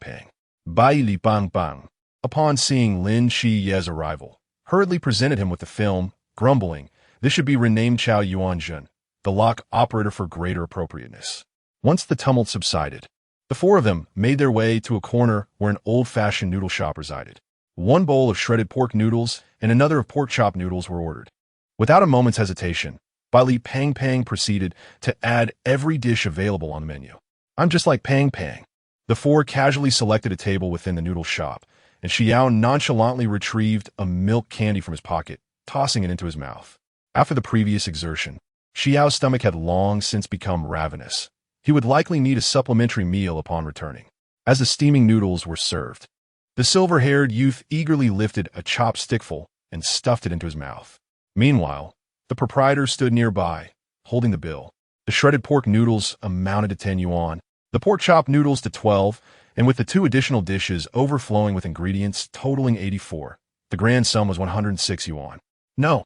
055 be my dog. Lin Qiye's lips twitched slightly as he swallowed the words he intended to say about treating everyone. He gestured towards Bai Li Pang, indicating that he would cover the costs himself.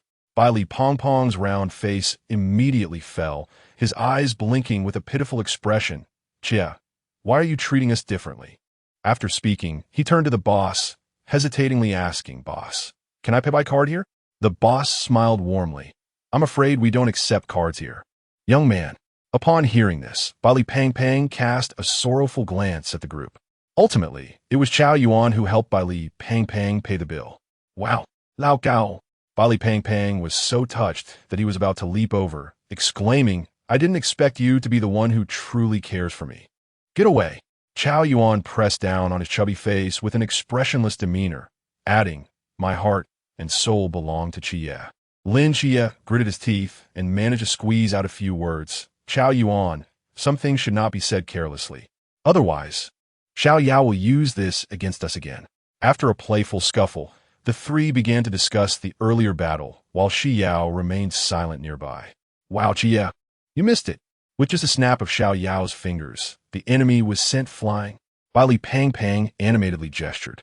Qiao Yuan couldn't help but cast a glance at the white-haired youth, genuinely surprised at how such a slender figure could unleash such immense power. At that moment, a familiar voice suddenly rang out. I would like 4 bowls of clear soup noodles. Xi Yao turned at the sound and indeed spotted several familiar figures. 3 lackeys bustling behind Shen Qingzhu. Wow, my roommate. Xi Yao raised his hand and waved towards Shen Qingzhu. Hearing the call, Shen Qingzhu glanced over, nodded slightly at Xi Yao and the others, then noticed the fragrant noodles on the table. A conflicted expression crossed his face as he turned to the boss, saying, make 3 bowls with shredded meat and 1 still as clear soup. Shingo, why didn't you order shredded meat? I prefer clear soup. It's more authentic. Shen Qingzhu replied lightly, sitting down next to Xi Yao and handing several crumpled bills to the boss. All right, please wait a moment, the boss said, quickly heading to the kitchen. Shen Qingzhu turned to Xi Yao, saying, by the way, thank you and Lin Qiye for your help when we left the training camp. If you need anything in the future, just let me know. I will certainly assist you. I believe you can definitely manage this, Xi Yao replied, setting down his chopsticks as he had nearly finished his bowl. What? Don't forget to come to my house for New Year's Eve dinner tomorrow night. Shen Qingzhu was taken aback by the request, recalling the incident in the dormitory, and spoke somewhat awkwardly. How could I go back on my word after agreeing? This doesn't count. Aside from this, Xi Yao didn't have any particular requests for Shen Qingzhu. deciding to leave it for later. Shen Qingzhu nodded, his gaze shifting to Lin Qiye. Then, provide close protection for Bai Li Pangpang. Lin Qiye pointed at Bai Li Pangpang. Bai Li Pangpang, bewildered, pointed at himself with a clear look of confusion. Protect me? Seeing that they were still deliberating, Xi Yao sneakily ordered another bowl for himself, finishing his meal just as they concluded their arrangements. Lin Qiye gazed at the two empty bowls before Xi Yao, a flicker of confusion crossing his eyes. He distinctly remembered that Xi Yao had not possessed such an appetite before. Xi Yao yawned and inquired, "Aren't we heading back?" There was an immediate necessity to find accommodation for the chubby ones. Xi Yao nodded in agreement, choosing not to speak further. Once Shen Qingzhu had settled his followers, the group followed Lin Qiye to a hotel adorned with shimmering neon lights. Bai Li Pangpang, noticing the pink sign and the seductive glow, altered his tone. "Qiye, what brings us here?" Lin Qiye rolled his eyes, responding, "Pangpang, you ought to be self-aware. You are currently being hunted. Other hotels require identification, and checking in would merely alert others to your presence. This place does not require such documentation. One can sleep if they wish, or resort to the park if they prefer." Xi Yao, recognizing the familiar sign, suddenly recalled that Zhao Kongcheng had previously brought them here. As he observed the untested items in the room, he contemplated glancing at Lin Qiye. Just as he was about to speak, he was met with Lin Qiye's icy triple refusal. "No, absolutely not. You do not wish to." Xi Yao's mouth opened and then closed again, releasing a silent sigh. Lin Qiye arranged the accommodations for Bai Li Pangpang and the others, then promptly exited without lingering. Upon returning to the room, Xi Yao drew the curtains and began his daily routine of defeating monsters. Today's creatures were not particularly challenging, and after dispatching them, he intended to teleport to Qingyu's side to invite him to partake in the New Year's Eve dinner. Just as he was about to activate his ability, his keen senses detected movement in a nearby alley. An elusive man was stealthily attempting to stuff a blood-soaked sack into a car. Zhang Jiao had not anticipated that a simple task would lead him to encounter a high-risk, forbidden area child. If he were to bring this one back to the church, perhaps he could ascend several ranks. With such delightful aspirations, he opened the car door to stow the sack, but upon closing it, he found himself utterly immobilized. "Hello there," a light, airy voice reached Zhang Jiao from behind. A flicker of astonishment crossed the man's face. He had assumed the dark night would deter many. Yet unexpectedly, he had been spotted. Nevertheless, what did it matter? To him, the boy was merely cannon fodder come to meet his end. He abruptly seized the hand resting on his shoulder, revealing a gleaming dagger in his right hand, thrusting it with incredible force toward the boy behind him. Clang! The dagger halted just an inch from the boy's skin, as if colliding with an invisible barrier. "Damn! You forced my hand." The man's hair stood on end, his skin taking on an unnatural charred hue, and a blinding electric aura erupted around him, filling the air with a scorched scent. This was his forbidden area, albeit one that bore a high risk due to the principle of mutual destruction. Thus, despite its danger, its ranking remained relatively low. He had anticipated at least incapacitating the seemingly frail boy before him. But to his astonishment, the boy remained unfazed, standing calmly as he spoke in a nonchalant tone. "Is your turn over? Now it is mine." In Zhang Jiao's terrified gaze, the boy produced a pill from seemingly nowhere. Before he could react, icy fingers clutched his chin, and the pill was forcibly thrust into his mouth, sliding down his throat. Zhang Jiao coughed violently, his mind racing with horrifying conjectures. Deadly poison? Mind-controlling parasites? Or perhaps a venom so potent that it rendered life unbearable. "You, scoundrel, what have you made me ingest?" Xi Yao released his grip and stepped back slightly. The man turned to flee. "Stop," Zhang Jiao thought coldly. "Do you think I will obey just because you command me? Am I a dog that comes and goes at your whim?" Though he harbored such thoughts, his body obediently came to a halt. Zhang Jiao.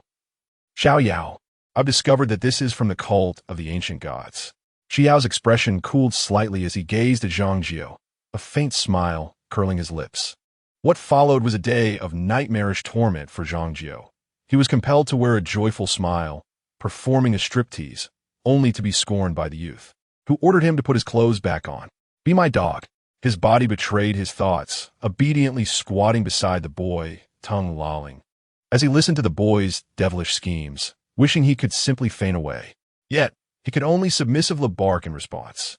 Xi Yao smiled, ruffling the man's hair, and praised him, "Good dog." In reply, a series of enthusiastic barks erupted. Number 056 attacked Princess. Xi Yao cradled a fainted young boy. And upon witnessing the man obediently driving away into the distance, she turned and departed. System, please mark the address of the night watchman. Understood. Following the system's guidance, she arrived at an apartment, retrieved a long robe from her spatial pocket, wrapped the child securely, and quietly set him down, contentedly drawing a bull's head symbol beside him before knocking on the door. She then instantly transported herself to the rooftop across the street, observing as a young woman emerged, glancing around in confusion before taking the child back inside, allowing Xi Yao to leave with ease. Meanwhile, Lin Qiye, driving away, was enduring unprecedented torment. He had believed that distance would sever the control over him, yet found his body still acting against his will.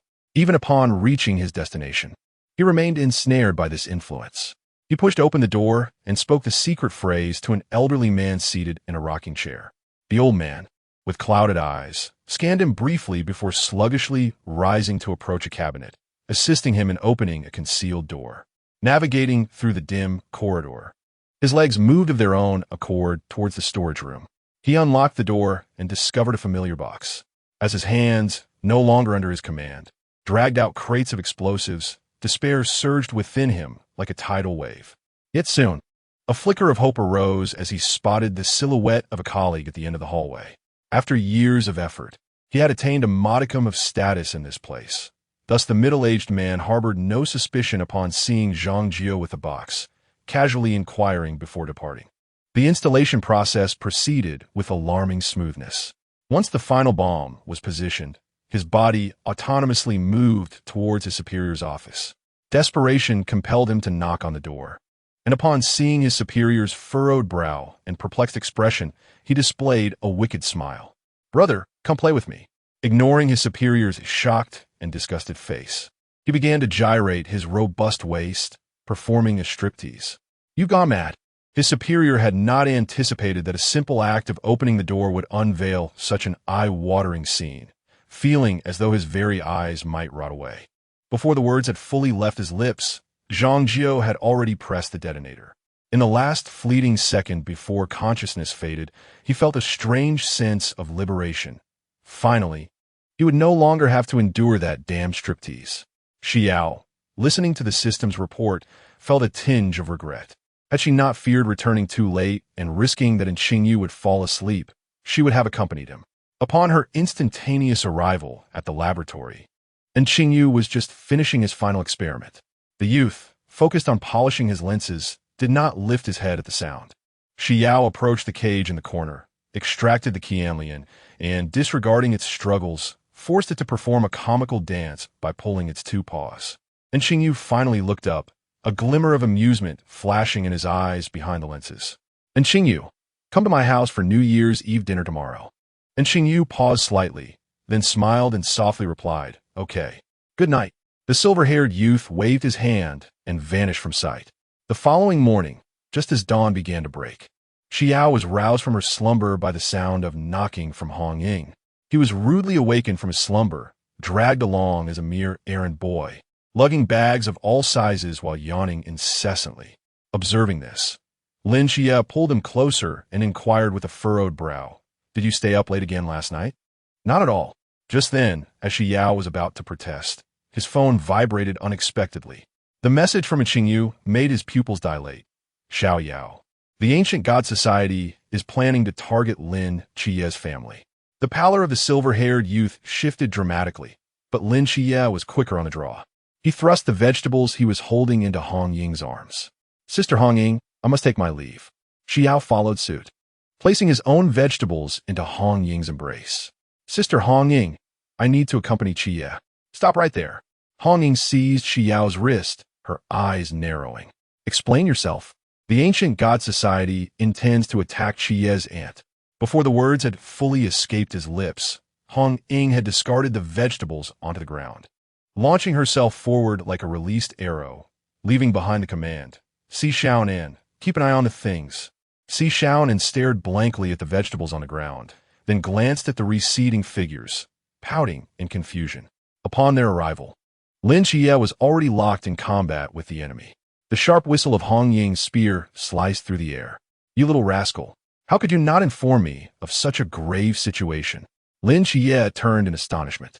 "Sister Hong Ying, how did you?" His gaze fell upon Xi Yao, who blinked innocently in response. "I'll deal with you later." Hong Ying thrust her spear, sending the enemy flying, before turning to glare at Lin Qiye. A warmth surged within Lin Qiye. Yet he thought, perhaps let's forego the reprimand. Just as Hong Ying was about to deliver her lecture, once the chaos subsided, the sound of a phone ringing interrupted them. On the other side of the sea, beyond the mountains, breathing heavily, Lin Qiye retrieved his phone from his pocket, momentarily stunned by the name illuminated on the screen. And, meanwhile, Xi Yao had crouched beside a corpse, disregarding Hong Ying's bewildered expression as he began to search the body. Unfortunately, the man bore no resemblance to a power-hungry tyrant, possessing only a single forbidden item on his person. At that moment, Lin Qiye ended the call and approached. The bloodstains on his clothes now congealed into a dark red hue. His expression somewhat relaxed, even tinged with a hint of joy. Xi Yao rose and pointed at the bloodied attire. "All done. Shall we clean up and head back?" Just as Lin Qiye was about to nod in agreement, he suddenly stiffened.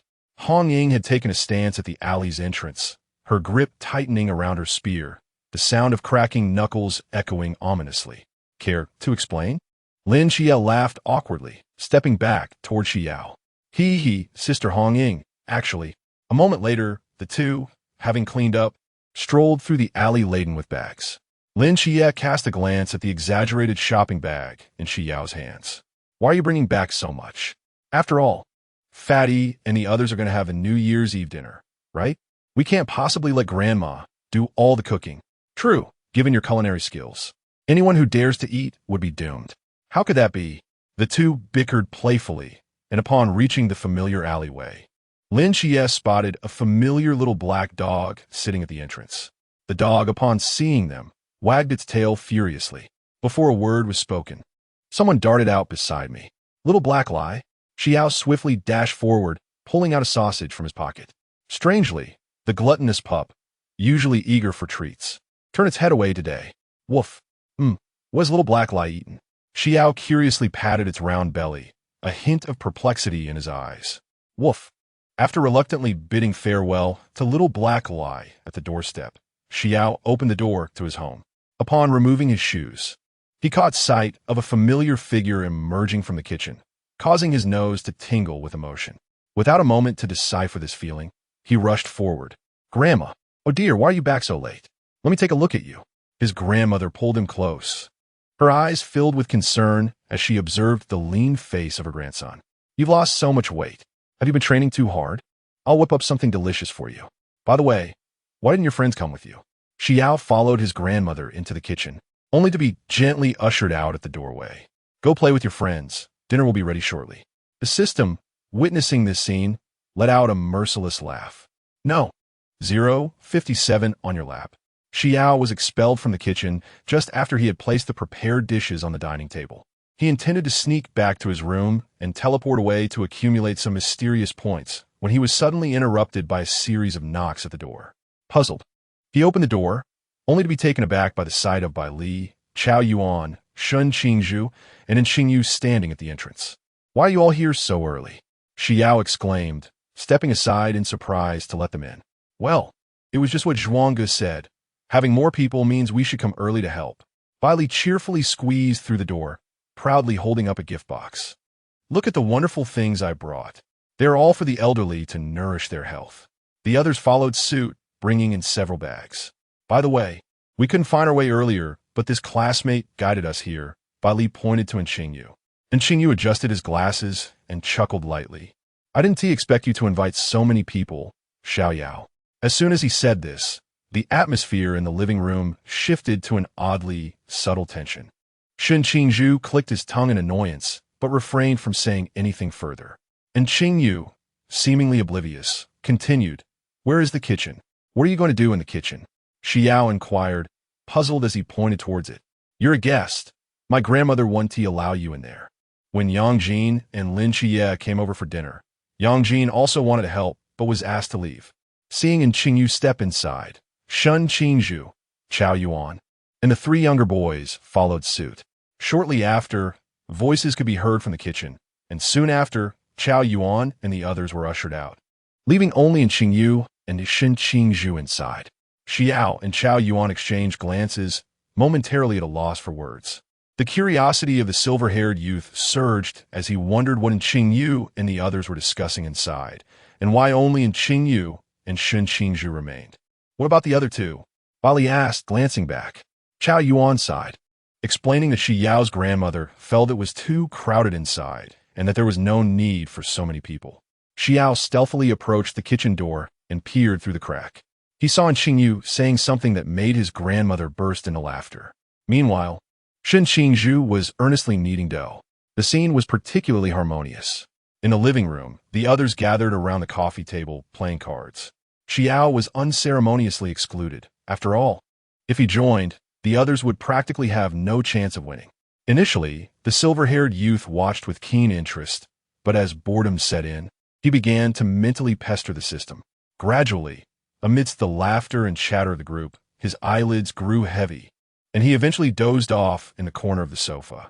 In his dream, he found himself inexplicably seated on Qingyu's lap, drawing prizes, and to his astonishment, he won 3 golden resurrection armors in a row. The dream felt so vivid that when he groggily woke up and first laid eyes on the delicate face adorned with glasses so close to him, he momentarily could not distinguish between dream and reality. He abruptly sat up straight and hurriedly accessed the system interface, only to let out a disappointed sigh. What happened? An air of perplexity enveloped Qingyu as he awoke, his expression one of palpable disappointment. Xi Yao shook his head, observing his friend lost in contemplation. System, do you truly believe I can achieve 3 golds in 10 consecutive draws, just as in my dream? Upon hearing this, the system swiftly emerged from the sea of reports, its head spinning as it registered the phrase 3 golds in 10 consecutive draws. What? 3 golds in 10 consecutive draws. Indeed, the system found itself questioning whether it was ensnared in a dream, pondering when the host had ever participated in a lottery, let alone achieved such a feat. When did you manage to pull 3 golds? In my dream. Xi Yao recounted the vivid details of his dream to the system. Do you think my actions could? Impossible. The system interrupted in a frenzy. You might as well sit on the protagonist's lap. No, that wouldn't enhance luck at all. Dreams are often inverted. Perhaps you need to distance yourself from Qingyu to reverse your fortunes. That is out of the question. Xi Yao resolutely refuted. The system froze, utterly bewildered by the sudden closeness between its host and Qingyu. Just moments prior, the host had been discreetly sending the system photos of Qingyu adorned with bunny ears, but now, it appeared he was willing to go to great lengths for this individual. At that moment, the robust voice of grandmother resounded from the kitchen. Dinner is ready. The rich aroma of the meal instantly filled the living room. Xi Yao's attention was swiftly diverted as he joyfully leaped up, pulling Qingyu toward the kitchen. Here we go. The New Year's Eve dinner table was laden with an array of sumptuous dishes, steam rising in gentle wisps under the warm glow of the lights. At the center was a steaming hot pot, with grandmother's signature braised short ribs laid out before Xi Yao, the amber sauce enveloping the tender ribs, garnished with vibrant green scallions. Beside it sat a bowl of glistening red braised pork. The marbled meat simmered to perfection, easily separated with a pair of chopsticks. Several home-cooked stir-fries exuded tantalizing aromas. The sautéed greens were vibrant and fresh, while the shiitake mushroom stir-fry displayed a vivid palette. Finally, there were poached prawns, braised fish, and abalone. Xi Yao paused momentarily, realizing that due to his role as the Rock Lord, he hadn't purchased any seafood, leaving him uncertain about whether he would partake in the feast prepared by grandmother. Moreover, he had brought wine, perfectly timed for everyone to enjoy together. Please, don't hold back. Eat while it's hot. Grandmother warmly encouraged, using her chopsticks to serve everyone. The dishes she prepared were evidently delectable. Bali Pang Pang enthusiastically praised. Lifting a piece of red braised pork to his mouth, his eyes lighting up, this flavor surpasses even that of a five-star hotel's signature dish. It's not as exaggerated as you claim. Everyone should eat their fill, grandmother chuckled. Bailey Pang Pang excitedly pointed to the seafood dishes, his pride evident. I bought these. They're incredibly fresh. Chow Yuan's lips twitched slightly, almost imperceptibly. If it weren't for Shun Qingzhu's presence, this naive lad would surely find himself in dire straits. Shun Qingzhu raised an eyebrow, but chose to remain silent. Meanwhile, the silver-haired youth's gaze lingered on the plump boy, realization dawning that he was the source of the trouble. Bailey Pang Pang was indulging in his meal when an inexplicable chill suddenly washed over him, prompting him to glance around in confusion. Xinge, you must try this. Xinge, have some of this. Shun Qingzhu gazed at the towering heap in his bowl, a flicker of helplessness crossing his eyes. You all enjoy it yourselves. The atmosphere at the dining table grew, increasingly lively, as Bailey Pang Pang animatedly recounted amusing tales from the training camp, with Grandma listening intently. Upon hearing that Xi Yao was always the last to leave the training ground, a glimmer of concern flickered in the elder's eyes, and she promptly piled several servings of dishes on her grandson's plate. Xi Yao, make sure to eat more. Xi Yao subtly stiffened, as he found his bowl filled with several pieces of abalone and large shrimp. While Grandma's cooking was undoubtedly exquisite, the dilemma lay with him. Caught between the choices of eating and abstaining, Xi Yao hesitated, ultimately pushing the seafood aside to consume other dishes first. However, this was not a sustainable solution. He could not allow himself to be left with leftovers when it came time to clear the table, for Grandma would only feel her culinary skills had waned. Just as he found himself in this predicament, a turn of events soon unfolded.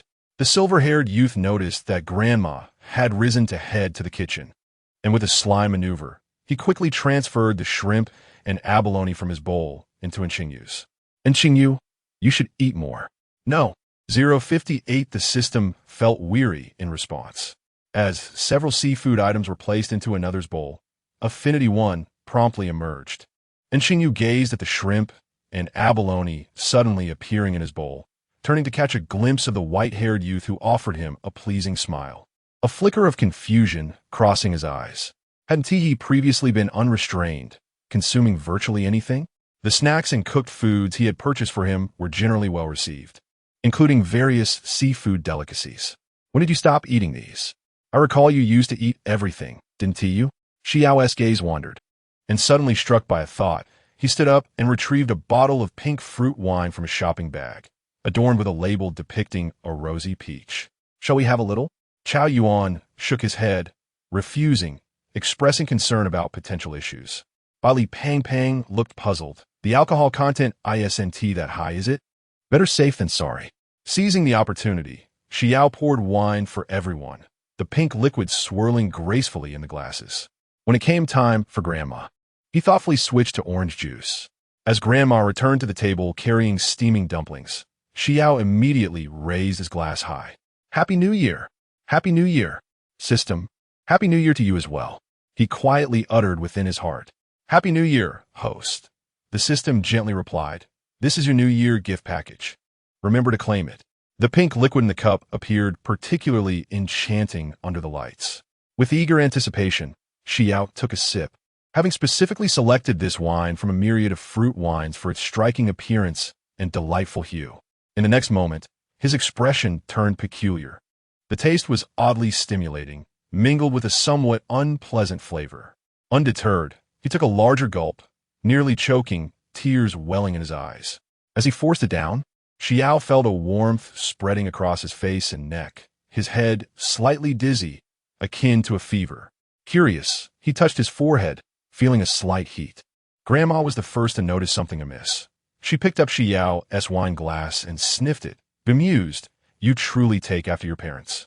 Both your mother and father can't handle alcohol at all, not a drop. Ha ha, Xiao Yao is already drunk. Bailey Pang Pang laughed heartily, promptly pulling out his phone to capture this rare sight and send it to Lin Qiye. Bailey Pang Pang. Haha, Xiao Yao's alcohol tolerance is terrible. He has drunk from just 8 degrees of wine.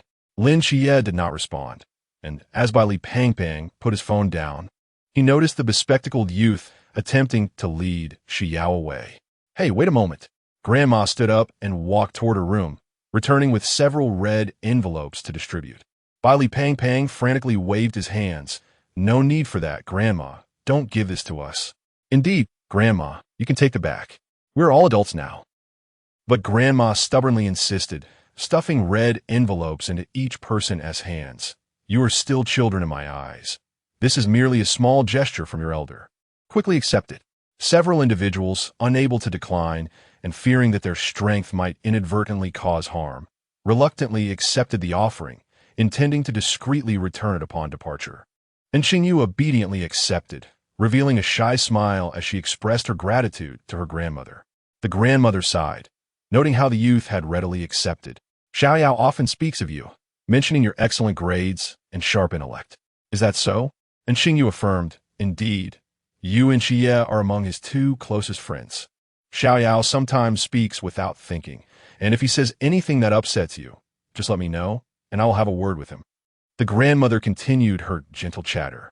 All right, look at me. I ramble on when I talk about things. Now, go get some rest.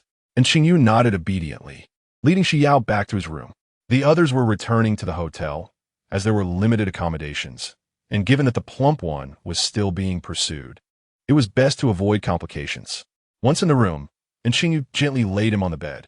The inebriated youth's cheeks blazed like fire, his silvery hair cascading across the pillow like silk woven from moonlight. He mumbled incoherently, his glazed eyes vacantly staring into the void. And Xingyu leaned over to tuck him in, her fingertips accidentally brushing against his feverish cheek, her gaze behind the lenses deep and inscrutable. Xi Yao lay there dazed, his eyes fixed ahead, lost in thought. This won't do. Dreams are always the opposite. Xi Yao, you will regret this when you awaken.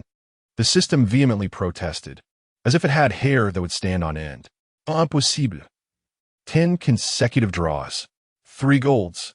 Though Xi Yao's mind was sluggish, it was stubbornly persistent.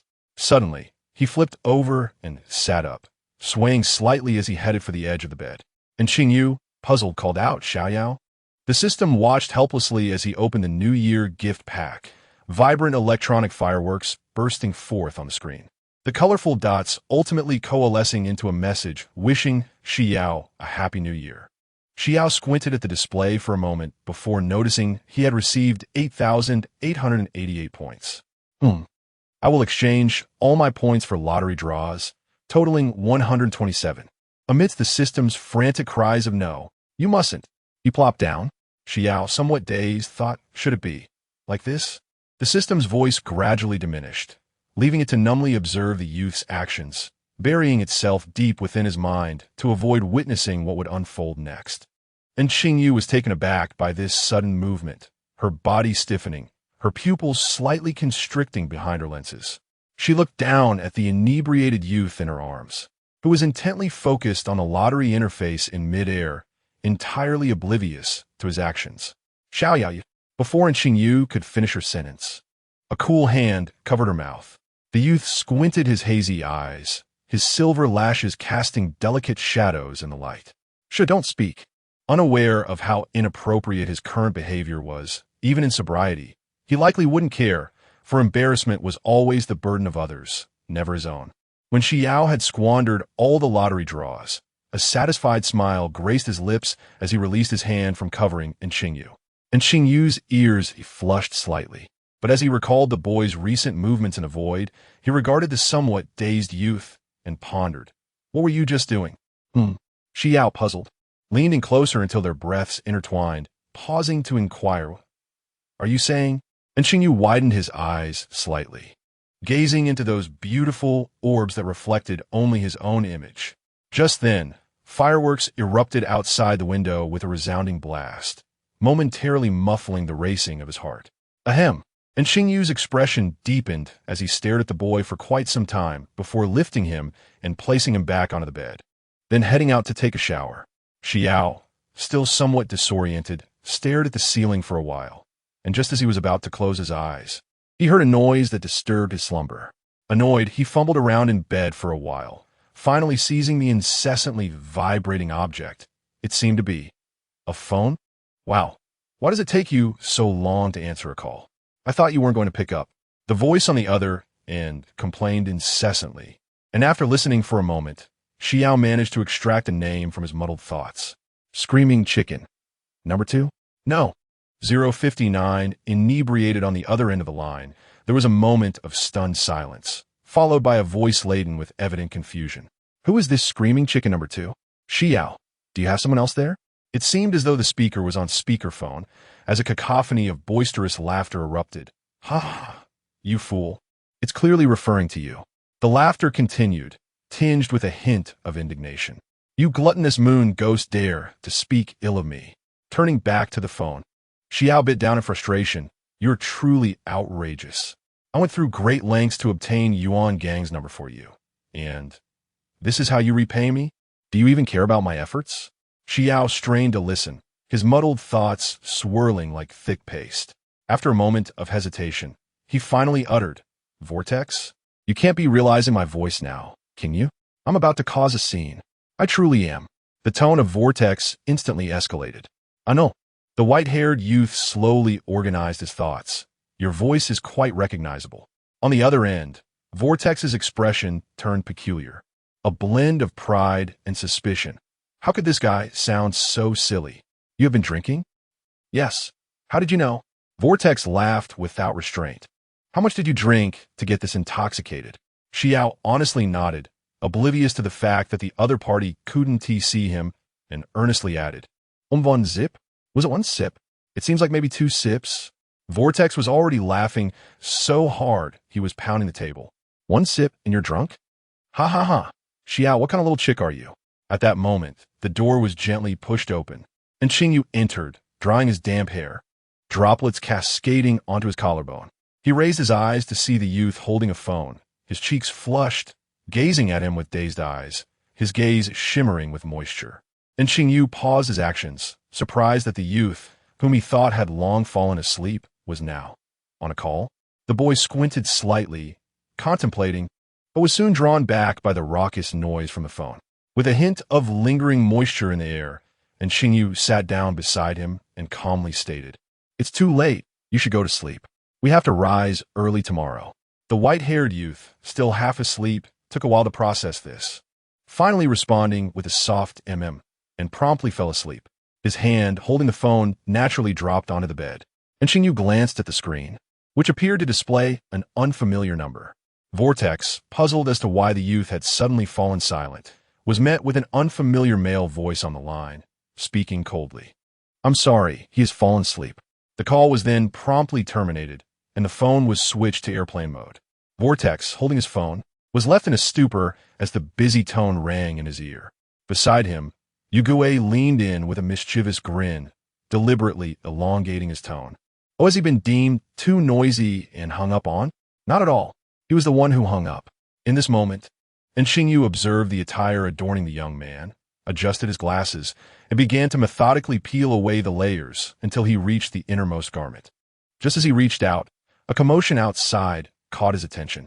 Lin Qiye, glancing at the familiar string of numbers on his phone, felt a shadow darken his expression. It was only recently, upon viewing the photographs sent by Bailey Pang Pang, that he learned of Xiao Yao's inebriation. He hurriedly dialed, inquiring whether Pang Pang was managing the situation. It's nothing. Qiye. Xiao Yao has a friend looking after him. Their relationship seems quite good. What's his name? I believe it's in Xingyu. He attempted to reach Xiao Yao several times.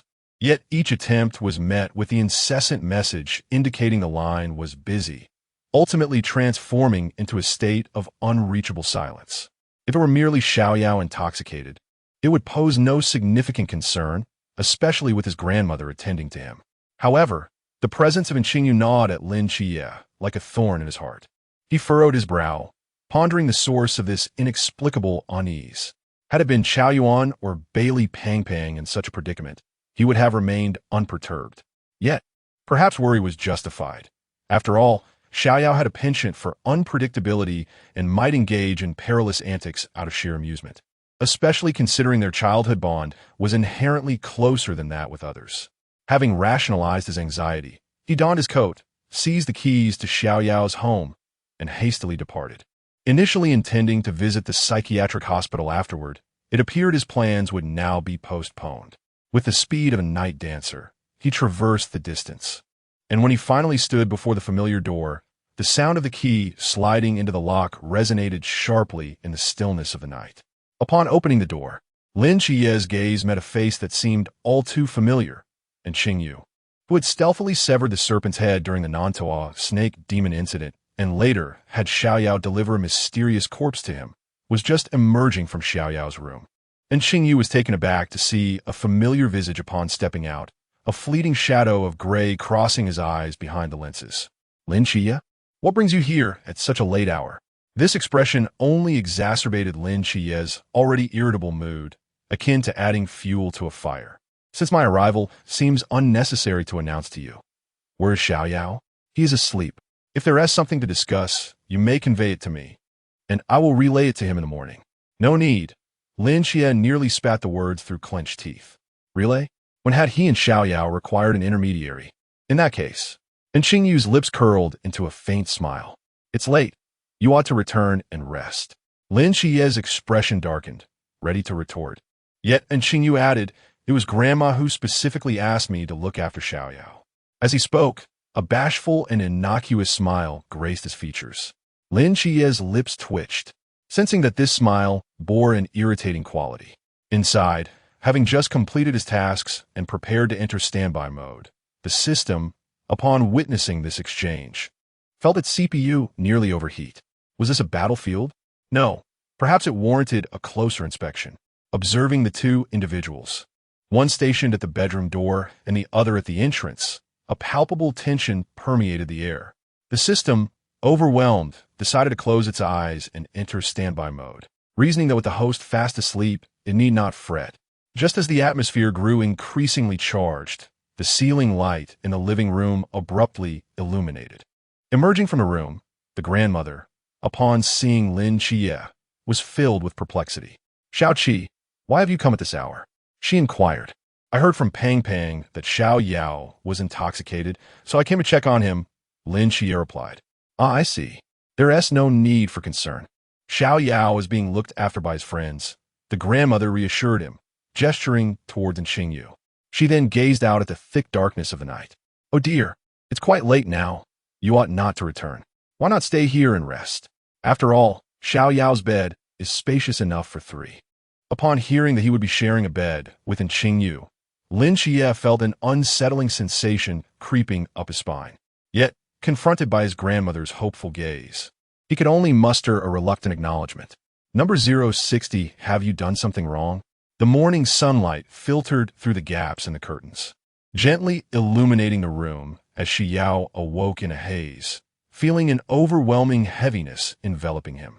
Struggling to open his eyes, he discovered himself nestled against a person's chest, their arms securely wrapped around his waist. He shifted slightly, only to be pulled in even tighter, akin to a piece of meat snugly encased in a bun, rendering him breathless. What on earth was happening? Host, you have finally awakened. The system's voice echoed softly, imbued with an air of deep resentment, as if it could sustain 10 malevolent sword immortals. System? Xi Yao responded groggily. Why do you sound as though your essence has been drained? The system, observing its oblivious host, nearly lost its composure.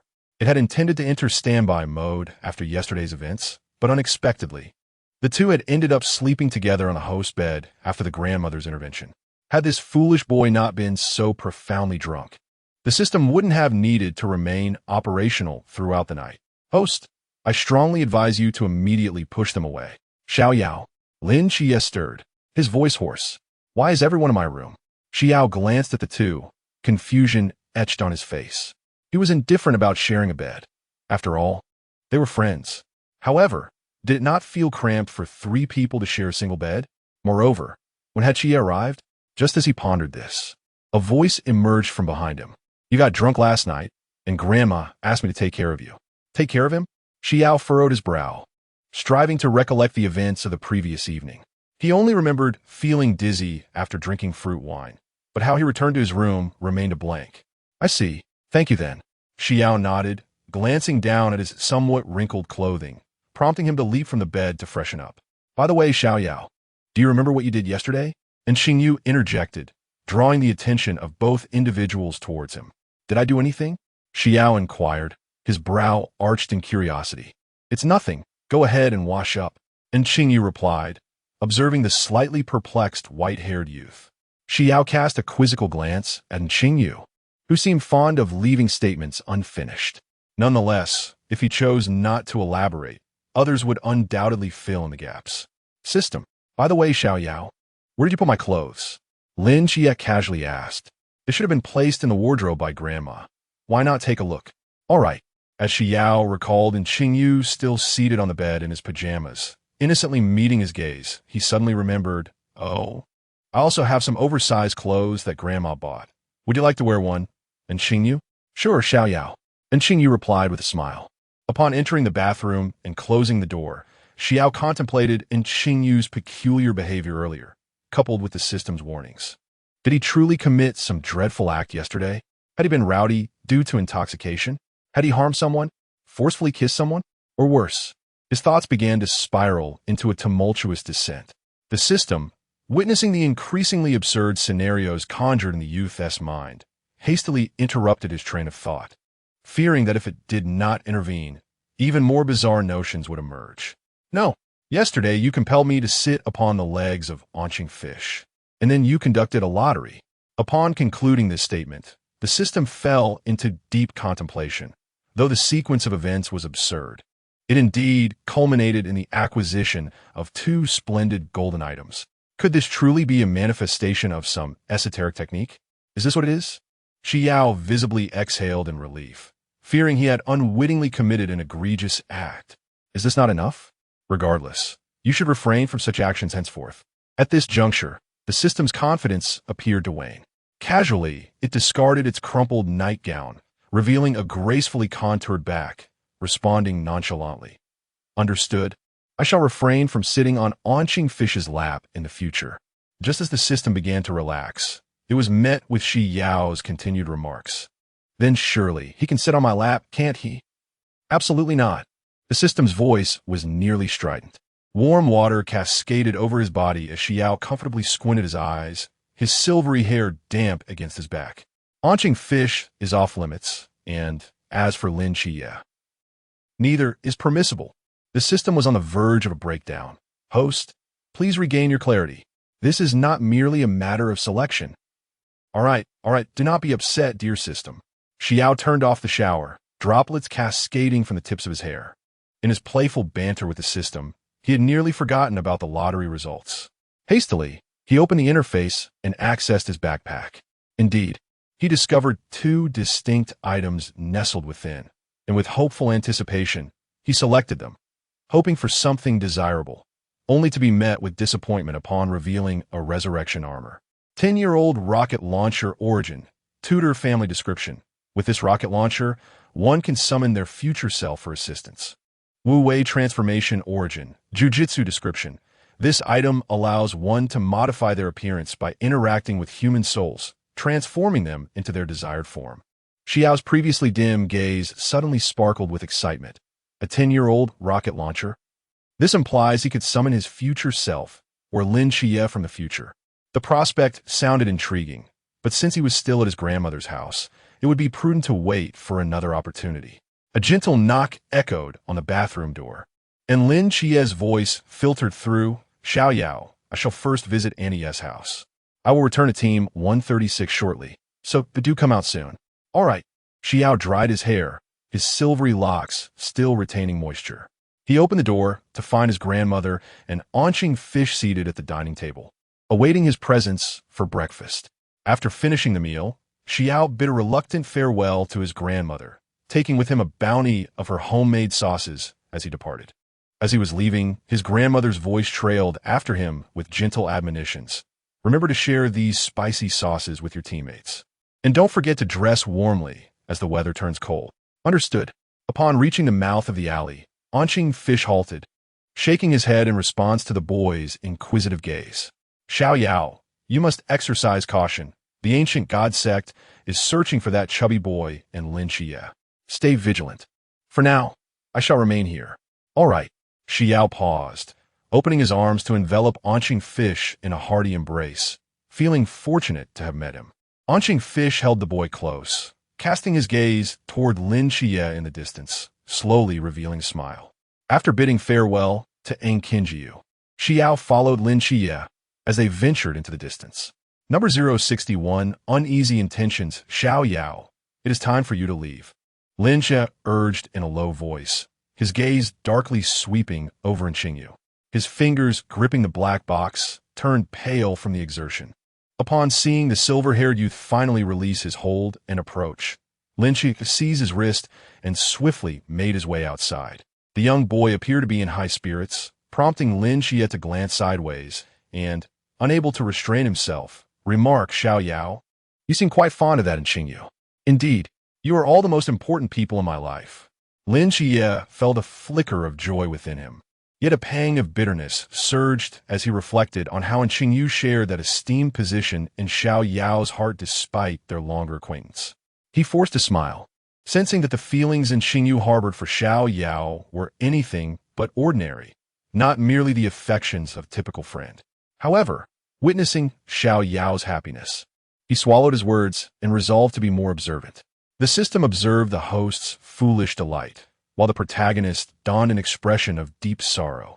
Letting out a wistful sigh, the two traversed the desolate old street, where all the shops were shuttered and not a soul was in sight. In the eerie stillness, just as Xi Yao discreetly activated the Wu-Wei transformation, he was abruptly obstructed by Lin Qiye from behind. Xi Yao scanned the surroundings, his gaze landing on the opposite street. Suddenly, a captivating woman emerged from the previously empty thoroughfare. Her cascading black curls danced in the wind like serpents, and her crimson lips curved into a perilous smile. The woman licked her lips, her eyes fixed intently on the two, surprised to find the divine agent so strikingly beautiful, accompanied by a charming little one. Observing the indifferent and vigilant black-haired youth and the intriguingly curious silver-haired boy, her excitement intensified. "Fear not. I have no intention of harming you. Rather, I would prefer to trample you underfoot and lead you to ecstasy." Xi Yao regarded the enchanting woman with a serious shake of his head. "No, Seven Yi and I will not become anyone's playthings." Lin Qiye's expression darkened upon hearing her voice, but as he watched the youth earnestly respond to her, he couldn't help but feel a sense of resignation. The woman, seemingly provoked, flushed to a near-ill state, her body twisting like a serpent as she continued, "Oh, dear little one, once you experience such sensations, you will surely fall in love. Rest assured, with your striking features, I will cherish you dearly. Moreover, by joining me, you could become part of the ancient God Church." Before she could finish her words, a whistling blue energy ball hurtled towards her. The ground erupted with a deep crater from the explosion of the energy sphere. Xi Yao's gaze turned frigid, his eyes like the vast sky. As he shifted his focus to the left and began forming gestures anew. "Wait, Xi Yao." The instructor warned us not to attract the attention of passers-by. Lin Qiye shook his head, pressing down on the boy's hand. Xi Yao pouted and lowered his arms. At that moment, the woman's expression darkened as she appeared in the distance, her eyes coldly fixed on the two, her mouth curling into a sinister grin. Had she not dodged in time, they might have met their end here today. "You dare to refuse me? I will see you dead." The opposing side unleashed a domain attack. Xi Yao blinked, recognizing the scene all too well, for he too possessed such abilities. The domain unfolded, an infinite void. By the time he awaited Han Xiaoyun to intervene, it was already too late. The woman's severed head rolled to his feet, her lifeless eyes still reflecting terror and resentment. Han Xiaoyun looked down at the head, a smirk curling his lips. He could not deny the pleasure swelling within him. The demise of anyone from the ancient divine church was a source of delight, even if it were his own. Lin Qiye furrowed his brow as he regarded the newcomer, a man appearing to be in his 30s, wielding a long halberd.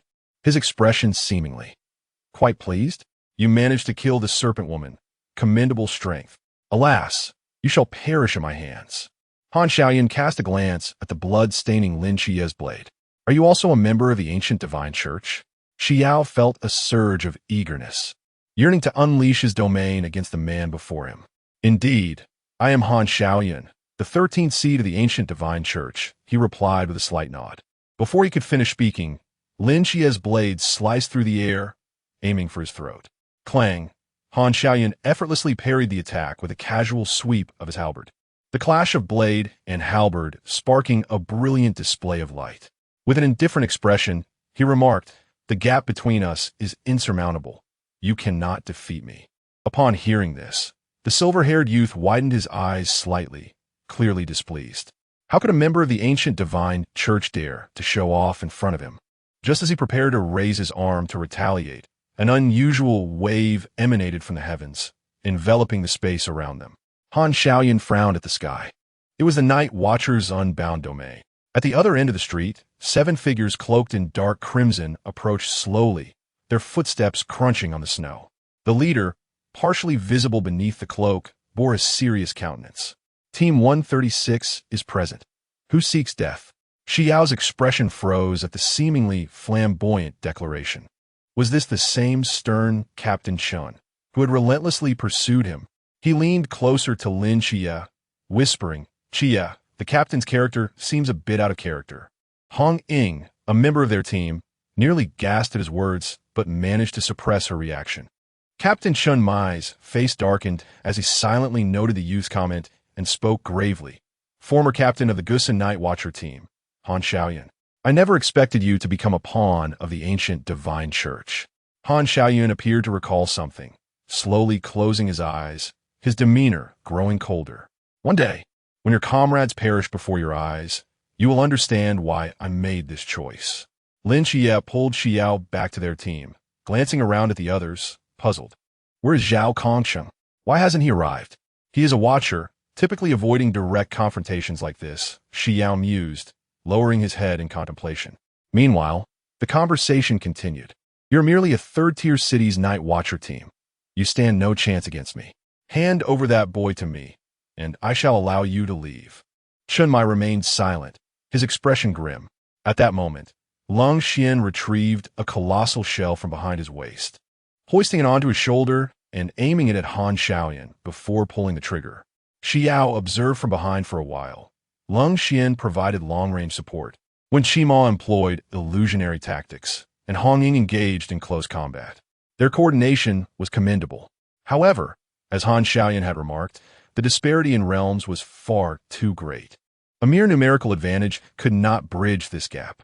Furthermore, Xi Yao raised an eyebrow at the pale-faced Han Xiaoyan atop the building, slightly lifting his long spear. In an instant, a ferocious whirlwind surged, carrying the accumulated snow skyward, and the entire street was suddenly engulfed in an artificial tempest.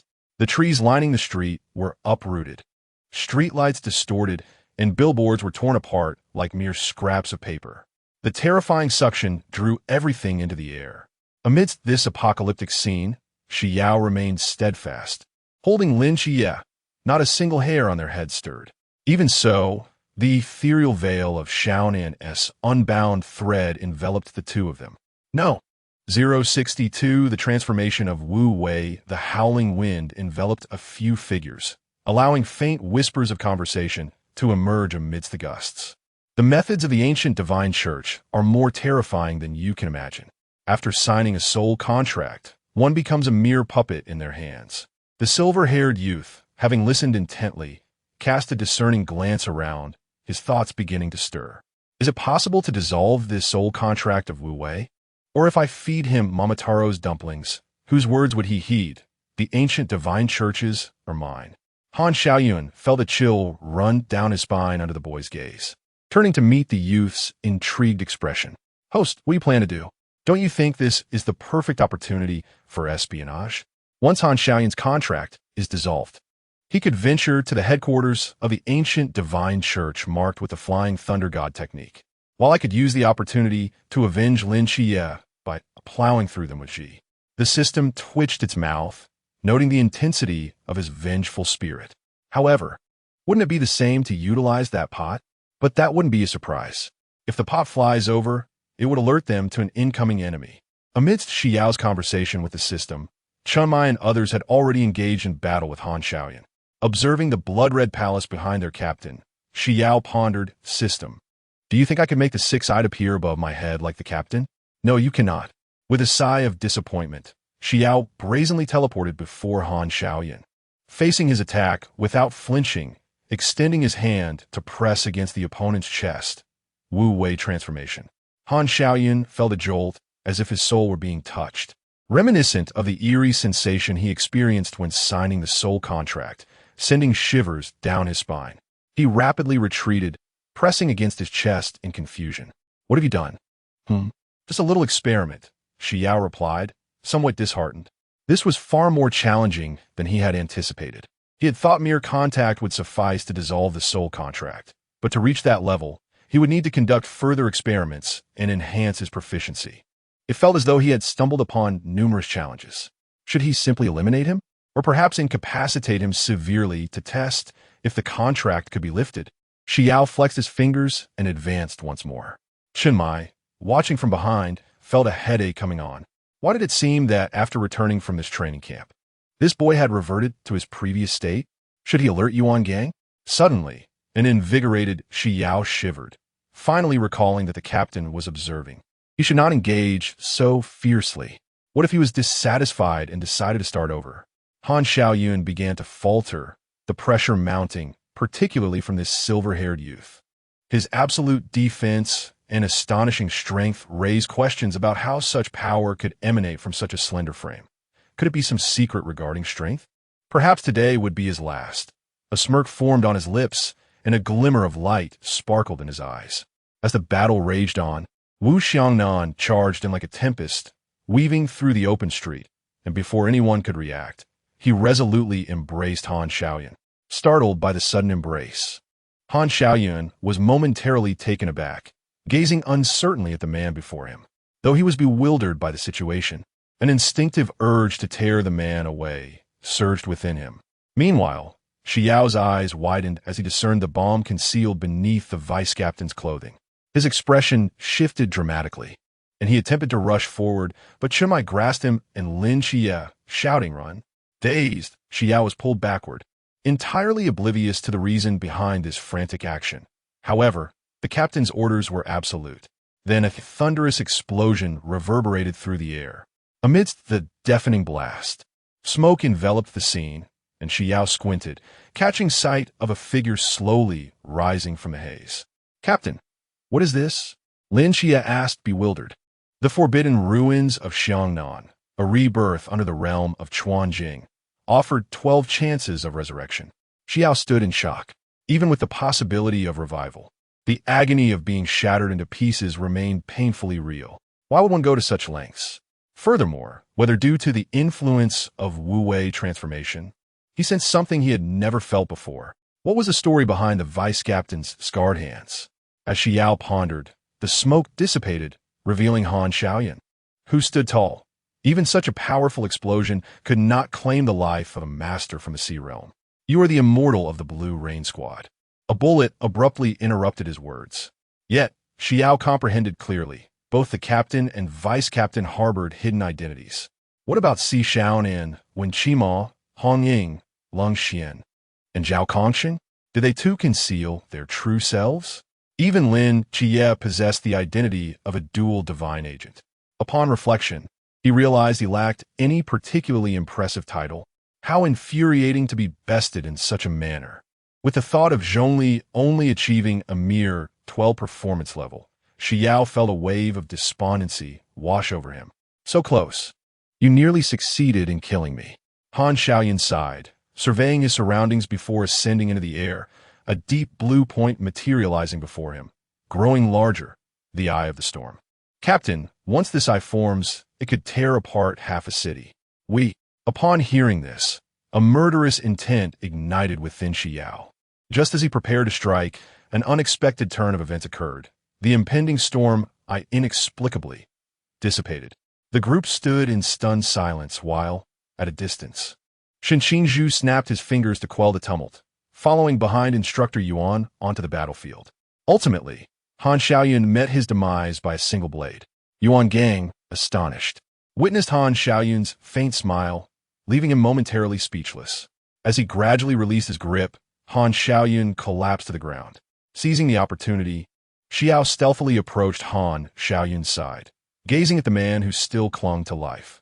A voice within him urged, "It is time, give it a try."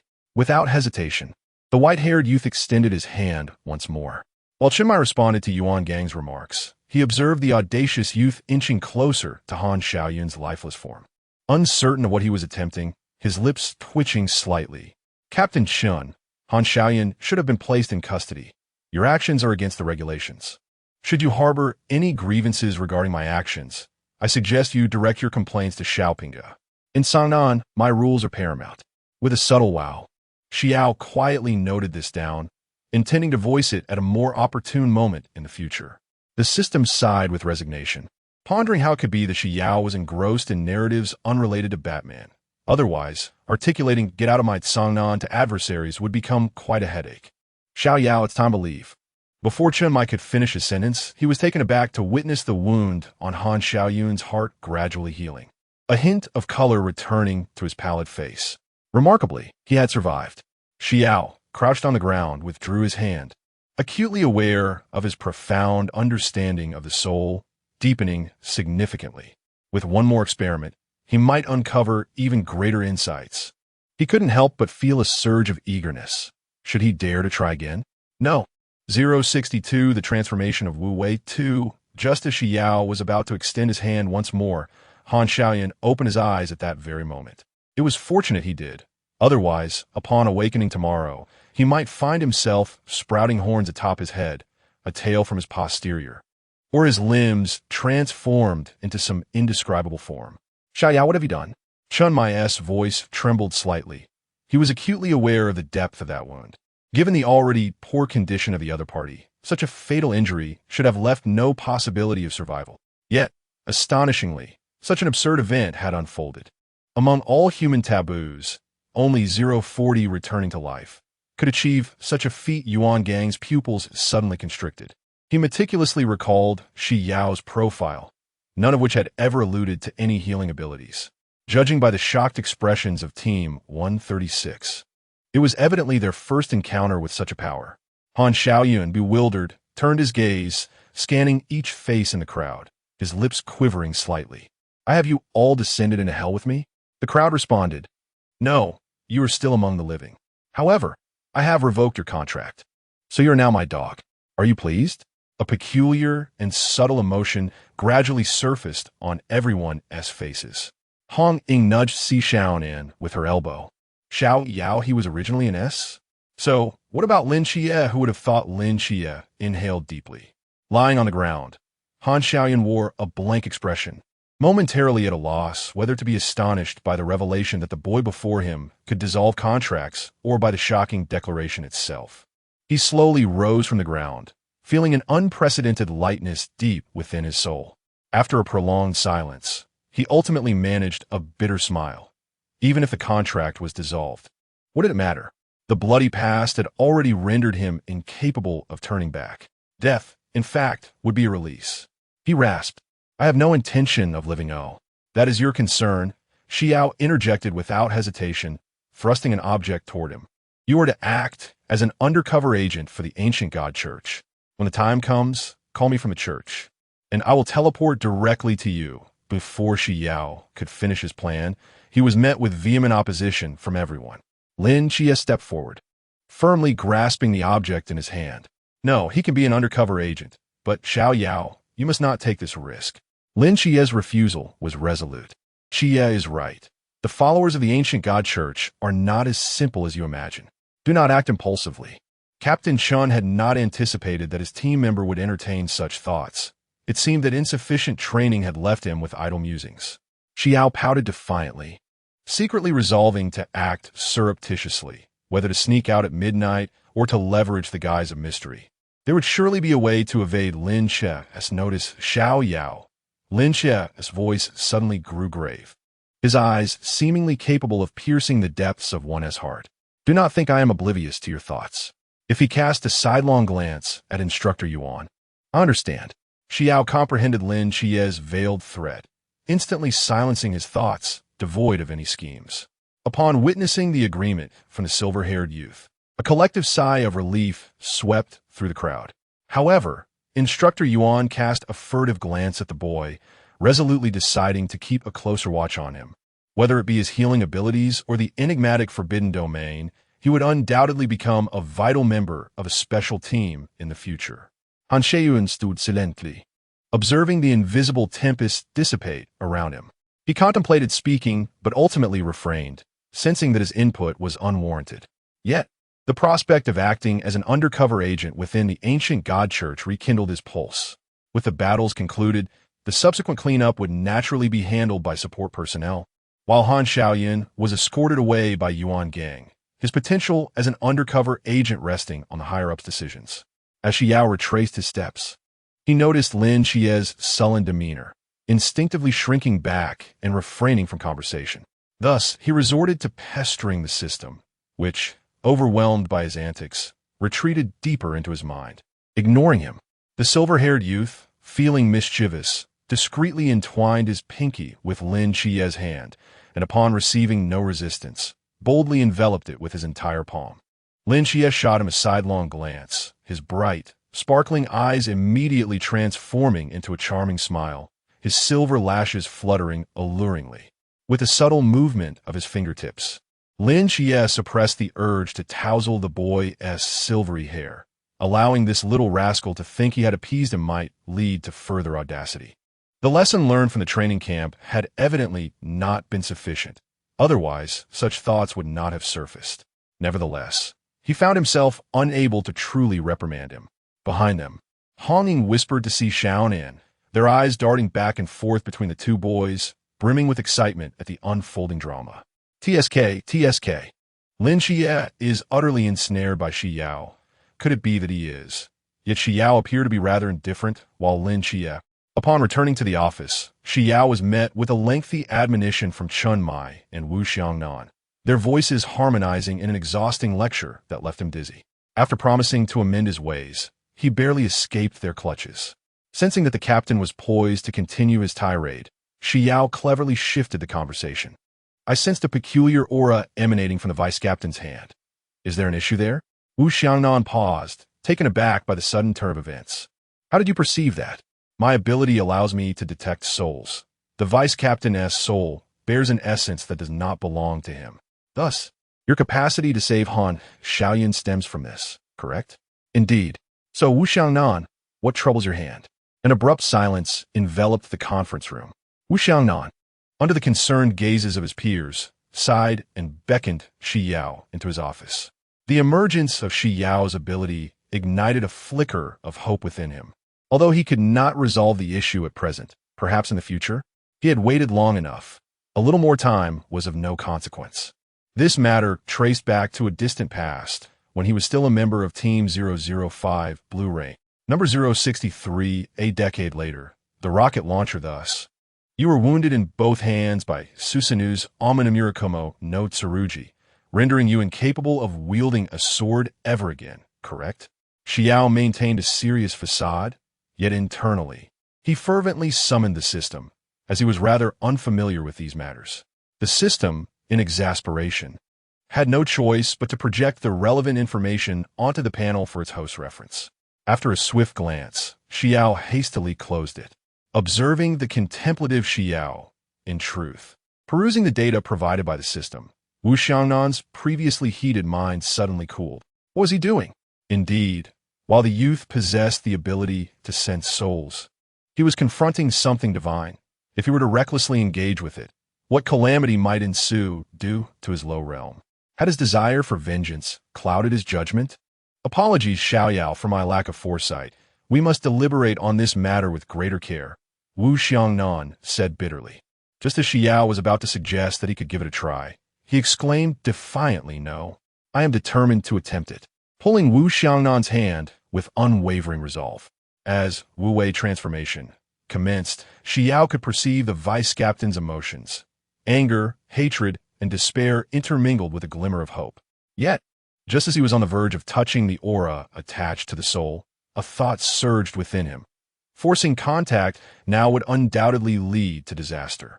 His proficiency with Wu Wei transformation was still rudimentary, and this aura was said to be a divine artifact capable of severing all. Even a mere trace of it was beyond his current capacity to handle. Wu Xiangnan shook his head and addressed the youth. You should return for now. Perhaps in the future, you will be able to resolve this. No. The man gazed helplessly at the boy's stubborn eyes. Just as he was about to offer further counsel, he witnessed Xi Yao produce an enormous purple rocket launcher from seemingly nowhere and aim it at his own head. Wu Xiangnan stood in blank disbelief as he watched the errant rocket launcher engulf his teammate, only to suddenly emit a cloud of pink smoke that filled his office. Outside, onlookers began to pound on the door. Xiangnan, what are you doing in there? Wu Xiangnan opened his mouth, feeling that any utterance would be inadequate. Should he confess that Xi Yao had been consumed by a purple rocket launcher? He intended to call out to those outside to refrain from entering when he heard a sharp click. The doorknob had evidently been removed. Cough, cough, cough. What's happening here? Xiangnan, have you set the office ablaze with Xiao Yao? Hong Ying fanned away the smoke. But wait, is there even such a thing as pink smoke? As the haze gradually dissipated, a tall figure emerged from within.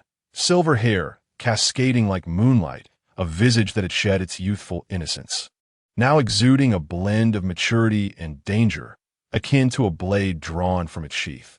When those cold, indifferent eyes swept over the crowd, every individual instinctively reached for their weapons. Who are you? Chen Mai inquired in a grave tone, his gaze flitting between the purple rocket launcher and the familiar yet alien man, a thought stirring within him. Xiao Yao. Lin Qiye ventured hesitantly, the aura of the white-haired man strikingly familiar. Wow, I thought you would have a more pronounced reaction. The silver-haired man chuckled, waving enthusiastically at the crowd. The crimson thread around his pale wrist was strikingly noticeable. How delightful it is to see you all. Perhaps I should introduce myself. I hail from a decade hence. So, where are we in the plot? The crowd exchanged glances, but upon observing the man's familiar visage and demeanor, they hesitated before lowering their weapons. Xi Yao idly turned around, noticing the vigilant expression of the vice captain. His gaze swept over the man's hands, and he raised an eyebrow. So, has it come to this? What do you mean by that? Are you truly from 10 years in the future? Xi Xiao impressed. Indeed, Xi Yao replied, raising his brow. I recall that at this juncture, I was supposed to be treating the vice captain's arm, wasn't I? Arm? What arm? This was a matter best directed towards the vice captain. Xi Yao glanced around, his eyes landing on Zhao Kongsheng, and a smirk crept across his face. He approached Zhao swiftly, playfully patting his chest. This is for you, consider it a gift, General Zhao. Zhao Kongsheng was momentarily taken aback. His initial inclination to inquire about the nature of the gift swiftly swallowed. Am I to become a great general in the future? Xi Yao merely smiled, his languid gaze shifting to Lin Qiye. Wow! With a sudden exclamation, Xi Yao appeared before Lin Qiye in an instant. Before Lin Qiye could react, the distance between them vanished, their breaths mingling in the proximity. He caught a whiff of the faint scent of cedarwood body wash emanating from Xi Yao and noticed the undeniable marks and imprints that peeked from beneath the slightly oversized collar. Bite marks? Lin Qiye was momentarily stunned, a strange fury igniting within him, overwhelming his rationality. Xi Yao unabashedly began to knead Lin Qiye's face as if it were dough, relenting only when Lin Qiye's brows furrowed in discomfort. As Lin Qiye's anger gradually subsided, he observed Xi Yao's familiar demeanor, and a thought began to stir within him. Just as Lin Qiye was lost in contemplation, Hong Ying approached with curiosity gleaming in her eyes. Xiao Yao, you mentioned you come from 10 years in the future. Do all of us have partners then? Has everyone's wishes been fulfilled? Xi Yao stroked his chin, surveying the group. Hong Ying's eyes brightened. And what of Qi Yi? Qi Yi is already married to someone else. Hong Ying was momentarily taken aback, uncertainly asking, married to someone else? While Lin Qiye was still preoccupied with thoughts of the marks on Xi Yao's clothing, he suddenly heard that he was married to someone else. The first thought to surge through his mind was disbelief. How could he possibly be wed to another? The time is drawing near. Vice Captain, just let things unfold naturally. Your injury will heal swiftly. We are all destined for a splendid future. Xi Yao deftly shifted the topic, bidding farewell to the crowd. Suddenly, a pink mist enveloped him. As the mist dissipated, familiar faces gradually emerged before Lin Qiye and the others. Xi Yao gazed at his empty palm, letting out a slight sigh of regret. It seemed he truly could not bring anything back. Upon lifting his gaze to the familiar 136th team, Xi Yao recalled the news he had overheard a decade later. His face radiated excitement, and his tone was slightly elevated as he eagerly shared with everyone that Lin Qiye had actually gotten married. The reactions from the crowd varied, seemingly unfazed by the news he brought. I see. Xi Yao pondered, suspecting that it was his future self who had informed them, letting out a melancholic sigh, lamenting the choice of words. Yet, there was one person who responded to Xi Yao. Xiao Yao, I believe there has been a misunderstanding. Impossible, Xi Yao retorted, his dissatisfaction palpable. I no longer live with you after I grew up. Surely, it was inconvenient for you after your marriage. However, it struck him as odd that he was living with the captain of the masked team, and it was he who had informed Xi Yao of Lin Qiye's marriage. Upon hearing that last sentence and recalling the recent sight of red marks and bite impressions, a revelation suddenly exploded in his mind. No. 064 Enlightenment. Lin Qiye's fingers dug deep into his palm as he endeavored to regain his composure. Yet, the ambiguous red marks and imprints on Xi Yao's collar from 10 years hence, along with the statement about cohabiting with the captain of the masked squad, drove his rationality to the brink of collapse. He repeatedly sought to calm himself, but the previous images incessantly swirled in his mind. He was acutely aware that Xi Yao was oblivious to everything. Even if they truly became a couple, they would merely be friends. Why did he have to intervene? Lin Qiye felt a sense of despair within. Why must it be the captain of the masked squad? Could not be him? Meanwhile, Xi Yao was enduring yet another grueling training session. Today, he wished for Han Xiaoyan to act as a spy, yet the latter had already been imprisoned. He sought to heal Wu Xiangnan's hand, only to find that the adult version of himself was utterly unreliable, failing not only to cure the vice captain, but also having the rocket launcher from 10 years later rendered unusable. This meant that not only had he failed to achieve his desires today, but he also endured 2 rounds of tedious incantations. The sole comfort he could cling to was the ability to use effortless transformation, granting Zhao Kongcheng access to the forbidden abyss, allowing him to display some flair. To his astonishment, Captain, I possess the forbidden abyss now. Zhao Kongcheng exclaimed excitedly. Xi Yao could not bear to hear the subsequent words. Feeling as if the sky had fallen, this signified that he had gained nothing today. No, he had received 2 rounds of suffocating admonitions. Returning to the present, Xi Yao sneezed and watched Lin Qiye enter, his form suddenly stiffening. Reflecting upon his actions towards Lin Qiye a decade ago caused a phantom pain in his waist. Yet, upon reconsideration, those actions were directed at the Lin Qiye of 10 years past. Why should he feel guilty? Observing Xi Yao avert his gaze, Lin Qiye surmised that he had committed some misdeed again. But glancing at him donning his t-shirt, a thought struck him. Have you returned to 10 years ago? How do you know? Xi Yao turned to him, puzzled. It's nothing, just a bit regrettable that you didn't draw out the rocket launcher from 10 years earlier. Lin Qiye replied with a faint smile. Indeed, why didn't I draw it out sooner? As he pondered the lingering scoundrels, Lin Qiye gritted his teeth. Had he realized his feelings earlier, he could have expelled those with ulterior motives from around Xi Yao long ago. Xi Yao placed the rocket launcher from 10 years later back into the system space, only to collide with Lin Qiye's impassive countenance.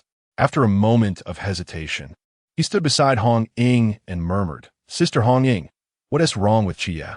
Ever since he returned from 10 years later, he seems, how should I put it, as if someone has stolen his wife? Xi Yao hesitated for a moment, casting another glance at Lin Qiye's sullen expression, confirming his intuition was not amiss. Has meeting the version of you from 10 years later transformed him this way? Hong Ying shook her head as she observed the white-haired youth stealthily approach, responding to his inquiry. Xi Yao, perplexed, glanced at Lin Qiye, a flurry of thoughts racing through his mind, ultimately arriving at a conclusion he deemed plausible. Could it be that Lin Qiye felt that marrying 10 years later was too late? Perhaps if he had orchestrated their union earlier, his spirits might have lifted somewhat. Leaning silently against the wall, Long Xian reflected on the scene he had witnessed earlier. 10 years hence, he had spotted a bite mark behind Xi Yao's ear, coupled with Qi Ye's demeanor. Did Qi Yi harbor such feelings for little Yao? Indeed, he recalled the photographs he had taken. The two rarely appeared alone, always entwined together. Observing the sullen-faced Lin Qiye and the perplexed Xi Yao, he pondered whether these two wooden figures had finally gained some insight. Uncertain whether this was a blessing or a curse. As they exited the vice-captain's office, Lin Qiye grasped Xi Yao's hand, walking in silence back to their room. He had contemplated much while in the office, a plethora of questions swirling in his mind. Yet the moment his gaze landed on those cerulean eyes, his inquiries evaporated. The more he yearned to grasp something, the more elusive it became. Lin Qiye feared that voicing certain questions might jeopardize their friendship entirely.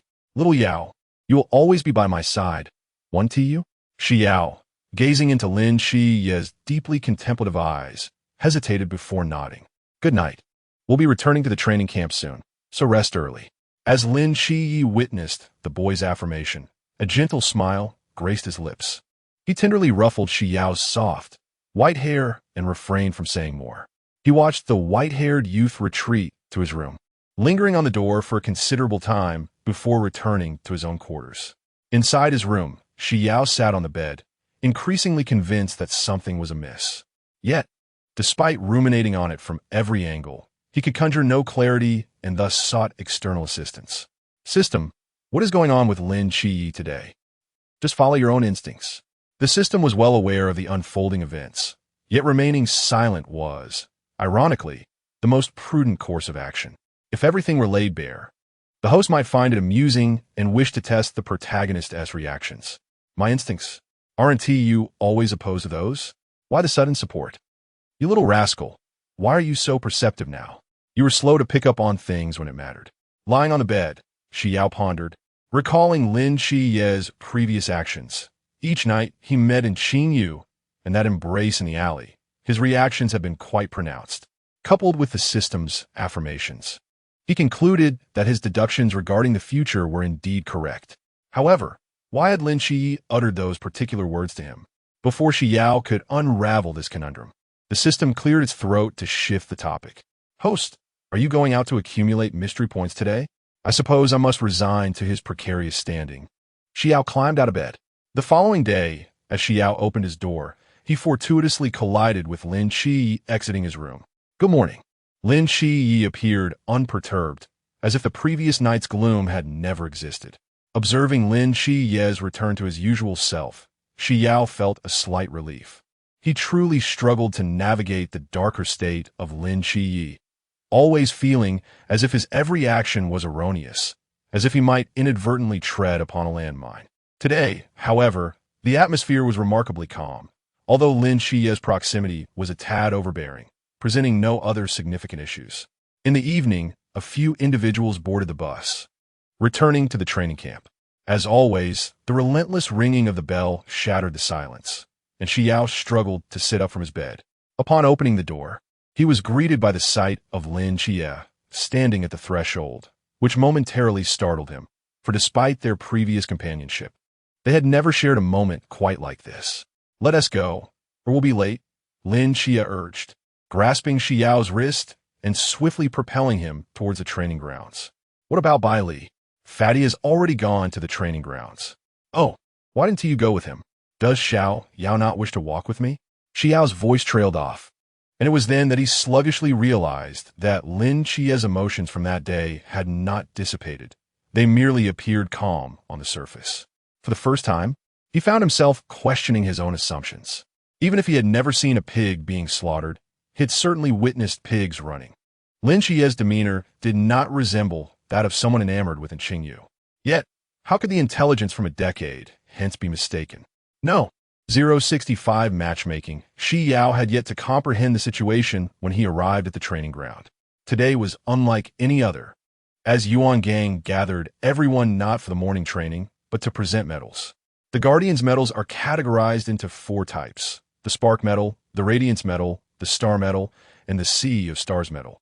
Yuan Gang showcased the medal adorning his chest, while Xi Yao fervently bombarded the system with inquiries. "So, what exactly is going on with Lin Qiye? What do you mean by that? Haven't you figured it out yourself?" The system feigned ignorance, given the host's sluggishness, unless Lin Qiye explicitly revealed his feelings. This thick-headed individual would likely remain oblivious until the task concluded. By the time the protagonist realized he needed to confess, the host might have already completed the mission and returned to his original world.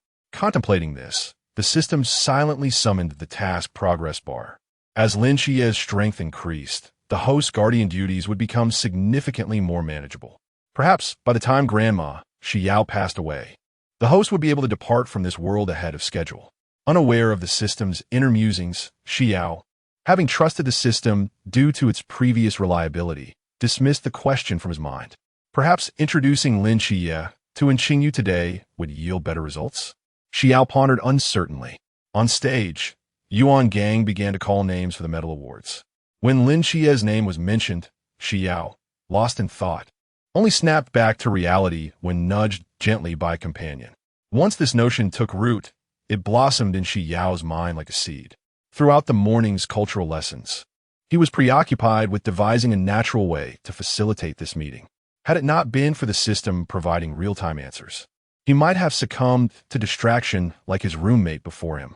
In the afternoon, at the training ground, the instructor, while pointing at a silver wristwatch in his hand, explained to the new recruits, "This device, called ACE, delivers a continuous electric current for 24 hours. The current is non-lethal, but if one's mental energy fails to synchronize with it, one may perform bewildering actions. The output of this current varies in intensity, thus, vigilance is paramount. Otherwise, it is worth noting that this device cannot be removed even during bathing or sleeping." The recruits formed a line, each receiving a silver wristwatch before descending the stage. Xi Yao, intrigued, casually flipped through it and placed it on his wrist. Unlike Chao Yuan, who was compelled to execute a backflip upon wearing it, or the other recruits who danced in chaotic abandon, Xi Yao stood still as usual. No backflip, no peculiar movements. This was quite normal. Six Eyes excelled in this regard, and such training was second nature to Xi Yao, as effortless as eating or drinking. Beside him, the plump Bailey confidently donned the wristwatch, and suddenly, a chubby figure began to rotate freely in the air, bouncing like a rubber ball at an astonishing speed towards the cafeteria. Plump, that was even faster than running. Chao Yuan gaped in astonishment at the rotund silhouette. Upon witnessing the comical blunder of Bailey Pang Pang, Xi Yao excitedly turned to look at Lin Qiye, her gaze intense, eagerly anticipating a moment of embarrassment to be recorded by the system. Just as Lin Qiye was about to don his wrist device, he caught sight of the boy's unabashed stare, prompting a slight twitch at the corner of his mouth. The blatant curiosity in Xi Yao's eyes left little to the imagination. With a resigned sigh, he slowly put on the ACE device under a piercing gaze. Fortunately, he managed to execute a backflip with only minor difficulty, avoiding the humiliation that Bailey Pang Pang had experienced. After the commotion had subsided, the instructor waved for everyone to head to the cafeteria. The aroma wafting from the dining area was intoxicating, the glossy sauce of the braised pork shimmering enticingly under the lights. Lin Qiye picked up a pair of chopsticks filled with vegetables, and from the corner of his eye, he noticed Bailey Pang Pang's bowl and chopsticks were entirely untouched, raising an eyebrow in curiosity. "Why aren't you eating?" Bailey Pang Pang gazed longingly at the spread, his stomach growling in protest as he struggled to swallow his saliva. I don't think I can." Yet the tempting scent of the braised pork was irresistible, and he finally succumbed, grabbing a pair of chopsticks. Just as the morsel was about to reach his mouth, his body unexpectedly lurched backward, causing the greasy piece of meat to roll across the floor. Struggling to regain control of the ACE device, Bailey Pang Pang nearly burst into tears. Having observed the spectacle, Xi Yao felt a twinge of pity for Bailey Pang Pang. She had just picked up a piece of meat to feed him when Lin Qiye snatched it away. With an unaffected demeanor, Lin Qiye placed the meat into his own bowl. "No worries, Xiao Yao. You continue eating. Chao Yuan will feed Pang Pang." Gao Zhuang, still engrossed in the unfolding drama, looked perplexed. Under Bailey Pang Pang's tearful gaze, he resignedly picked up a rib, just as he fed it to his companion. "Bailey Pang Pang Mumbeo Indistin, Gao Tai. It's still you who cares for me." His incessant chatter proved impossible to stifle. "Gao Juan Godimat?" His expression darkening as he hastened the feeding process, quickly filling Bailey Pang Pang's cheeks until he resembled a chipmunk. while Li Pang struggled to articulate a response, only able to chew and swallow furiously to keep pace with Chao Yuan's relentless feeding. In contrast to Chao Yuan, who only needed to 10-1, Xin Qingzhu had far more on her plate, considering she had 3 younger brothers clamoring for nourishment. Such a comparison left Chao Yuan feeling rather satisfied. That evening, as Xi Yao prepared to venture out to confront the mysterious entity, she was interrupted by a knock at the door. Upon opening it, she found Lin Qiye standing there, his dark hair, slightly damp, clinging to his face, exuding an aura of innocence. "Xiao Yao, are you planning to go out again?" Xi Yao nodded, somewhat puzzled by his inquiry. Lin Qiye sighed in exasperation, reaching out to tap the ACE device on her wrist. "Did you not hear the instructor this afternoon? This device has a tracking system. If you go out, you'll be caught red-handed." Xi Yao stood frozen. Having spent the day contemplating Lin Qiye's strange behavior and disregarding the instructor's warnings, believing the system would keep her safe. Little did she realize, had Lin Qiye not come to remind her, she would have instantaneously teleported to Qingyu's side only to be apprehended by the instructor moments later. It is not so much the fear of punishment from the instructor that troubles me, but rather the concern of being closely monitored if caught. Xi Yao offered Lin Qiye a heartfelt smile, rushing forward to embrace him while silently resolving to play matchmaker for them. Little did he know, the person he embraced wore a subtle smile, his fingers discreetly tightening around the embrace. The system in his mind chuckled like a pig. Previously, I posed a question in the author's notes, but the responses were rather sparse. Hence, I shall inquire once more. The pairing I wish to write about includes Lin Qiye and Qingyu, Wang Mian, and Xuanhua, while I find myself wavering between Xin Qingzhu and Zhou Ping, or perhaps others that you would like to see. I am curious about the numbers. Number 066, the dullness of Ling Tong Anshin, as Lin Qiye released his embrace. His gaze inadvertently swept over the ACE device adorning Xi Yao's wrist, seemingly casual in his observation. The plump fellow had yet to master the ACE. It seemed he would be deprived of sleep tonight. "Shall we bind him to the bed?" Xi Yao suggested, as they still needed to venture out for the mysterious event, and he had yet to devise a plan for Lin Qiye to meet in Qingyu. "Very well." Lin Qiye paused, momentarily taken aback, his lips twitching slightly. He had intended to propose cohabitation, hoping to dissuade the other from seeking in Qingyu, yet did not anticipate such a devilish suggestion from Xi Yao. The moment the door clicked shut, Xi Yao turned and collided with Xin Qingzhu's knowing gaze. Xin Qingzhu was aware of their close friendship, but hadn't expected it to extend to this level, witnessing 2 grown men embracing so intimately at the doorway. "So, what kind of relationship did they share? Are you and that guy a couple?" "Not at all. We are merely friends." Xi Yao's eyes brimmed with innocent confusion. His tone as natural as if discussing the mundane act of eating or drinking. Wasn't it perfectly normal for friends to embrace? Xin Qingzhu regarded the youth's clear eyes and unpretentious demeanor, raising an eyebrow. "You may be oblivious, but Lin Qiye's gaze is far from innocent. It's best to maintain some distance between friends." "Host, I believe Xin Qingzhu has a point." The system interjected, observing the boy's slightly bewildered expression. Xin Qingzhu waved his hand dismissively and returned to his bed. "Forget I mentioned it." As Xin Qingzhu abruptly changed the subject, Xi Yao stood in contemplation for a few moments before swiftly casting aside the inquiry. "So, Brother Zhuang, have you never held hands or embraced Li Jia and the others?" "Huh, they're my underlings. Have you ever seen a big brother behave that way with his little brothers?" "Ah, indeed. After all, you are the leader receiving tribute." Time to sleep. Xin Qingzhu's temple throbbed as he yanked the blanket over his head. The system silently sighed in relief. The host's obliviousness reassured it. In the training grounds at dawn, bathed in the soft morning light, Lin Qiye grasped Xi Yao's hand as they hurried towards the assembly point. Bai Li, with heavy dark circles under his eyes, trailed behind like a specter, a face full of discontent. "Qiye, your actions last night were rather ruthless," Bai Li lamented, his voice dripping with sorrow. Recalling the previous night, every time he nearly dozed off, the ACE device would jolt him awake. When he had asked Lin Qiye for a solution, Lin Qiye had produced a rope from who knows where and bound him to the bed. Consequently, he spent the night in a stiff position, half asleep, awakening sore all over, as if a massive truck had run over him. Upon reaching their destination, Xi Yao's gaze landed on Bai Li, noticing numerous binding marks on him, likely due to Lin Qiye's tight knots. He pondered for a moment. Just as he was about to speak, Lin Qiye covered his mouth. Xiao Yao, I believe some things should not be spoken lightly. Do you agree? Xi Yao blinked and obediently nodded. Only then did Lin Qiye release his hand, his fingertips unintentionally brushing against the boy's soft lips, his gaze darkening slightly. Bailey Pang Pang, still feeling aggrieved, displayed his injuries to Xi Yao and the others, lamenting how tightly Qiye had bound him, claiming he had struggled throughout the night. After a prolonged silence, Chao Yuan examined the bindings before finally speaking. If Qiye enjoys such activities, I wouldn't mind shut up. Lin Qiye nearly burst into laughter at the exchange between the two. If he truly enjoyed such pursuits, it was best left unsaid. Cough. It's all right, Qiye. I want to look down on you for partaking in this. You two be quiet. Lin Qiye replied weakly, only to find himself meeting Shun Qingzhu's gaze, which was a mixture of curiosity and disdain, leaving him even more fatigued.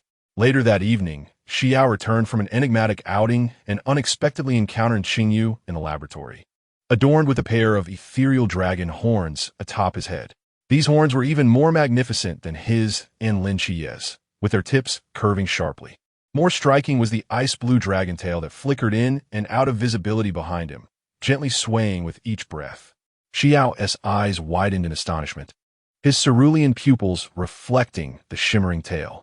His fingers instinctively curled, akin to a cat mesmerized by a dangling toy, rendering him momentarily immobile. However, the illusory horns and tail soon vanished, prompting a wistful sigh from Xi Yao. Noticing the commotion, and Qingyu turned around, catching a glimpse of the youthful face still marred by unrestrained regret. Adjusting his glasses, he remarked, "This is more challenging than I anticipated. For now, I can only extend the usage time. Perhaps you could return a bit earlier tomorrow." Understanding the implication in Qingyu's words, Xi Yao's lips curled into an uncontrollable smile. "Really?" And Qingyu responded with a shy grin, opening his arms to embrace the excited boy, encircling his slender waist and drawing him close. After a brief moment, Xi Yao's excitement overflowed. "And Qingyu, you're incredible, truly a genius." He felt exceptionally fortunate, not merely for winning the lottery with dual golds, but for encountering his father in a laboratory, meeting the system in moments of peril, and forging friendships in an unfamiliar world. "Meeting you both is such a blessing," he exclaimed. Hearing this, and Qingyu gently released his embrace, but maintained a close distance. "So, Xiao Yao intends to call me by my full name indefinitely? As friends, I had expected a more intimate form of address." "It does seem so," Xi Yao pondered, acknowledging that terms of endearment among friends should indeed be more affectionate. Calling him by his full name felt overly formal. How about just Qingyu? Or perhaps Little Fish? Little Fish sounds more endearing, he decided. The daytime lessons were monotonous, with the instructor droning on about theories while Xi Yao rested his chin on one hand, absent-mindedly twirling a pen between his fingers, his thoughts drifting far away. He was sketching his hunting objectives for the night on the system map, strategizing for a swift resolution. Yet, plans often falter in the face of unpredictability. Under the moonlight, a shadow clad in a bull warrior mask darted between buildings, the crimson cloak adorned with flame patterns billowing dramatically in the night breeze.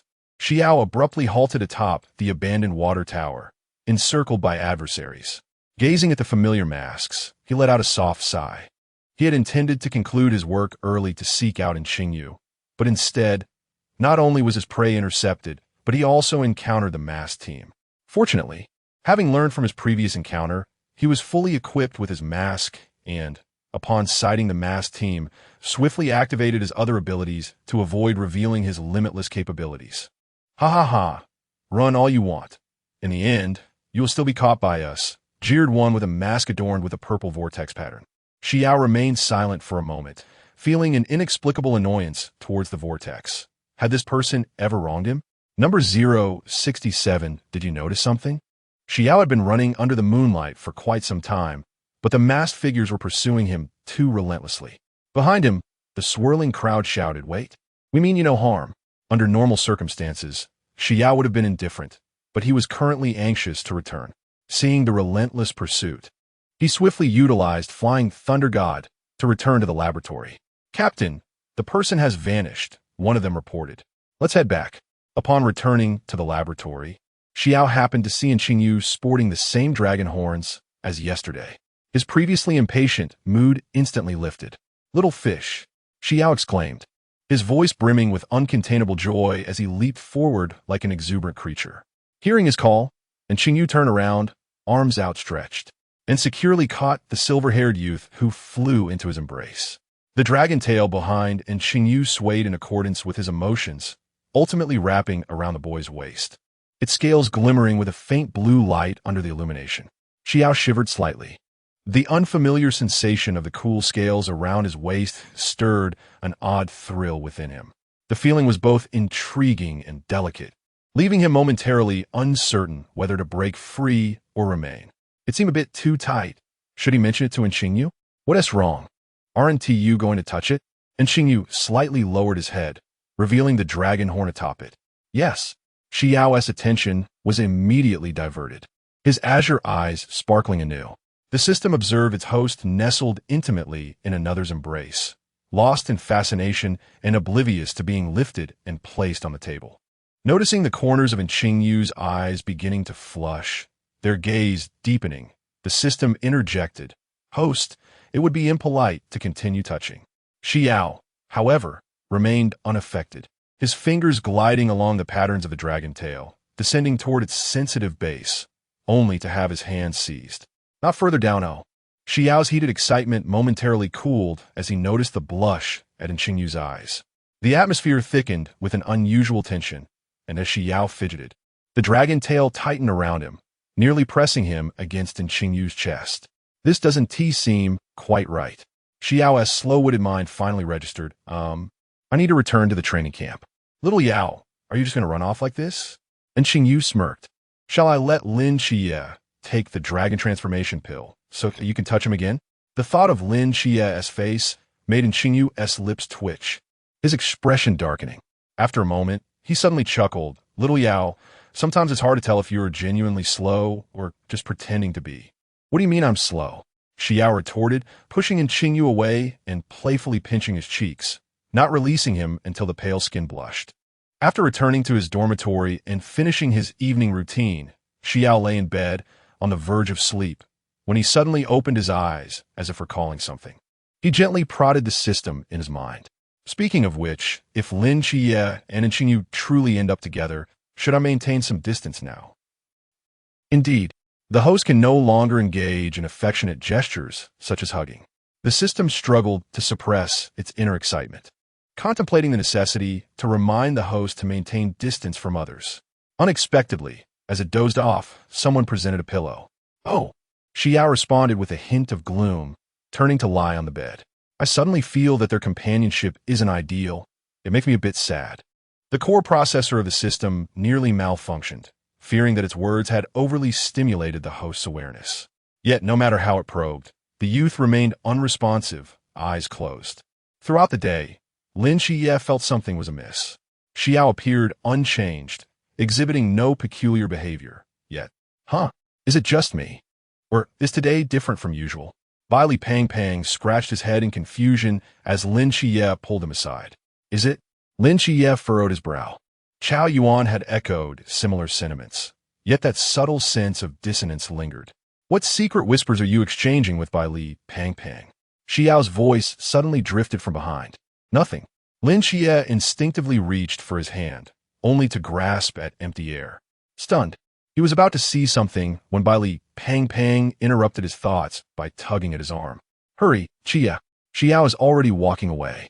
If we don't catch up, someone else will devour the food. That evening, Xi Yao returned to the laboratory with a mysterious corpse as usual, first engaging with the rotund Qianlian. However, as his fingers slipped into the cage, they sank into its soft flesh. Xi Yao paused for a moment, then abruptly flung open the cage door, extracting the entire creature. You need to lose weight. The Qianlian, suddenly declared to be on a diet, was perplexed. It puffed up its folds in indignation, ready to teach this oblivious human a lesson, when it noticed Xingyu approaching, adjusting their glasses. Just as the Qianlian prepared to bare its teeth, it recoiled at the sight of the approaching bespectacled figure and promptly closed its mouth. I shall reduce its food intake. As for exercise, I will have my fish species monitor it. Xi Yao nodded, entirely disregarding the enticing swaying of the dragon tail behind him. After bidding farewell to Lin Qiye, he instantly teleported away. The nearby Qianlian squinted at the approaching figure, its tail gradually ceasing its motion, reflecting its master's displeasure. Trembling slightly, it scampered back into its cage, thoughtfully locking the door and curling up in a corner. As night fell, Xi Yao's silhouette materialized in the dormitory. He lazily yawned, hastily freshened up, and collapsed into bed. For several consecutive days, this pattern persisted, and Lin Qiye became increasingly convinced that the youth was deliberately avoiding physical contact. Why? Did he sense Lin Qiye's feelings and resolve to keep his distance? Contemplating this possibility, Lin Qiye's complexion paled, and his heart sank heavily, akin to plummeting into an abyss without end. One might ponder the youth's blunt and somewhat obtuse character, yet the reality diverges from his perception. Meanwhile, Xi Yao disregards Shan Qingzhu's peculiar gaze and proceeds to perform a series of so-called divine rituals. Host, are you prepared? Absolutely ready. The system's confidence falters within mere seconds, suddenly deflating as it recalls the previous 2 golden flashes and timidly inquires, Host, would you like to seek out Qingyu? No way. Without awaiting a response from the system, I directly initiated the lottery. The modest box swayed back and forth for a while before finally releasing 2 purple and 1 blue orbs of light. Number 068, absolutely not. The system refuses to agree with Momotaro's dumpling and shrink ray, both of which are gadgets from the Dorman series. The system feels as if it is succumbing to PTSD from the blue chubby cat. The terror induced by those absurd gadgets surges once more. It holds its breath in silence, fervently praying for a semblance of normal equipment this time. With 10 blasts of blue light, Xi Yao glanced at the system's space, realizing it was high time to organize the blue items, especially since Hiroshi's socks had accumulated across several slots. In the final 10 attempts, the system concentrated intently as it observed the shabby box shaking violently in all directions, with each orb of light that emerged, blue, blue, and more blue. The system's anticipation plummeted with every appearance of blue light. Just as it prepared to resign itself to fate, a brilliant golden light suddenly erupted. Even Xi Yao was taken aback. Not long ago, 2 golden lights had appeared, and he thought he would have to wait until over 100 attempts to witness another golden glow. Revival armor origin, honor of king's description. Wearing it allows for resurrection. Only 10 can exist in one world, and it can be used twice. No one expected the revival armor to appear so effortlessly. Not only the system, but even Xi Yao thought he would need to exhaust the full guarantee before it emerged. Gazing at the deep blue armor adorned with golden patterns, Xi Yao breathed a sigh of relief. Regardless of the circumstances, the immense pressure weighing on him had finally shifted slightly, and he now only needed to draw 2 more items. Ah, host, you are simply extraordinary. The shrill voice of the first screaming chicken resonated, causing Xi Yao's head to buzz. The following day, at the training ground, Xi Yao finished the last few rounds of his handgun and was about to join the jovial group, led by Bailey Pang Pang, when a warm hand grasped his wrist. Bang bang. You and Xiao Yuan head to the cafeteria first. I have a few things to discuss with Xiao Yao. Lin Qiye's voice was calm, devoid of emotion. Bailey Pang Pang paused, taken aback, but was promptly dragged away by Xiao Yuan toward the cafeteria. All right, Qiye, we'll wait for you there. Xi Yao followed closely, his gaze lingering on their intertwined hands. Lin Qiye's knuckles turned slightly white from the pressure, warmth radiating through their touching skin. He discreetly curled his fingertips, but ultimately did not withdraw his hand. Walking ahead, Lin Qiye maintained a composed demeanor, though his heart raced within his chest. He had pondered deeply the previous night, reflecting on how the youth evaded his touch, seemingly creating distance. Why? The thought of his feelings being rejected or the possibility of the boy having affections for someone else drove him to madness. He tightened his grip on the hand he held, pushing open the dormitory door and pulling the boy to sit on the bed. The sound of the door closing made Xi Yao involuntarily shudder. He stole glances at Lin Qiye's somber profile, his heart in turmoil.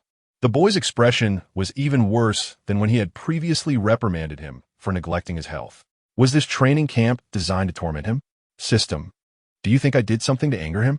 The system, equally perplexed, flipped through the host's log and confidently replied, No, Xiao Yao, Lin Qiye suddenly spoke, his voice hoarse, startling even himself.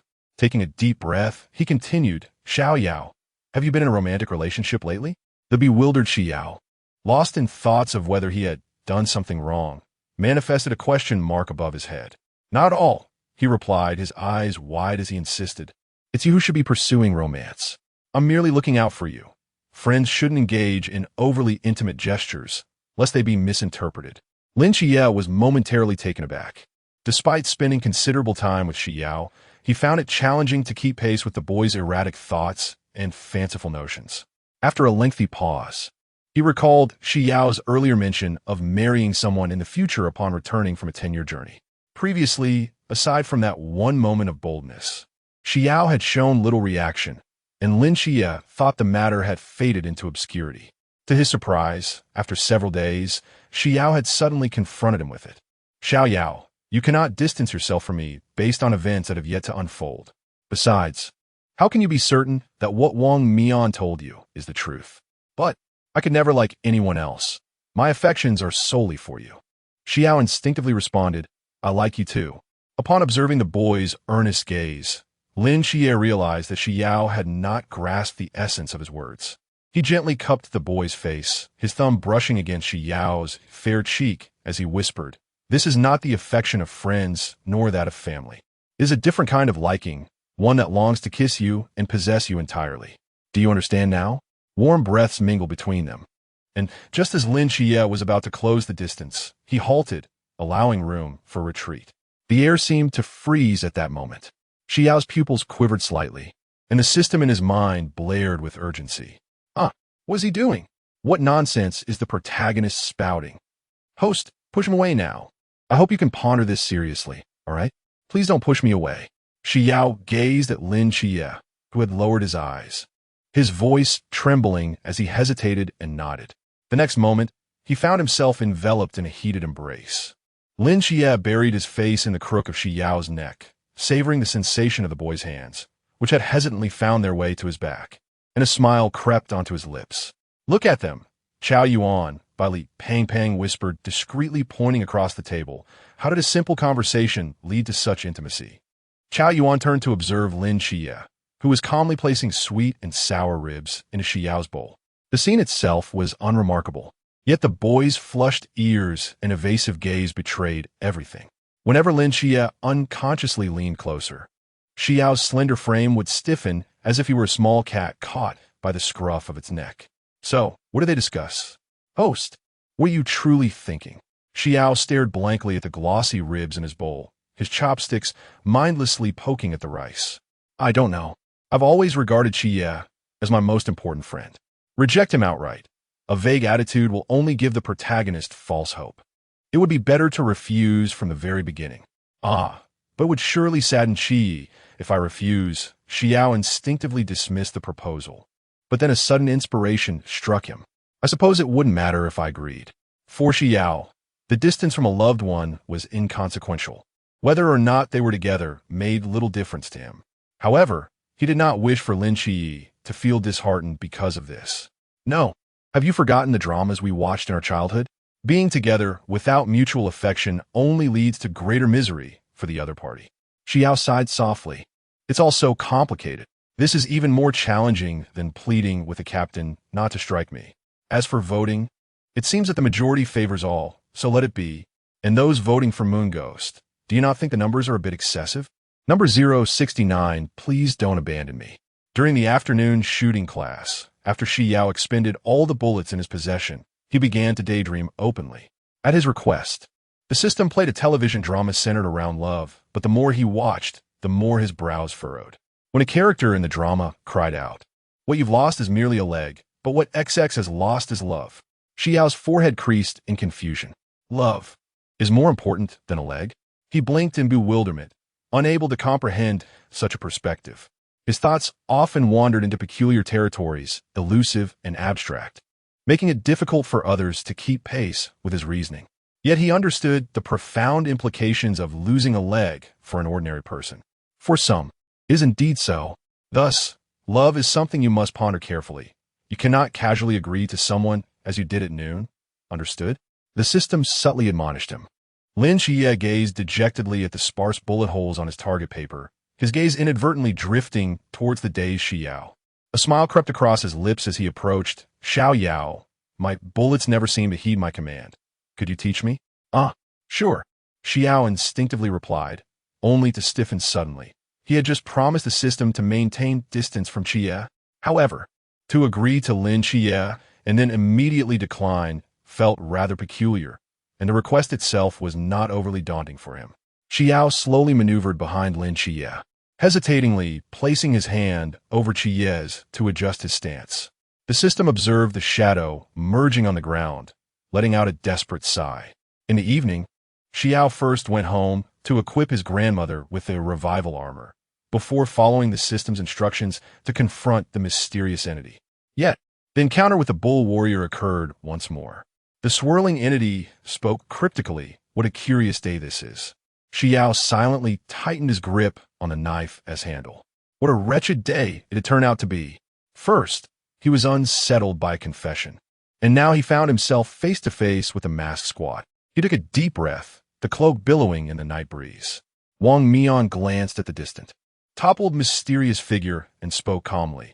I believe we can have a meaningful discussion. We harbor no ill will towards you. Since you are bound to confront the mysterious entity anyway, why not join us? The swirling figure chimed in.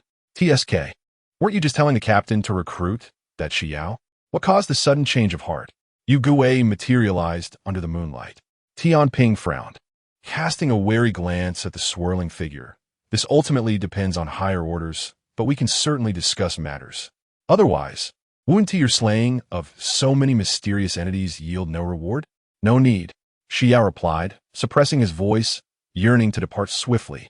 To expedite his work and return home, he attacked the mysterious entity without evasion, relying solely on his boundless tenacity to achieve an unscathed outcome. Uncertain if they had noticed this peculiarity, the last unexpected revelation had already given him a headache, and he wished to avoid another slip that might expose his nightly excursions from camp to the instructor. Wang Mian and Tian Ping exchanged glances. This figure appeared enigmatic and elusive, leaving them with no recourse but to refrain from forcefully detaining him and inciting enmity. They could only retreat and inquire. To which side do you belong? A sorcerer. As Xi Yao completed his task and contemplated making a swift exit, a grave alert resonated within his mind from the system. Wait a moment, host. I've just detected the presence of a usurper nearby. Mark the location for me. I shall pursue, he replied mentally. In that instant, a radiant red light enveloped him. Just as he ascended into the air, a warm hand unexpectedly grasped his forearm, and he turned to find a figure clad in a purple vortex mask clinging to him. The two exchanged glances, the air around them becoming thick with tension.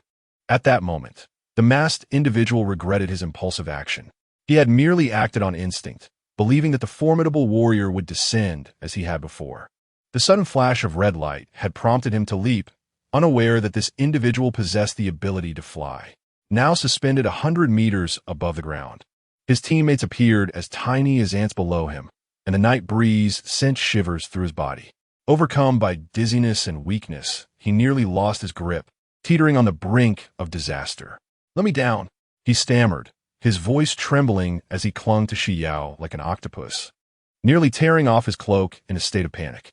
After a moment of silence, Xi Yao exhaled and grasped the vortex's arm, contemplating whether to forcibly detach this burdensome figure and let him reunite with his teammates. The system, however, urged him frantically, host, he is about to escape. Hold on tight. He warned tersely, abruptly accelerating towards the southeast. The wind howled fiercely in his ears as the vortex's cries pierced the night sky. Slow down. I have a fear of heights. The two streaked across the night like a meteor, leaving behind a dumbfounded team of masked individuals. The masked team felt a twinge of embarrassment, questioning their choice of such a teammate. Nevertheless, they swiftly pursued, for even a comically inept ally was one they could not simply abandon. High above, Xi Yao was nearly driven mad by the cacophony ringing in his ears. System, where are we now? He is leading me in circles. Simply follow my directions, host. Exasperated, Xi Yao continued his flight with the panic vortex. Were it not for the intermittent guidance, he might have discarded the vortex to fend for himself due to the incessant noise. What exactly are you doing with me? Xi Yao snapped. I instinctively. Can't you just draw me down first? The vortex's voice quivered, clearly strained from his continuous shouting. Wasn't I just about to let you go? That was not a release. That was murder. The vortex's tone escalated again. Where are you headed, for heaven's sake? As the arrow indicating their direction began to fade, Xi Yao frowned and increased his speed, much to the vortex's dismay. The fierce winds generated by their rapid movement nearly dislodged his mask. The vortex lamented his decision to follow along. Soon, the arrow vanished entirely, prompting Xi Yao to click his tongue and hover midair. Meanwhile, the vortex, fearing Xi Yao's impatience would lead to him being unceremoniously dropped, clung even tighter. Although I previously mocked your poor drinking capacity, I have just recommended you for the masquerade, so please do not repay kindness with enmity. Xi Yao. How did you recognize me? Wait, have you ever ridiculed me? Number 070, this is utterly revolting. The night wind howled as two figures hovered 100 meters above the ground. The cloak adorned with fiery patterns billowed like waves under the moonlight. Yet Xi Yao was too preoccupied to pay heed to the rustling fabric. His gaze was fixated on the individual who had unexpectedly unveiled his disguise. Moreover, when had he mocked my drinking capacity, how could he remain oblivious? Cough, cough, it was that one time you drank, he called, and after a few exchanges, he realized you were intoxicated. Oh, the swirling figure clung to him like a koala, his voice trembling out of tune. Can't we descend to discuss this? No. How could you be certain it was me? I guessed. Didn't I just witnessed that attack miss you? I merely jested. Suddenly, the swirling figure grasped something, his voice trailing off. Wait, you're not contemplating silencing me, are you? Xi Yao remained silent, his gaze fixed on the dark-haired individual, contemplating the best method to induce amnesia. Should he strike from above or from the back of the head? Or perhaps, the swirling figure shivered, casting a furtive glance at the minuscule buildings beneath. How about we descend to chat? I'll treat you to supper. Noticing the youth's continued silence and unwavering stare, the swirling figure suddenly had an epiphany. I swear I won't disclose your identity to anyone. Really? Absolutely. The swirling figure was on the verge of tears. So can we go down now? Let go. I'll escort you down. No, no, no. The swirling figure tightened his grip. Couldn't you be a bit gentler this time? Before the words had fully escaped his lips, the scenery around them abruptly shifted. In an instant, they found themselves on the ground, colliding with the masquerade team that had come searching for them. Wang's mask twitched at the corners of his mouth as he observed his teammate entangled like an octopus with another. He inhaled deeply, mentally assigning double training hours to the swirling figure. TSK, TSK, TSK. How much longer are you going to cling, swirling? The moon ghost was left speechless. They were anxiously running about in the back, and this character, the swirling figure, his limbs weak, descended from Xi Yao, stumbling precariously before nearly falling to the ground.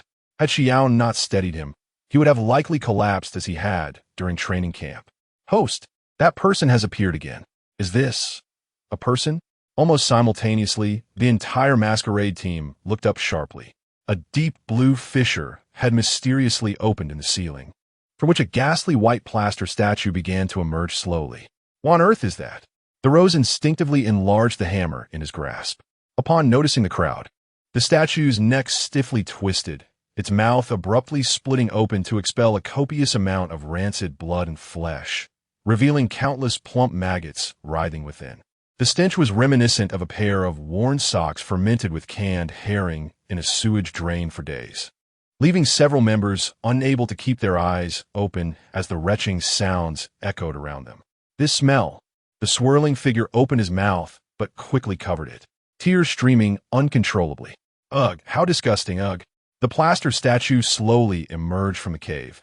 Each inch it moved, causing a viscous, putrid liquid to drip down. The moon demon fought against the urge to vomit, his figure vanishing into the night, though the sound of retching could still be heard. Xi Yao's face, concealed beneath his mask, turned pale. Despite activating his limitless capabilities at once, he detected no foul odor, yet the urge to vomit still surged within him. He clenched his teeth tightly, resolutely maintaining his aloof demeanor. We must exit. Even without the scent, its presence is still palpable. Wang Mian's complexion turned ashen, his stomach roiling violently. Gravity, wretch. Just as Tianping raised his hand, he bent over, dry heaving, unable to utilize his abilities. Xi Yao decisively grasped Wang Mian's and Tianping's arms, and in an instant, the three of them appeared in a nearby clearing. Almost simultaneously, the vortex expelled Rose and the others from Purple Whirlpool. As they inhaled the fresh air, their complexions began to improve slightly. Host, I have gathered information. The creature you are observing appears to be a gargoyle, typically possessing only teleportation and petrification abilities. Be cautious not to make physical contact. As for the forced vomiting, it seems to be a result of their experiments, the system reported. Understood. Xi Yao relayed the system's information to Wang Mian and the others. I see. Wang Mian replied solemnly. Stay close. Rose's face appeared somewhat pale beneath her mask. In a clearing not far away, the statue climbed stiffly from the ground, its neck cracking as it twisted upwards, its mouth gaping wide like a terrifying black abyss. Suddenly, a plume of black smoke erupted from that void, surging toward the group. Their expressions soured. The black mist resembled swarming insects, so numerous that it was mistaken for smoke. What the hell is that? Rose exclaimed, cursing under her breath. Wielding her massive hammer, Rose swung it, causing the black mist to churn with the flow of air, yet not a single insect was harmed. Observing this, the vortex opened wider, attempting to engulf the black mist.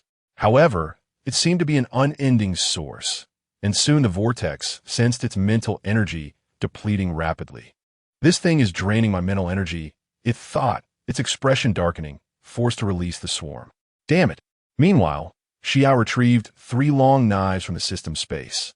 The blades glimmered with a crimson light, and in an instant, they shot forth like meteors. Boom! The ground was struck, creating a massive 10-meter-wide crater. Dust swirling into the air. As the dust settled, the group gasped in shock. The plaster statue stood unscathed, the curvature of its mouth appearing to mock their efforts. Beside it, the long knives had already turned to stone, shattered into debris. Wang Mian's blade glimmered with cold light, a fierce arc sweeping through the air, and the statue was cleaved into several pieces. Yet, those fragments wriggled as if alive, quickly reassembling into their original form. The statue's gaping mouth stretched almost to its ears, revealing sharp teeth, seemingly mocking the futility of their attempts. Xi Yao observed the statue's reassembly process thoughtfully, a faint smile appearing on his lips. I've got hold of you now. If you attempt to cut it into pieces again, Wang Mian understood, and the blade descended like a torrential waterfall.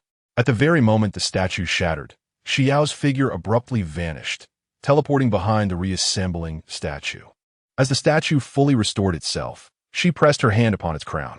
The transformation was effortless. The grotesque expression of the statue instantly froze. Its body swelled rapidly like an inflated balloon, the pallid surface stretching taut with countless fissures. The once mocking visage was now replaced by sheer terror. Its gaping maw opened and closed futilely, producing no sound whatsoever. Accompanied by a dull explosion, the statue erupted into countless fragments. The swarm of black mist, bereft of its host, cascaded down like raindrops, staining the entire concrete floor with a writhing black hue. As the crisis finally subsided, the onlookers collectively exhaled in relief. The horrific gas that had permeated the air lingered vividly in their memories. It was a nauseating scent they would likely not forget for a long time. No. 071, a lack of desire. I have revised Xi Yao's character card to don the role of Yao, embodying the appearance of lingering above others. In the future, it is likely that there will be both 1v1 endings and all routes, as some individuals have entered due to the allure of the all route. I cannot abruptly shift to a 1v1 scenario. Otherwise, it could be perceived as a deceitful narrative. As the members of the masked squad exhaled in relief, they suddenly noticed the scattered stones mysteriously dissolving into the night. Tang Xiang anxiously gripped his weapon, questioning the captain if they were about to regenerate. Xi Yao soared into the sky, maintaining a composed demeanor while scanning the surroundings. Already beyond perceptual range, the system's electronic voice resonated with an unusual gravity. Host, this usurper is on an entirely different level than any encountered before. Indeed, Xi Yao's expression darkened as he surveyed the vanishing debris below, a sudden realization prompting a change in tone. Wait, could this individual be entirely composed of such ghastly entities? If that is his ability, host, you. Xi Yao experienced a moment of darkness before promptly returning to Xingyu's laboratory, under the sterile glow of the laboratory lights. And Xingyu had just removed his gloves, the white lab coat still stained with suspicious blood. Hearing a commotion, he looked up just in time to see Xi Yao appearing not far away. The instant their gazes met, Xi Yao abruptly took a half-step back, an expression of subtle discomfort crossing his face. The mere thought that this individual also relished conducting experiments and had concocted such repulsive entities nearly caused him to falter in front of others, igniting an uncontrollable urge within him. And Xingyu blinked in surprise, questioning what was wrong as he observed Xi Yao's ghostly pallor. Xi Yao recounted the earlier encounter in detail, particularly emphasizing the nauseating odor. This was his first encounter with such a peculiar entity devoid of desire, truly revolting. Upon hearing that the creature had vanished, and Xingyu felt a tinge of disappointment. Despite the repugnant ability, both the petrification and recomposition powers sparked his desire for further research. However, with its disappearance, he could only relent. Noticing the young man's grim expression, and Xingyu shifted the conversation, mentioning the initial success of his weight loss regimen with the 1,000-mile eye. Would Xi Yao like to take a look? Sure. As the night waned and dawn's light began to break, Xi Yao groggily opened his eyes, the sunlight streaming through the window, illuminating the dormitory. Rubbing his eyes, he felt a momentary disorientation. Had the instructor truly not blown the assembly whistle today? Did the instructor not blow the whistle? Shen Qingzhu inquired with a furrowed brow. Xi Yao shook his head, still clouded with sleep as he attempted to nestle back into his blankets. Something must have happened. I will check, Shen Qingzhu declared, suddenly changing expression and rushing outside. Wrapped in his duvet, Xi Yao turned over, on the verge of drifting back into slumber, when he felt a gentle nudge on his shoulder. Struggling to open his drowsy eyes, he was greeted by Lin Qiye standing at the foot of his bed, visibly relieved upon noticing his awakening. What's wrong? Xi Yao's voice still carried the weight of sleepiness as he burrowed deeper into his covers. Shen Qingzhu remarked that you had awakened, yet I noticed you had not emerged. Lin Qiye's voice faltered, though he speculated that this might be a drill. Witnessing Xi Yao slumbering alone stirred a flicker of unease within him. Xi Yao languidly rose, listening as Lin Qiye recounted the situation. Most individuals in the dormitory were ensnared in slumber, and both the instructors and logistics personnel had vanished. He nodded nonchalantly, contemplating how this exercise posed little challenge for him. Upon hearing that new recruits who did not awaken by 6 o'clock would remain in their stupor, Xi Yao's eyes sparkled with a hint of envy. Had he known, he too would have indulged in extra rest. With a leisurely demeanor, Xi Yao trailed at the back of the group, his mind rife with thoughts of shirking responsibility. He occasionally cast glances at Lin Qiye's shoulder, weighing the feasibility of transforming into Yao and hitching a ride. No walking required, and he could seize the opportunity for a quick nap. It was utterly perfect. Just as he grappled with his internal conflict, they arrived at the warehouse entrance. The journey had revealed the training camp to be eerily deserted, its silence almost sinister. Shen Qingzhu blew a bubble with his gum, which floated to the front of the grand door. With a snap of his fingers, the gum erupted. The deafening explosion caused the heavy metal doors to burst open. Wow! Xi Yao was instantly alert, his eyes gleaming as they fixated on the spectacle. System. Do you think such a technique might be part of the lottery, a mere snap of the fingers to bring devastation? It should be possible. The system replied vaguely, recalling a certain purple sweet potato, a slight twitch at its corner. The group selected suitable weapons from the armory when a scream echoed from the direction of the cafeteria. Let us go save them. Lin Qiye seized Xi Yao and dashed towards the source of the sound. The others followed closely, yet they all abruptly halted at the cafeteria entrance. The space that should have been filled with the aroma of breakfast was now saturated with a ghastly stench of blood. Faces paled. Wasn't this supposed to be a drill? How could there be such a sanguine scent? Xi Yao, however, remained true to his instincts, promptly equipping the Yao roll card, transforming into a streak of light that soared above Lin Qiye's head. The others behind him paused in surprise. Even the instructors observing through the monitors were astonished. The records merely indicated the boy's limitless abilities, omitting any mention of his capacity to assume such a form. The documentation failed to note this maneuver as an instructor adeptly manipulated the monitor, enlarging the screen to observe the white-haired figure nestled atop Lin Qiye's head, noting the little horn protruding from above. Upon closer inspection of Lin Qiye's surroundings, it seemed as though something was present, an apparent shield reminiscent of a game element. Only further scrutiny would reveal the truth. Lin Qiye felt a lightness above his head, catching a glimpse of the youth transforming into a streak of light, gracefully alighting amidst his hair. Instinctively, he raised his hand to catch it, only to find that the white light had settled securely in place. The attention of the new recruits was entirely ensnared by the horrific scene within the cafeteria, offering only a fleeting glance at Xi Yao's sudden diminutive form, dismissing it as a mere trick of the void. Inside the cafeteria, aside from the lifeless bodies of new recruits, the ceilings, walls, and tables were ensnared with cobwebs.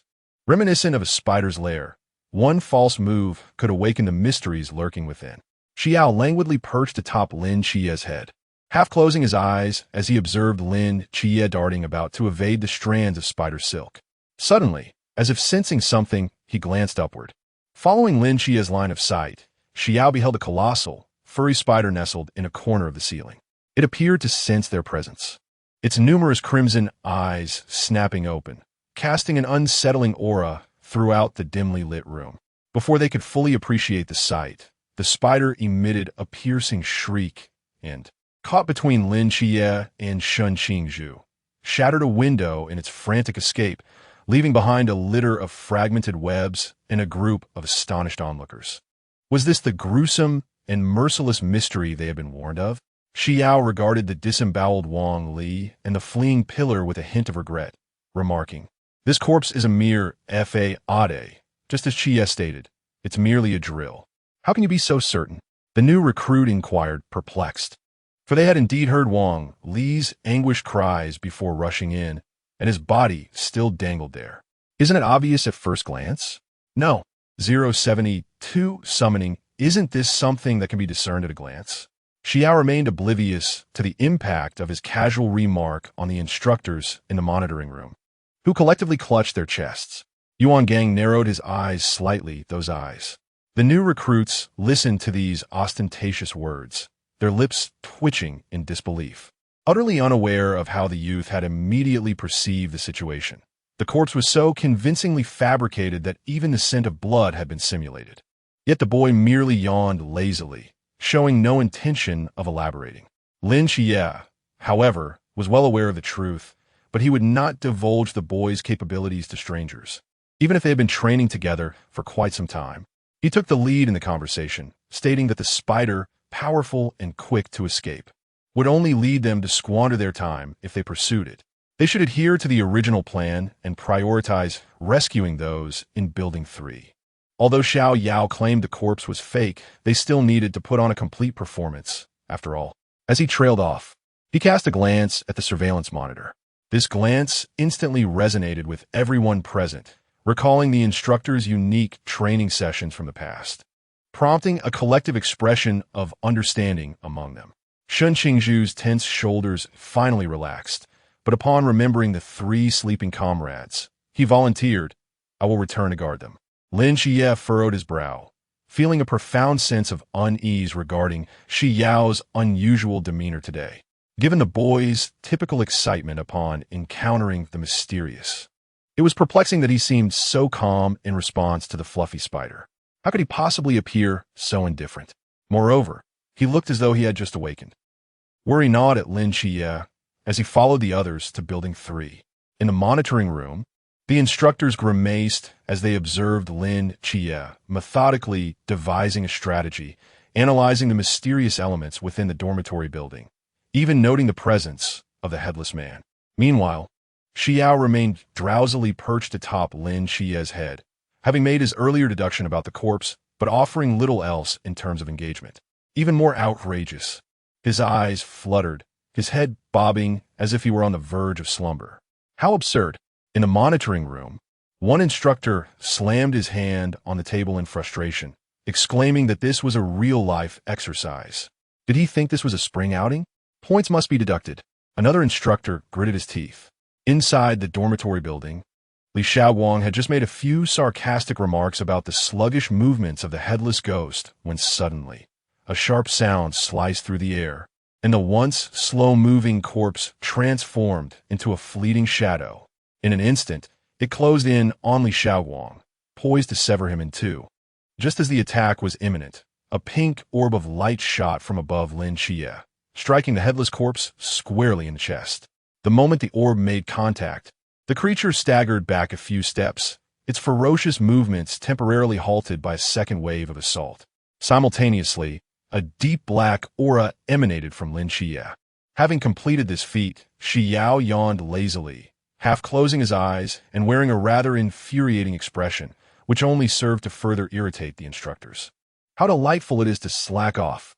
Xi Yao observed Lin Qiye and the others as they analyzed the mechanics of the headless ghost, subsequently proceeding to locate the spatial anomaly, knowing he merely needed to propel the orb of light at the right moment, as it would not fall for a while yet. As Xi Yao dozed off in a haze, he suddenly felt a lightness in his body, causing him to uncontrollably tumble from the top of Lin Qiye's head. A petite white deer, adorned with delicate pink antlers, gazed with its glistening, large eyes at the scattered fragments of a magic cube on the ground, bewildered as it met Lin Qiye's astonished stare. Lin Qiye, taken aback by the sudden appearance of the fawn, tentatively called out, "Xiao Yao?" Observing the deer transform back into a three-headed figure, it then darted back to his head in a flash of light. "It's nothing. The shield must have shattered, and I just happened to activate a mysterious control-type skill while descending." Perhaps due to the transformation, the boy's originally clear voice now sounded childlike. "Xiao Yao?" Lin Qiye panted as he leaned against the wall, hesitating for a moment before inquiring, "Are you feeling unwell today?" Elfia pouted. Recalling the revolting black substance from the previous night, his previously restored good mood plummeting once again. "Let's not talk about it. I encountered something particularly disgusting last night after hearing the description." Lin Qiye couldn't help but chuckle. Noticing the boy's spirit waning, he hastily changed the subject. However, their conversation was short-lived as a spider stumbled into their web. The spider boy, having narrowly escaped from a terrifying human, was attempting to mimic Spider-Man, swinging through the buildings. Just when he thought he had evaded danger, he collided directly with Lin Qiye and Xi Yao. Lin Qiye tightened his grip on the knife in his hand. Xi Yao remarked, "That white face is rather unsettling." "Ah!" The spider boy screamed in despair, "You ambushed me." "Ah!" In response, Lin Qiye unsheathed his knife. After all was said and done, a convoy of jeeps approached from a distance. Once the vehicles halted, the instructors disembarked in succession, with Yuan Gang striding confidently towards the recruits, hands clasped behind his back. "You all did well," Yuan Gang commended, a rare praise escaping his lips. "The Carnival Day drill concludes here." As for the rest, Xi Yao, lost in thought, only caught the tail end of the announcement stating that training for today and tomorrow was canceled, and they were to rest well. His eyes suddenly sparkled with excitement. The instructor, observing from above, twitched slightly at the corners of his eyes, clearly recognizing the camaraderie shared between Xi Yao and the rebellious Shin Qingzhu. Moreover, Yuan Gang silently watched as Lin Qiye sneakily attempted to drag away the spider boy's lifeless body, only to be obstructed by the white-haired youth. "Ahem! The mysterious corpse must be recovered. You cannot take this with you," Yuan Gang interjected, stepping forward to remind him. "I merely wish to prepare braised spider legs." Lin Qiye stubbornly tugged at a spider leg. "I heard they're high in protein. No way. Can a mysterious corpse even be eaten?" Xi Yao cast a silent glance at the pallid body on the ground and turned to Lin Qiye, solemnly stating, "If you wish to eat it, you can do so yourself." Lin Qiye. Ultimately, the body of the spider child was impossible to carry away, and with a sense of regret, Lin Qiye relinquished the spider leg in his grasp, leading Xi Yao to retreat. Observing the boy's sidelong glance, Lin Qiye, somewhat helpless, remarked, "I had no intention of consuming these things. I merely sought to utilize them for summoning." He then elaborated on his summoning abilities. explaining to Xi Yao that they required mysterious corpses, insisting, "I truly do not eat such things." Xi Yao gradually widened his eyes, resting his hand upon Lin Qiye's shoulder, and inquired, "So, have you summoned anything?" Lin Qiye shook his head, a hint of disappointment etched upon his features. "Where would I acquire a corpse in the training camp? I have yet to summon anything. I could offer you half, as long as you allow me to touch the creature you summon." Lin Qiye's eyes sparkled at the proposition, yet the thought of who might receive the other half of the mysterious corpse made him uneasy. Upon hearing the last statement, he ambiguously suggested, "Let me attempt the summoning first." Ideally, he hoped to conjure a powerful being that would not pique the boy's interest. Lin Qiye cast a brief glance at the boy's exquisite profile, secretly contemplating. "Number 073, so this is what you summoned?" Xi Yao cradled a miniature mummy in her hands, gently prodding its bandaged head with her fingertips, her voice brimming with excitement. Lin Qiye observed the bashful wriggling of the mummy and noted that the boy's attention was entirely captivated by it. With a hint of exasperation, he remarked that indeed, the boy thrived on weapons, capable of manifesting a plethora of armaments during combat as a means of attack. "So, Bili Pang Pang took the fall for you?" Xi Yao gazed at the bandaged figure, her fingers twitching without lifting her head. Ahem, Pang Pang had his own means of proving his innocence. "Wait, what are you doing, Xi Yao?" The boy's slender fingers deftly began to unravel the bandages, swiftly creating a mound of white on the ground.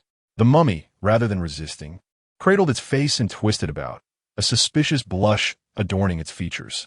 "I merely wish to see what lies beneath the mummy-esque wrappings." Xi Yao blinked innocently, her hands moving ever more rapidly. Lin Qiye facepalmed, several times contemplating returning this embarrassing summoning to whence it came. Yet he found himself unable to resist the boy's sparkling gaze. Ultimately, he turned his face away, choosing not to witness the sight. Regrettably, until Lin Qiye managed to send the mummy back to its original realm, Xi Yao remained deprived of the opportunity to behold the body concealed beneath the wrappings. In August, the sun blazed mercilessly upon the earth, rendering the entire world akin to a colossal microwave, where one emerged dry but returned damp. Following the conclusion of training and assessments, the instructor returned everyone's mobile phones. Unfortunately, as Xi Yao was still enlisted, she could not call her grandmother, resorting instead to contacting Chun Mai, Zhao, Kongchun, and other members of Squad 136, thoroughly disturbing them before finally hanging up contentedly. Just as Xi Yao placed her phone down, intending to find Lin Qiye, an unfamiliar call suddenly interrupted her thoughts. "Hello, can you hear me?" A peculiar voice emerged from the other end, deliberately lowered, raspy like phlegm lodged in the throat. "Vortex?" You could discern that from. Before she could finish her thought, the peculiar voice of Yue Gui echoed, unmistakably reminiscent of the infamous Screaming Chicken No. 2.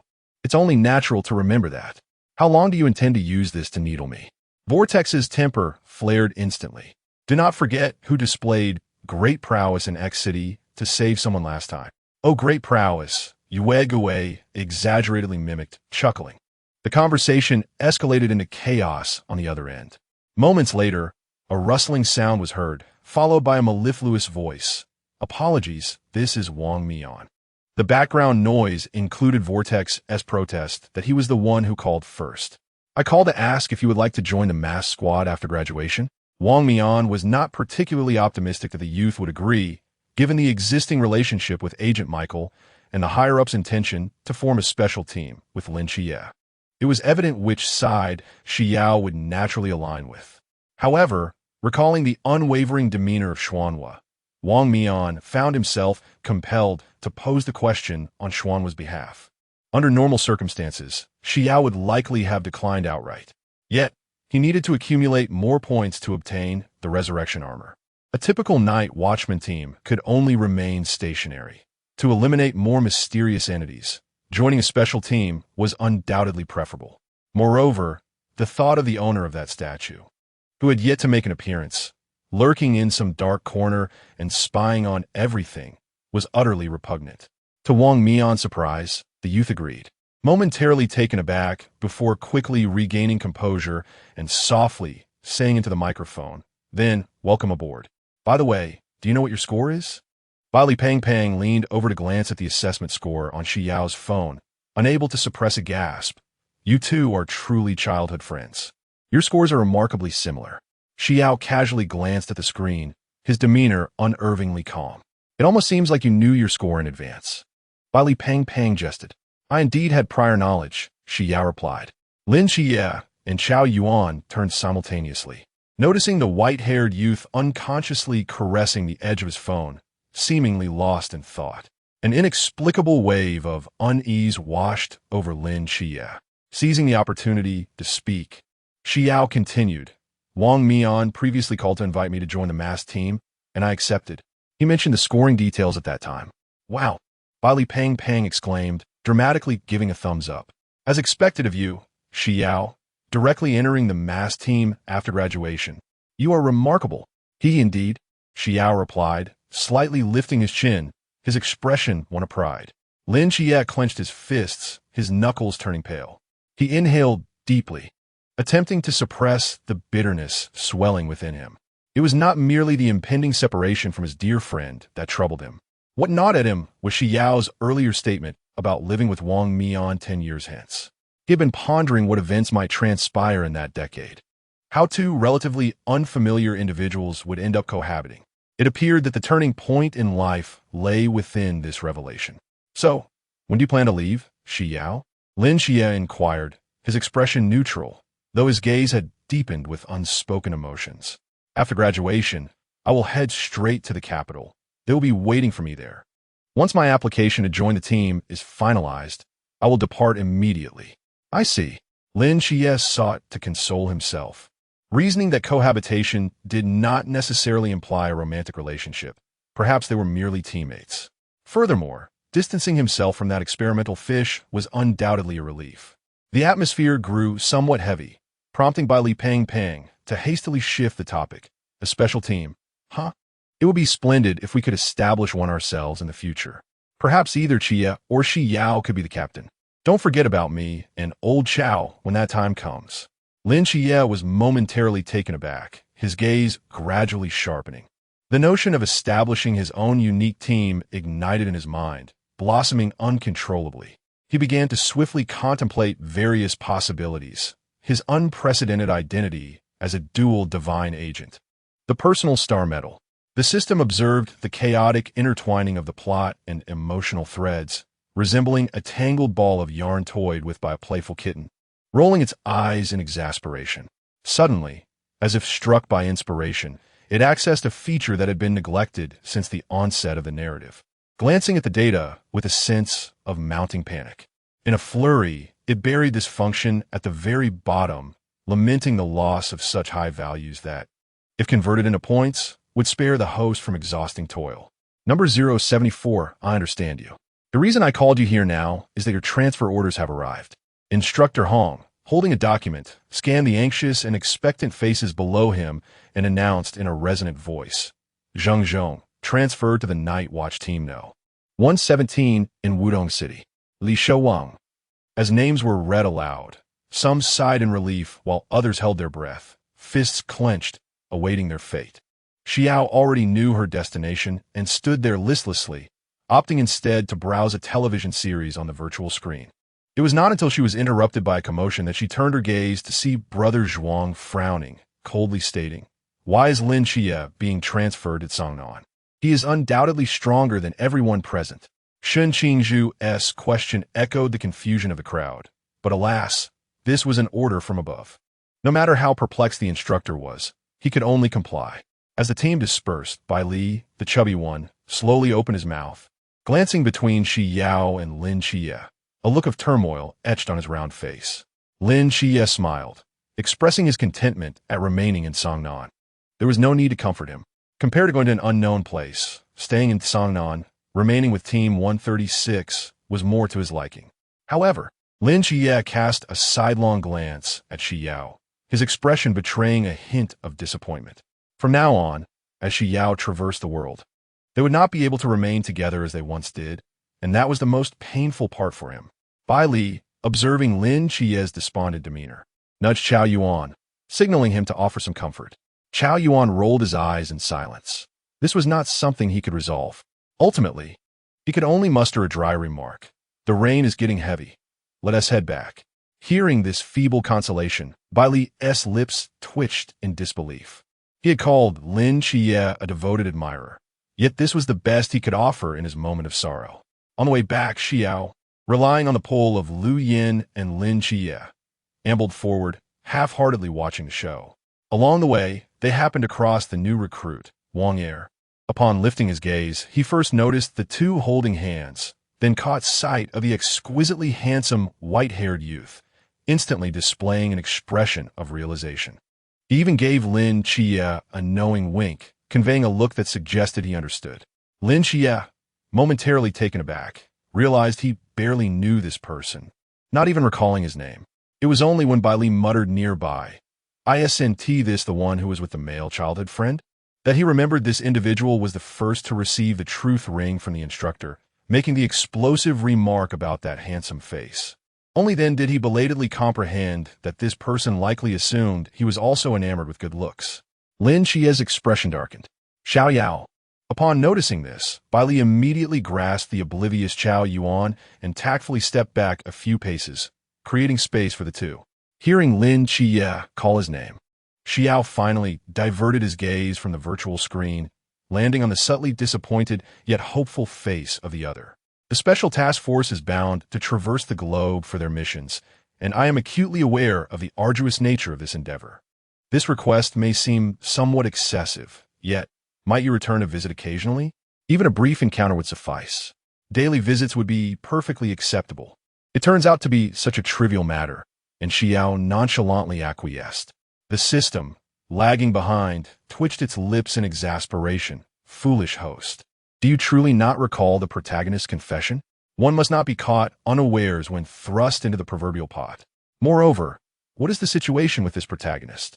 Was he always characterized in this manner? Upon returning to the dormitory, Xi Yao sat upon the bed, gazing at the somewhat disgruntled Shen Qingzhu. Just as she was about to speak, a piercing whistle interrupted her. Arriving at the training ground, she beheld Yuan Gang, his brow furrowed deeply, exuding an air of grave seriousness as he addressed the hastily assembled recruits below, nearly bellowing with all his might. 10 minutes ago, an earthquake triggered a massive landslide. Surrounding villages are severely affected, and rescue teams have already departed, but the journey is long and will require time. Now, I command all of you, immediately proceed to the disaster area to save lives. Everyone board the vehicles. The sky loomed ominously, heavy with dark clouds, and torrential rain cascaded like a waterfall. Within the silent vehicle, the recruits listened intently to Instructor Hong's directives, not uttering a word. In the face of natural calamities, humanity appears woefully insignificant. In mere minutes, a life can be effortlessly extinguished. Xi Yao studied the distance on the map, discreetly making comparisons, before lifting her gaze to the instructor, stating, "I can transport people directly above the village." Upon hearing this, Instructor Hong promptly inquired, "What do you require of us? And how can we assist you?" It is not particularly challenging. However, the issue lies in the fact that upon teleportation, individuals will materialize in midair, and you must take care not to plummet to your demise. All present involuntarily twitched at this notion, yet this diversion lightened the previously oppressive atmosphere. For it was the first time many of them had participated in such a large-scale rescue operation, and it was impossible to deny the tension in the air. Instructor Hong nodded, making slight adjustments to the formation before solemnly instructing Xi Yao, "Do not concern yourselves with the nearby rescue teams. Prioritize sending the farthest groups first." Xi Yao acknowledged with a nod. After dispatching the other teams, Xi Yao then led Lin Qiye and a few others to the most distant village.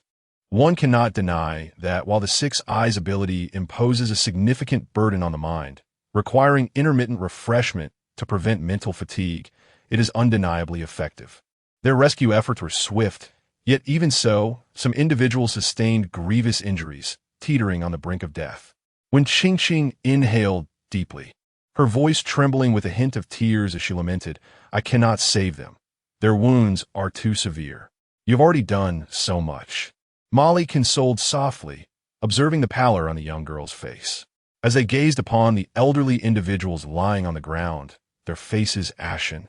Expressions of compassion were evident among those present. He seems capable of saving them? Xi Yao activated the Wu-Wei transformation. As the souls of these individuals flickered like candles in the wind, at risk of extinguishing at any moment. Amidst the questioning yet hopeful gazes of the onlookers, she stepped forth swiftly, gently placing her hand upon the frail arm of an elderly man. The souls of ordinary individuals are not as difficult to manage as that of Han Xiaoyan. Amidst the astonished gazes of the crowd, the elderly man's severed leg astonishingly regrew. Although his complexion remained pale, his breathing had stabilized. Now, under the tranquil sanctuary provided by one Qingqing, all that remained was to indulge in a restorative slumber.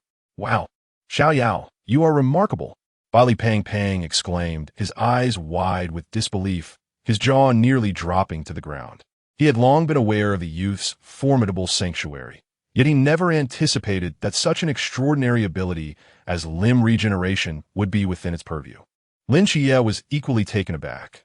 While he was aware of the youth's capabilities, this was the first time he realized that such powers could be employed in this context. Number 075 disappeared. The torrential rain continued to pour down. After the crowd had placed the unconscious elderly individuals in a safe area, they settled down on the ground, leaning against one another for rest. Their clothes were soaked in mud, yet no one complained. At that moment, a little girl with braided hair sat up among the survivors, looking around in confusion. Upon spotting the two elderly individuals lying not far away, she immediately rushed over, her face pale and tears brimming in her eyes. "Grandpa, Grandma, please wake up." Her innocent cries startled a few light sleepers. One Qingqing hurriedly approached, squatting down to gently comfort her. "Little sister, your grandparents are fine. They're just injured and need to rest well." "Really?" The little girl looked up, tears streaming down her cheeks. "Of course it's true." One Qingqing wiped the girl's tears away and spoke softly again. "What is your name, little sister? Can you tell your sister?" "My name is Yaya."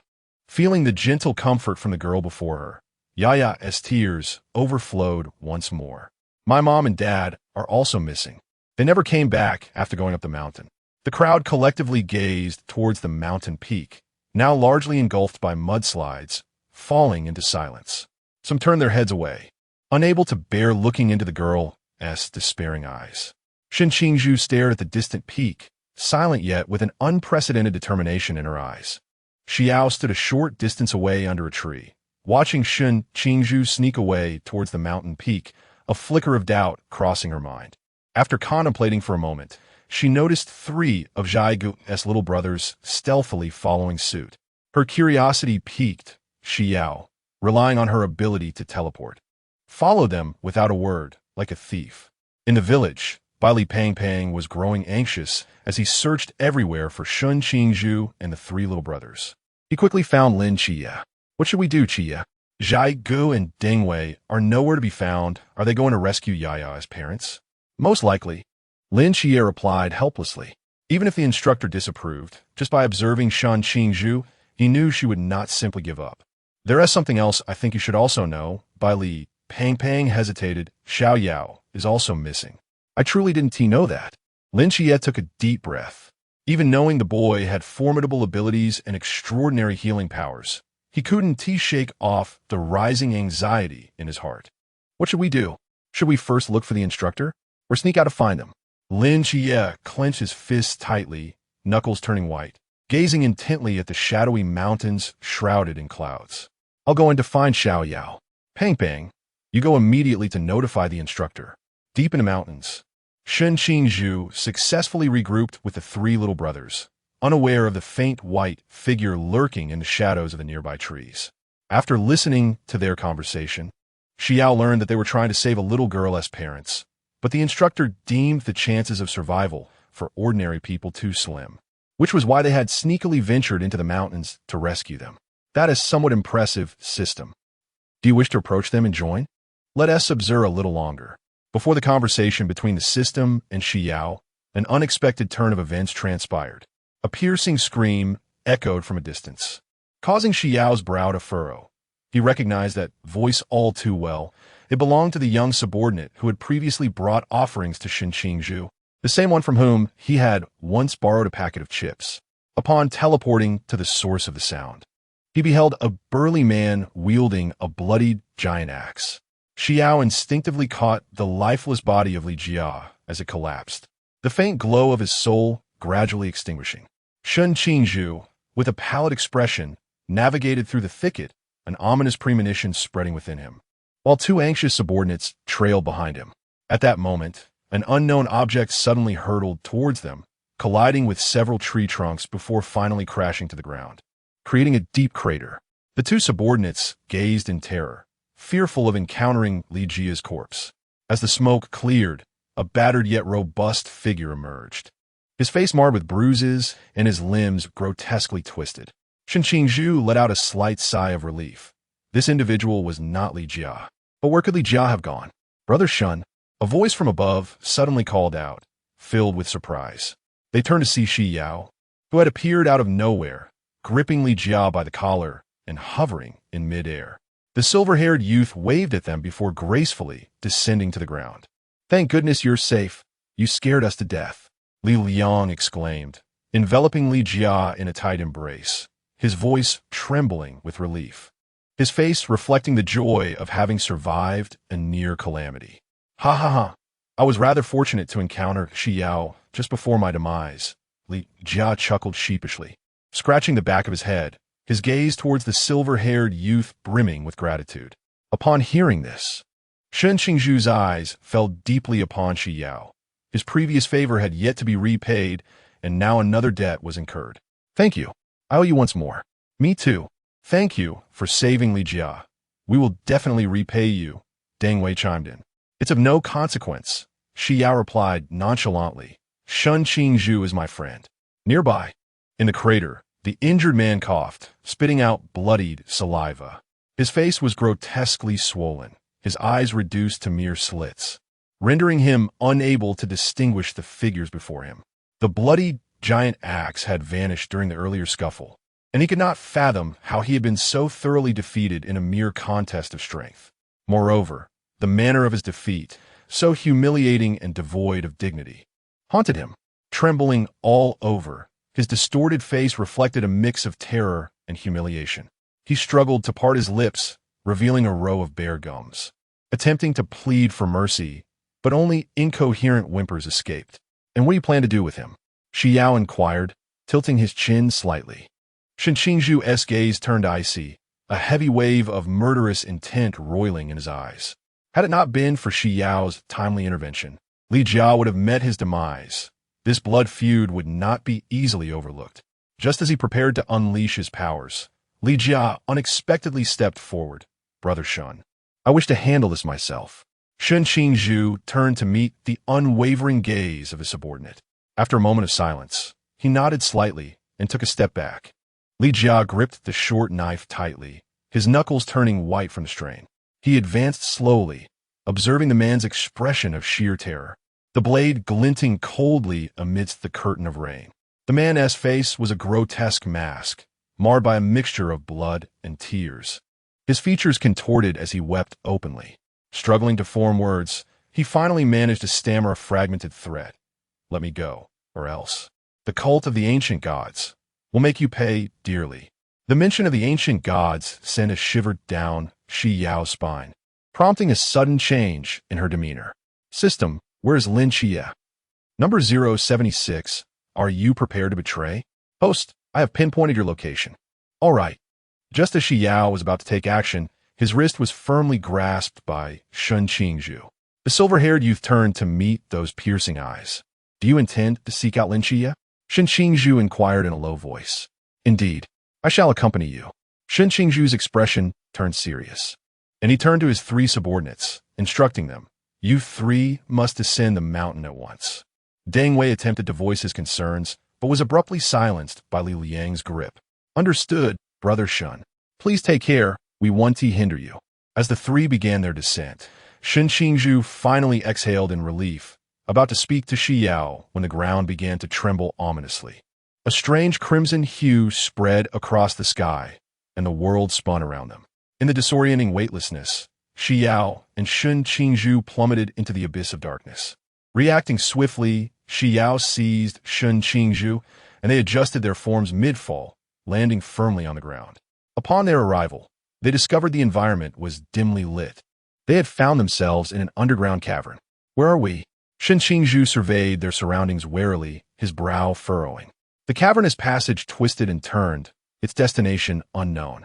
After traversing the tunnel for some time, they heard faint voices ahead. Approaching, they spotted Bai Li, the plump figure stealthily hiding behind a protruding rock, frantically gesturing for them to be quiet. However, it was already too late. The conversation in the depths of the passage abruptly ceased. The silver-haired man suddenly flared his nostrils, his gaze turning icy. There was a scent of blood, and it was alarmingly close.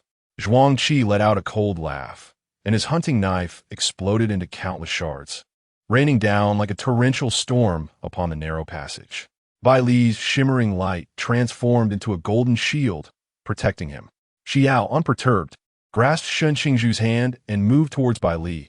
Amidst the cascading fragments, both emerged unscathed. Shun Qingzhu cast a sidelong glance at the youth. Previously, he had thought the boy's abilities were limited to flight and teleportation, but it appeared he had underestimated him. Meanwhile, another silver-clad man morphed into the form of a cheetah, pouncing ferociously towards them with blinding speed. "Be careful." Shun Qingzhu's expression shifted, his body tensing as he prepared to pull Xi Yao behind him. The confines of the cavern were too narrow for him to fully utilize his powers. After all, if his forbidden technique were to activate, it could lead to a collapse of this space. Strangely, the silver cheetah's razor-sharp claws hovered before Shun Qingzhu, but failed to inflict any harm upon them. The silver man's expression changed as he realized the situation had spiraled beyond his control. He had initially believed that eliminating two mere novices would be a trivial task. Yet he found himself in an unexpected predicament.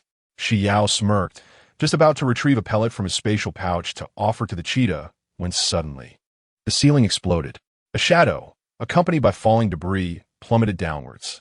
A cold glimmer flashed as a blade, accompanied by a fierce whoosh, aimed directly for the silver cheetah's neck.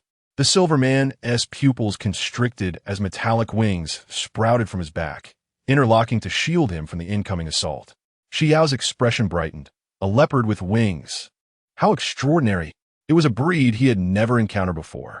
In the midst of the system's silence, Xi Yao, emboldened by his limitless protection, forcefully fed the peach boy's dumpling to the silver-haired man. Lin Qiye landed gracefully, just in time to witness the fierce glint in the silver leopard's eyes gradually fade, replaced by an almost endearing docility, devoid of any trace of the previous murderous intent. Shun Qingzhu and Lin Qiye exchanged glances, yet it was evidently not the time for inquiries. In the next moment, the trio launched an assault upon Zhuangqi, with Bali Pang Pang cheering them on from the rear while creating distractions. Zhuangqi was at a loss. He never anticipated that in the blink of an eye, the silver-haired man would inexplicably betray him, joining the two young ones in their attack. "Damn it! Are you betraying Lord Yu?" Zhuangqi's rage was palpable. All he received in response were the low growls of a leopard and its increasingly fierce assaults. Soon enough, Zhuangqi fell to the two, lifeless on the ground. Lin Qiye, glancing at the man sprawled on the ground with unblinking eyes, turned to inquire about the situation with Xi Yao, only to see the boy smiling as he issued a series of commands to the leopard. "Shake hands." The leopard obediently extended its left paw. "Sit down." The leopard complied and sat down. This familiar scene reminded Lin Qiye of how Xi Yao had trained Little Black back in the day. However, at that time, there had been treats as rewards, whereas this imposing silver leopard received nothing at all. Bili Pang Pang approached, as if awakening from a dream, gazing at the docile silver leopard and murmuring, "Xiao Yao, what did you feed this leopard? How did it become like this?" "Peach Boy's dumpling. A little trinket that makes creatures obedient." Bili Pong Pong's eyes lit up upon hearing this. "Xiao Yao, do you have any left? May I purchase some from you?" It was no significant matter. Xi Yao nodded nonchalantly, as he often received large bags of them, which he rarely finished. Lin Qiye's lips twitched. While Xi Yao possessed many wondrous items, he had not anticipated this particular one. When he saw Xi Yao reaching to stroke the leopard's head, his expression changed, and he hurriedly stepped forward to intervene. Though this leopard appeared to be a beast, within lay a genuine man. Facing the boy's puzzled gaze, Lin Qiye cleared his throat and asked, Xi Yao, when did you go to the mountains? Do you realize I was quite worried about you? At that moment, Xi Yao recalled that, relying on his ability to teleport, he had not informed Lin Qiye of his whereabouts.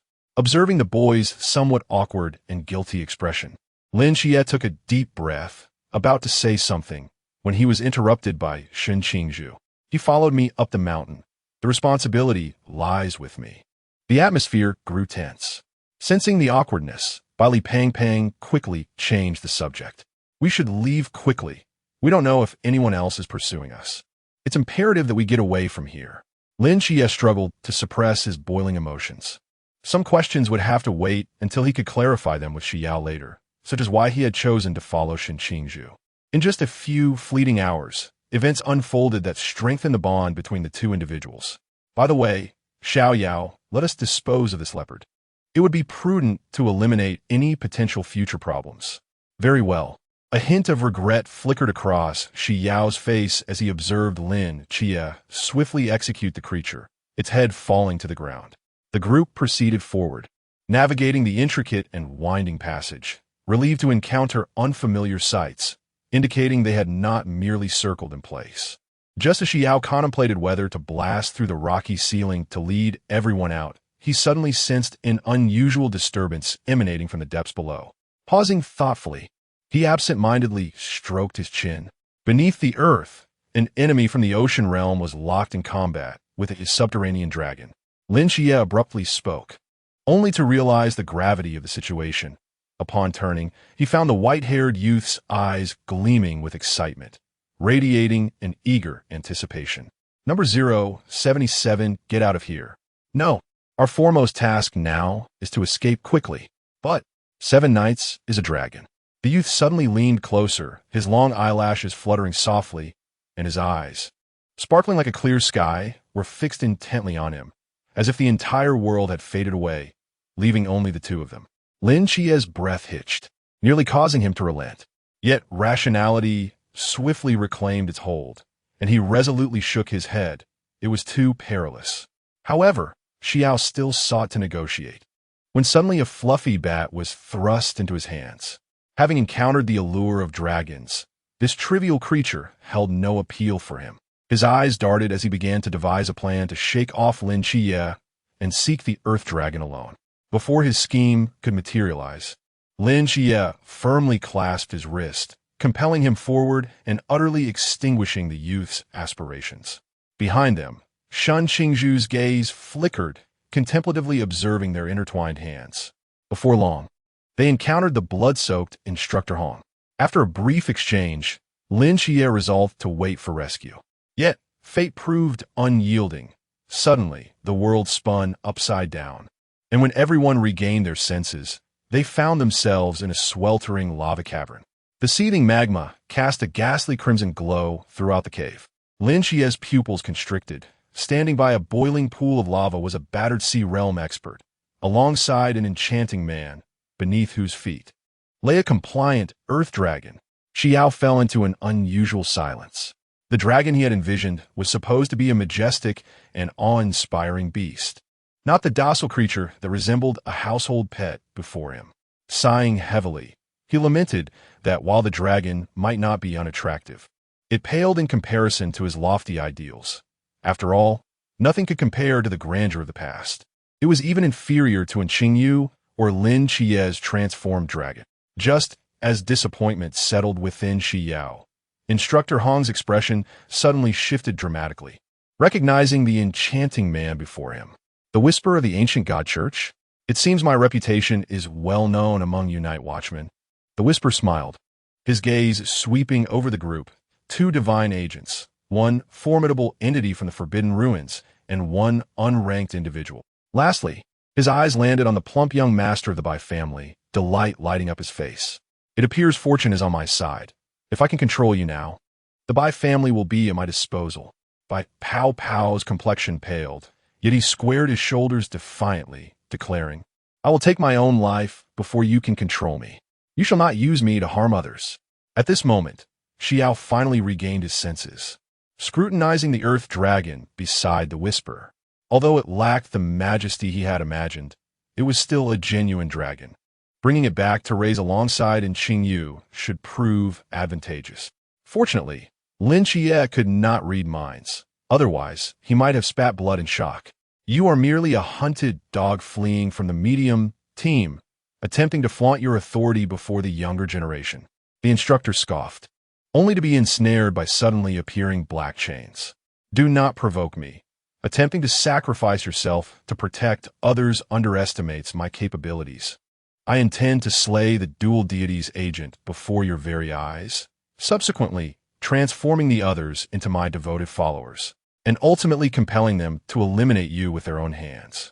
Merely contemplating this scenario ignites an exhilaration within me. Is he perhaps following a script filled with tragic romance? Upon hearing the delirious proclamation of intent to murder Lin Qiye, Xi Yao's gaze turned frosty. However, after absorbing the entirety of the statement, he fell into a momentary silence. Perhaps it was due to the excessive consumption of television dramas lately. But this narrative mirrored that of a male protagonist urging the female lead to eliminate her most cherished individual, only to witness her anguish, culminating in a dramatic reconciliation. Host, it would be prudent to refrain from indulging in short dramas for the time being, given his propensity for making astonishingly shocking remarks. Having watched such brief dramas seemed to have further evolved his tendencies. Just as Xi Yao contemplated continuing his debate with the system, the situation took a swift and alarming turn. Murmur's eyes glinted with a chilling light as he attempted to forcibly invade Lin Qiye's soul in search of the dual deity's agent secrets. Lin Qiye's pupils constricted, an unusual gleam flashing within his gaze. At the very moment when Murmur's essence was about to breach Lin Qiye's sea of consciousness, a white figure intervened. Xi Yao swayed slightly before being enveloped in a startled embrace by Lin Qiye. "Xiao Yao, what are you doing?" Before he could complete his sentence, Murmur suddenly opened his eyes, his face a canvas of incredulity and rage. He cast a deep, penetrating glance at the white-haired youth before attempting once more to infiltrate Lin Qiye's mind. Initially, Murmur had never anticipated that he would nearly falter at the hands of a mere spirit from a trivial pond realm. He was indifferent to the unexpected intrusion. Recognizing the white-haired boy's considerable talent and his connection to the dual deity's agent, forming a soul contract with him would not be a loss. However, upon entering the white-haired youth's consciousness, he was taken aback to perceive a sphere that radiated a soft white light, its form round and full. It appeared to be engaged in a fervent debate, bouncing up and down with palpable excitement. Murmur narrowed his eyes, preparing to unleash an assault, only to witness the white sphere abruptly cease its movements, standing still for a moment as if beholding something utterly astonishing, before launching a sound wave attack. Who is this? Host, whom have you brought here? Scoundrel, get out. This is my domain. Mine. Before Murmur could fully process the situation, the white sphere rolled forth at an astonishing speed, forcefully propelling him away, leaving him in a disheveled state as he retreated from Xi Yao's consciousness. Just as Xi Yao was about to activate effortless transformation, he cast a perplexed glance at Murmur, his eyes brimming with astonishment, evidently taken aback by the fact that this individual was so inept, being so easily expelled by the system. The system within the sea of consciousness was still sobbing. Host, you've gone too far, allowing an outsider to enter, sob. Do you not regard me at all? Undeterred, Murmur re-entered Lin Qiye's mind, but this time, fortune did not favor him. He encountered yet another sphere that promptly ejected him. The onlookers observed the two with anxiety, fearing that Lin Qiye might encounter an unforeseen mishap. Xi Yao's brow furrowed deeply, just as he was about to invoke effortless transformation to ascertain Lin Qiye's condition. The dark-haired youth opened his eyes. "Xi Yao, are you all right?" Lin Qiye shook his head, indicating that he was unscathed.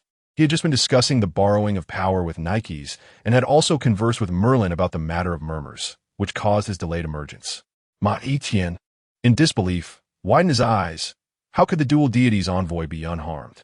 The only one who could be in peril was. He stiffly turned his head and, as expected, saw the Lord of Murmurs with a vacant gaze, his complexion ashen and lifeless, as if his very soul had been extracted.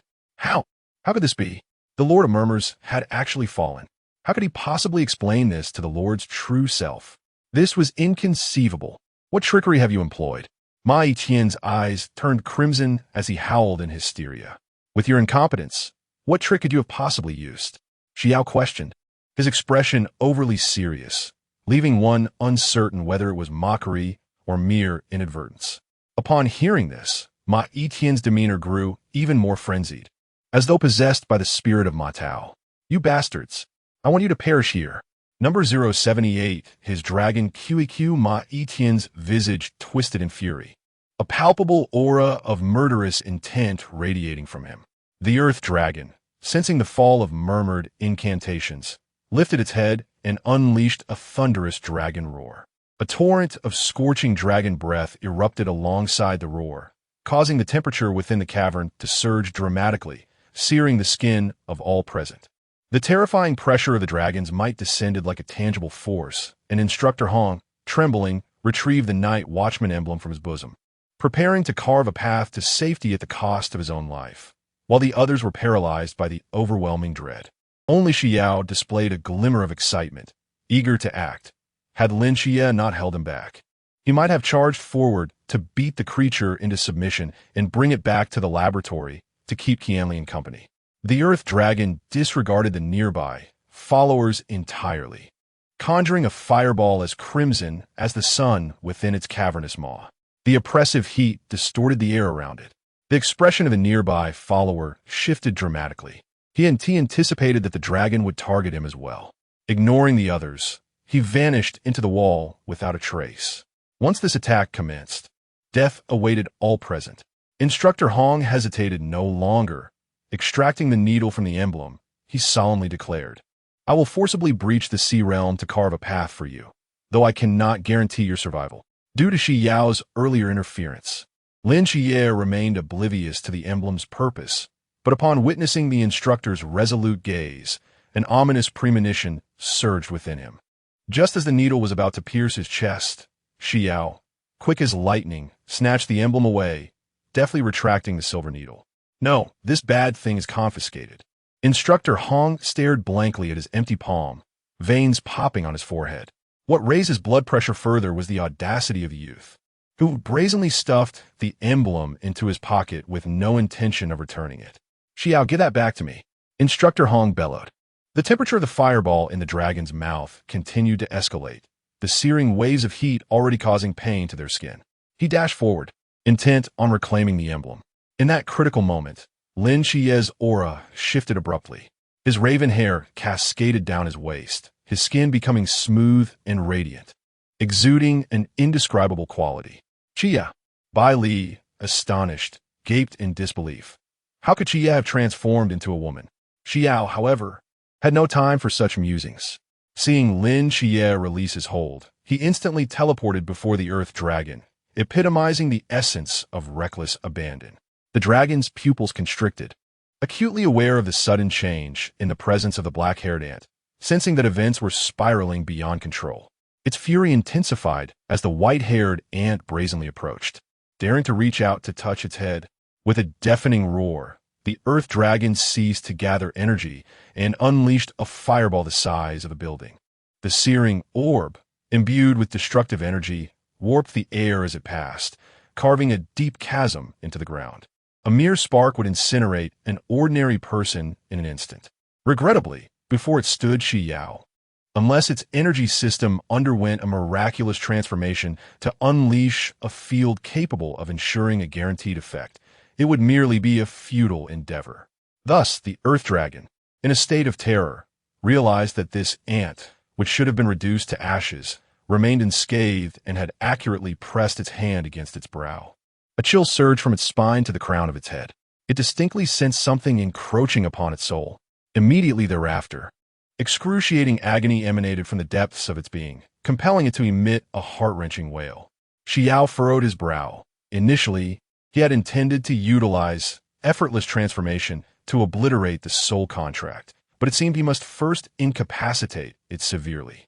Just as he prepared to act, Lin Qiye suddenly intervened, calmly stating, "This space is too constricted for effective combat. Let us step outside." With that, he vanished alongside the earth dragon. The white-haired youth remained, staring blankly at the spot where the earth dragon had disappeared, his sky-like eyes filled with confusion and disappointment. The system, having just settled its tumultuous emotions, let out a cold snicker at Lin Qiye's actions, pondering the necessity of removing the earth dragon. Those who understood, understood. My dragon. We can exit now. Li Pang glanced at the newly created opening above, his expression wavering. But I have never flown with 3 people before. After a moment of hesitation, he looked at the dazed, white-haired youth, opening his mouth but unsure of what to say. Shen Qingzhu approached the youth, lowering her voice to inquire, "What is the matter? Why has your mood shifted so suddenly?" Xi Yao sighed. Lin Qiye's decision to take the earth dragon away surely meant he did not wish for him to nurture it.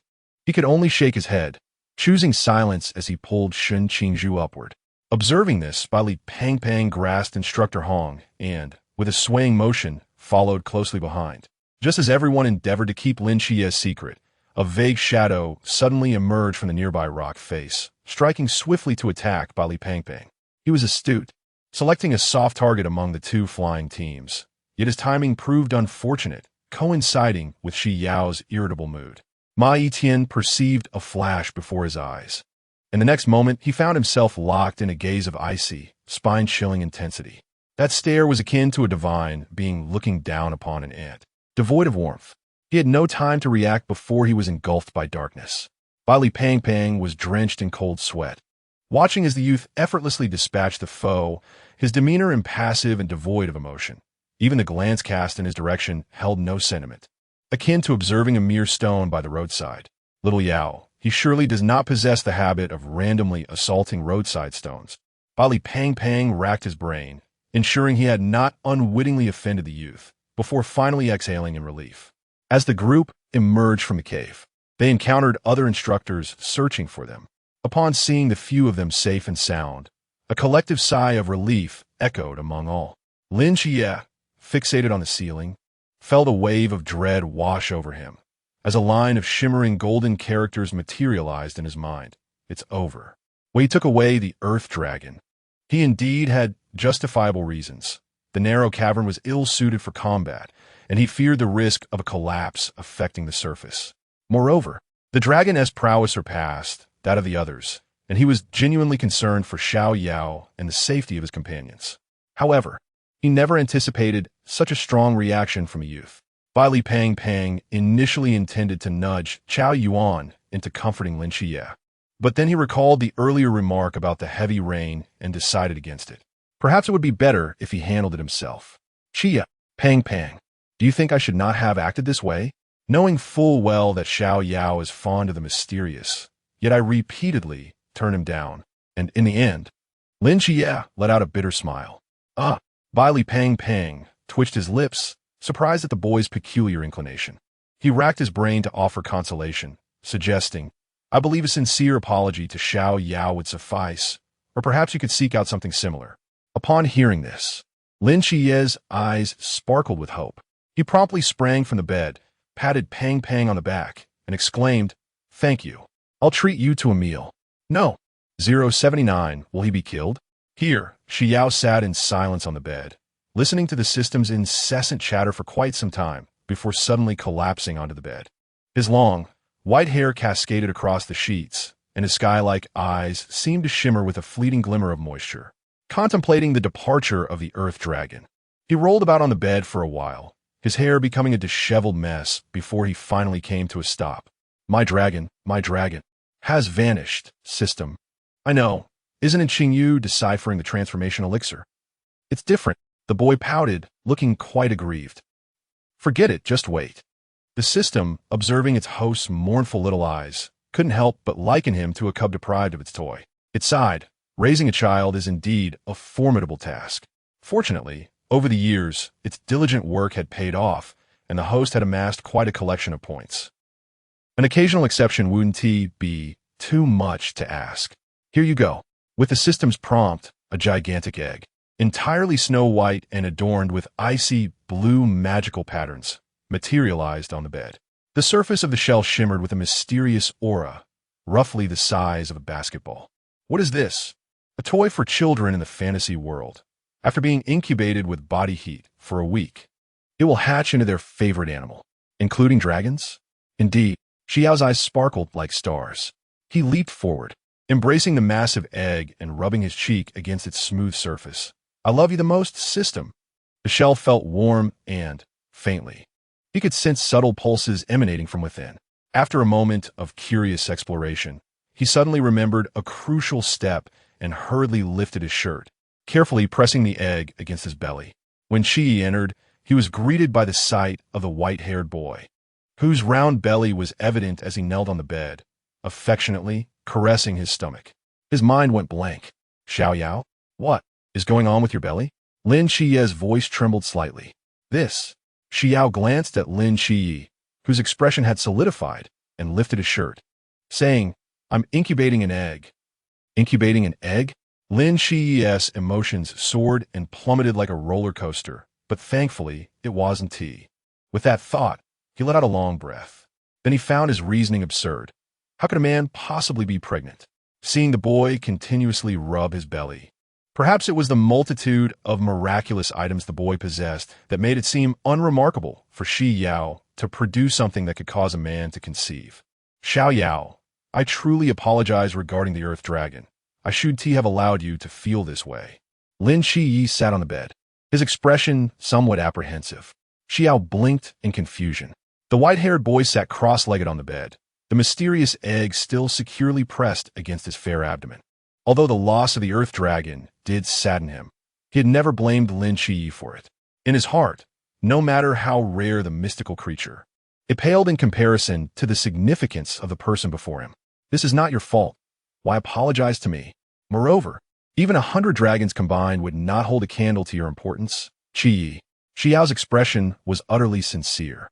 This declaration struck Lin Qiye's heart like a direct arrow.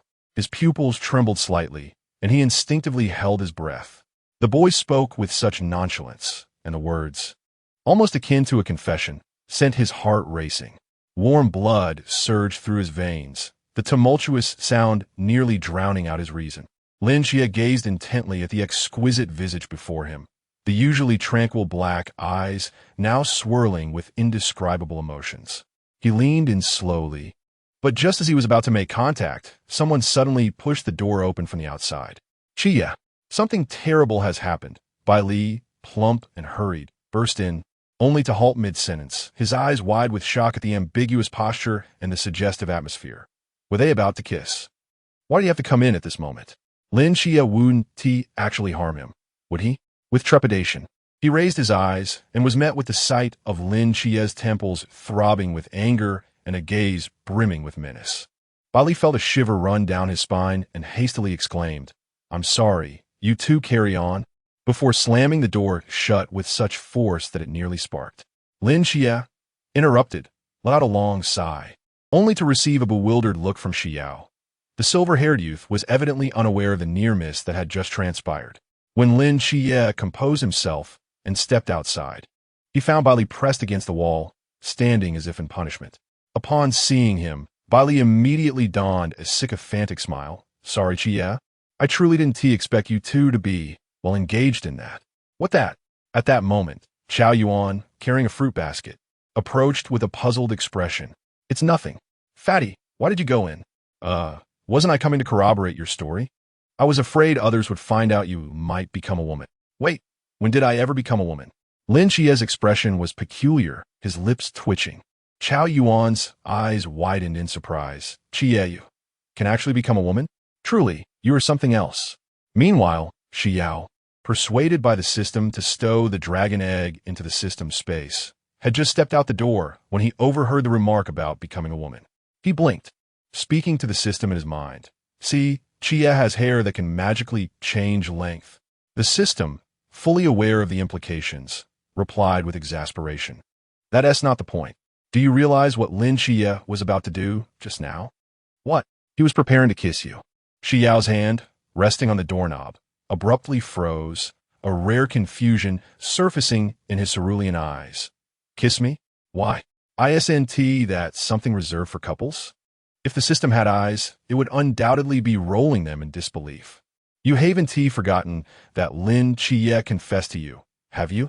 The boy blinked, memories gradually flooding back. Lin Qiye's demeanor post-confession had been so natural that aside from becoming more clingy, he had nearly forgotten about it entirely. If you don't feel that way, it's best to clarify things sooner rather than later. Prolonging the uncertainty can be more hurtful, the system advised.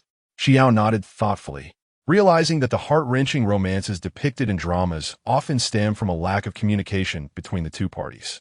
Since she harbored no such intentions, it was indeed prudent to clarify her feelings sooner rather than later. On the following morning, Xi Yao, dressed impeccably, accompanied Lin Qiye to the training ground. Although the hour was still early, nearly half of the new recruits had already gathered, their faces brimming with uncontainable excitement. The dawn may have been in its infancy, yet the training field was alive with the presence of eager newcomers, each radiating an unmistakable thrill. A year of rigorous training had stripped away their initial naivety, transforming them into resolute individuals. The days of relentless exertion and the nights of gritted teeth had culminated in this significant moment, where every drop of sweat and tear would be commemorated. Today marked the day of their graduation oath. Number 088 KISS on the training platform. Several instructors stood before a few boxes distributing equipment. Xi Yao reached into his pocket, his fingertips brushing against the cold badge, confiscated from Instructor Hong during a rescue operation, which he had forgotten to return. Upon hearing his name called, he hurried forward, collecting the standard three-piece set for night watchmen. Yet he did not depart immediately. Instructor Hong raised an eyebrow, remarking, "I thought you might have kept it for yourself." Xi Yao offered an innocent smile in response to the instructor's teasing. Taking the badge from the palm of Xi Yao's hand, Instructor Hong waved him off dismissively. "All right, you may go." Once everyone had gathered their equipment, Yuan Gang stood tall on the platform, gazing at the newly trained soldiers below, and solemnly announced, "The oath ceremony begins." The new recruits, mimicking Yuan Gang on stage, tightly gripped their badges with their right hands placed over their hearts and rested their left hands on the hilts of their primary blades, reciting earnestly, "I, Wang Er. I, Wen Qingqing. I, Deng Wei. I am Oli. I, Shun Qingzhu. I, Lin Qiye." One by one, the names resonated in the morning light, ultimately merging into a powerful chorus. "I pledge allegiance before the flag of Daxia. I pledge allegiance before the flag of Daxia. Should the dark night descend, should the dark night descend, I shall stand before countless souls. I shall stand before countless souls, with my sword drawn towards the abyss. With my sword drawn towards the abyss. The skies stained with blood. The skies stained with blood."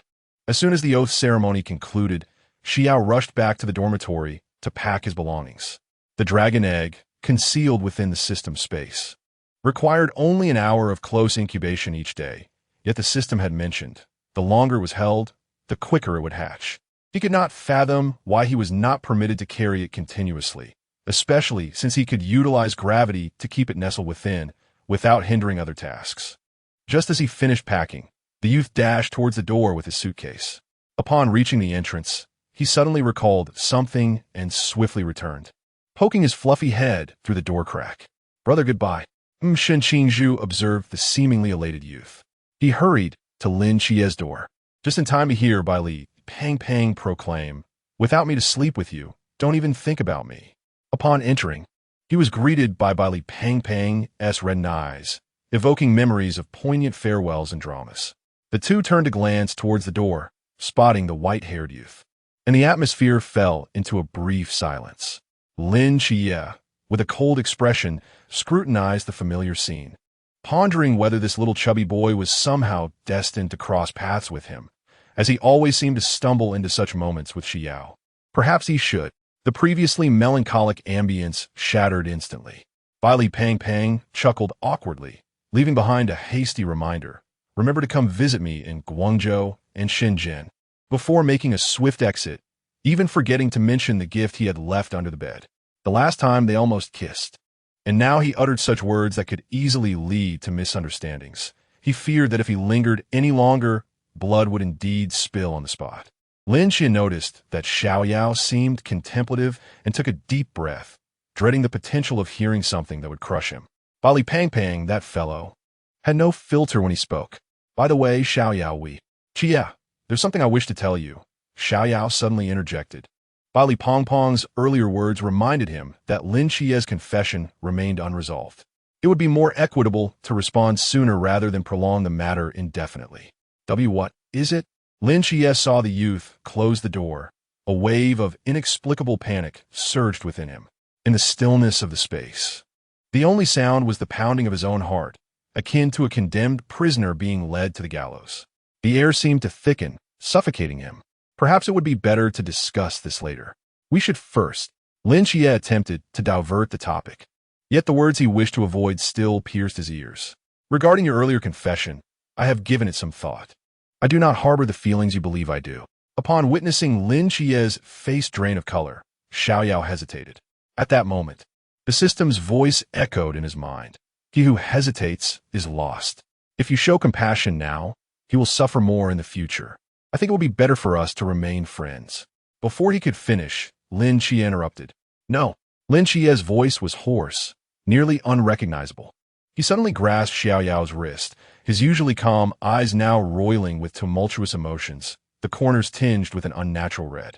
His fingers trembled slightly, yet his grip was astonishingly firm, as if fearing that if he let go, the person before him would vanish. Why? Each word emerged as if forced through clenched teeth, his throat constricting painfully. Is it that I have not done enough? Or, Xi Yao was taken aback by his sudden reaction, instinctively wanting to withdraw his hand, yet found himself held even tighter. He blinked, slightly bewildered. It's not your fault. I simply... He paused, as though weighing his words carefully. I just feel that a friendship suits us better. Lin Qiye's breath hitched, his chest feeling as though it were being tightly squeezed. He gazed intently into Xi Yao's eyes, searching for even the slightest hint of wavering. Yet those cerulean orbs remained crystal clear, devoid of any ambiguity. Is there truly no possibility? His voice came out nearly pleading. Xi Yao pressed his lips together, ultimately shaking his head. The air seemed to freeze at that moment. Lin Qiye slowly released his grip, lowering his eyelashes, the corners of his mouth twisting into a bitter smile. I understand. He turned toward the window, his back to Xi Yao. The lines of his shoulders taut, as if he were exerting every ounce of strength to restrain an emotion on the verge of eruption. Host, your actions are justified. While it may be painful now, it is better than a future rupture. The system sighed. Is it really that severe? Xi Yao was taken aback. I have witnessed too many friendships transform into romantic relationships, only to end in a breakup where they could not even remain friends, due to the compulsion of love. There is no need to convey this to the host. Observing the protagonist's demeanor, it is evident that he is not one to relinquish easily. Thus, a straightforward rejection seems the safer choice. With his back turned to them, Lin Qiye's gaze was as dark as ink, turbulent with a possessive undercurrent. Abandon? How could that be possible? He scoffed silently within. I apologize, Xi Yao. He turned his head, the tumult within his eyes now perfectly concealed, leaving only a disquieting calm. I shall not yield in this matter. He took measured steps forward, the sound of his footfalls echoing in the stillness of the space. Xi Yao stood frozen, gazing at the familiar yet unfamiliar Lin Qiye before him. Instinctively, the youth tensed, the hairs on the back of his neck standing on end, though they were the same person. An unprecedented sense of danger enveloped him at this moment. He instinctively recoiled, but before his heels could touch the ground, his wrist was seized. In a whirl of motion, he was drawn into a searing embrace. Lin Qiye's handsome visage loomed large before him, as cool lips descended upon his own. Qiye? The gasp was entirely swallowed. Xi Yao's azure eyes widened in shock, staring at the eyelashes so near. Those eyes that had always regarded him with tenderness were now half closed. Brimming with emotions he could not comprehend. I'm sorry. No 081, what should I do? Apologies. A low, husky sigh dissipated amidst the intertwining breaths. When warm palms covered his eyes, Xi Yao had yet to react before a torrent of fervent kisses descended upon him like an overwhelming tide. No longer were the touches restrained. They were infused with an almost ferocious possessiveness, pulling him into a suffocating whirlpool. It felt so uncomfortable. The youth's long eyelashes trembled restlessly in the palms. The repeated, painful nibbles on his lips left him with reddened eyes, while a strange tingling sensation surged from his spine to the crown of his head. Surely, the portrayals of passionate kisses in dramas were deceiving. This was unmistakably a form of torture. Dazed, he pondered how anyone could be enamored with such a painful and numbing sensation. Host, push him away. The system's frantic cries almost threatened to shatter his composure. I can't believe it. The screen went black. Host, push him away. When Lin Qiye finally withdrew, Xi Yao's lips were already tinted a vivid hue, swollen and glistening with traces of blood. He gasped for breath, his entire being limp against Lin Qiye's embrace, even his fingertips quivering. A bizarre silence enveloped the carriage. Hong Ying, through the rearview mirror, observed the once amicable pair. Now seated at opposite ends, as if a stark boundary lay between them, an unprecedented situation. Xi Yao, Qi, have you two quarreled? No. Xi Yao unconsciously pressed his lips together. Although he had utilized a reversal technique to heal, the sensation of being nibbled and sucked seemed indelibly imprinted on his lips. Noticing Lin Qiye's gaze upon him, he hurriedly averted his face, his ears flushed with embarrassment. It's my fault, Lin Qiye murmured, lowering his eyes. The turn of events had indeed caught him off guard, yet he bore no regrets. Without this course of action, Xi Yao would never take his confession seriously. He did not wish to remain eternally confined to the role of a friend while watching the one he cherished be with someone else. Recalling the marks and bruises on the youth a decade later, along with Xi Yao's words about living with a masked captain, Lin Qiye cast a dark glance at the boy, dismissing any thoughts of being with others. Xi Yao, flustered, gazed out the car window, feeling the searing gaze from behind him. If not for the remnants of his rationality, he would have longed to teleport away from this enclosed space. Hong Ying gripped the steering wheel, glancing furtively at the rearview mirror. What extraordinary act had Qiye committed to render the carefree Xi Yao into such a state? Qiye, what on earth did you do? As Xi Yao appeared disinclined to engage, Hong Ying pressed, why not just tell me and brighten my mood? Cough. Let me strategize for you. It's nothing. Lin Qiye's lips twitched slightly, responding helplessly, not oblivious to the emphasis on the word brighten. Host, are you all right? The system, having finally emerged from its blackout, anxiously inquired, observing the host's tension. Nothing significant. Xi Yao rested his head against the window, reflecting on the events of the day. It would be wise to maintain an unrestrained demeanor. The memory of that kiss sent a shiver down his spine. Perhaps it would be best for Lin Qiye to take a moment to compose himself. For the next few days, they should avoid meeting. Completely unaware of the situation, Lin Qiye sneezed. Xi Yao, lost in thought, inadvertently followed Lin Qiye until he found himself seated next to him at the dining table. After glancing around, he realized the table was nearly full. Changing seats would seem rather odd. Hesitating briefly, he decided to remain in his current position. Xi Yao, impressive. You've been assigned to the Special Task Force. Zhao Kongshen clapped Xi Yao on the shoulder, pride evident in his voice. No wonder.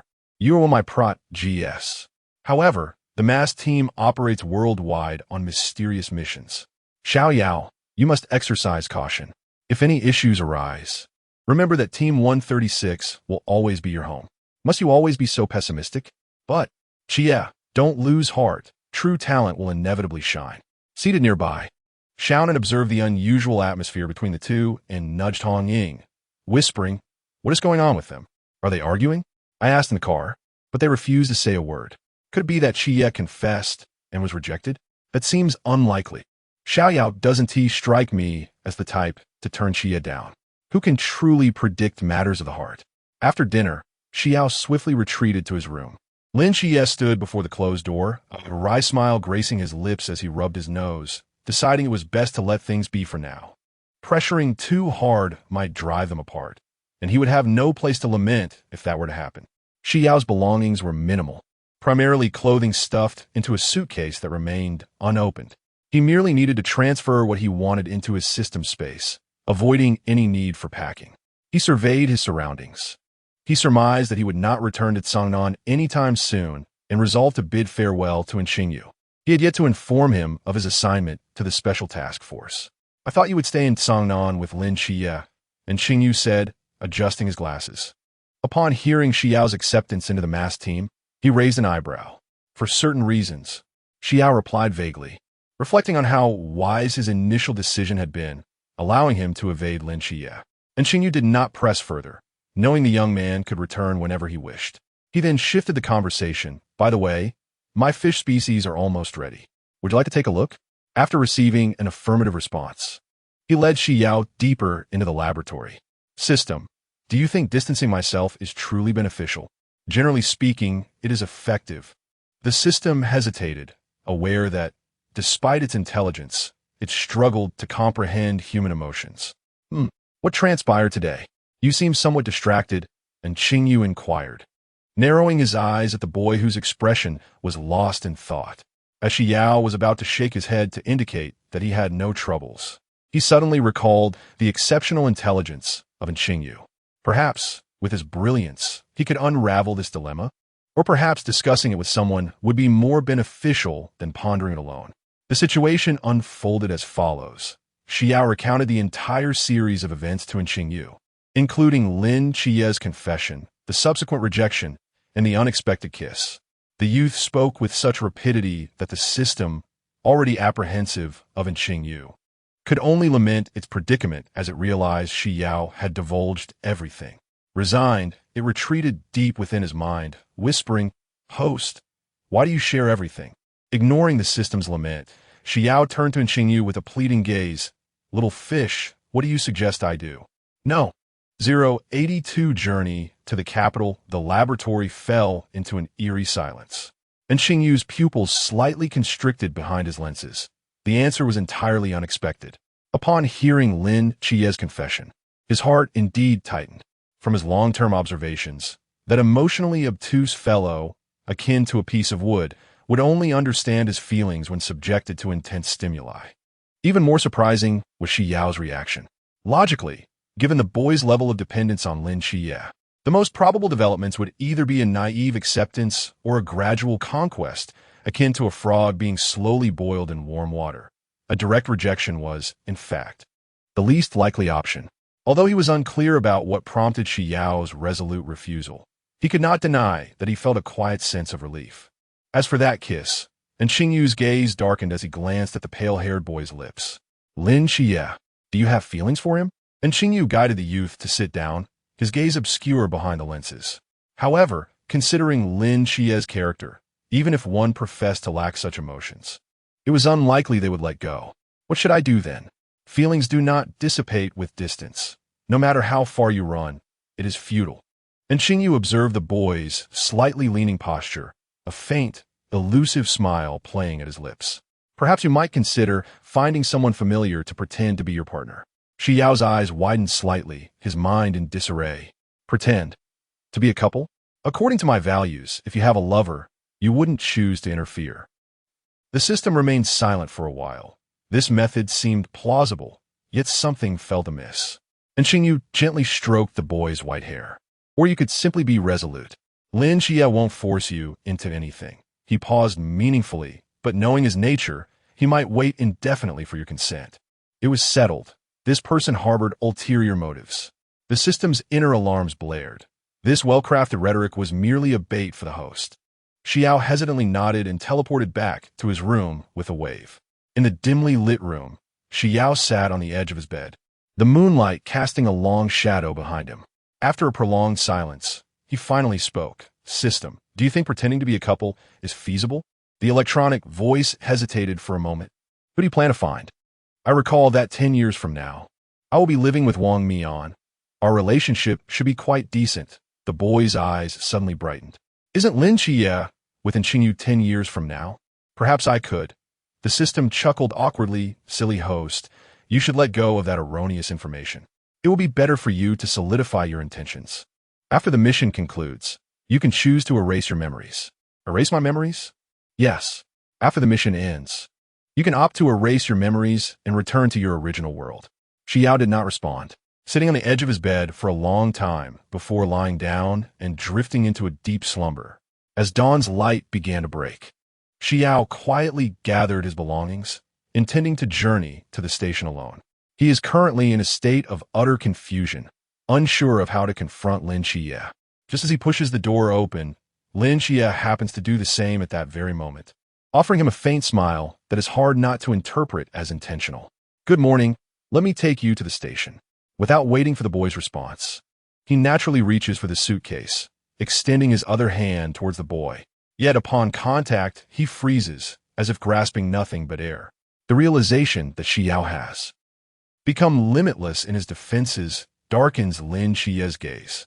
He slowly withdraws his hand, his knuckles whitening as he contemplates how, in the past, the boy had never guarded himself against him.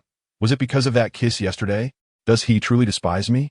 Throughout their journey, Lin Qiye remains unusually silent, his mind a chaotic whirl, until they reach the vehicle and he forces a wry smile, saying, "Xi Yao, do you really dislike me?" "No." Xi Yao shakes his head vigorously in response. "Is that so? Even if you do hate me, I will never give up." Suddenly, Lin Qiye pulls him into an embrace, his grip so strong it feels as though he intends to meld their very beings. His voice muffled against the boy's shoulder. He murmurs, "Wait for me. I will catch up to you soon." After bidding farewell, Xi Yao embarks on his journey alone for the first time.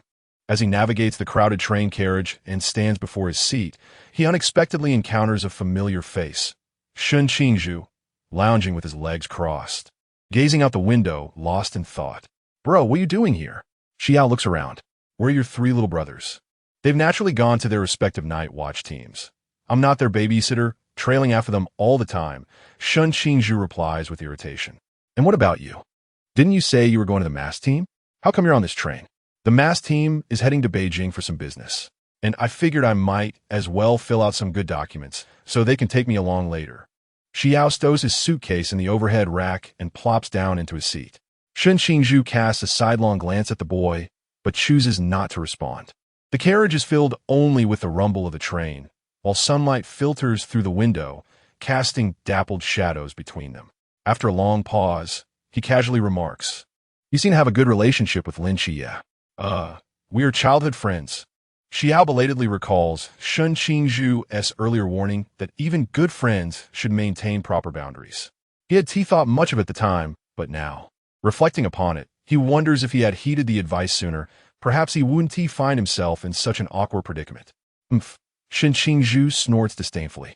Just moments ago on the platform, Lin Qiye's gaze towards the boy was more overt than ever. Something must have transpired between them. He irritably scratches the back of his head. No, why should this concern him? Why ponder so much?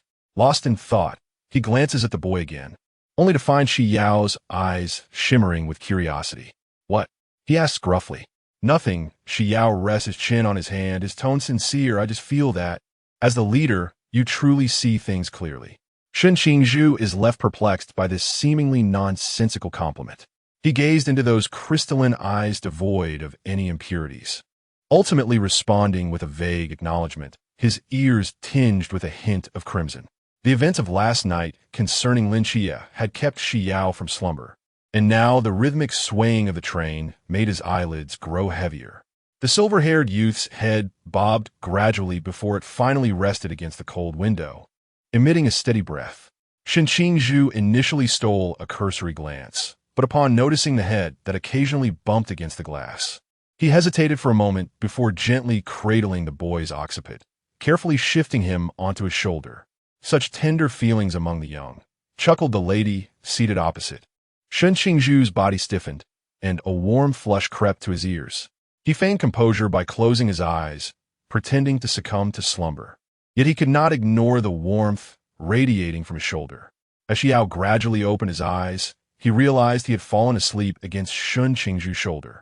Noticing the boy had awakened, Sun Qingzhu cast a sidelong glance and remarked, "Awake now?" Xi Yao rubbed his eyes and gazed out at the fleeting scenery beyond the window. "Are we almost at the station? Still a good 10 minutes away. Are you a pig? Sleeping for so long?" Sun Qingzhu scoffed lightly, pressing his slender fingers against his neck to relieve his stiff shoulders. Eager to please, Xi Yao produced a pink fruit candy from his pocket and offered it with an air of treasure. "Here, please have this." Sun Qingzhu glanced at the childish candy and ultimately accepted it, unwrapping the wrapper and tossing it into his mouth. The sweet and cloying flavor of strawberry burst upon his tongue, causing him to involuntarily squint his eyes. At that moment, his phone in his pocket vibrated unexpectedly.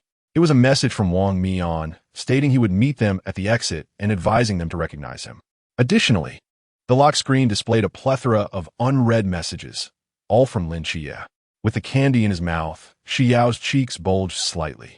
He unlocked the screen, hesitated momentarily over the list of messages, then finally replied, "I just woke up, didn't see your messages."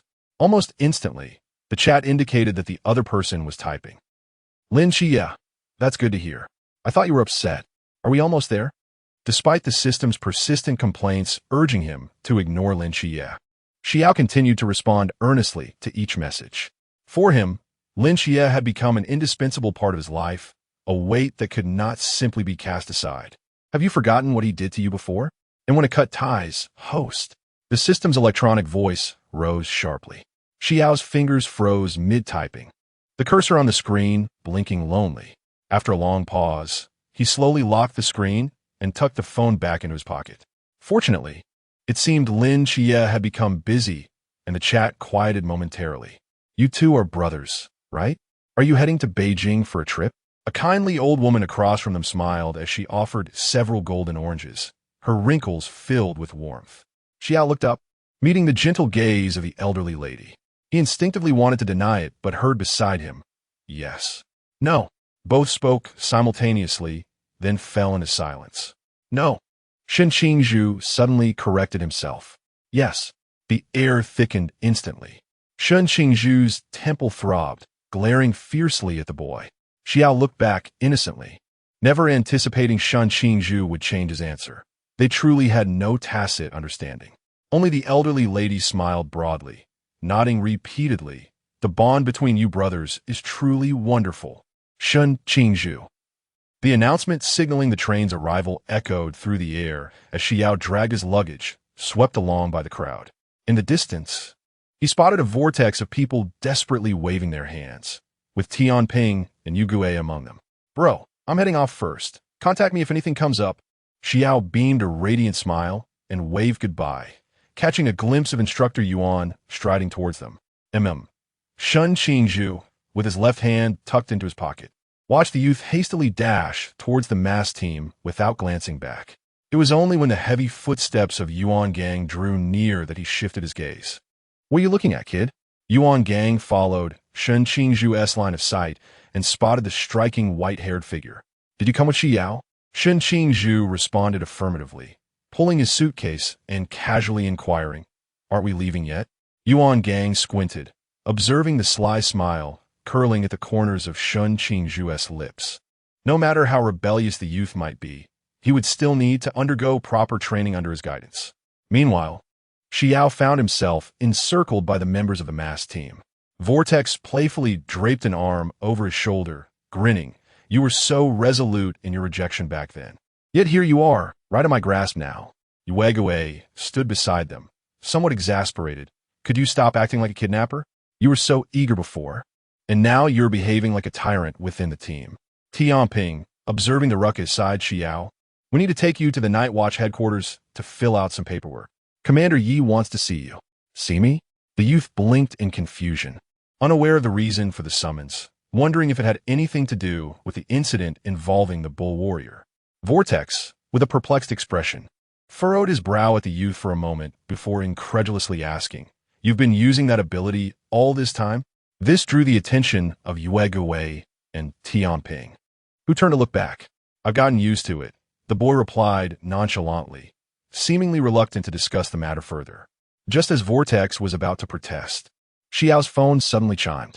He pulled it out to find a new message from Lin Qiye on the lock screen. "Have you arrived? Did you meet anyone from the masked team?" The youth stared at the screen, momentarily unsure of how to respond. The system in his mind sighed deeply. "Host, are you really going to reply to him again?" Xi Yao hesitated, his finger hovering above the screen without making contact. In the training room of the Night Watch office in Sangnan City, Lin Qiye sat alone in the center. The cold light from his phone screen illuminated his sharply defined profile, with an undercurrent of intensity swirling in his deep-set eyes. His slender fingers absent-mindedly tapped against the device. Seemingly lost in thought, a notification pinged, catching his attention. He quickly opened it. "I've arrived and am about to fill out the paperwork at the Night Watch headquarters." The brief reply dispelled the gloom that had settled over his brow. At least, the youth was still willing to communicate with him. His fingers danced across the keyboard, sending a flurry of messages, hesitating briefly before adding a cat emoji to soften his tone. Meanwhile, in the train compartment, Xi Yao found himself overwhelmed by a double barrage, his mind filled with the system's incessant lectures, while Vortex beside him muttered incessantly, causing his temples to throb painfully. Just as he managed to catch his breath, his phone erupted with a series of new messages. Xi Yao stared blankly at the multitude of notifications, suddenly contemplating the feasibility of the fake couple idea that Xing proposed. Yesterday, he had thought the plan would be detrimental to everyone involved. But under the relentless bombardment of messages, he began to seriously consider its potential. As he pondered how to initiate the conversation, Lin Qiye sent another message. Am I sending too many messages? I apologize. Shortly thereafter, another message followed. It's just that it's the first time we've been so far apart. I wonder when we will meet again. The system's expression stiffened, and upon reading this message, it felt as though its entire existence was in jeopardy. Indeed, the system watched in despair as its host, soft-hearted, began to type a response, even clumsily attempting to offer comfort to the other party. No, 084. Is this a tradition of the Night Watchman? You mentioned. Why did Commander Yi summon Xi Yao? Vortex nudged Moon Ghost with his elbow, lowering his voice to inquire. After bringing Xi Yao to headquarters, Yi Fan cleared everyone out, leaving only Wang Mian and Xi Yao inside. Moon Ghost remained silent, while Rose, sitting nearby, played with the hammer in her hands and remarked, "It must be about the matter of saving Vortex." Xi Yao mentioned it vaguely. At least the mission of picking someone up can be considered a break. Xing Hen slumped in his chair, his complexion pale. Over the past few months, they had traveled extensively across the country. Although the bull warriors had taken on some of the tasks, it was merely a drop in the bucket. Upon mentioning this, everyone appeared as wilted as frostbitten eggplants, bearing expressions of having survived the calamity. However, with newcomers joining, can we not hold a welcome party, Vice Captain? Tan Xiang's eyes suddenly sparkled, her hands clasped in anticipation as she gazed at Tian Ping. Tian Ping, observing the eager expressions of his team members, recalled that they indeed had not rested for months, and relented. I will discuss it with the captain. Hooray! Before the cheers could fully resonate, the door to the conference room swung open abruptly. Lost in thought, Xi Yao followed closely behind Wang Mian, the white-haired youth wearing a contemplative expression, with a few strands of hair playfully sticking up. Vortex, with an air of mystery, hooked his arm around the boy's neck and curiously asked, "So, what was it about that Commander Yi wanted to see you?" The others, trailing a step behind, perked up their ears, except for Wang Mian, who let out a resigned sigh. Xi Yao pondered for a moment, shook his head, and replied, "There's nothing much. Even if there is something, it's just the system answering. I am merely the messenger." Vortex pouted but quickly shifted the topic. "Captain, there must be a welcoming ceremony for the new recruits, right?" Yes. Let's let the newcomers experience the warmth of the mass squad, as if it were home." The group chimed in enthusiastically, casting eager glances at Wang Mian. Considering Yi Fan's notoriously frugal nature, Wang Mian's brow twitched. Yet, seeing the hopeful expressions of his teammates, he resignedly turned and knocked on the conference room door. Beep beep, Xi Yao's phone vibrated once more. After hesitating for a moment, he picked it up, relieved to see the caller ID was in Xingyu. The boy's expression was rather simplistic, prompting Vortex to curiously pry into his phone. "Is your girlfriend checking up on you? Why do you look so relieved?" "I don't have a girlfriend. It's just a message from a friend," Xi Yao patiently explained, attempting to remove Vortex's restless hand. "Is that so?" Vortex replied ambiguously, still determined to pinch the boy's cheeks, saying, "By the way, can't you take off that turtle shell?" His fingertips were blocked by an invisible barrier just a centimeter from his skin. "I can't. I'm used to it." Xi Yao bluntly refused, finally managing to remove the troublesome hand. "Are you fooling me?" Clearly last time. Vortex suddenly fell silent, abruptly shutting his mouth as if biting his tongue. This hesitance instantly stirred discontent among the eavesdropping crowd. Moon Ghost meaningfully exclaimed, "Vortex, why do you sound so much like a resentful husband?" The whirlpool cast a disgruntled glare at the Moon Demon, fully aware that the latter merely sought to provoke him into speaking indiscriminately. A person as astute as he was would never fall for such a rudimentary tactic. Just as he was about to retort, The office door swung open, and Wang Mian, after closing it, turned to his teammates. The Commander Yi had granted approval, but they were still required to resume their tasks early the next morning. What are we waiting for? Let's hurry and buy some food. How about barbecue today? I'll pick up some beef skewers and lamb skewers, he suggested. Shall I fetch some drinks? As he spoke, both the whirlpool and the moon demon abruptly turned their gazes toward the white-haired youth, receiving a look of confusion in return. Exchanging glances filled with mischievous intent, they were contemplating what to purchase when the captain interjected. No drinking. We have a mission tomorrow. Just get some beverages, Wang Mian stated, recognizing the scheming thoughts of the two and decisively quashing their plans. Fine, he sighed. They may be a bit noisy, but their intentions are harmless. He then turned to the white-haired youth, offering an awkward explanation.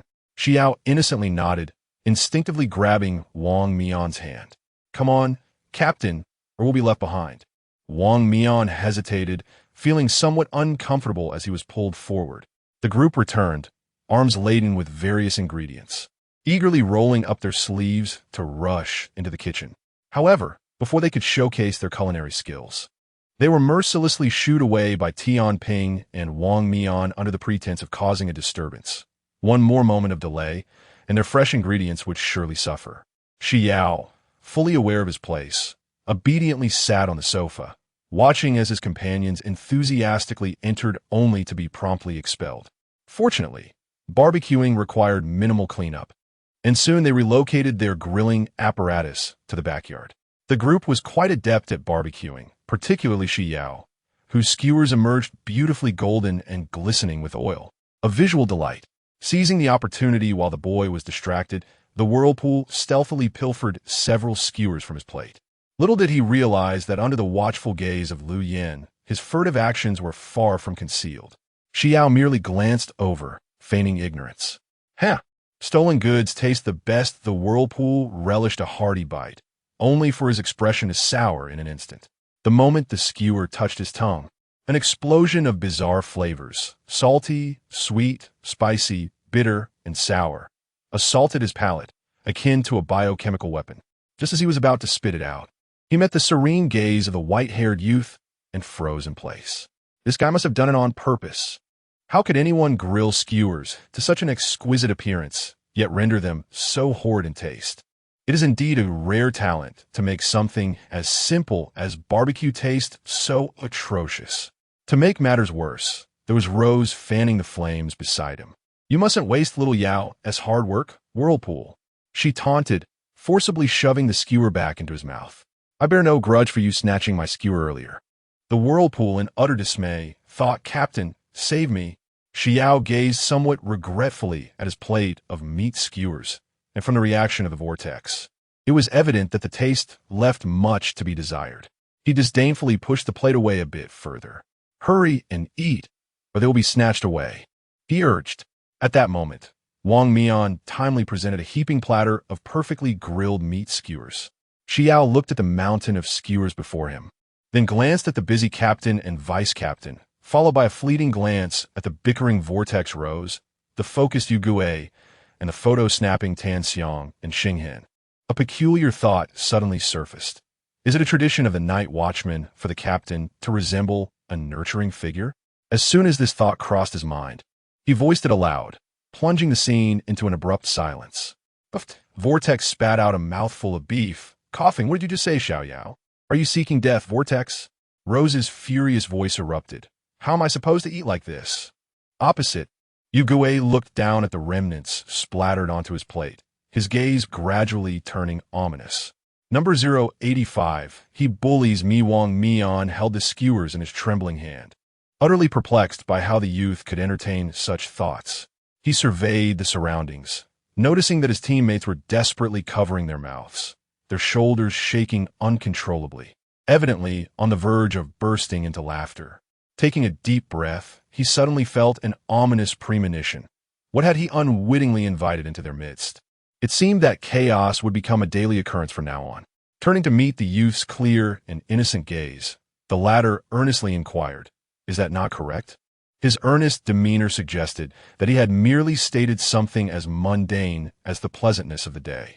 Roses had inconspicuously sidled up to Tan Xiang, and the two girls exchanged whispers. Actually, Xi Yao's observation is quite accurate. She cast a sly glance at Wang Mian, noting that the male maternal instinct he possessed were quite common among captains. Tan Xiang nodded in agreement, glancing at their captain's helpless expression. Newcomers are indeed rather perceptive. Wang Mian stood rooted in place, suddenly feeling as though the skewered meat in his hand weighed 1,000 pounds. A gentle breeze swept through the backyard, rustling a few fallen leaves that drifted past his face, which bore an expression of utter disillusionment, unaware that he had struck a chord with the silver-haired youth, who was savoring his food with relish. Wang Mian found himself filled with anticipation for the days ahead, especially when recalling the culinary prowess of Chun Mai, another captain. As the moon gradually ascended the night sky, the group began to tidy up after their meal. Vortex was busy stacking the bamboo skewers, but his peripheral vision caught sight of the new member still quietly seated in his place. The youth gazed vacantly ahead, lost in thought. Noticing the attention, he slowly turned his head. Under the moonlight, his sky-like eyes shimmered with moisture, the corners tinted with a delicate blush, and his fair cheeks bore a subtle rosy hue. His long eyelashes fluttered like butterfly wings, casting small shadows beneath his eyes. He stared blankly at Vortex, exuding an aura of innocence, as if ready to be molded by the world. Suddenly, an astonishing idea flickered through Vortex's mind. He approached to inspect the unfamiliar beverage bottle in front of the youth. Lifting it for a closer look, lo and behold, it was fruit wine, likely due to its exquisite packaging and pastel color. Rose had inadvertently included it in a shopping basket during procurement. Upon closer inspection, he noted that the alcohol content was a mere 3 degrees.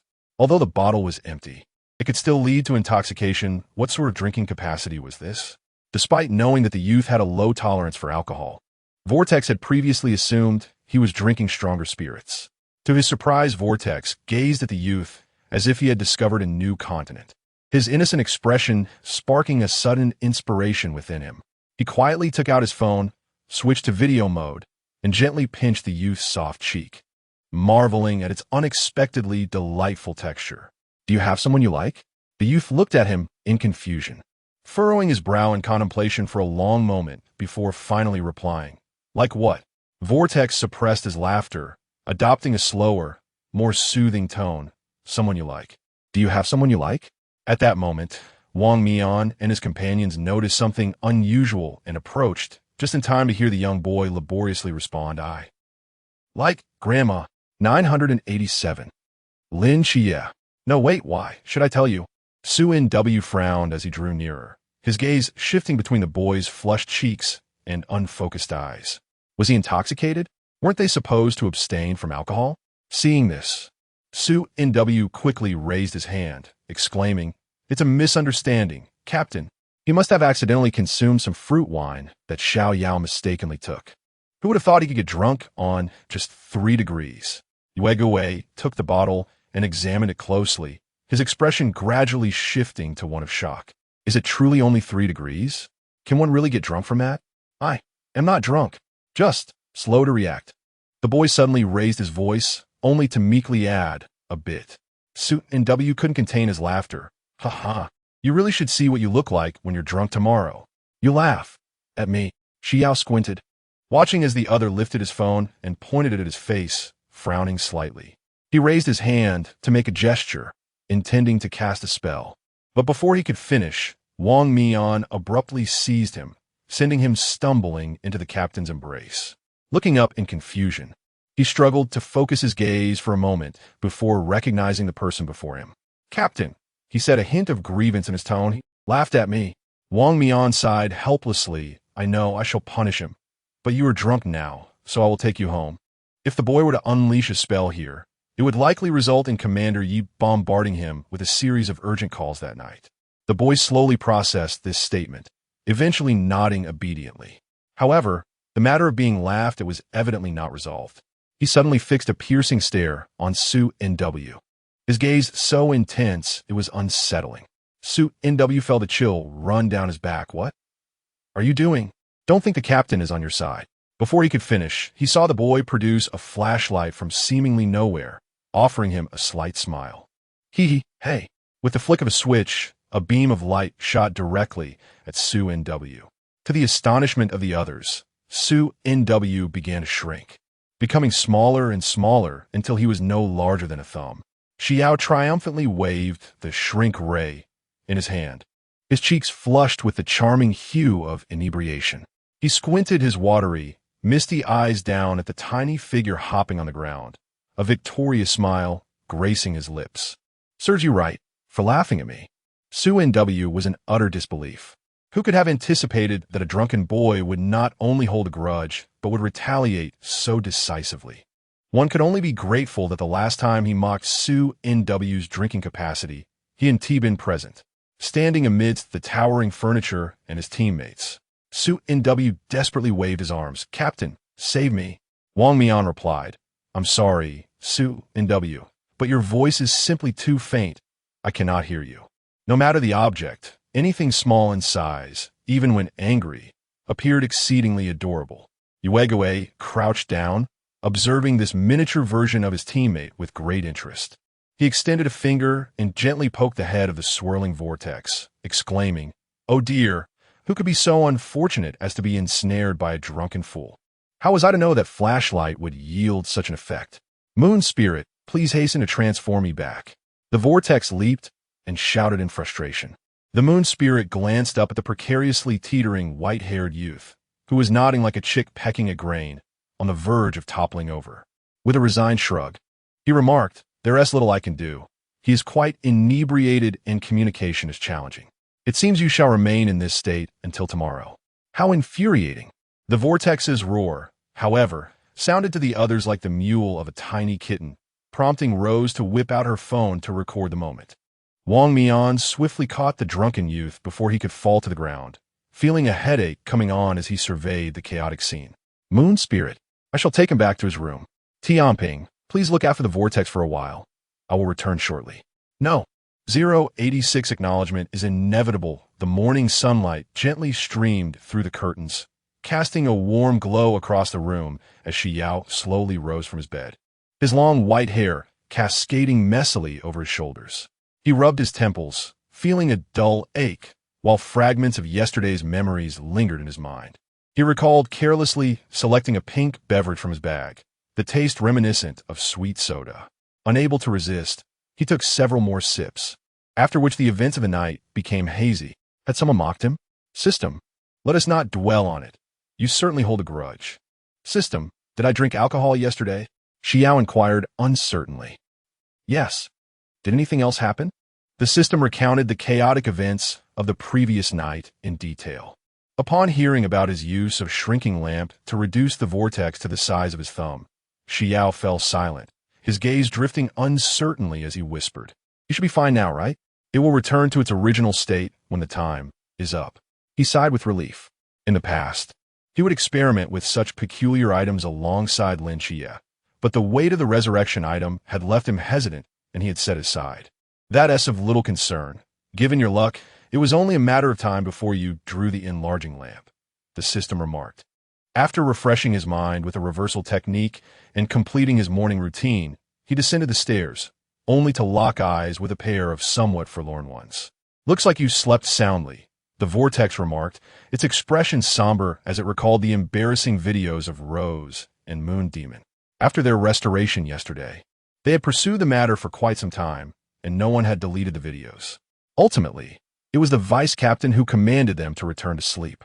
What infuriated him further was that he had clearly seen other team members discreetly requesting backups from Moon Demon, meaning that now, apart from Xi Yao, everyone had those embarrassing videos saved on their phones.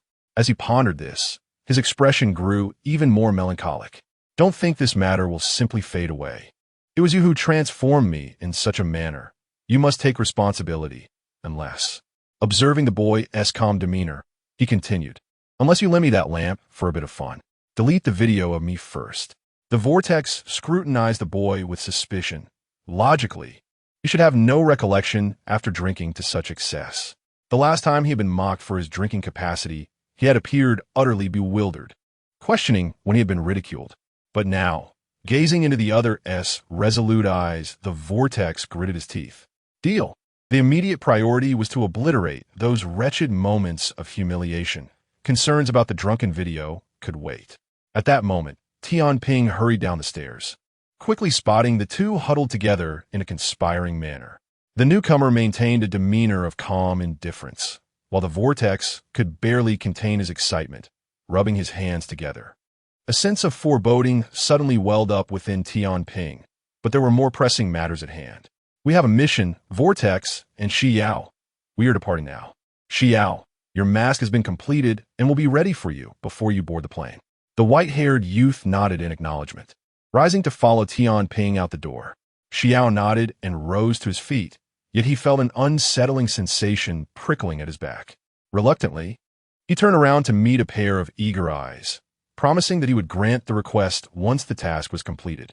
After all, such items could be distributed to anyone. It mattered not whether he gave one or two away. Once aboard the aircraft, Xi Yao donned his mask, which bore no distinctive features apart from the addition of 2 pairs of blue eyes, truly rendering him a figure of 6 eyes. Beside him, Xian was sat in an unusual silence, refraining from his typical banter. The moon ghost and his companions exchanged glances and huddled together in hushed whispers, speculating whether the sun had risen from the west. This individual, who typically stirred chaos, was remarkably subdued. They were all aware of the dark secrets they possessed, so his tranquility was decidedly out of character. Meanwhile, Xian was mesmerized by Xi Yao's mask, his mind racing with thoughts of how to repay his teammates' kindness with a shrunken light after the mission, imagining the Moon Ghost King and his companions in miniature forms. A sinister smile crept across his face. Fortunately, the mask concealed his expression. Otherwise, it would be all too evident what mischief he was concocting. The mission's location was in Lanchuan City. According to the local night watch team, everything began with a gruesome family massacre, where a family of 4 met a mysterious demise within their home. All evidence pointed to the eldest son as the perpetrator, having killed his parents and sister before taking his own life. The peculiar aspect was that this family appeared to be harmonious and content, leaving no apparent motive for such an atrocity. At the time, no one had associated this tragedy with the supernatural. Soon a second and third incident followed, and panic spread through the city like wildfire. The Night Watch, sensing the abnormality, launched an investigation but yielded no results. It was only recently, with the latest incident, that a glimmer of insight emerged. However, the sole Night Watch member who possessed the lead had been grievously injured and remained in a coma in the hospital. Was it possible that a mysterious entity possessed the victims, compelling them to slay their own kin? Chang Wei perused the bloody photographs in the file, her complexion growing increasingly grim. Despite their experience with numerous supernatural occurrences, this case was particularly unsettling. The entity seemed to inhabit the victims, manipulating them to commit fratricide. This was the theory, yet the surveillance footage showed no abnormalities until the slaughter commenced at noon. Some victims had cameras installed in their homes, yet nothing unusual was detected. Noon? Moon Ghost interjected, frowning, while he refrained from asserting that the supernatural would necessarily emerge at night. It was known that entities in large cities possessed their own survival instincts. Typically, they would lurk in shadows or engage in mischief during the dead of night. Incidents occurring in broad daylight in bustling areas were indeed rare. A somber silence enveloped the atmosphere. Was it truly so challenging to locate the mysterious entity? Xi Yao suddenly inquired. Indeed, some mysteries are deeply concealed, requiring significant time just to uncover. Xuan volamented. Xi Yao observed the nickname given to the entity by local residents, Skinning Ghost, and a faint smile played upon his lips. Since the entire city of Lanchuan had acknowledged this name, the entity itself could not simply deny it. Upon the aircraft's landing, the local night watch captain, Lan Fanshun, awaited them on the tarmac. Upon witnessing the masked squad, a flicker of hope crossed his weary face. Greetings, I am Lan Fanshun, the captain of the Lanzhou Night Watch team. With a hint of bitterness etched on my face, I stepped forward briskly, for the situation has deteriorated significantly. Ever since my comrade fell into a coma, that enigma has seemingly vanished. According to previous patterns, we should have anticipated some movement within 2 to 3 days. However, We now find ourselves on the fourth day without any sign. My eyes brimmed with concern. Not because I dread something amiss, but rather I fear it may be lurking, biding its time until your departure to resume its actions. I cannot continually reach out to headquarters for assistance. What is the condition of your teammate in the hospital? Wang interrupted. Number 087 Shadow Lin Fanshun was momentarily taken aback, pondering the situation deeply. The incident occurred on the third day, with Xiao He being the one lying in the hospital, suddenly attacked while returning home. When we received the call, the other end merely uttered, "I understand." Mysterious. Looking down, but due to poor signal, that was all we could hear. "Please take us to the crime scene," Tianping requested. "There's no need for such trouble," the white-haired youth said, nonchalantly producing a jet-black frying pan from seemingly nowhere, speaking with a calmness akin to discussing the weather. "Following this will lead us to the culprit." Everyone was taken aback.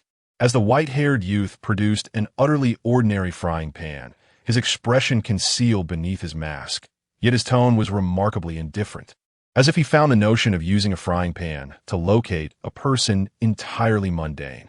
Lin Fanshun stared at the unremarkable pan, hesitating to voice his thoughts, ultimately regarding it as some peculiar artifact, a flicker of anticipation crossing his eyes. "This is merely an ordinary frying pan, isn't it?" Vortex inquired, leaning closer to scrutinize it, feeling a strange familiarity. "All frying pans look alike," Rose dismissed. Wang Mian remarked, "I am reminded of some rather unpleasant memories." "Ahem, how is this supposed to work?" Wang Mian interrupted the others, watching the white-haired youth brandish the frying pan, feeling a dull ache in his head. Xi Yao confirmed the target and promptly threw it.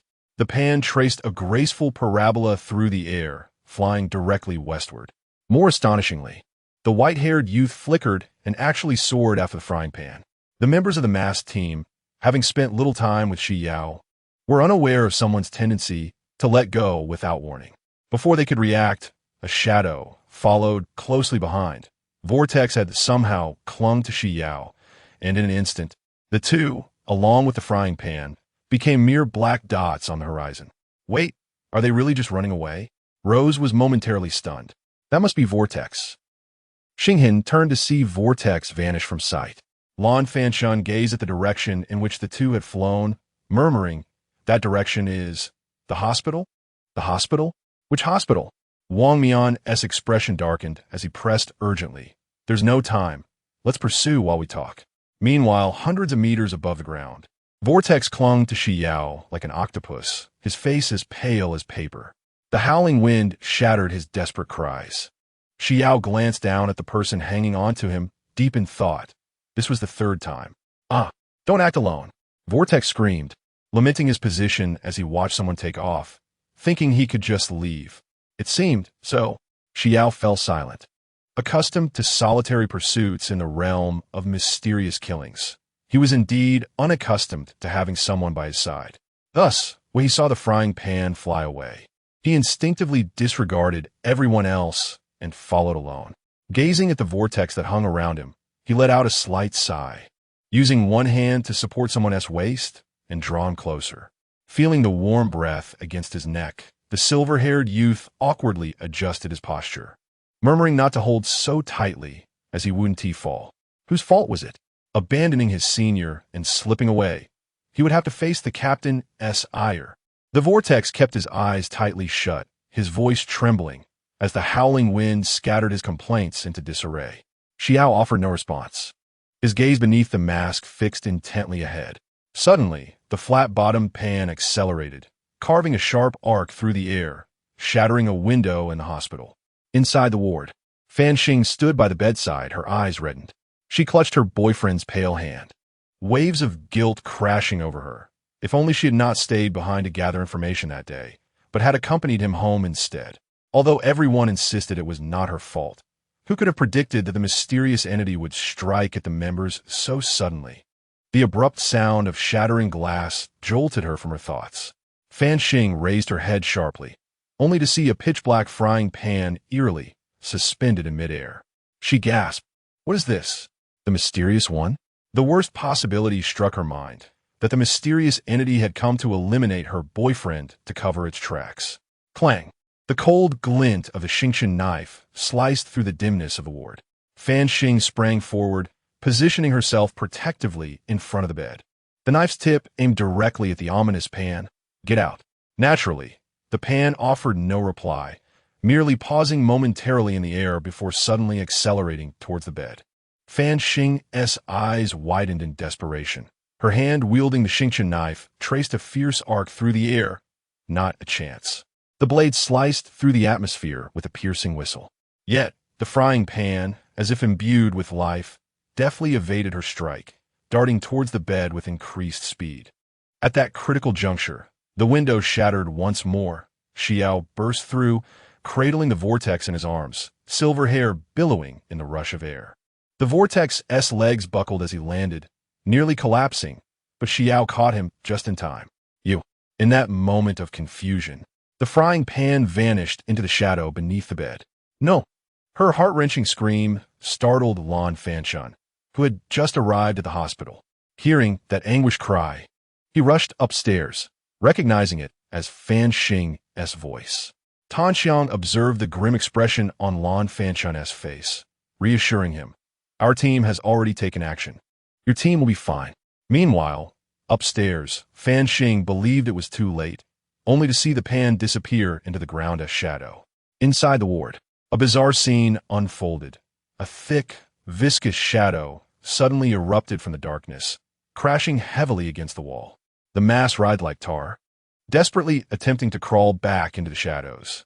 A knife whizzed past the bystanders, aimed directly at the writhing mass. However, it merely produced a dull clang, and the shadow dissipated like thin paper, vanishing into the darkness at an almost imperceptible speed. Even as the vortex opened wide, it could not prevent the elusive entity from slipping away from view. It had escaped.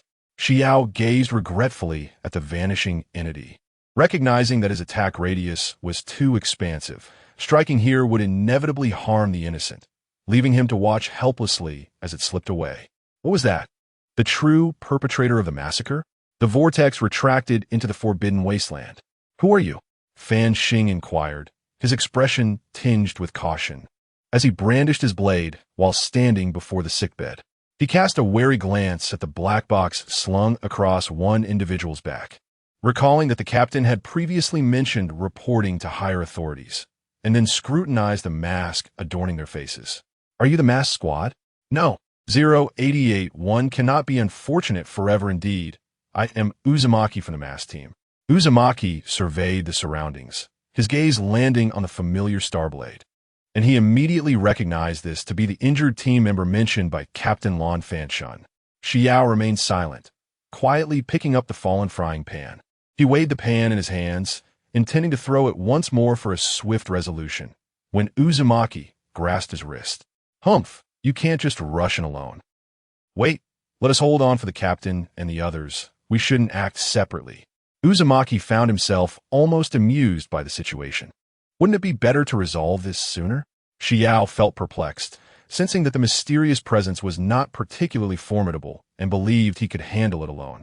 Uzumaki's lips twitched as he was about to retort when the door was violently burst open, accompanied by Lan Fanshuan's urgent shout, "Xiao Fan, are you all right?" "Captain, what brings you here?" Fan Xing was startled into a shiver. She had just been contemplating whether to intervene, unaware that her captain would suddenly appear. Lan Fanshan rushed in with hasty steps, anxiously checking Fan Xing's condition. Only after confirming her safety did he exhale a sigh of relief. "We follow the mass team's restricted items and just arrived downstairs when we heard your scream."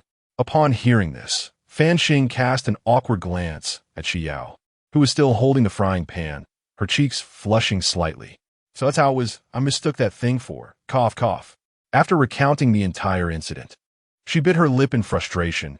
"I can't believe the mysterious presence was hiding in Ahi's shadow all along, and I failed to notice it." At that moment, a faint groan emerged from the hospital bed. All eyes instantly turned toward the source. The comatose, injured individual was slowly opening their eyes. Lan Fanshan was momentarily taken aback by the series of good news. The mass team had just arrived and already uncovered the hidden mystery. And now even the unconscious Xiao he was awakening. He hurried forward, his voice trembling. Xiaohe, you're awake? Fan Xing dashed to the bedside, her trembling hand gently grasping her boyfriend's fingers. The youth on the bed weakly blinked, his cracked lips slightly moving as he gazed at his girlfriend and murmured a few words. The shadow. The mystery is the shadow. I know. The higher-ups have dispatched the mass team to handle this mystery. You should rest well, Fan Xing gently reassured, her eyes glistening with tears. Seeing the two immersed in a moment of joy, Wang Mian stepped forward at the opportune moment and spoke softly. Captain Lan, you stay here to tend to the injured. We will pursue the mystery. Lan Fanshun stood, hesitating, his gaze shifting between the mass team and his own members. Ultimately, he nodded gravely, understanding that as an ordinary night watchman, he could become a burden during a special teams operation. Wang Mian led his teammates to the rooftop, the atmosphere along the way slightly subdued. Xi Yao, remember to communicate with your teammates before the next operation. We are a team, and we do not wish for anyone to be harmed due to acting alone. Wang Mian paused, his tone gentle yet resolute. The white-haired youth nodded obediently, his expression concealed beneath the mask. The vortex lamented, he was just in the ward, and if I hadn't held him back, he would have acted alone again. Let this be a lesson. Indeed, another chimed in, if such behavior occurs again, a bit of punishment is warranted. The vortex, grinning as he draped an arm around his companion, suggested, how about next time you call out, Vortex brother, I was wrong. The Rose made a face of disgust, retorting, Vortex, you're becoming increasingly repugnant. How can you even utter such words? All right, Xi Yao, how do you intend to use that frying pan? Wang, shaking his head in exasperation, redirected the conversation to the matter at hand. Can this thing adjust its speed? If I hadn't known the specific direction beforehand, we would have surely lost track. Xinghan recalled how Xi Yao and their companion had vanished in the blink of an eye.